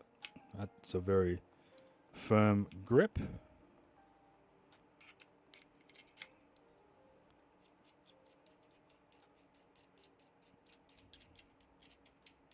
Okay, and that is in that scenario there. We will add the HDMI capture device. So now the HDMI port will be on this side, and this will be like this. yeah, that's not gonna work at all, unfortunately. So back to the drawing board, so to speak. Because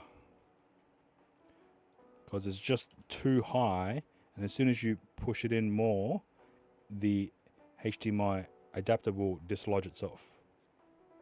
Yep, and it will lose its connection to the power. So I'm gonna have to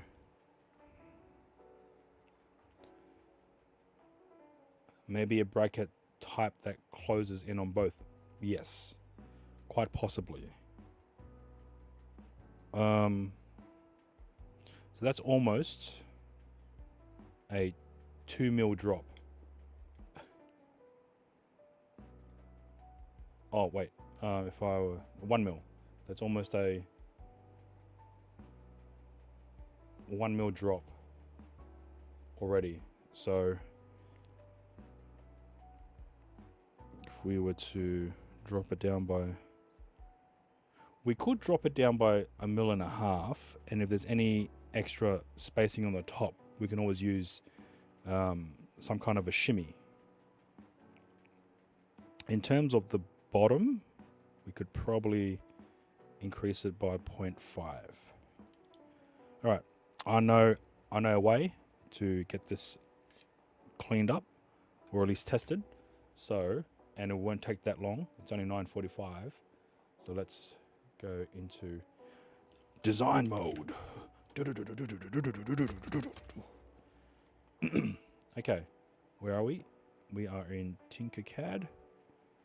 I will now create a version. So this was version, this here, version 1, this here, version 2. All right, so version 3, we need to, oh, hang on, let's do this. Undo. We need to now bring this forward by 100. And now we need to undo, bring this forward by 100. Okay. Now, what we can do is decrease this by maybe a quarter. So we do select, Alt, Control, Shift, downwards. Wait, what was it before? It was 35, so we need to bring it down to 34.5 overall. Yep. Now, this one will need to go down 2 mils. One.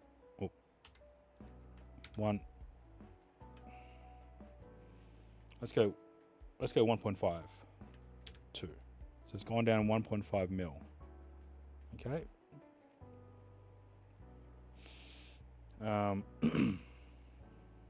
Let's see again. Okay, let's bring this back. Or should we? Let's go 2 mil. You know what? Let's bring it down 2 mils from the original gap. All right, bring this one in, minus 100. Let's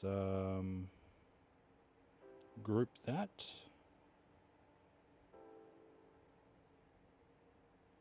Why is this so long though? Let's bring this back, minus 100. Yeah, this thing doesn't need to be that long. That's for sure.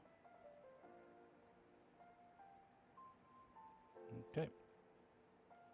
Group that.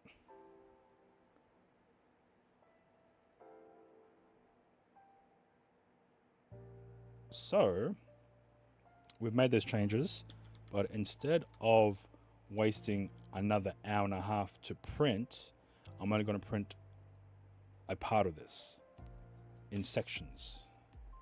So let's bring this up. So all we need is to make sure we have the necessary clearance between the top and bottom section. So let's copy paste.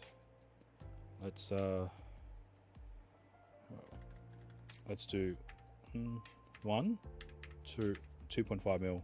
Should be strong enough to be able to print and retain its shape, except for this bit here, because it would just be hanging, so we can delete that. Thank you, Wigman. I keep forgetting to do that. Oh, okay. So if we were to now group this as one unit,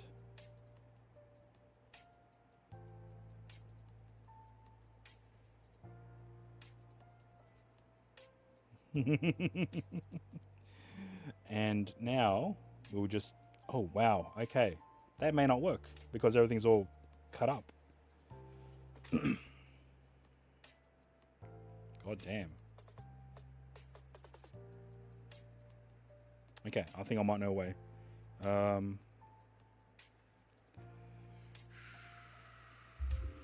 Undo.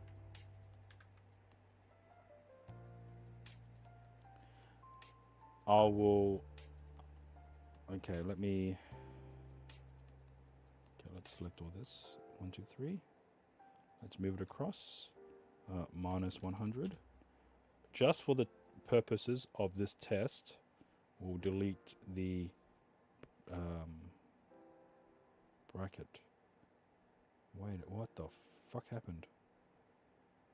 Undo. Okay. Yep. Just for this test, we'll delete these holes.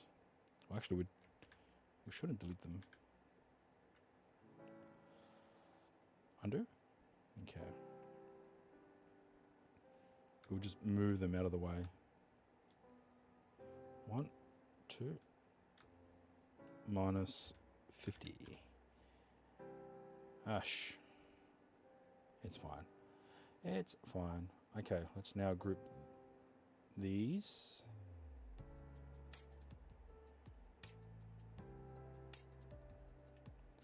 And now let's return this back to here, 100.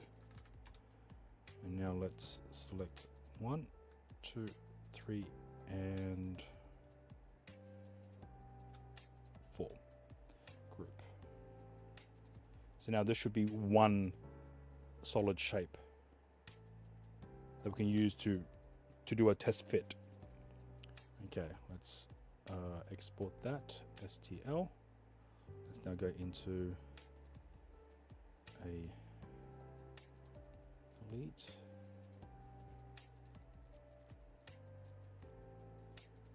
It hasn't saved it.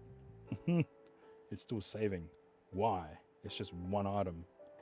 Please. Why? I might have to chop this too. So. Oh my god. Why is it taking so long?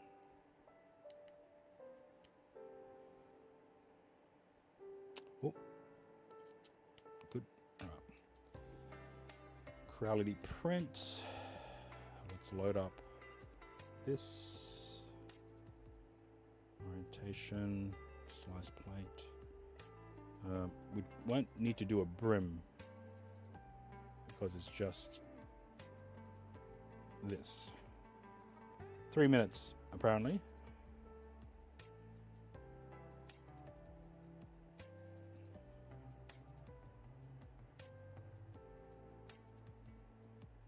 I don't think I glued the bed, and it's alright. It's fine. It is clear though, the 3D print bed, so there's no existing parts. So cutting it down a section will save a lot of time and heartache to make sure things fit. So what we've done is we've shrunken the gap in this section here to try and hopefully make this a bit of a more form fit as opposed to a full loose cannon that we have here. So here it's literally that loose. It just slides in and out. Okay, wrong one. It's, yeah, that loose.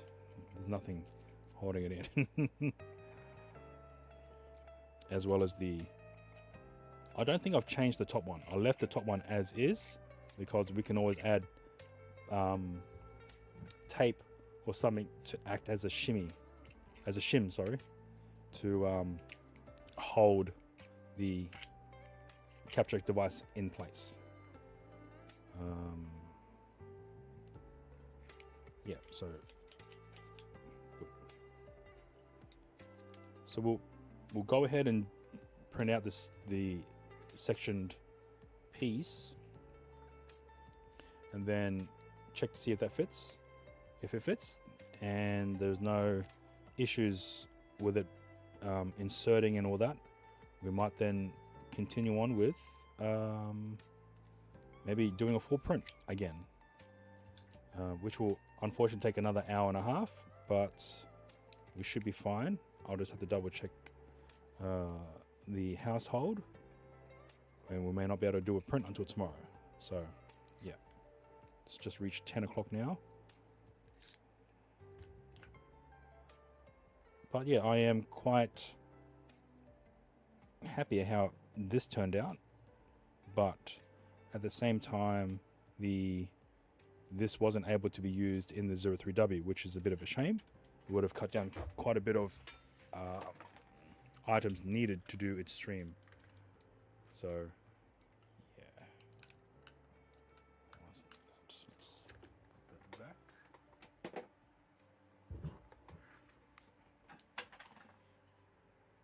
Power down.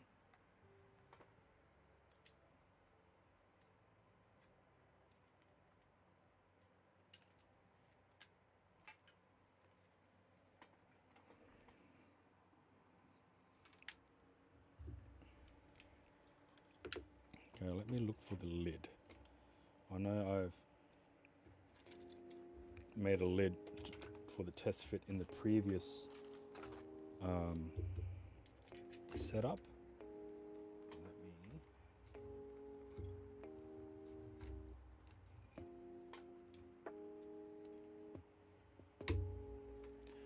do that.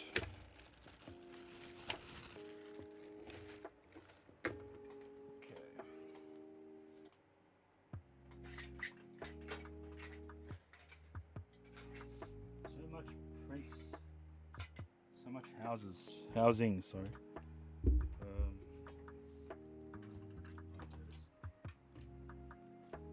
All right, now need to check to see if this particular plate is able to be used with this existing system here. This will slide onto here. This will mount the HDMI adapter.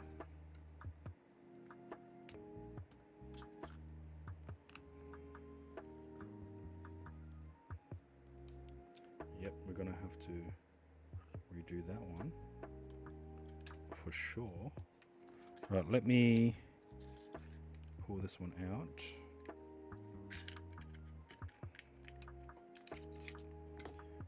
We will apply this first so that we have the ability to make the adjustments to this adapter. Doesn't look like we can, so we need to make the room to do so. So if we do that, we're out. So let's trim that. This is just a test piece anyway, so we can do that, do that.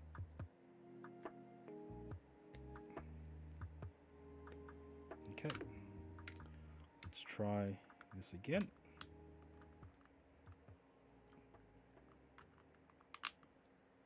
Okay, maybe not.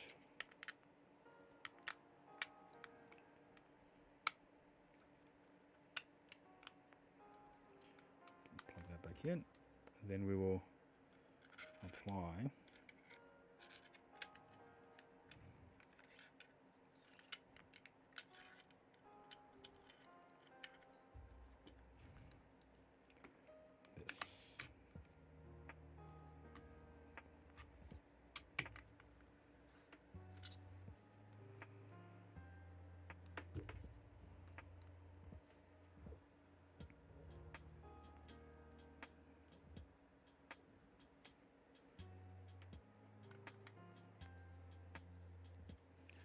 Okay. That there is now applied. We'll now power this back on again. Spin. All right. So now we have the 03W connected.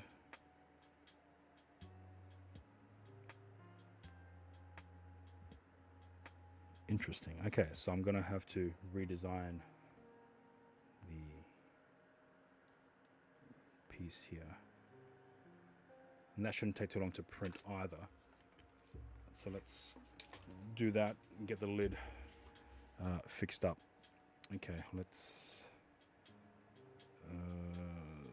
open up a new one so we don't close out of this one.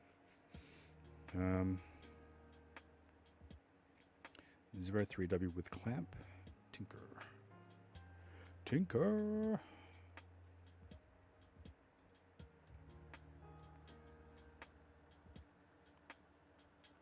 Oh, Weakman.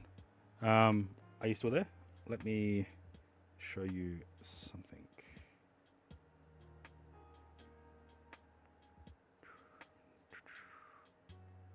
Don't need that one anymore. Oh, jeez. Okay. Yeah. So, on the Saturday night, I did mention that I was doing a photo booth thing. But I also did photography. Like, do you know what I mean when I say Santa photos? Do you know what I mean by that or no? Let me also open up Instagram.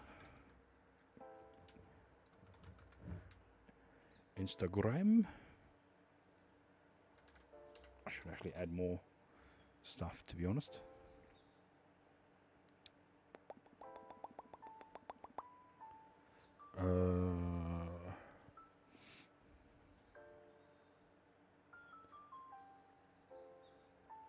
Oh yeah. So think about okay,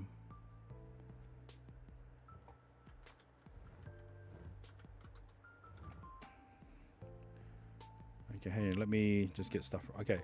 So think about having like a mini studio in shopping centers and stuff, right? And then you have Santa Claus sitting in a big chair, and then families will come, bring their kids, and take photos, and have a professional photographer take photos with Santa Claus with the child, and then print it out and all that. I'm not sure what you would call it. I refer to it as Santa photos because it's anytime it's Christmas season, that's always happening, you know? With the chair, yes. And then you have a photographer setting up and printing out photos for the customer as well. Let me see. Setup. Santa photos setup. Sort of like this.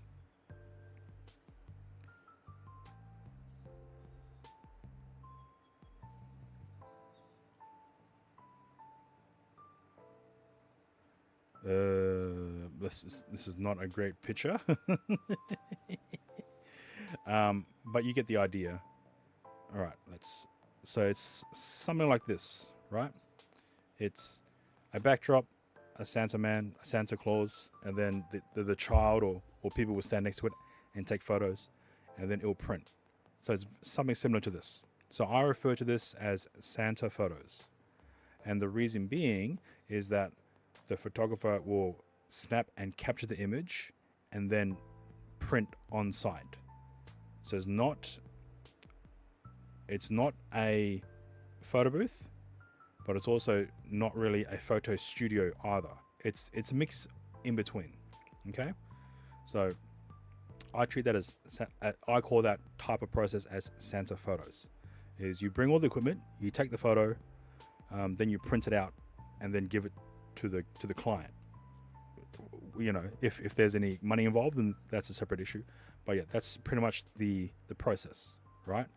So over the weekend, I was able to do the Vogue So hang on, let me see where we are. Where are we? Okay, here. So let me pause this. How do we increase? Okay. We might not be able to. So let me bring up my Disky. And I've added a extra channel as part of the photo booth. Boom. Okay. So let's have a look. Where are we? Is this it? This it. This might be better. So here we have a big box that's been set up to look like a magazine cover, such as Vogue. This wasn't set up by me. I did not set up this at all. This was set up by a separate company. What I was asked to do is to take photos of the people inside and then print it out, much like Santa photos. So the interesting thing about this setup is that the camera is self-explanatory, is that this is a photo printer and I have a laptop. The camera is tethered to the laptop. What's a very interesting thing here is that there are no electricity cables, power cables around. It's all run off this power station. This is the on wheels. So I can drag this setup anywhere, right? So this entire thing, the printer, the laptop, as essentially the camera as well, is all being powered off a power station on wheels. So yeah. The only reason why I did it this way is because there's power in the very corner here, but laying down cable across grass is just a pain in the ass. And especially with people who have been drinking, it's just, yeah, it's not worth it. It's not worth it at all. So let's zoom out and let's go take another look. Again, it's just a camera on a tripod, because we're not doing much with the camera at all. We're not moving it. We're not zooming in. We're just taking a wide shot of the Vogue booth. And here's another close-up here. We have the power station running the printer, which I wasn't sure it was able to do, because this printer is a very high power consumption device. So yeah, very wary about that, but it worked out in the end. So that's great. And another close-up, everything in the trolley, power station, the printer, and the laptop. And then another angle as well. And then this is it. So the camera's literally set dead on. It's set far enough so that if people want to take photos on their phones, they can. No stopping that, you know. But then if they wanted photos to be printed, then they would use me. One thing that I didn't think about is how dark in terms of this environment is. So let me just scroll back to here. They weren't able to see the camera lens or me because of how lit it was in this box here. So maybe next time I might have to bring a ring light just for them to focus on the camera and not just in this direction. So let me see here.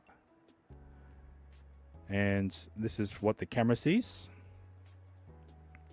One thing I forgot to do was to change the picture profile to a more vivid color.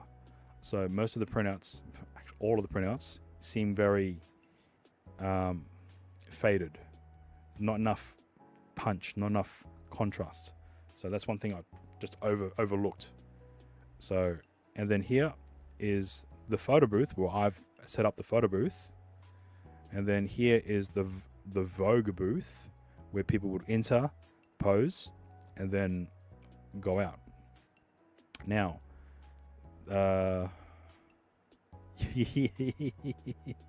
this is about 6 o'clock.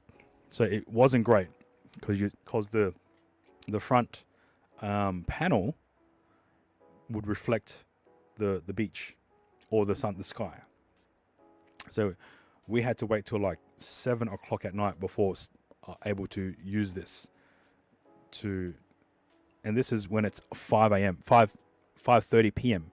The sun was still up, shining. This isn't sunset, but it's still shining, and it's a lot of shadows, a lot of casting, a lot of reflection.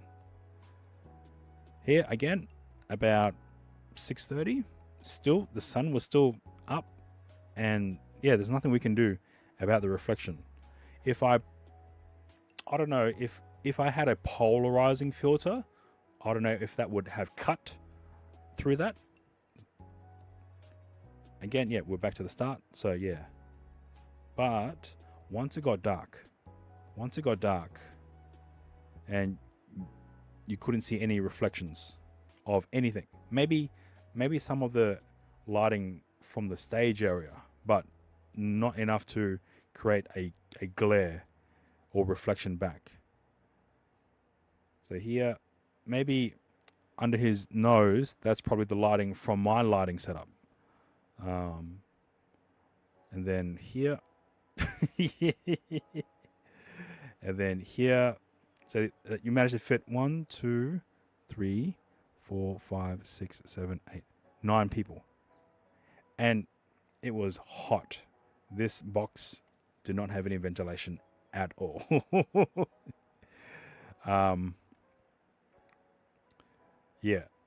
And so it's essentially there just to make it look like a magazine cover, right? Again, this horizontal white spot here is probably from the reflection of my light from my system, but it wasn't enough to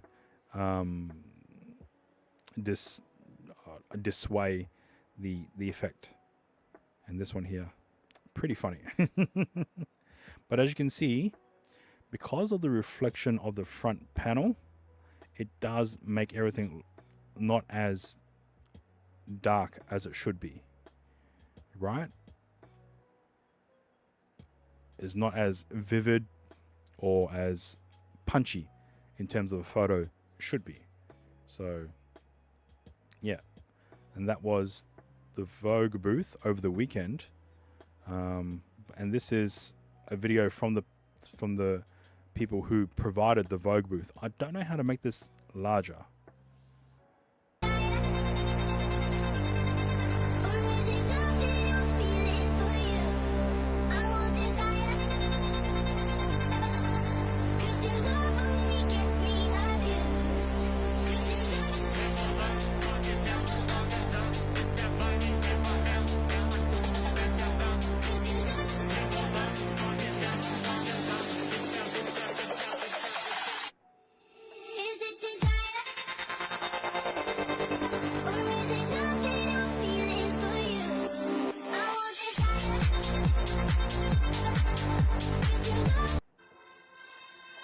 Yeah, I don't know if you were able to see that because of how small the item was.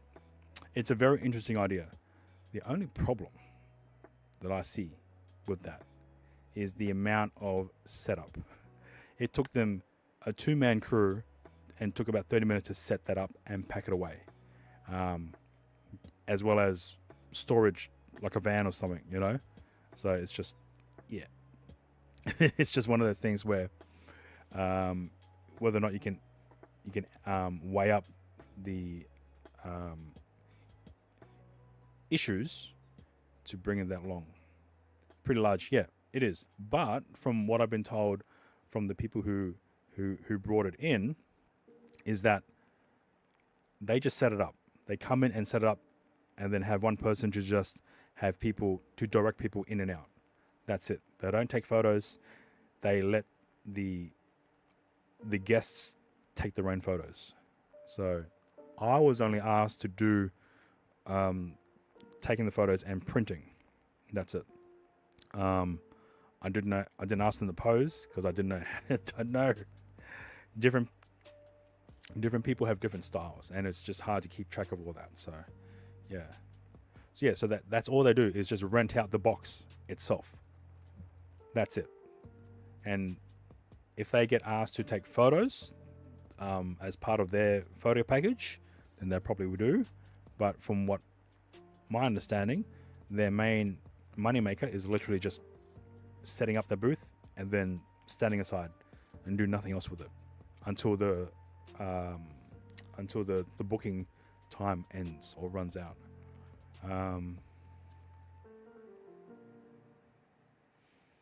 Yeah, so that's one thing I wanted to show. I don't know if it was in this one either. Let's have a look. To go bow for the result, though.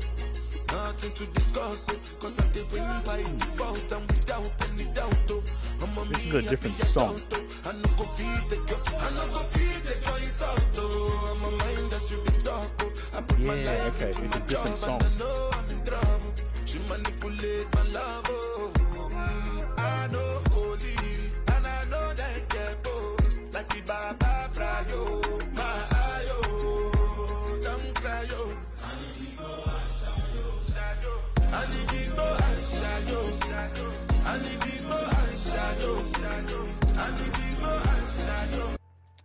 They use a different song. The song, the video that I saw, same video, they use a different song, which was a lot more poppy. So they must have gotten a copyright strike. But hey, unless it's two separate videos from Facebook. So that was Instagram. So Facebook, let's see, it might have been struck. Let's see if that pops up the video. Oh, okay, that one. Let's have a look. Okay, here we go. Yep, it's a different song altogether. Okay, let's have a look here. Maximize.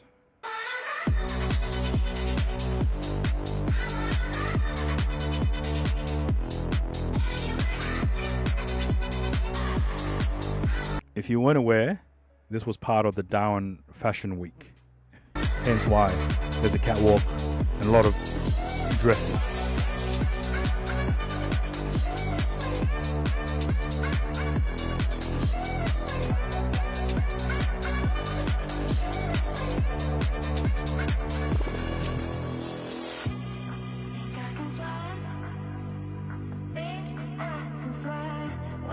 They had violinists. I don't know who they were, but it sounded incredible.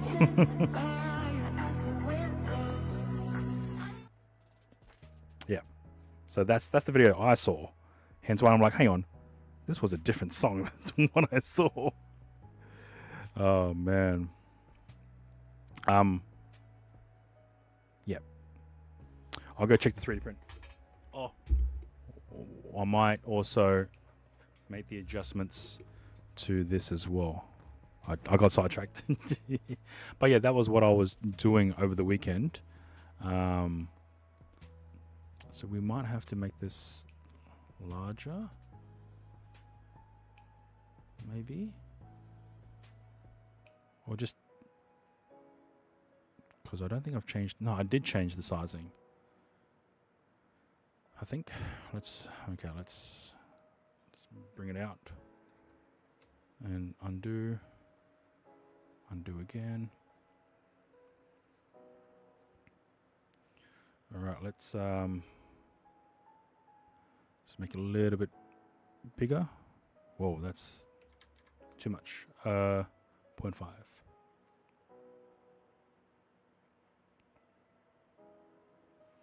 Undo. Wow. 13. Let's go 8.5. Okay. Group all this together.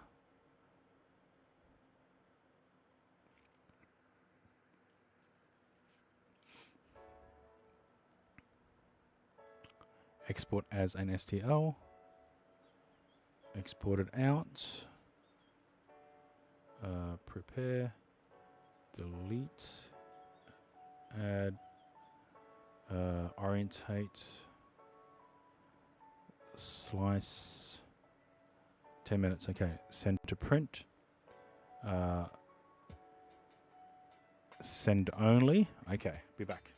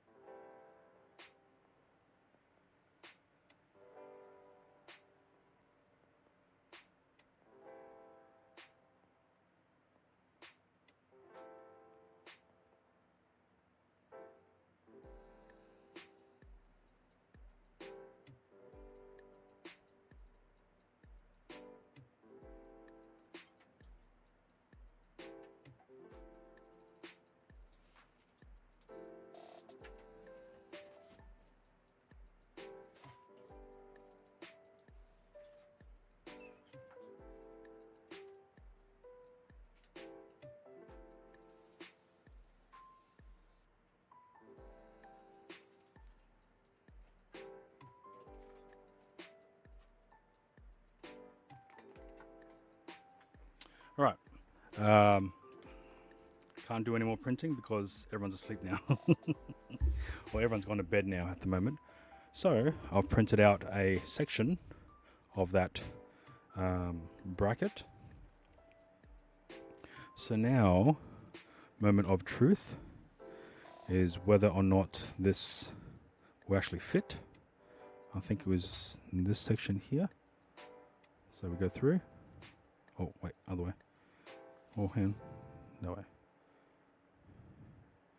Okay, it fits. There is some wiggle,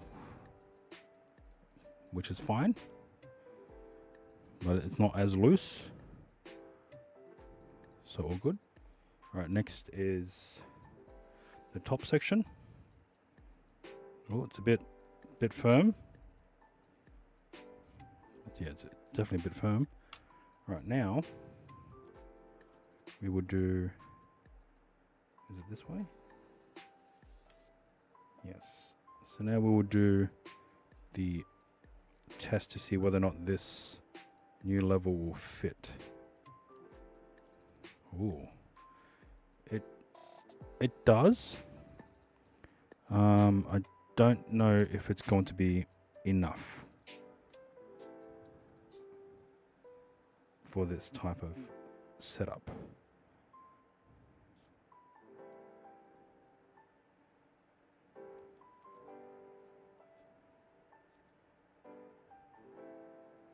So it does fit, and there's not too much wiggle. So yeah, I think I've made a good sizing in this type of scenario, although I think I've gotten this the wrong way around. This way. So if I were to,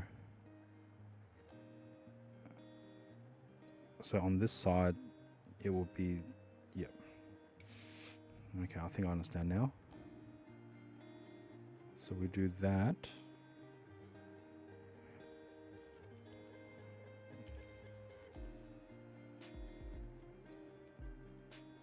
Then that will slide in, and boom.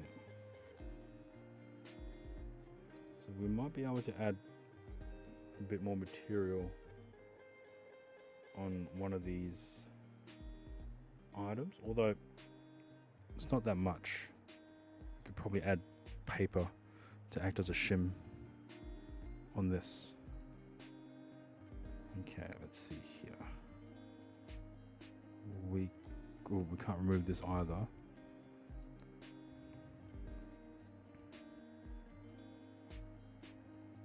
Did I just... So where's all this? That's right, we didn't need all that. Because this is just that. But then, where's all this? Oh shit, okay. Let's have a look.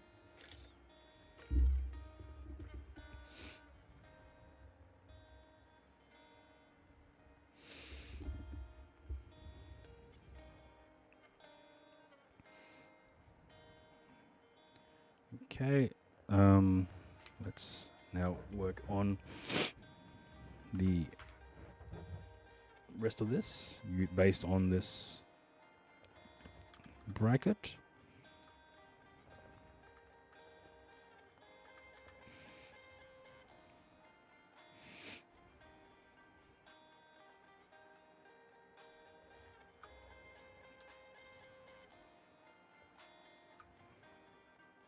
Okay, now let's undo that. Well, not undo, ungroup. That will reveal everything else. Wait, we can delete that. Then this we can move across 50. And yeah, this will now be version 3. Although that was version 2, so we don't need that one, right? Group that one.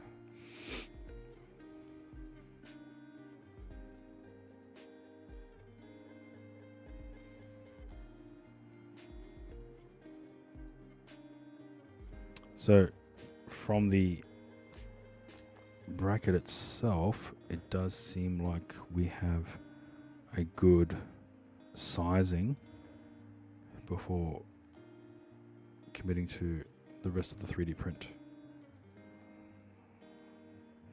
It's a bit... It does fit without completely forcing it in, so there is some play on the bottom shell, but we can always add shims to prevent it from moving, so that's good. Alright, let's save this as an STL and then maybe play a game or two. Yeah, brain's a bit fried at the moment to do any more tinkering. Okay, let's back out of this one, back out of this one. So I'll have a look at Meld Studio. I wonder how Battlefield, we just took out the dead monitor. It serves it right. Oh man.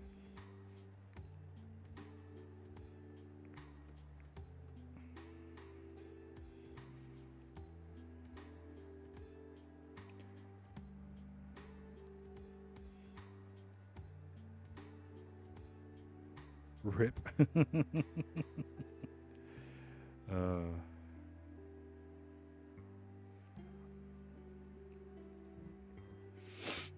Okay, let's get things ready to do some gaming.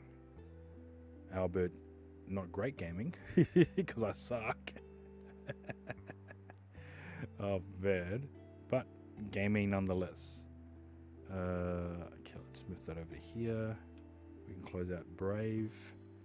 We're not using it anymore. We can close out the gaming is gaming. True. Okay, so Meld Studio. I'll keep that open. All right, let's switch over to gaming. Do you want to play Wigman, or are you busy?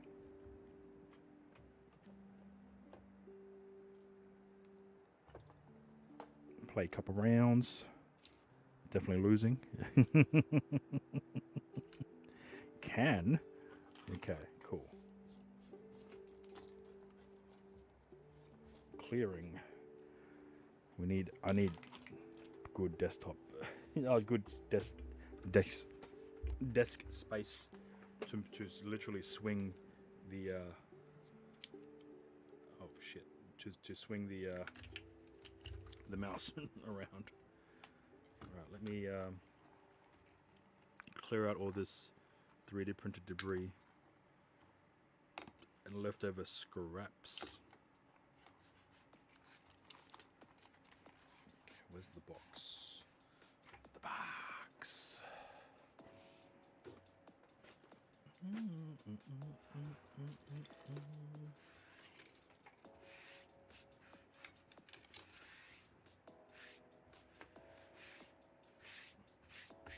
Okay. Should be enough.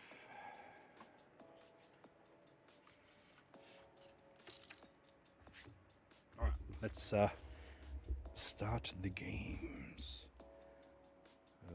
Gaming. Let's now also turn off all the other cameras to reserve precious CPU. And now that we've updated our video drivers, maybe it might make the processing a bit more easier. Maybe. Ooh, I gotta fix the yeah, I gotta fix that. Brio 4K. So let's go down to Logitech Brio, properties, configure video, camera control. Let's go -5 or -6 gain. 50 apply. Is that good enough? Too much lights. Yeah, it should be fine. Okay.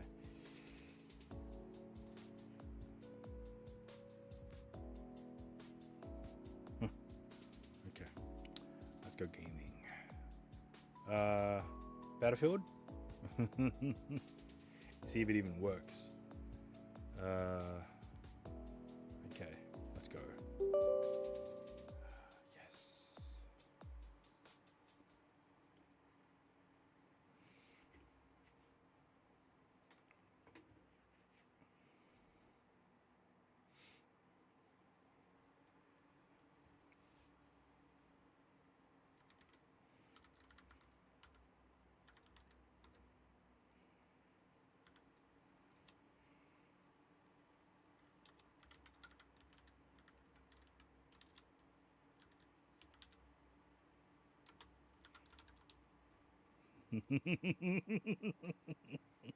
It's battle yield time. Oh, game capture, Battlefield. All right, CPU is at, oh, okay, doesn't really say it. And why isn't it refreshing to see?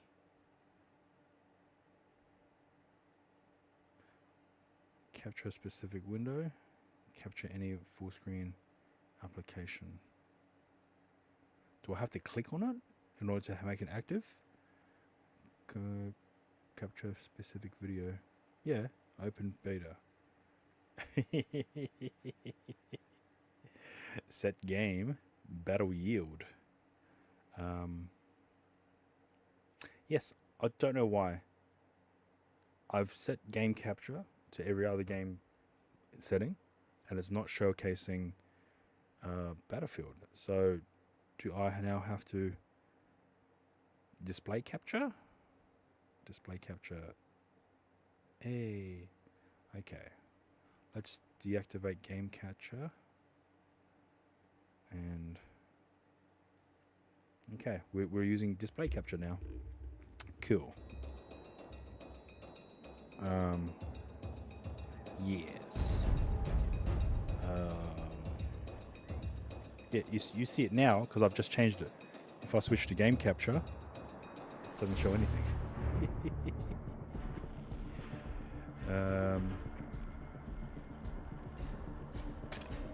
Let's go.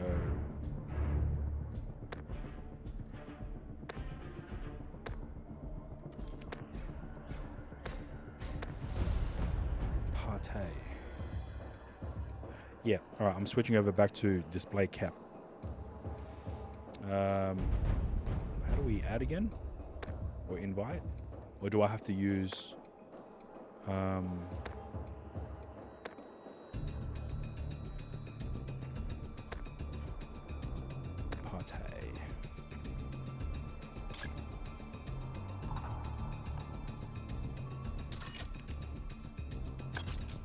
Unless it's over. Oh no, lobby.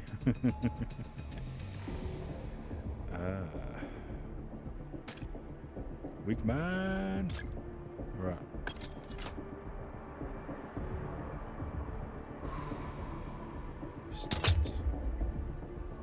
What? What was that? You saw, right? It said decline. Unknown error. Decline. Holy shit. Did I do something wrong? Lobby. Start. Yeah, no, it says Dice Online error. How about you? Can you join? It's just, yeah, me, you.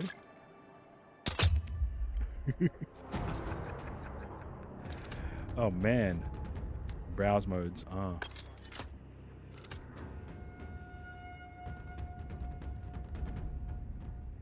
Oh, okay. Pre-order, gear up and dominate. Unless the beta is locked out. Ah, okay. Shame. Monday. Oof. Okay. All right. No worries.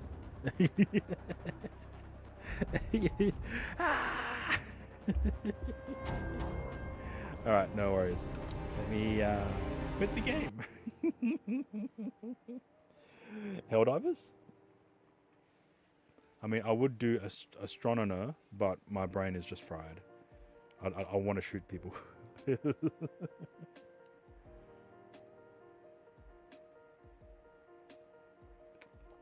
Oh, okay. Let's Helldivers.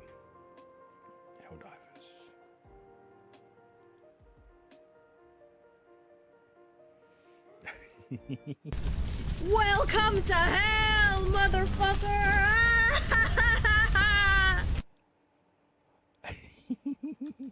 Set title. Oh wait, double T.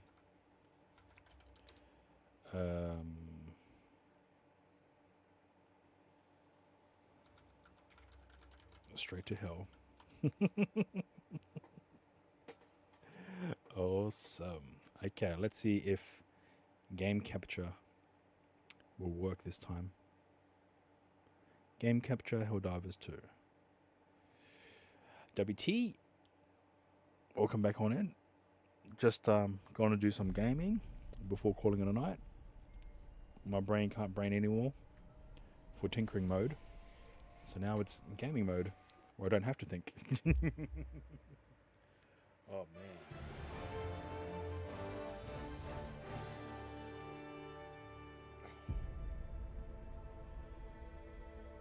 Super Earth, our home. Prosperity. Excuse me. I need to open up Steam. Friends. Sign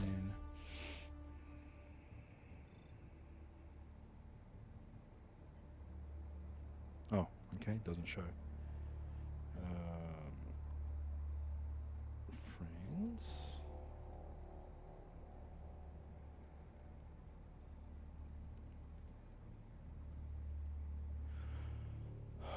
Son of a bitch.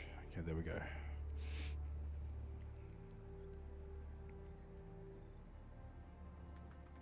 One. Right, just checking the audio.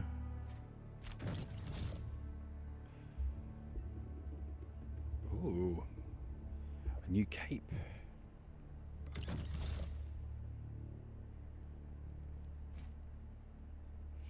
Straight to hell.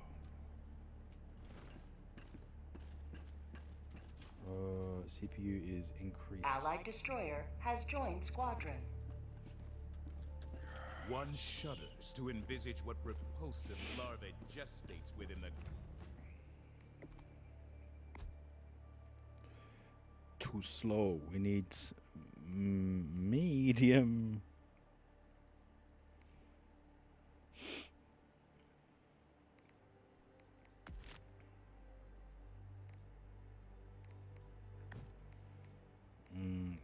Weaponry. Well, what attachments can we do?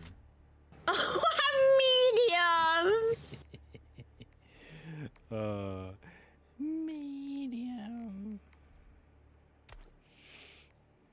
Thank you, Wikman. Right, what do you feel like doing? I haven't played in a while, to be honest, so I have to remember how to ping.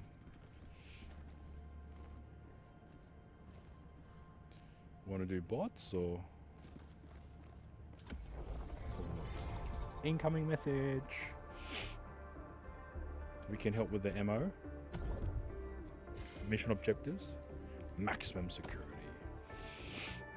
Oh, major order, sorry.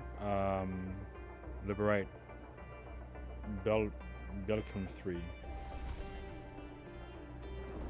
What? The automatons think this planet is theirs. What level? Show them otherwise.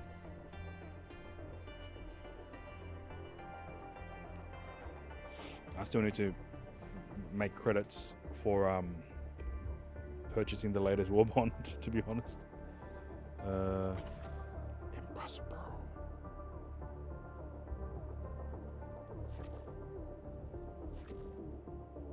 %95 liberated. What's this one? 0, 6, 7,000. 0. Okay. On the 1MC, dive.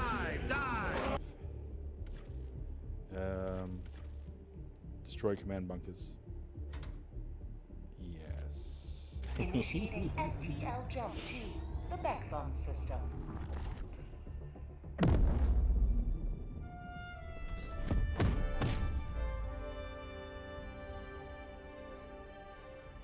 FTL jump successful. Well timed indeed. Mission coordinates locked. Hellpods prime.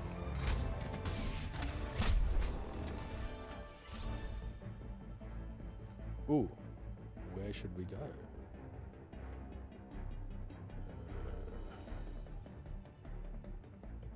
That's going to be hot.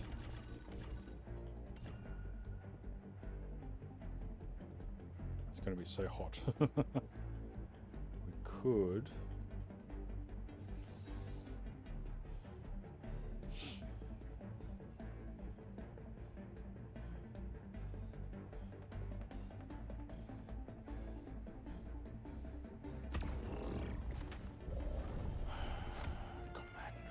Cobra Commander. Red everywhere. It's so much red. Trusty Ooh.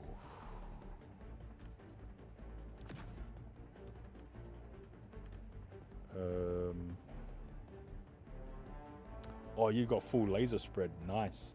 I still need to purchase that Warbond, so I can't be as lasered as you. Recoilless rifle.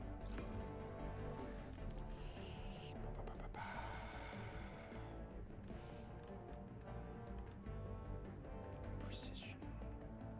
Because you can only walking barrage, the rail, or orbital laser is 3. Rail cannon is. Oh, it's only 30-second cooldown. I thought it's higher than that. I thought the orbital rail cannon strike was like 300 seconds. Interesting.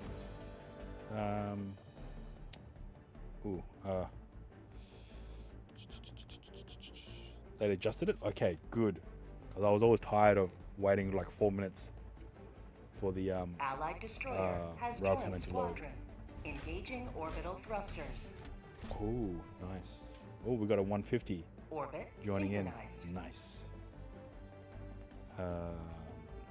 Allied destroyer has joined squadron. Engaging orbital Extraction. thrusters. 24. Nice.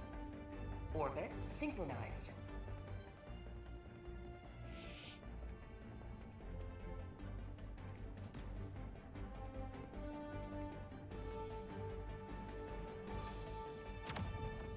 It's spam time. Let's go. So you've got, what's that? The laser cannon, backpack laser.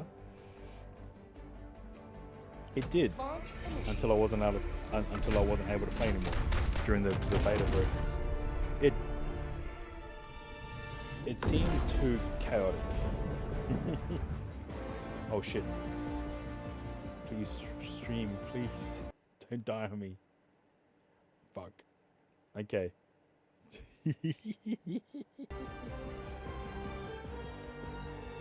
It's slowly realizing its potential. Okay, good. No, something's happening. Something's happened. So, playing Warzone for a while and then switching over to Battlefield 6, it's a different type of vibe where it's just constant respawning and attacking. So, there's no real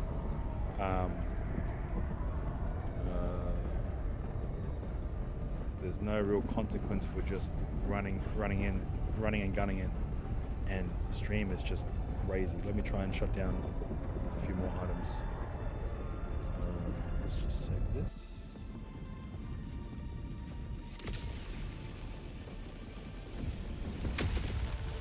Are we in? We're in. We shall fight in the streets. We shall fight on the sidewalks. We shall fight in the intersections. Intersection. Requesting sentry. Yeah, the consequences of losing. Calling down a sentry. That is not what I wanted to bring down. Did I want to bring that down? No. Yes, I did. I did bring it down by Calling down a accident. support weapon. Oh.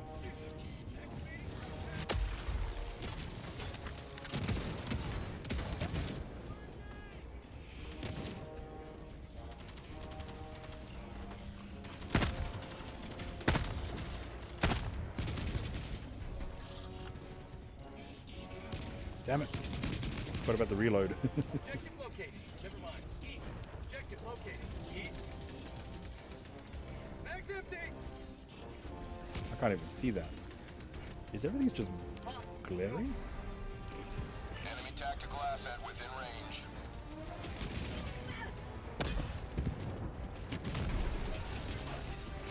I thought that would go down after one shot. Okay, maybe not.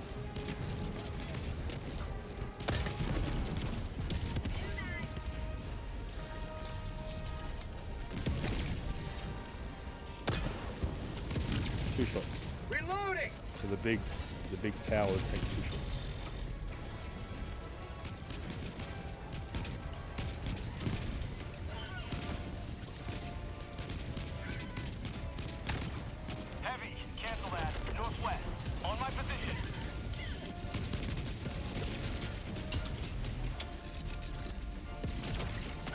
Oh shit.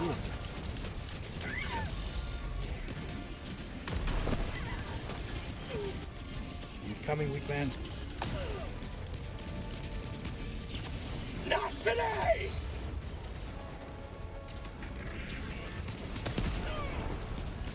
Warning, you are in range of enemy artillery. I got fucking slammed. Now I'm stuck.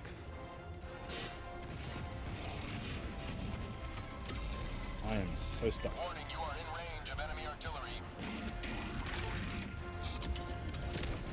Throwing grenade! Oh, that's the command post. I was wondering, like, oh shit, okay. I'm stuck in the wall. Warning, you are in range of enemy artillery. Let me see if I can shoot this. Oh, yep. That died. Of course, I don't have that equipped at the moment, so we've got the jammer, unfortunately.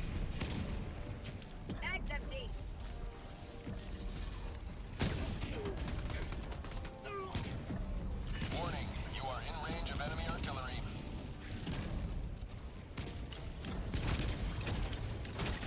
So where's the other guy? Okay, he's in the jam section as well.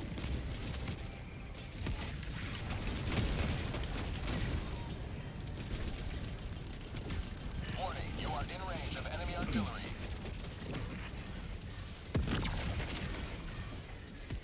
I got the terminal!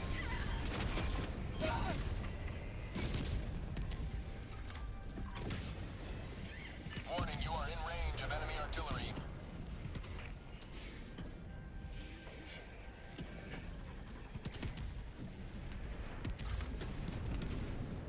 Attacking map. North. Warning, you are in range of enemy artillery. Destroy the. So, okay. Calling in a hell bomb. Calling in reinforcements. He's dropping a hell bomb, and it's dropping reinforcements into the hell bomb. Warning, you are in range of enemy artillery. Calling in reinforcements.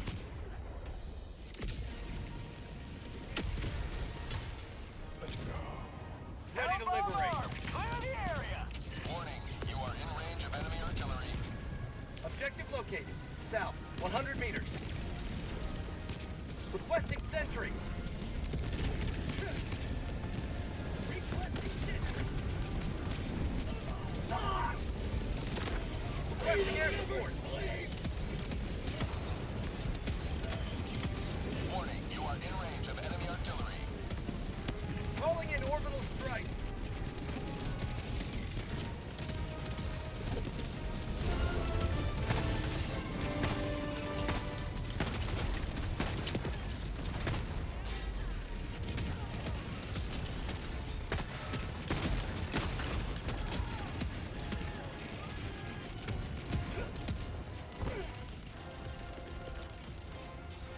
Sending in an eagle. Warning, you are in range of enemy artillery.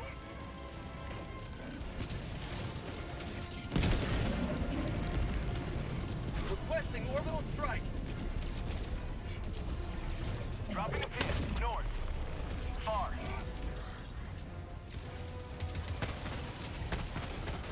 Mag's empty. New mag. Warning, Line you are light in for range of enemy artillery. Support weapon. Yes, we can't pick it up. Supplies. It's wedged in there pretty good. Alright, coming. Found something. Sample. Nice. Ooh.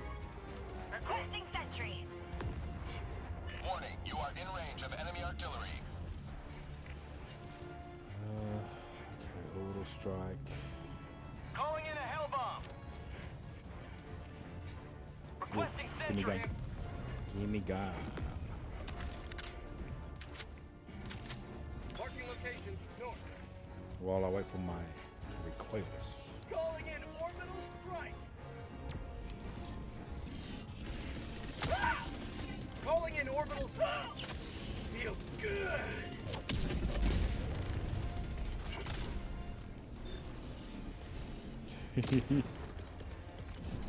Calling down a sentry. Deploying sentry. Bot fabricator. North. I've 50 got 10 meters. seconds until my 500 kg. Ooh. Tagging location. North.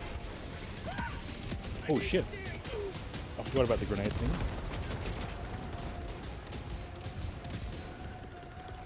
Dropping 500 kg. Calling down supply. Requesting air support. Coming in hot. Dropping orbital cannon. Requesting orbital strike.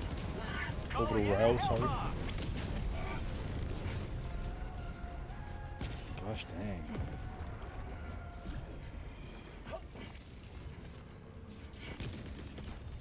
Sending in an eagle. Sending in an eagle. Hellbomb armed. Clear the area. Fuck.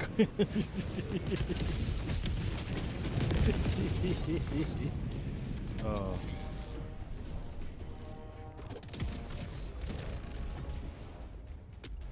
Objective completed.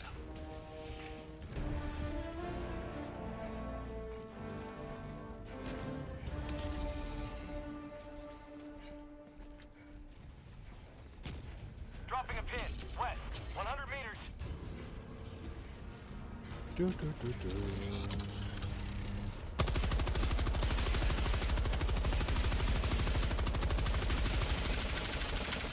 Bot fabricator. That did Never mind. nothing. West. 100 meters.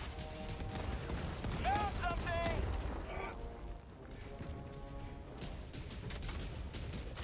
Calling down a sentry. Calling in orbital strike.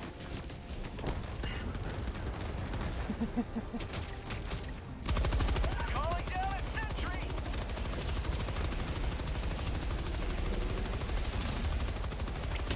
Requesting sentry.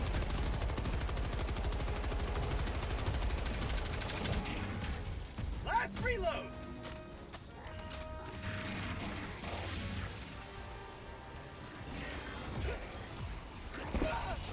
Oh shit.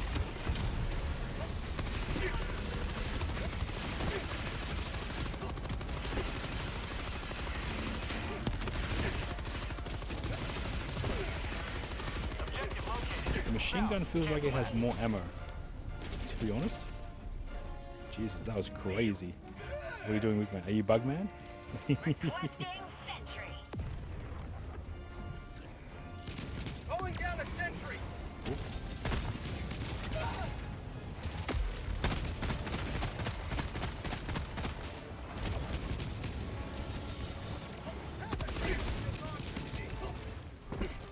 Jesus, laser beams everywhere. Where are we going? I've forgotten. Oh, the mortar emplacement.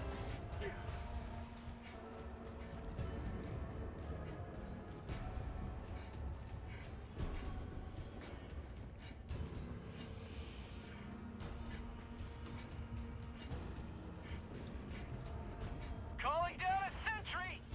Cooking autocannon sentry. It does feel a bit different. Now. Requesting air support.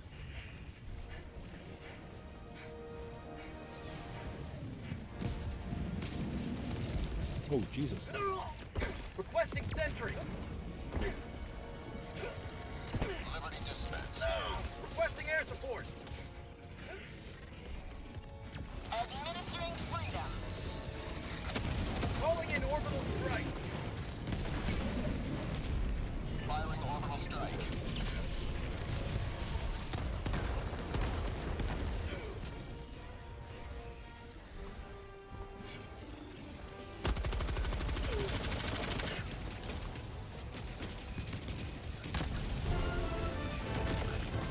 Last reload.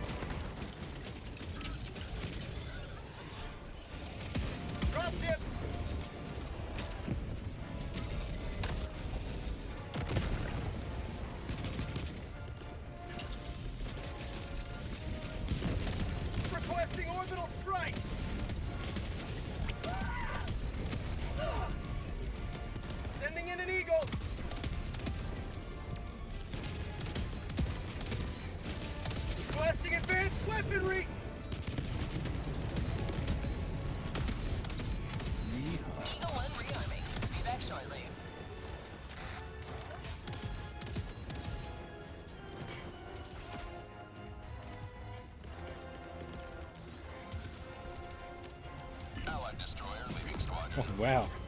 Just straight up, didn't even get resurrected. Just left. Mag's empty.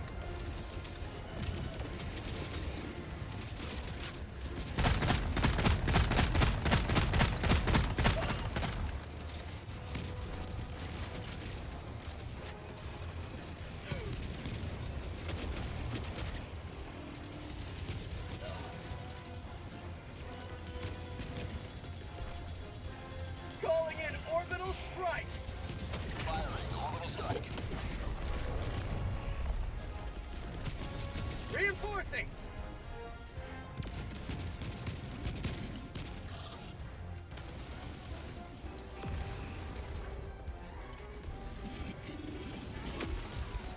Calling. Helldivers never die.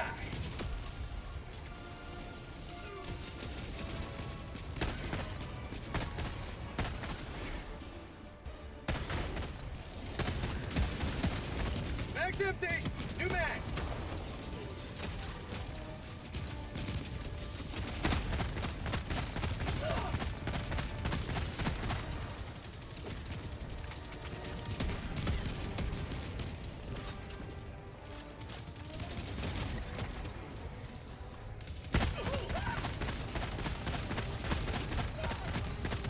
Mag's empty. What injury? Their lives were in our hands. Requesting orbital strike.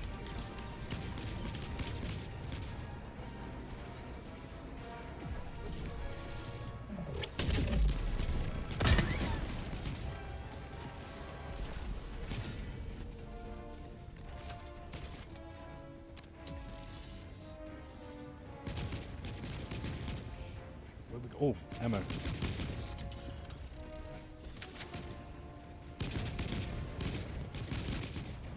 Oh, game just lagged.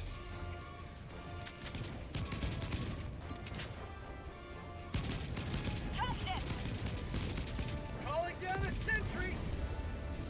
Last reload.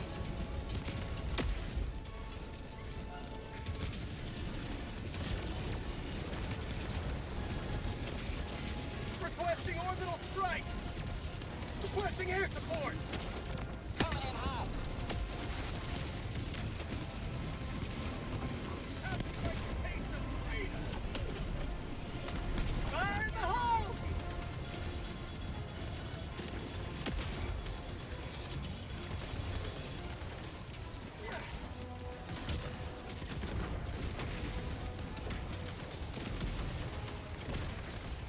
That's 2 Hulks and 1 Robocop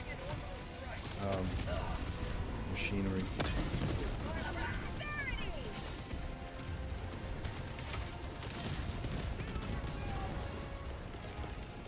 Calling in orbital strike. Good, get him, get him, get him. Nice.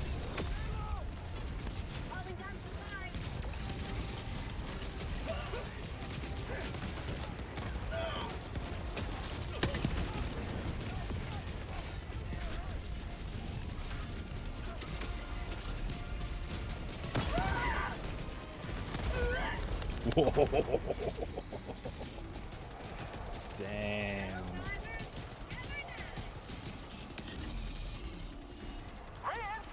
Thank you, Wickman.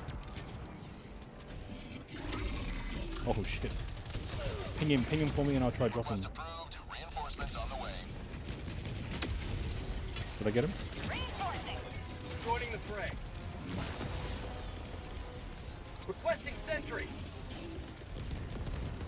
Sending in an eagle. Delivering payload. Requesting.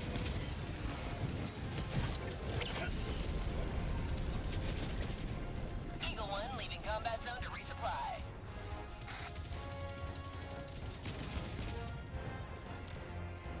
Where did I die? Allied destroyer joining squadron, deploying Helldiver. Oh, that's over here. Oh, that's all my shit. Cool. Support weapon. Oh, there it is. Thank you. Spotted. Where's the backpack? Sending in an eagle.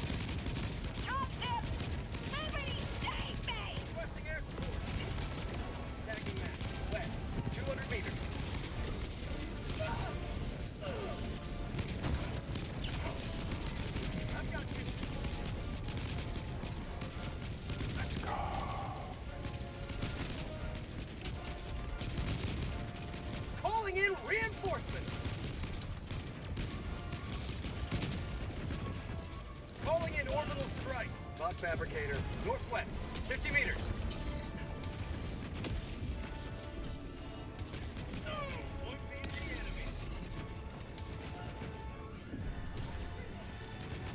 Automaton outpost scrapped.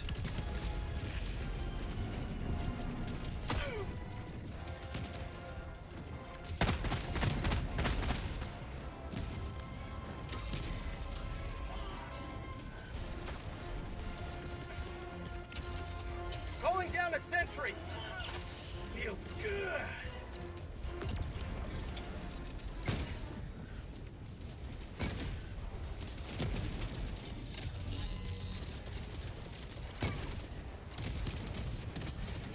Sending in an eagle.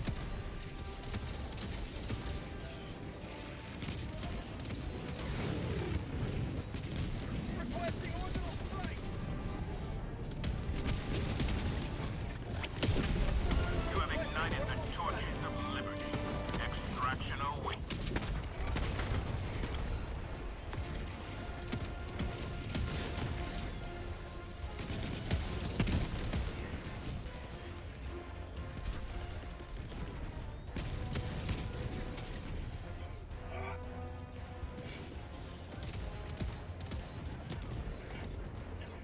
Requesting sentry.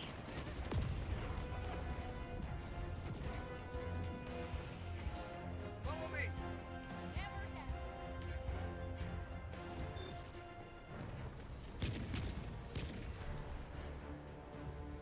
Tagging location. Dropping a pin, southeast, 100 meters.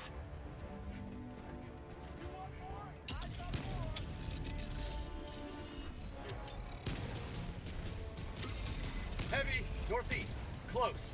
Calling in orbital strike.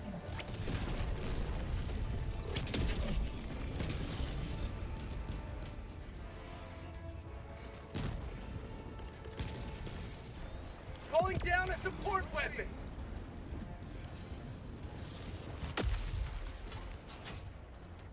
Calling down a sentry.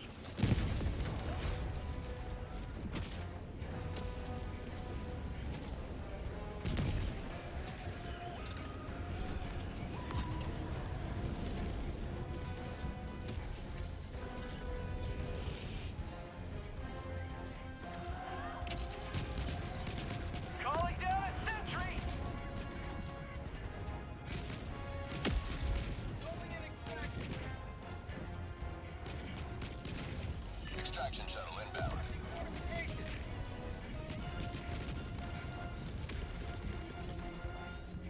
Does the laser turret run out of energy? Or is it just unlimited?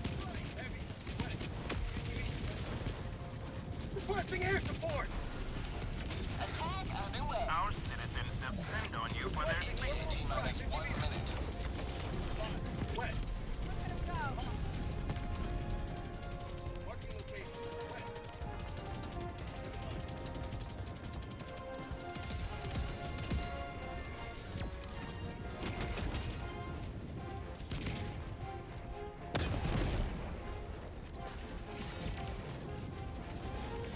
God damn, there's a second one. Unless that's the same one. T-minus 30 seconds.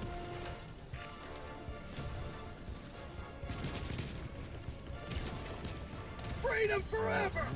ETA T-minus 20 seconds. Calling in orbital strike. Northwest. ETA T-minus 10 seconds. Throwing grenade. Northwest.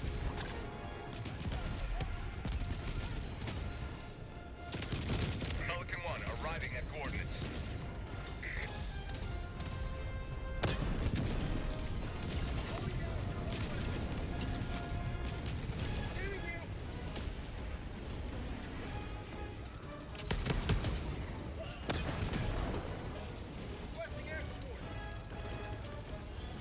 Requesting orbital strike! Rolling it up! Ending in an eagle! Delivering payload. Thank you, Jazzy.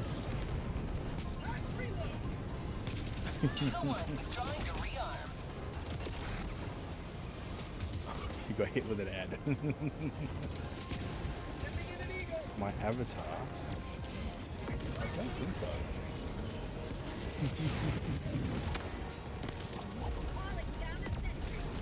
What is everyone doing?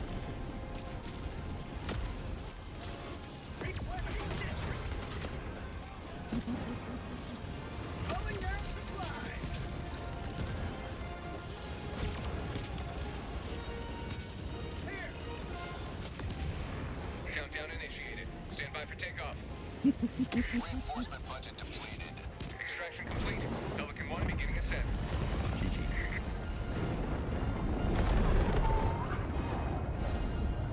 This city will soon be a shining beacon of freedom once more.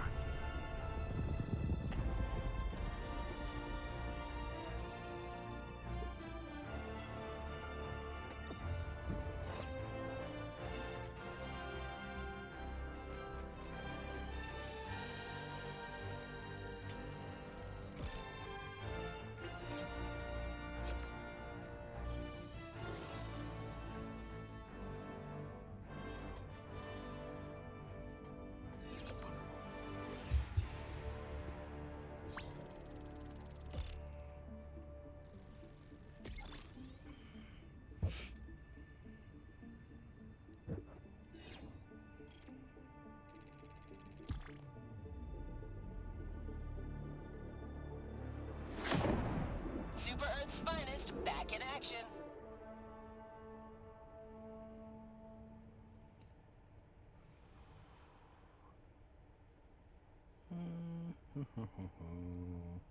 Ads are over. Thank you, Jazzy.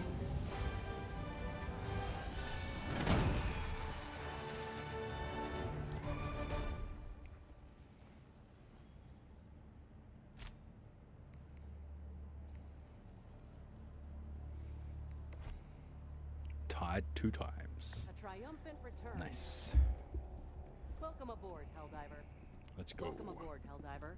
I look forward to serving with you.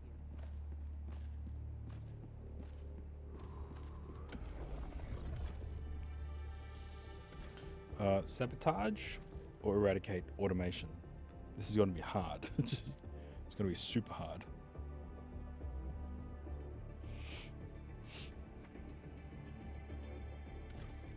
We'll do sabotage. Yeah, we'll do sabotage. Mission And coordinates then locked. if they're still around for eradication, Hellpods prime. we're good. Engaging orbital thrusters.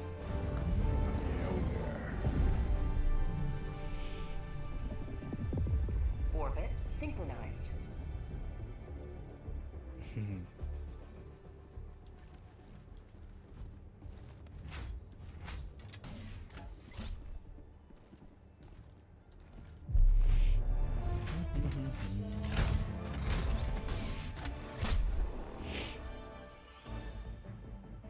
Oh, yeah. Where do we? Here? Yeah.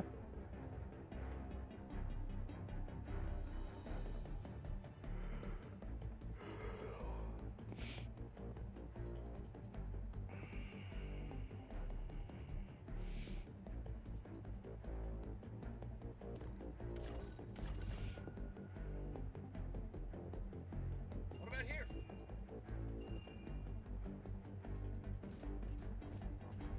I'm clicking. Oh. There we go. Same as before.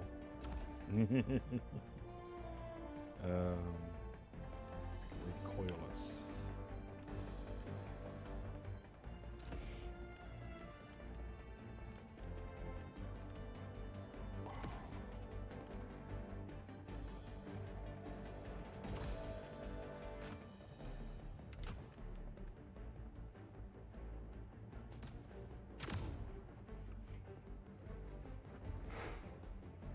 Oh, he's got the mech. Nice. Hellpod launch initiated.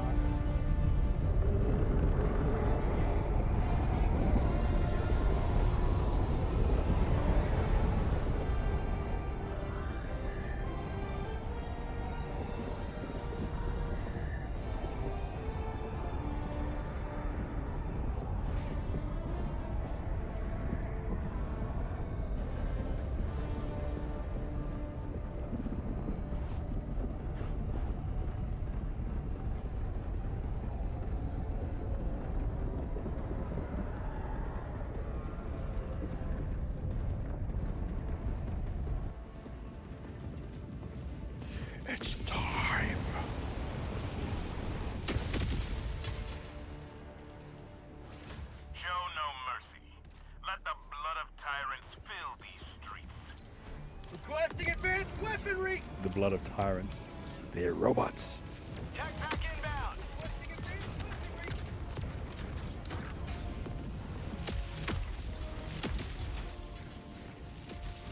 Tagging map, west, 100 meters.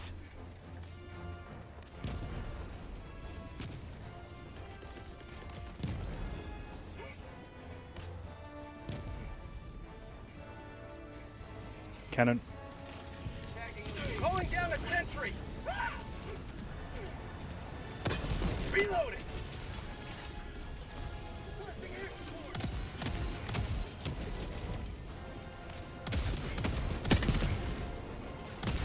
What? It was dead on.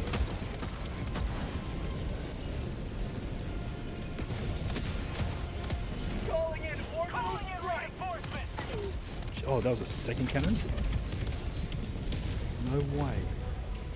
Where? Ending in an eagle.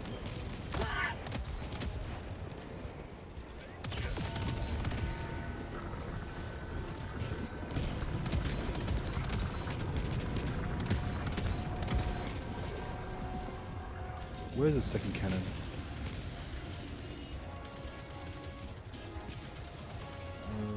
Come on, come on.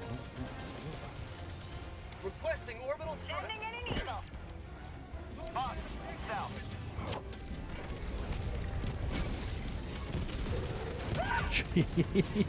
I flew backwards?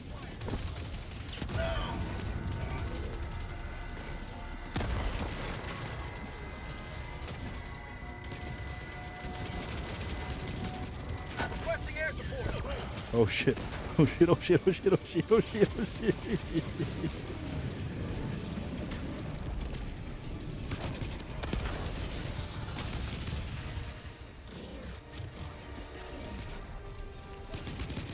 Are we in the right spot?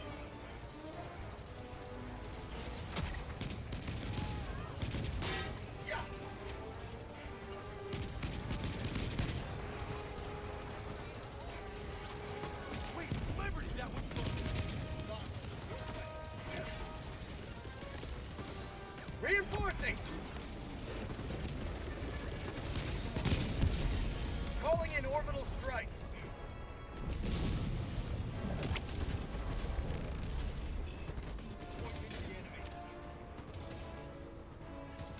Are we in the right spot? I have no idea, to be honest. Oh, let's lay you down. Add some. My life for Super Earth.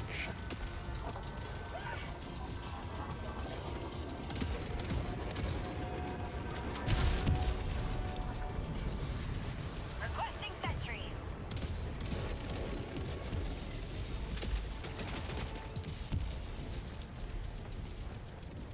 Requesting walker.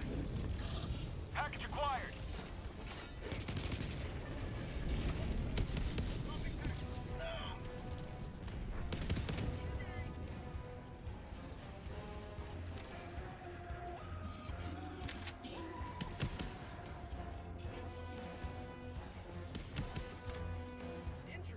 What injury? Engaging terminal. Oh wait, there's a terminal? Why is there so many ammo boxes? Oh, okay.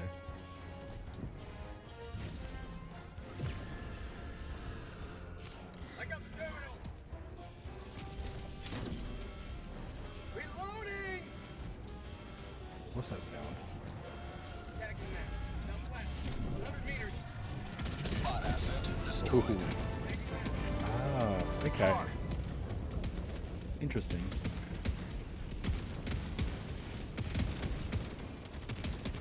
Fire in the hole.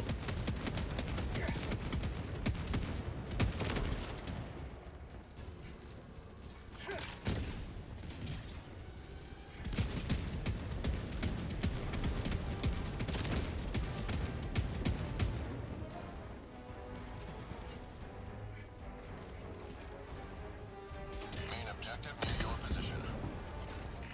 What? Calling down a sentry.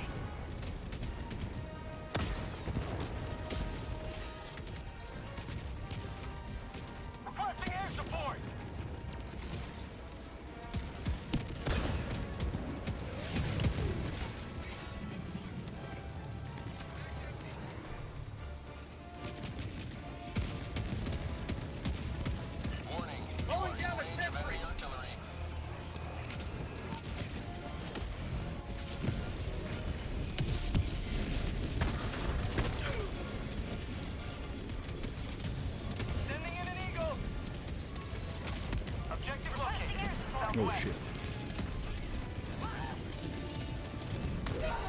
Requesting orbital strike. Let's go.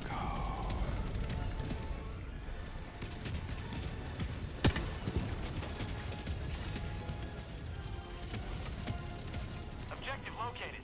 Southwest. One step closer to mission completion. Dropping a pin. Northwest. 100 meters. Enemy tactical asset within threat range.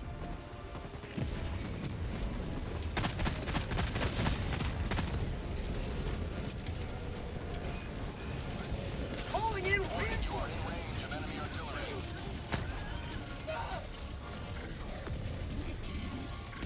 Have a taste. Where were you? I walked into here literally 5 seconds ago. How dare you? Warning, you are in range of enemy artillery. Jesus. Main objective nearby.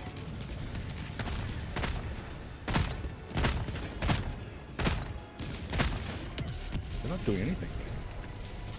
Mag's empty. Warning, you are in range of enemy artillery.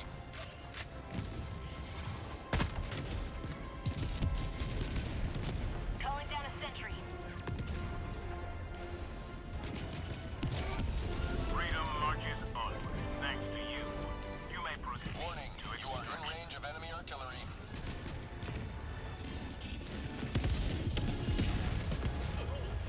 Calling in orbital strike. Reinforcing. Warning, you are in range of enemy artillery. Hellbomb. Engaging terminal. Hellbomb arm. Clear the area.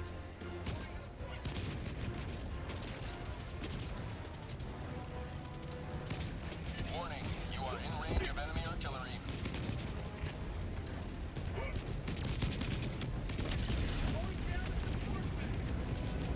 Nice. Warning, you are in range of enemy artillery.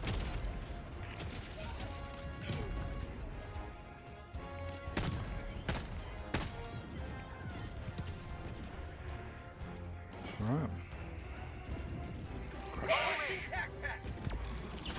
Warning, you are in range of enemy artillery.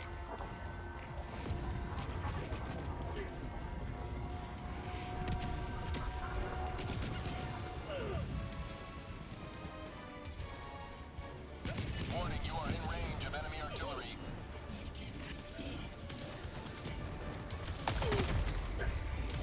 I'm hit! Not today!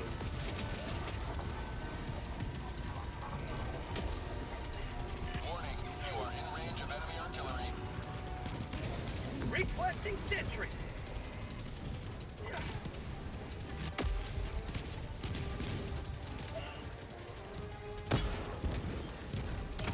Warning, you are in range of enemy artillery. Requesting sentry! Where the fuck's they coming from then? Oh, it's over there.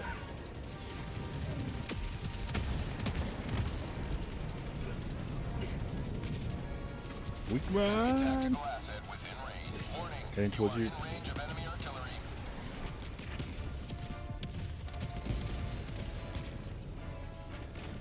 Extraction is available.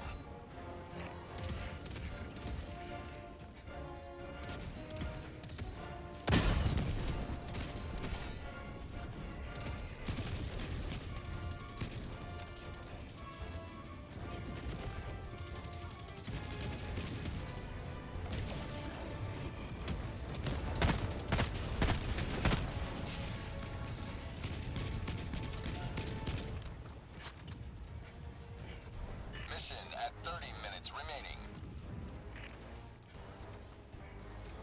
Bot outpost destroyed.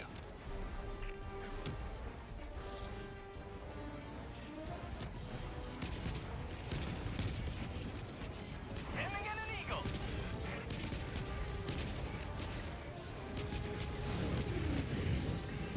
Bot fabricator, northwest, 50 meters.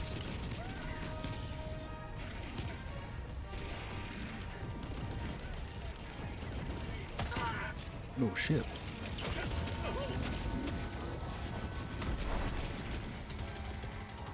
Requesting orbital strike.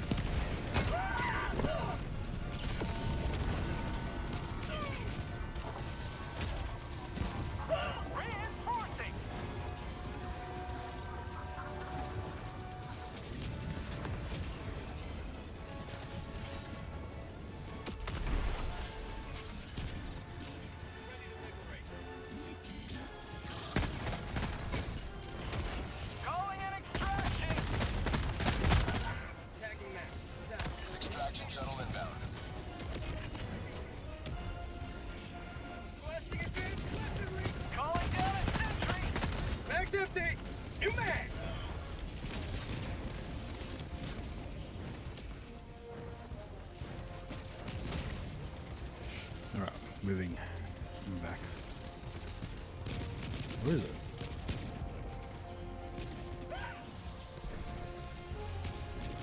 ETA T-minus 1 minute, 30 seconds.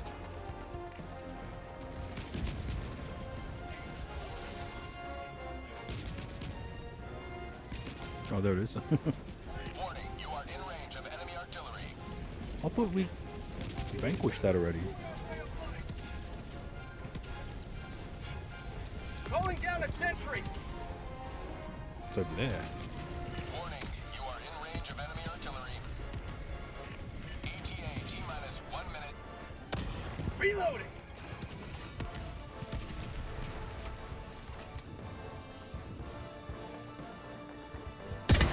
Warning, you are in range of enemy artillery.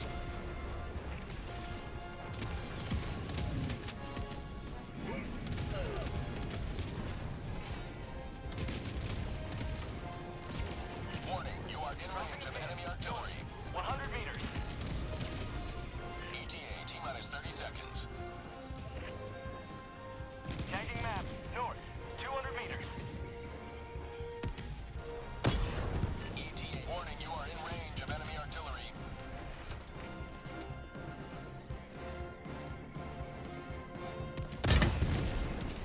ETA T-minus 10 seconds. Clear landing zone. I can't see it from here.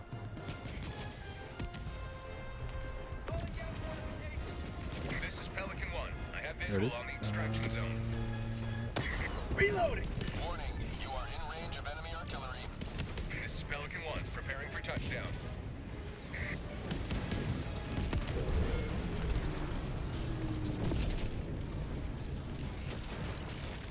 I don't see the other one. Warning, you are in range of enemy artillery.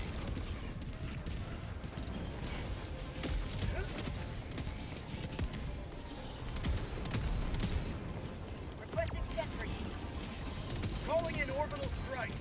Warning, you are in range of enemy artillery.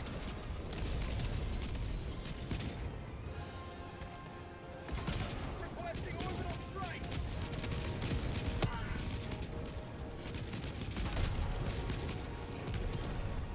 Marking location. Southwest. Southwest. Warning, you are in range of enemy artillery.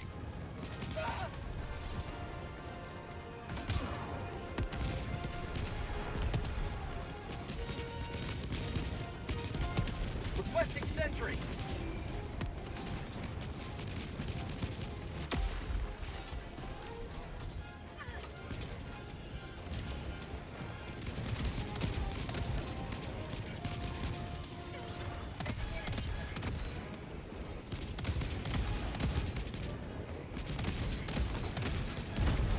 Oh shit! Calling in reinforcements. I died. Request approved. Reinforcements on the way. Democracy has landed.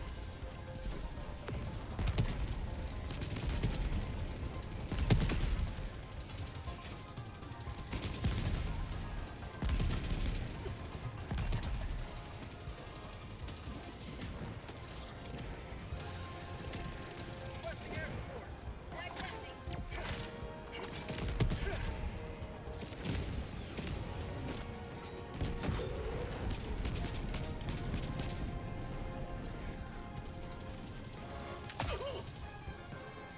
How about a nice cup of liberty?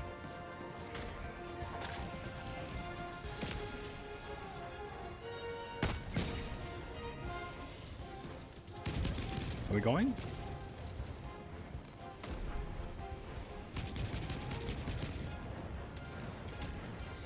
Calling down a sentry. Let's go.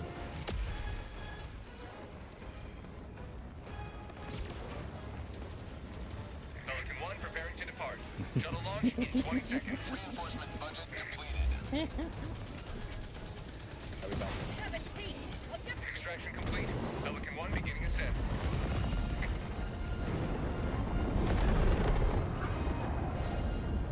You leave a more free city than you found.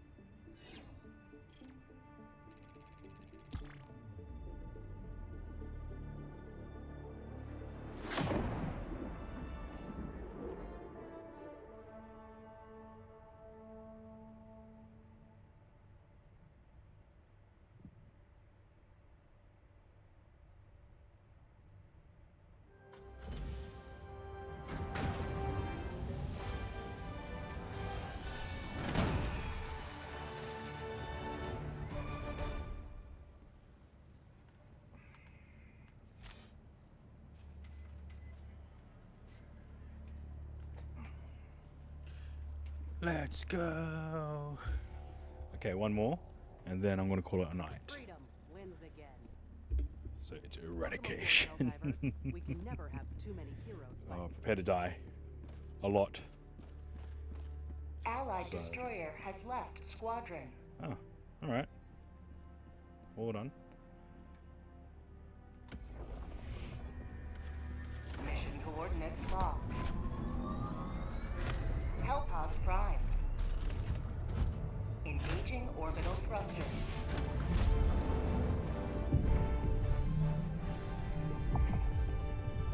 Orbit synchronized.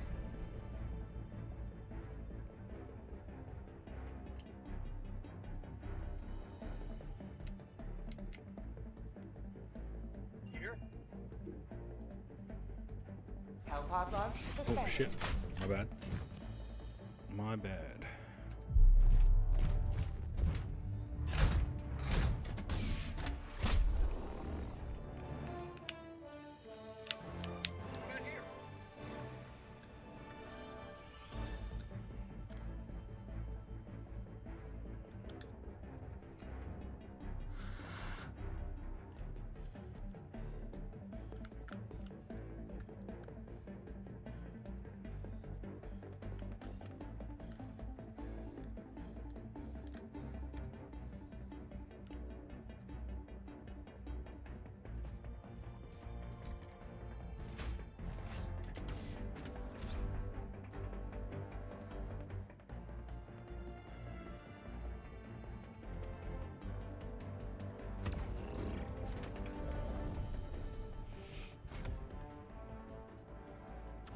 Orbital laser, rail cannon, rockets, and anti-tank.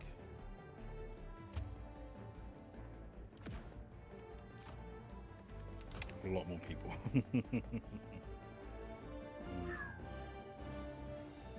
And I'll change my armor to heavy. Heavy grenades.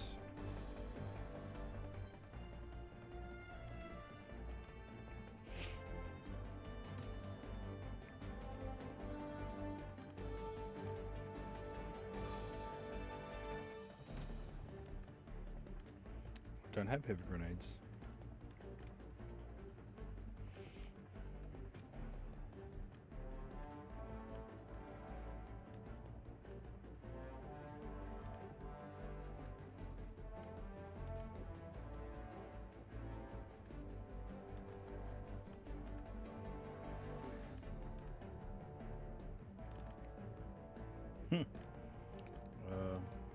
Right, you know, it's fine. Let's go.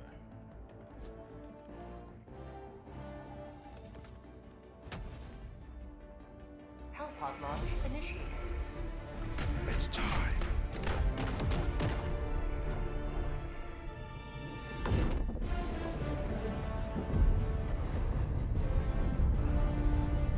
Oh, it's smoother now. Spoke too soon.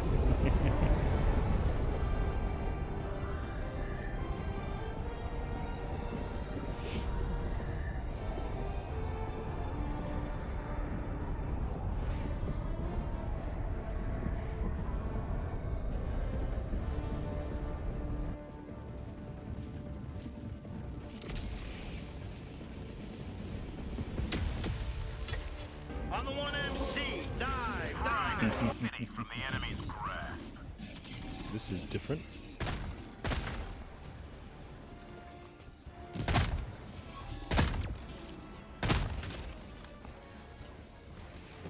Right, this is different, right?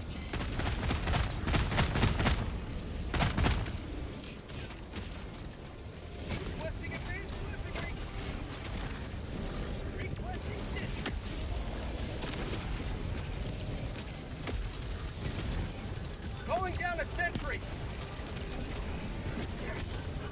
Bazooka.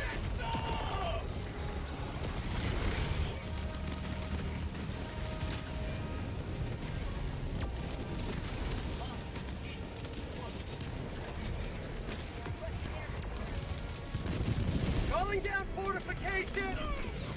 Damn, what the fuck happened there? Oh shit. I fell and then I got killed by my own green that's a dog. Holy shit.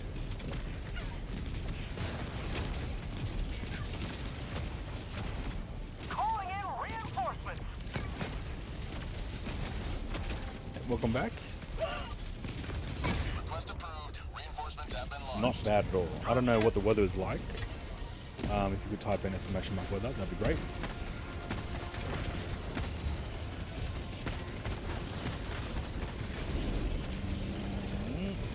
Requesting orbital strike.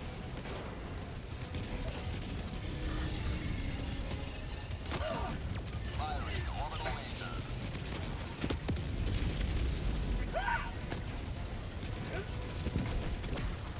Turning.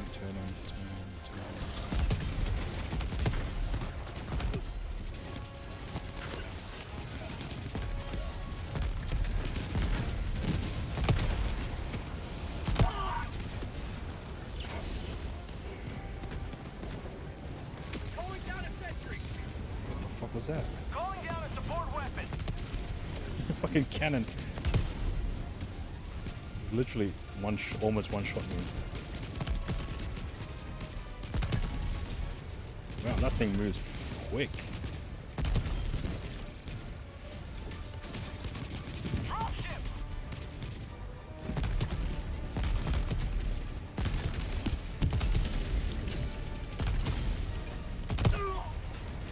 Oh shit. Helldivers never die.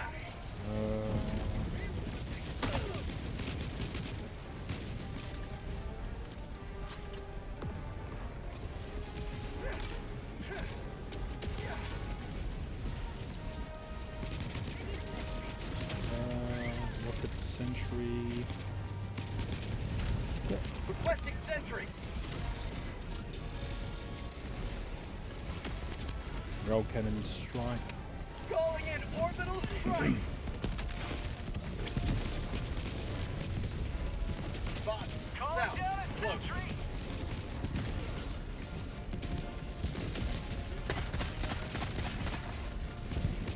Here comes bazooka cannon. Okay.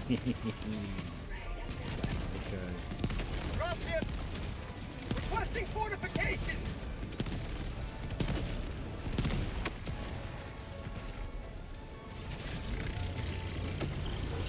Requesting orbital strike. This is different.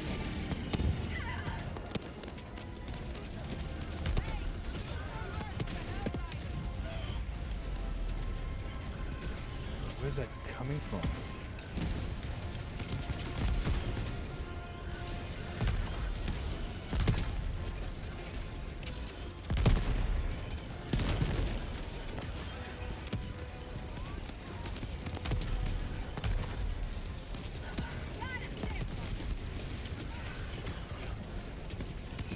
Where's the second one? I saw two. You've done your duty. You may extract with honor. This is different. Ooh. Heavy, northeast, close. Pelican 1 arriving at coordinates. Shuttle inbound. Calling in reinforcement. Calling in orbital strike. Oh, Jesus.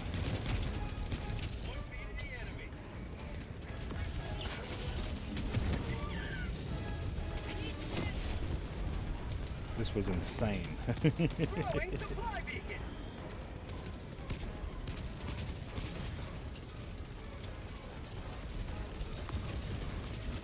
Calling down a sentry.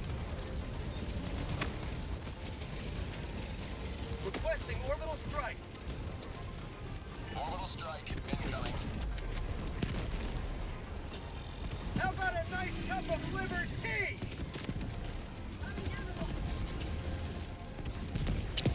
For prosperity! Last reload!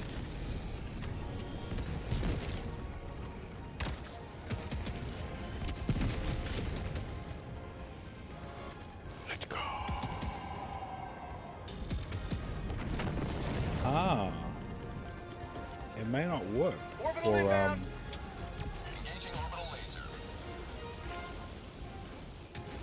it may not work for YouTube. Oh, he's put his suit down. Oh, nice.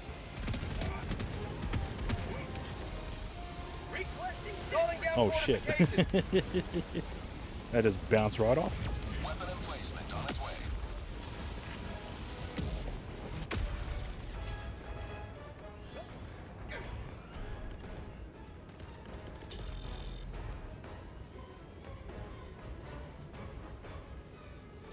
Yeah, me too, man. Bounce. We good? I can hear someone somewhere.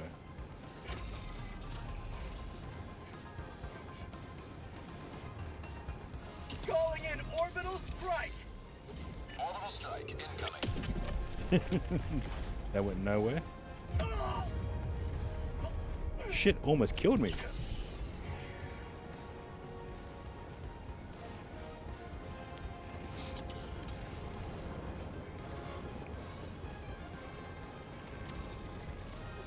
Sample collected. Samples.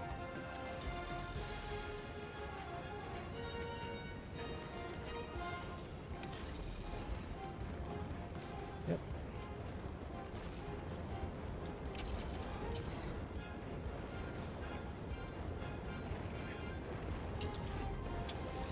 Pelican 1 preparing to depart. Shuttle launch in 20 seconds. Reinforcement budget depleted. Extraction complete. Nice. Pelican 1 beginning ascent.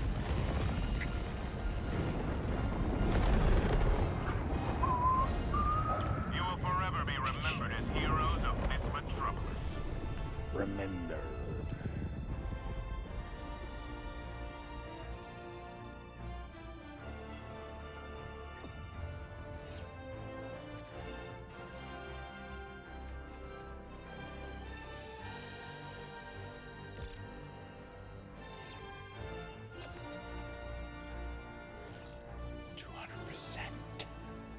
Yes. Nice.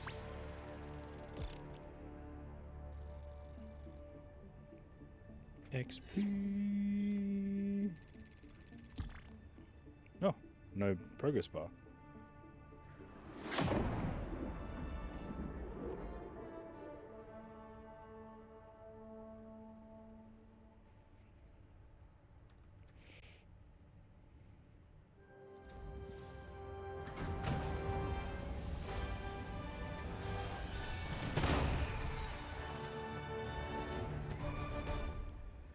Nice.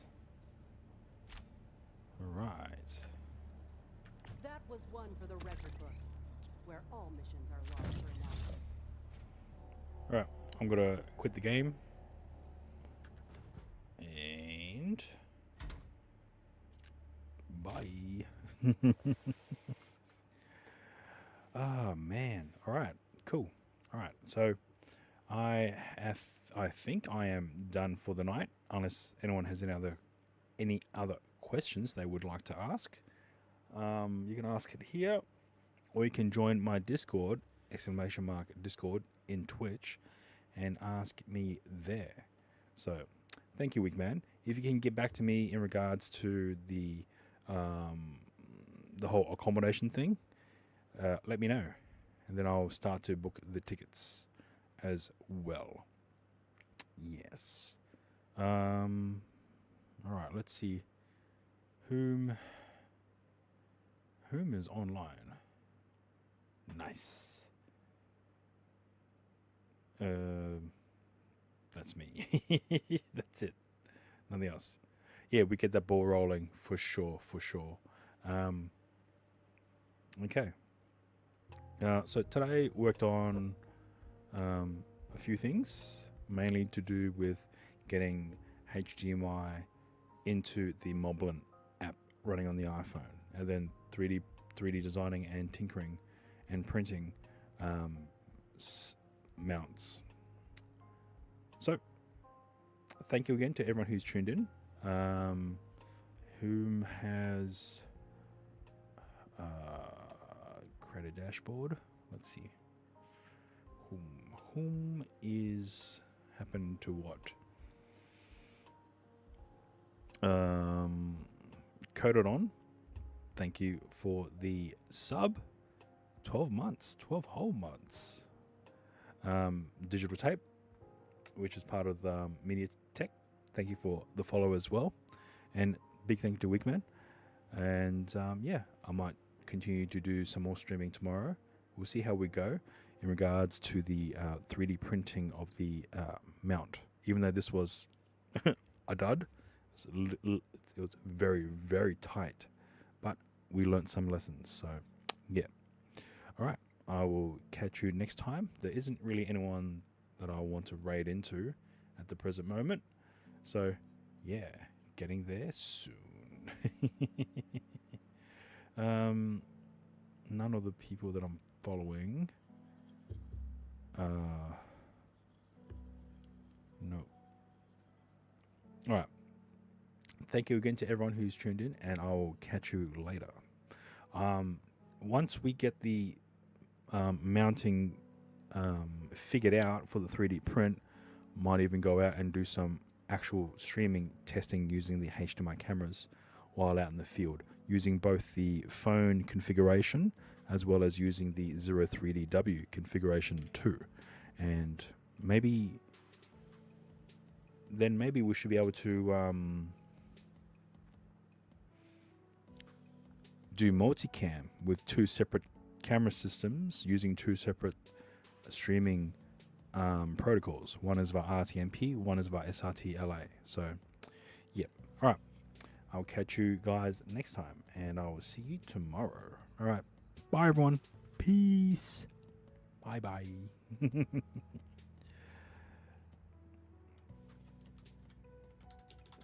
Gonna get there. Gotta go fast.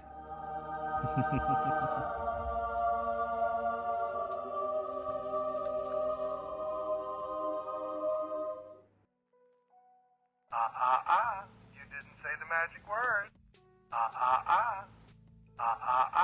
You didn't say the magic word. I knew you'd say that.